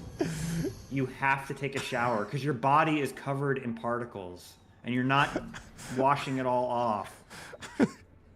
With the bidet even. So you'd say that there's poo particles on you, essentially? Yes, especially if you flush the toilet, because it's going to spray it all up in the air. You have to take a shower after that. It's the only way to be clean.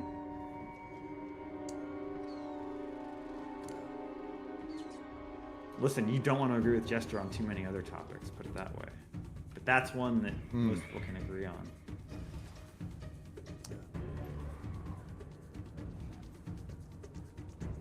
He doesn't understand the 3 shells? Ah. The Demolition Man moment there. It was a good movie. Yeah, it was a good movie, yeah. Classic You know when they film. said every restaurant is Taco Bell? I didn't hate that. I was like, okay. Could be, I mean, it could be worse. Yeah, I mean, that sounds fine by me. Tacos are delicious, so let's go.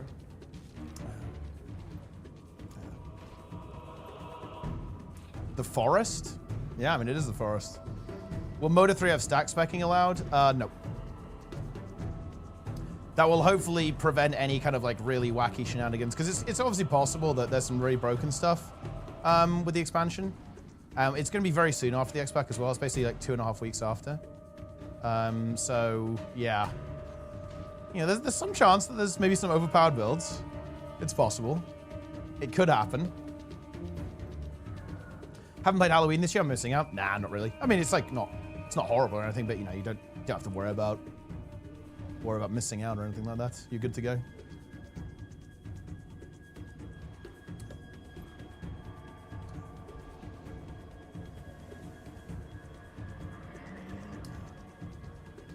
Toad Ellie in PvP.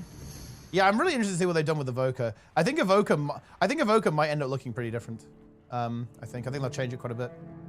Well, no, they won't change it mechanically. I think it will be like the same mechanically, but I think they will. Well,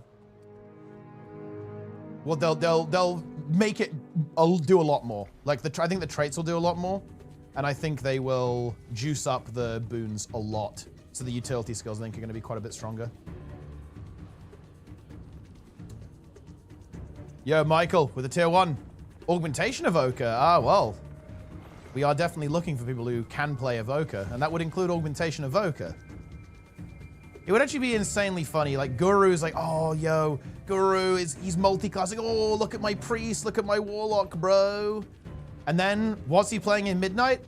Augmentation Evoker. That would be funny. I would, personally, I would like that. Org.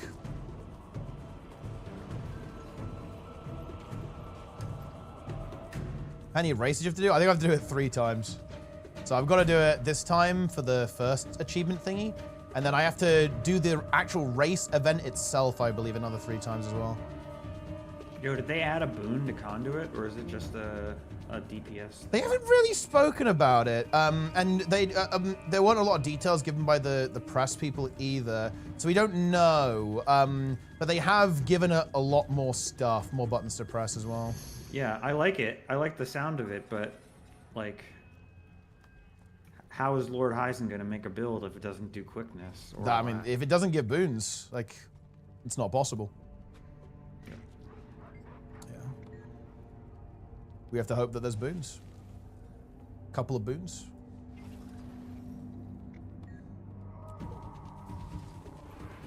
No, someone, Mirari, somehow Lord Heisen got the expansion to add it to his account. There you go. It's there.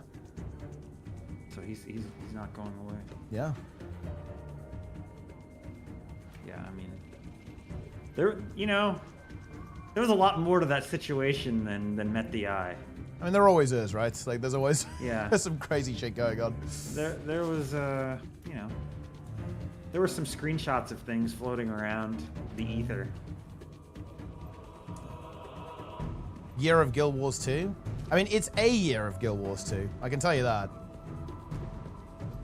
I mean, I would say we're in the decade of Guild Wars 2 right now. Yeah?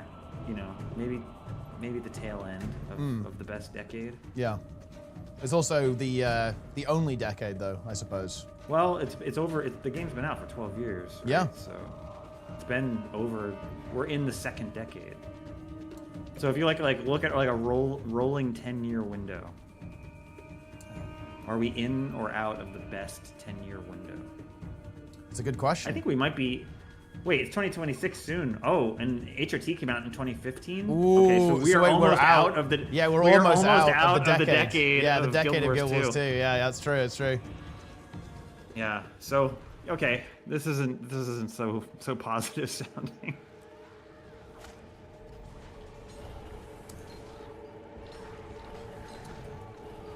Here we go. Core slander. I mean, Core is underrated, actually. I mean, Core and HRT was great. Yeah, Core and HRT was very nice. So I'm thinking like 2012 to 2022 is probably your window.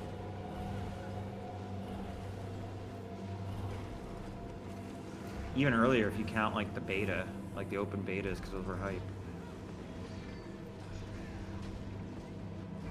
HRT's 10-year anniversary is in 2 days, so we have 3 days of being in the guild, the decade of Guild Wars 2. Yeah, it's no longer the decade of Guild Wars 2.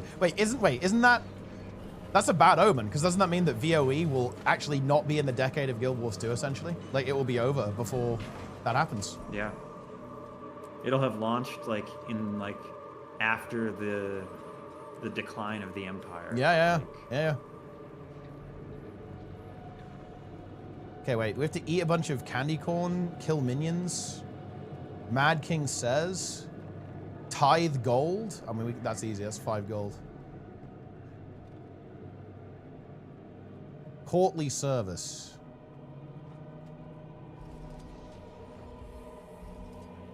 I love tier list slop, guys. There is going to be tier list slop. I mean, everyone's going to be making... Let's be honest, guys. Everyone is doing tier list slop. Are there? I'm curious for the ArenaNet devs that are watching. Are there like notes about why certain decisions were made that were made like 8 years ago that no one who's currently working there remembers? Like, can you like get the if you're like, why did someone choose to do it this way? Can you like get the answer to why? Is it like are there notes? I need to know. I feel like judging documentation, yeah, but not necessarily even like about code, like about like design almost. I feel like judging by the fact that I would like to know. That's why I'm saying it. They just like abandon game mode, so I'm assuming the answer to that is basically no.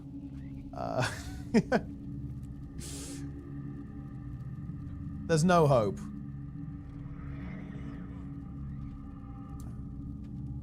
Okay.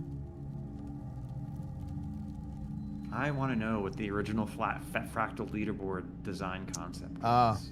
The unimplemented fractal leaderboard. Yeah. What was the concept? I think you could make a post on the forum about it, maybe. Maybe you should do that.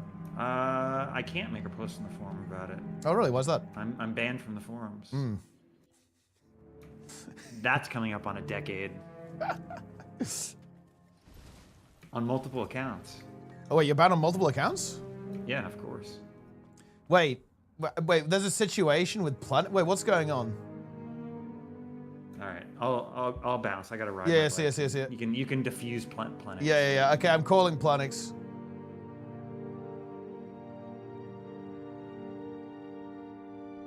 Well, what's going on, guys? What is this? I mean, dude, fuck it. It's rough. Wait, what is going? What the fuck is going on? Give me the rundown. I don't know. Like we got this. Like first game we did. Like Planix got Omega flamed. We like. He got flamed? Yeah. When they destroyed him. And after that, why? You know, we got mice in, and like mice did not really pop off either.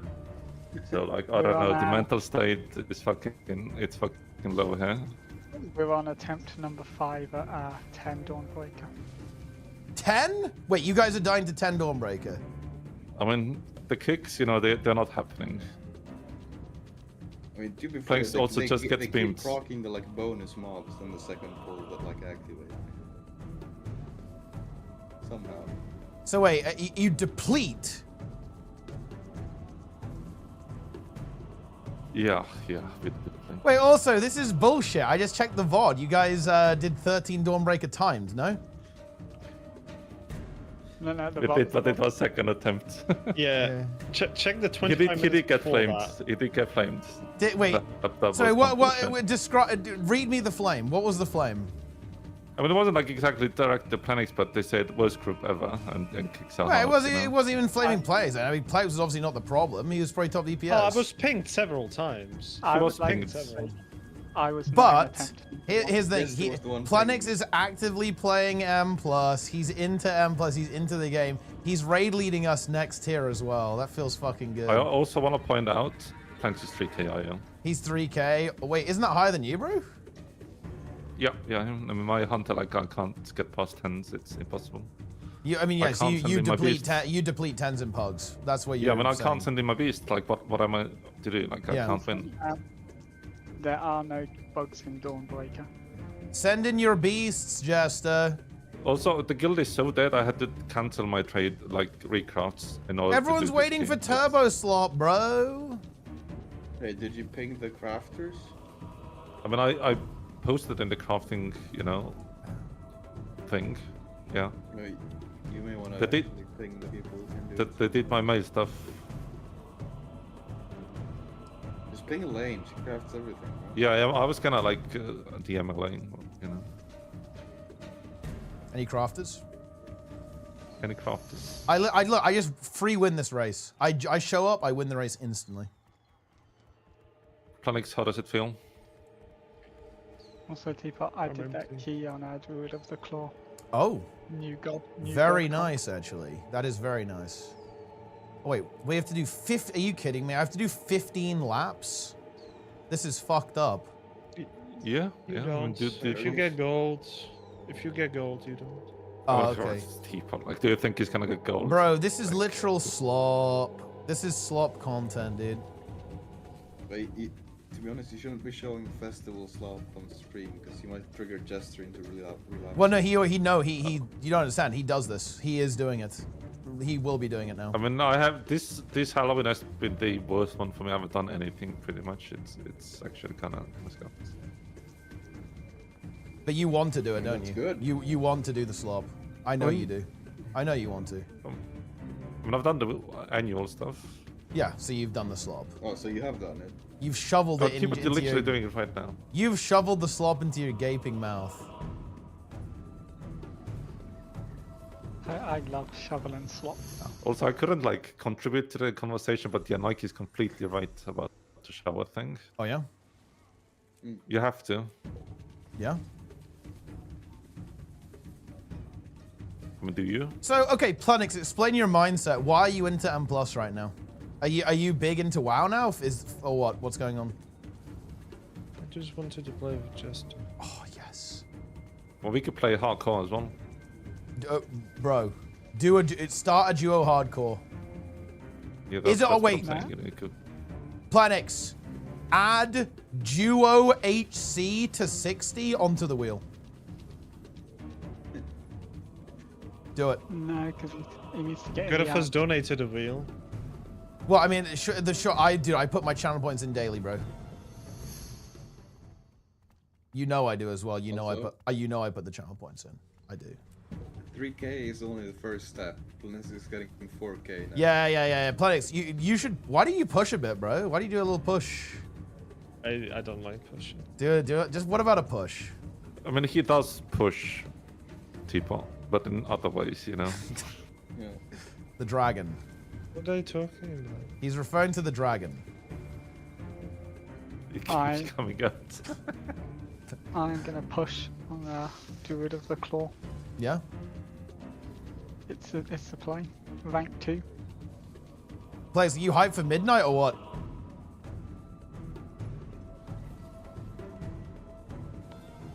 He's overcome with. He's overcome with excitement. He cannot, imagine it. He cannot speak. Yeah, it's too much. What's crazy is that Guru's hyped to play Org. He will be Orging us.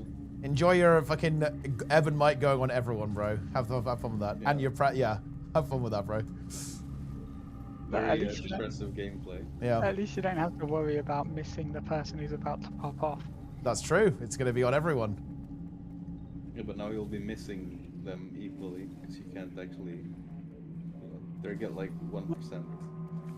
No, because 100% of the group's DPS is now yours. The org changes seem weird. I mean, the org changes are just, they think the game is too hard. It's why they went after VDH in the way they did. They just view VDH to be the hardest tank to play, and so they said, right, we're gonna make it very easy to play. It's the same with org. I think they view org as just too difficult to play effectively. I think the org one specifically as well is the people who can play it effectively are like 100 times better than anyone else. Yeah. And I think they didn't like that, the discrepancy between the good and the bad players. AUG is very hard to play effectively in raids. I see why they want to change it, but doing it this way, I feel like it's very scuffed because you basically remove the only source of any skill expression that the build has. Because your rotation is you press eruption. There's no gameplay now. Yeah, and there shouldn't be. Why should org have gameplay? Just think about that. Yeah. I can't wait to see. You're saying AUG should be a prison. Yes. I Your can't wait to only see both. purpose should be you would just org people. That's it. I have to do my own You gun. don't get to play the game. You're a buff. Yeah, you are literally an org. Mice, do you want to do 11 gambits or do I bug? We can do it. I need for the weekly, one slot at least, right?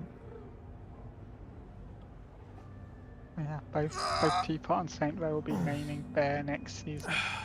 So wait, give me the fucking situation. What happened in the keys? So did you guys actually deplete? Yeah, we had the abandon, yeah. What was the abandon? I mean, we kept dying. The kicks were actually a problem, So what key? 13 Dawn. Okay. And Planis got Omega beamed. Every time he got a beam, he got beamed. Yeah. And then I came and boosted them. I mean, wait, how was the mental? I mean, it wasn't great. I died 6 times in a row. Okay. But I mean, wait, was it what mobs? The first pull or what? Yeah, the boat and the first one, yeah. You died 6 times in that pull. I mean, not exactly on that pull, but by the time we got to the Get3 level, I think he had tanked 4 times. So I mean, walk me through the mental, Jester. Was Planix breaking or what? How was his? Yeah, I mean, he was not having fun. He said he's not having fun. But then you timed. When we went again, we got Mice. Mice Vegan. Mice Vegan was tanking, right? Yeah, this time. Yeah. Very nice. But what was the comp? Was it who was in the key? The original comp? Yeah. I mean, I admit it was a bit fetid, but there was not many applicants, so we decided we'll just go because it's Brazil anyway, so maybe we had Holy Priest, right? Bro, dude. Wait, how are your How are applicants so rancid? Like, I did 1 key for Vault and Warlock today. Like, my gear isn't that. Why did you let a holy priest into your key? It came as a 2, and there were literally no other healer applicants for like 10 minutes. So, what do you want me to do? But I mean, why did you even allow that into the group? He used 3k IO. Like, surely he can do a 13, like Dawnbreaker. I'm not gonna lie, I've had really good success with Holy Priests. So. Yeah, and Mice invited the Holy Priest. Like, so I was like, I wouldn't do that. Wait, why am I getting blamed? I wasn't in that queue. yeah, but like you invited him like for Priory, so I was like, Holy must be like okay. Also, let me queue. Do you want in gw2 or not? What? Like just 11 gambit, so I can get my weekly installed. Okay. All right. So I need a weapon. I'm out of here. Player queue. I'm not... All right, guys, we're doing Festival Slop. I think I'm not even supposed to be doing this solo, but fuck it. Might as well, I guess. Here we go. Mad King Thorn is going down. Might as well. We have to do this for the festival. It's time. Frugal festival content. Take it down. It's not really doing a lot of damage to me. I think it is technically a dungeon. Yeah, Power Creep has defeated the Mad King. Get the Defiance Spell? Get the slow on him from that. That should do it. Yeah, nice. Boom. That easy DPS. Join him and ruin the experience? Wait, can you actually join mid-run? I guess you can, actually. It's a dungeon, huh? Let's see, where are we going? It's over. Isn't it over here or something? Oh yeah, here's the chain. There we go. I have not done this for years, actually, because I don't really do the festival contents. This is fresh. This is fresh content for me, guys. Splat. Oh, he's just gone. The Mad King. Tricks and treats. Charge. Ah. I believe that's going to be Magras joining. Let's bring him in. Will he join on Dragon Hunter? That's the question. It's going to be the Berserker, the Warrior. Oh, he's gone. Oh, no, he's over there. Yeah, the taunt should break it. Oh, now we got the Berserker and we got big CC now. Oh, the Scarecrow is there, but I'm assuming we can just stability that.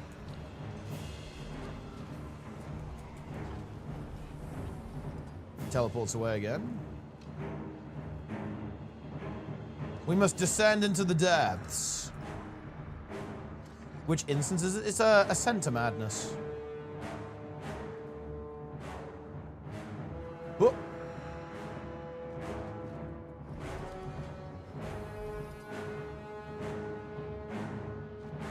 And I think the idea here is that we're actually, aren't we upside down here? Isn't that what this is? Isn't that kind of the meme? That's why it's called Ascent to Madness. Whoa, he just got completely wrecked, actually.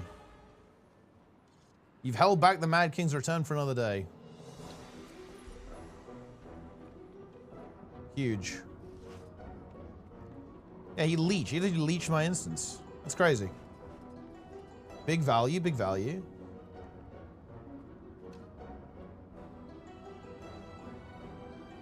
Okay. Onwards. Wait, dude, I just timed out Shader for 5 billion years. Unban. What was your question? I'll just do it once? Yeah, you can just do it once, yeah. Right, okay, that's done. Annual Raceway Regular. Royal Traditions. We've got to do Mad King Sirs. Halloween Rituals. Yeah, we're going to get that just by default. Okay, we're actually making very good progress here. What is this? Speak with Gar Leadclaw in Lion's Arch? Who even is that guy?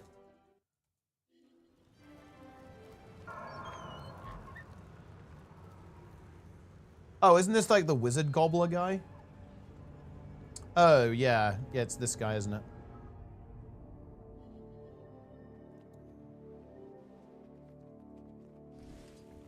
You got an exotic onus. Nice. What a classic exotic item there.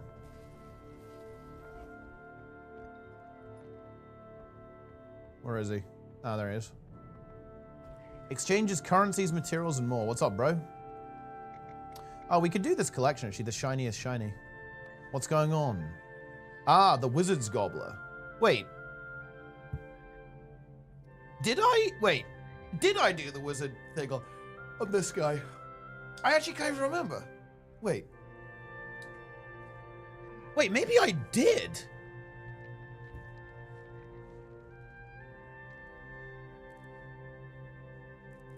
No, that's not possible. Okay. Wait.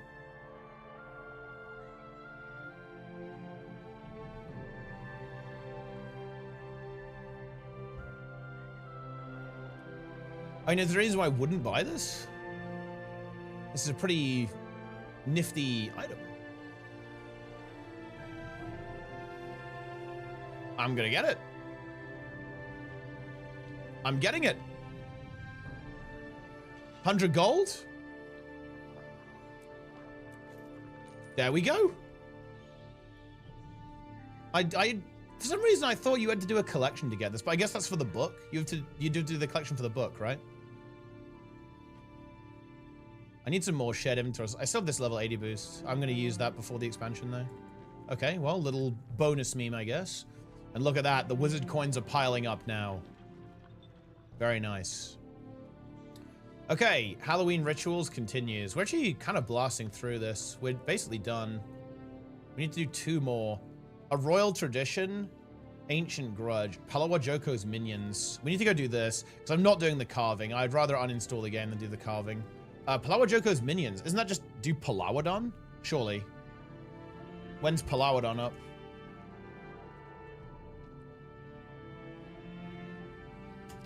Do we have a Palawadon incoming? We actually do not. There's no... Is there any kind of POF event that's going? Awaken Rifts? Oh.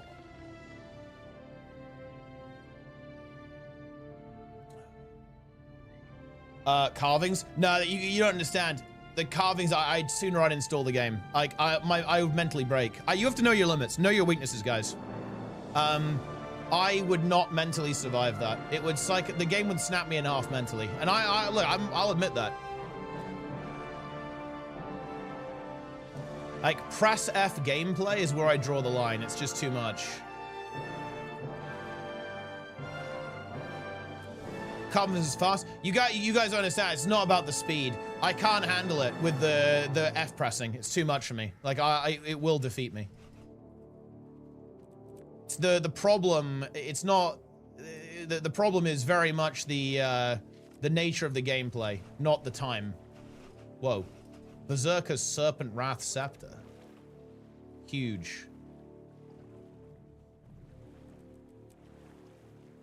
Easier than Mad King says. Yeah, but Mad King says is actually doing something. Like, running around pressing F on pumpkins is no. I'd sooner delete my System 32 than engage in that activity.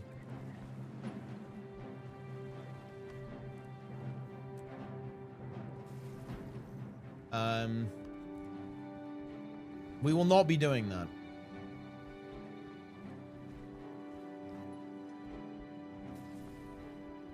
Okay, we go kill the minions. Actually, I'll finish the story. I might finish the story and then piss off. I want to, I actually have a couple of things I need to do in the evening. Let us observe the story. We've done a wide variety of random activities today. Let us finish by finishing the entire story of the Janthea Wilds video game. Right, in we go. Welcome, oh boy. Commander. This is a massive, just talking sim, isn't it? Oh no. Yo, Stokeholder, what's up? I, Counselor Ludo of Rata Sum, call this session to order. Okay. As we are here to discuss recent events in Janther and Bavanisos, Yep. Countess, would you care to deliver your report? Okay. Of course. We traced the cause of the Titan outbreak to the White Mantle. They were sent into Janther on Caudicus's behalf before his death.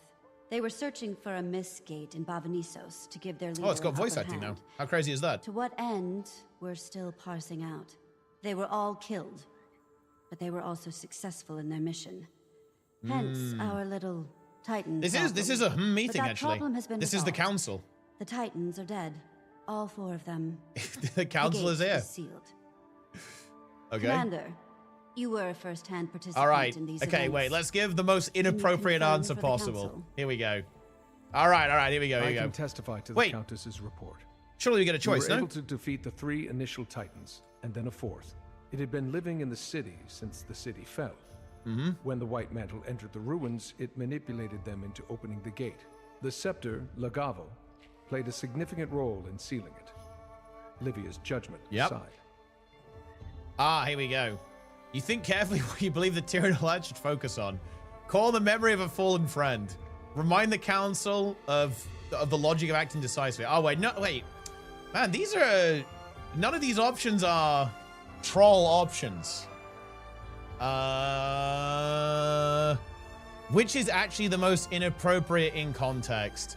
The Mabon one is pretty appropriate. Remind the council of doing stuff. Focus the council reflect on a great victory. I don't know. Like, none of these are really nonsense. They could all work. I mean, let's call them out for just being useless and not doing anything. I can't endorse Lady Livia going Wait. against the Alliance's decision. Actually, But I action can. proved more productive than inaction.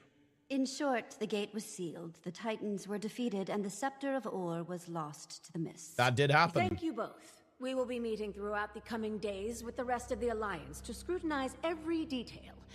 There's much work to be done, including providing the Coden with any supplies needed to recoup their losses while aiding our Alliance. Yep. We will also discuss Lady Livia's penalty, though the Council knows where I stand on her actions.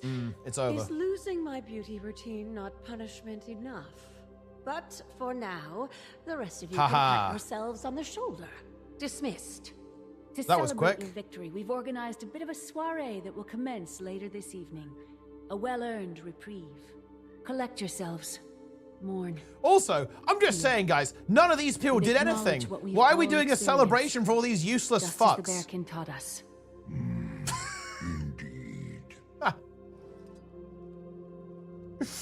Okay, let's go. Let's party.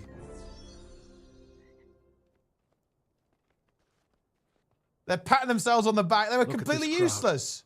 Nice to see everyone. Everyone. Okay, go, I hope speech. you've all been enjoying the evening. It has been delightful to share a glass with so many familiar faces.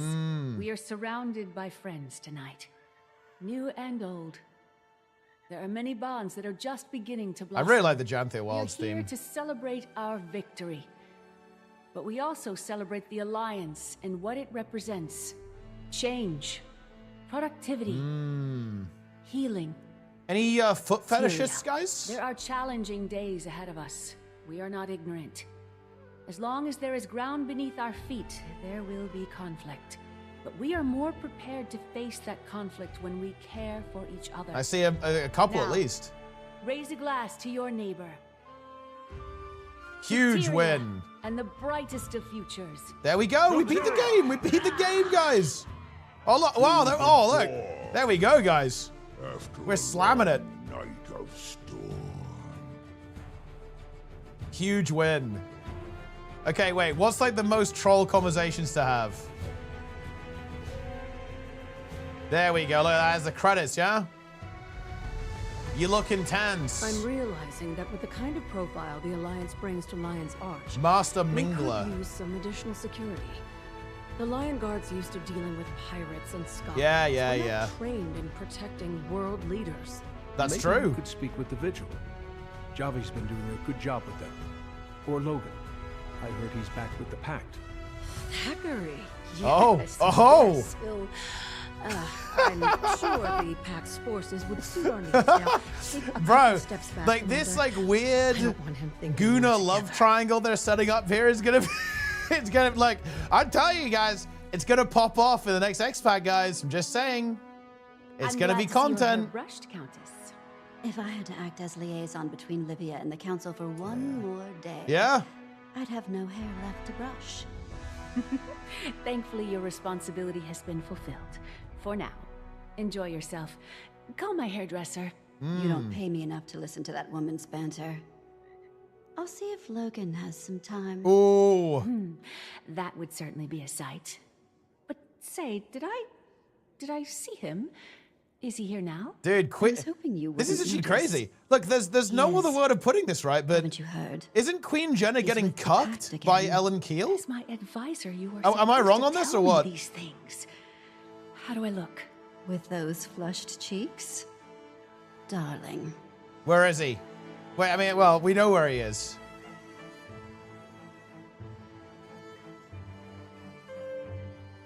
Yeah, here he is.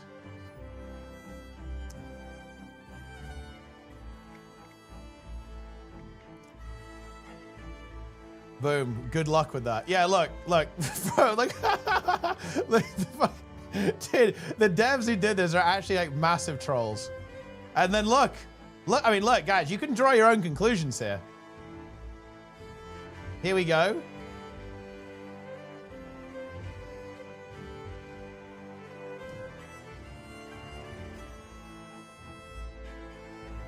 Boom.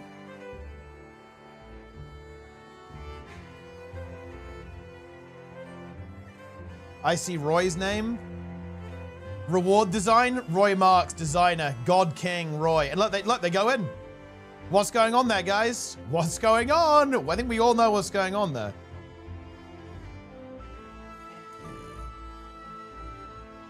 Incredible.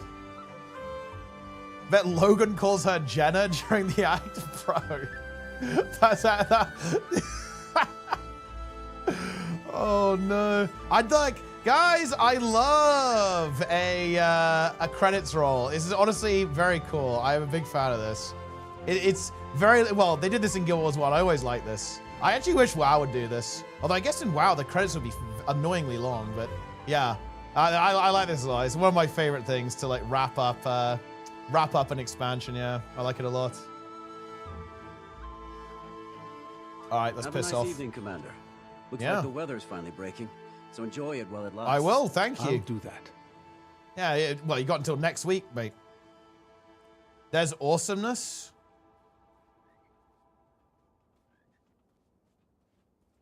He's in there. Oh yeah, well, we see him.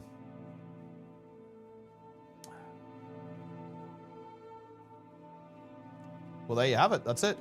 Mastery point get. Got the voice talent. Why do I not see Roy Marks in here, guys? Why do I not see that?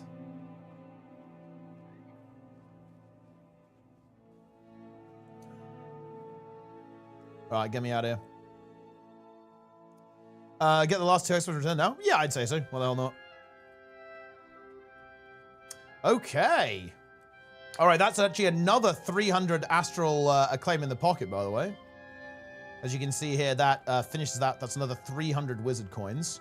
So we're actually nearly done with all our wizard coins. Convergence, that's piss. I think we have to do the Titan matter. Is that going on right? Oh, it just happened. Are you kidding me? I'm gonna do that tomorrow. That's fine.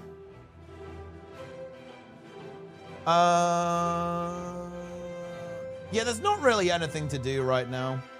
I just need to do the Halloween stuff and do Mad King says. That's in an hour though. I'm gonna mop that. I'm gonna mop this up tomorrow. I actually need to go anyway. I need to go handle something. So I might as well wrap it up. What is this actually? Unknown Nightmares, Experiments in the Shadows? What even is this? Oh, this is the Aurak stuff? I assume? Experiments in the Shadows. Is this the first one or what? Oh, this is like this is the full collection. Yeah, no thanks. Don't think we're gonna do that. How base is Trig having the amalgam trait as an avatar? Is that on Discord? Oh, yeah. Yeah, he does. Yeah, very nice, actually. Yeah, it's good. And Trig literally made amalgam, so he is therefore based. However, he did remove the evolve share. So I think Trig loses 1 rating point because of that. So there you go. He replaced sharing overpowered crazy shit with Boone's slop. Basically, he was chained. Like, Trig essentially became chained, regrettably.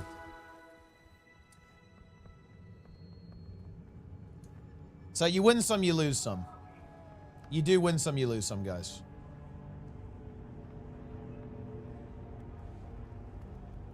Did you know the gateway to the Mad Realm goes both ways? Whoa. The Mad King can enter our realm, and we can enter his. That's right. Sounds like a great opportunity to refine my combat skills. That labyrinth seems pretty challenging. Well, watch yourself.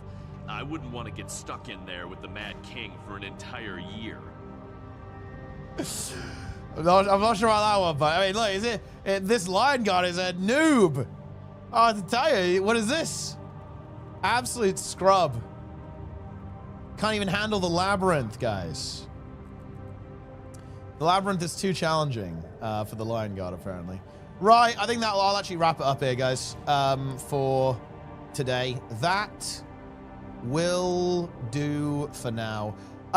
Tomorrow, things will happen.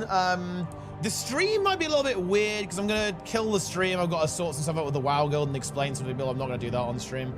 Yeah, I might just stream a bunch of WoW tomorrow and then we'll be back. I think there's going to be some Guild Wars 2 news. So I'll be around for that. And then we'll probably do some crest farming as well because we've got to do turbo boost. Then we've got a raid. And then the stream might end pretty early, because we're going to kill the bosses, and then after killing the bosses, we are going to have a brief interlude where where we do some stuff. It's gonna be good. Wait, tunnel taken? No, this is fucking weird.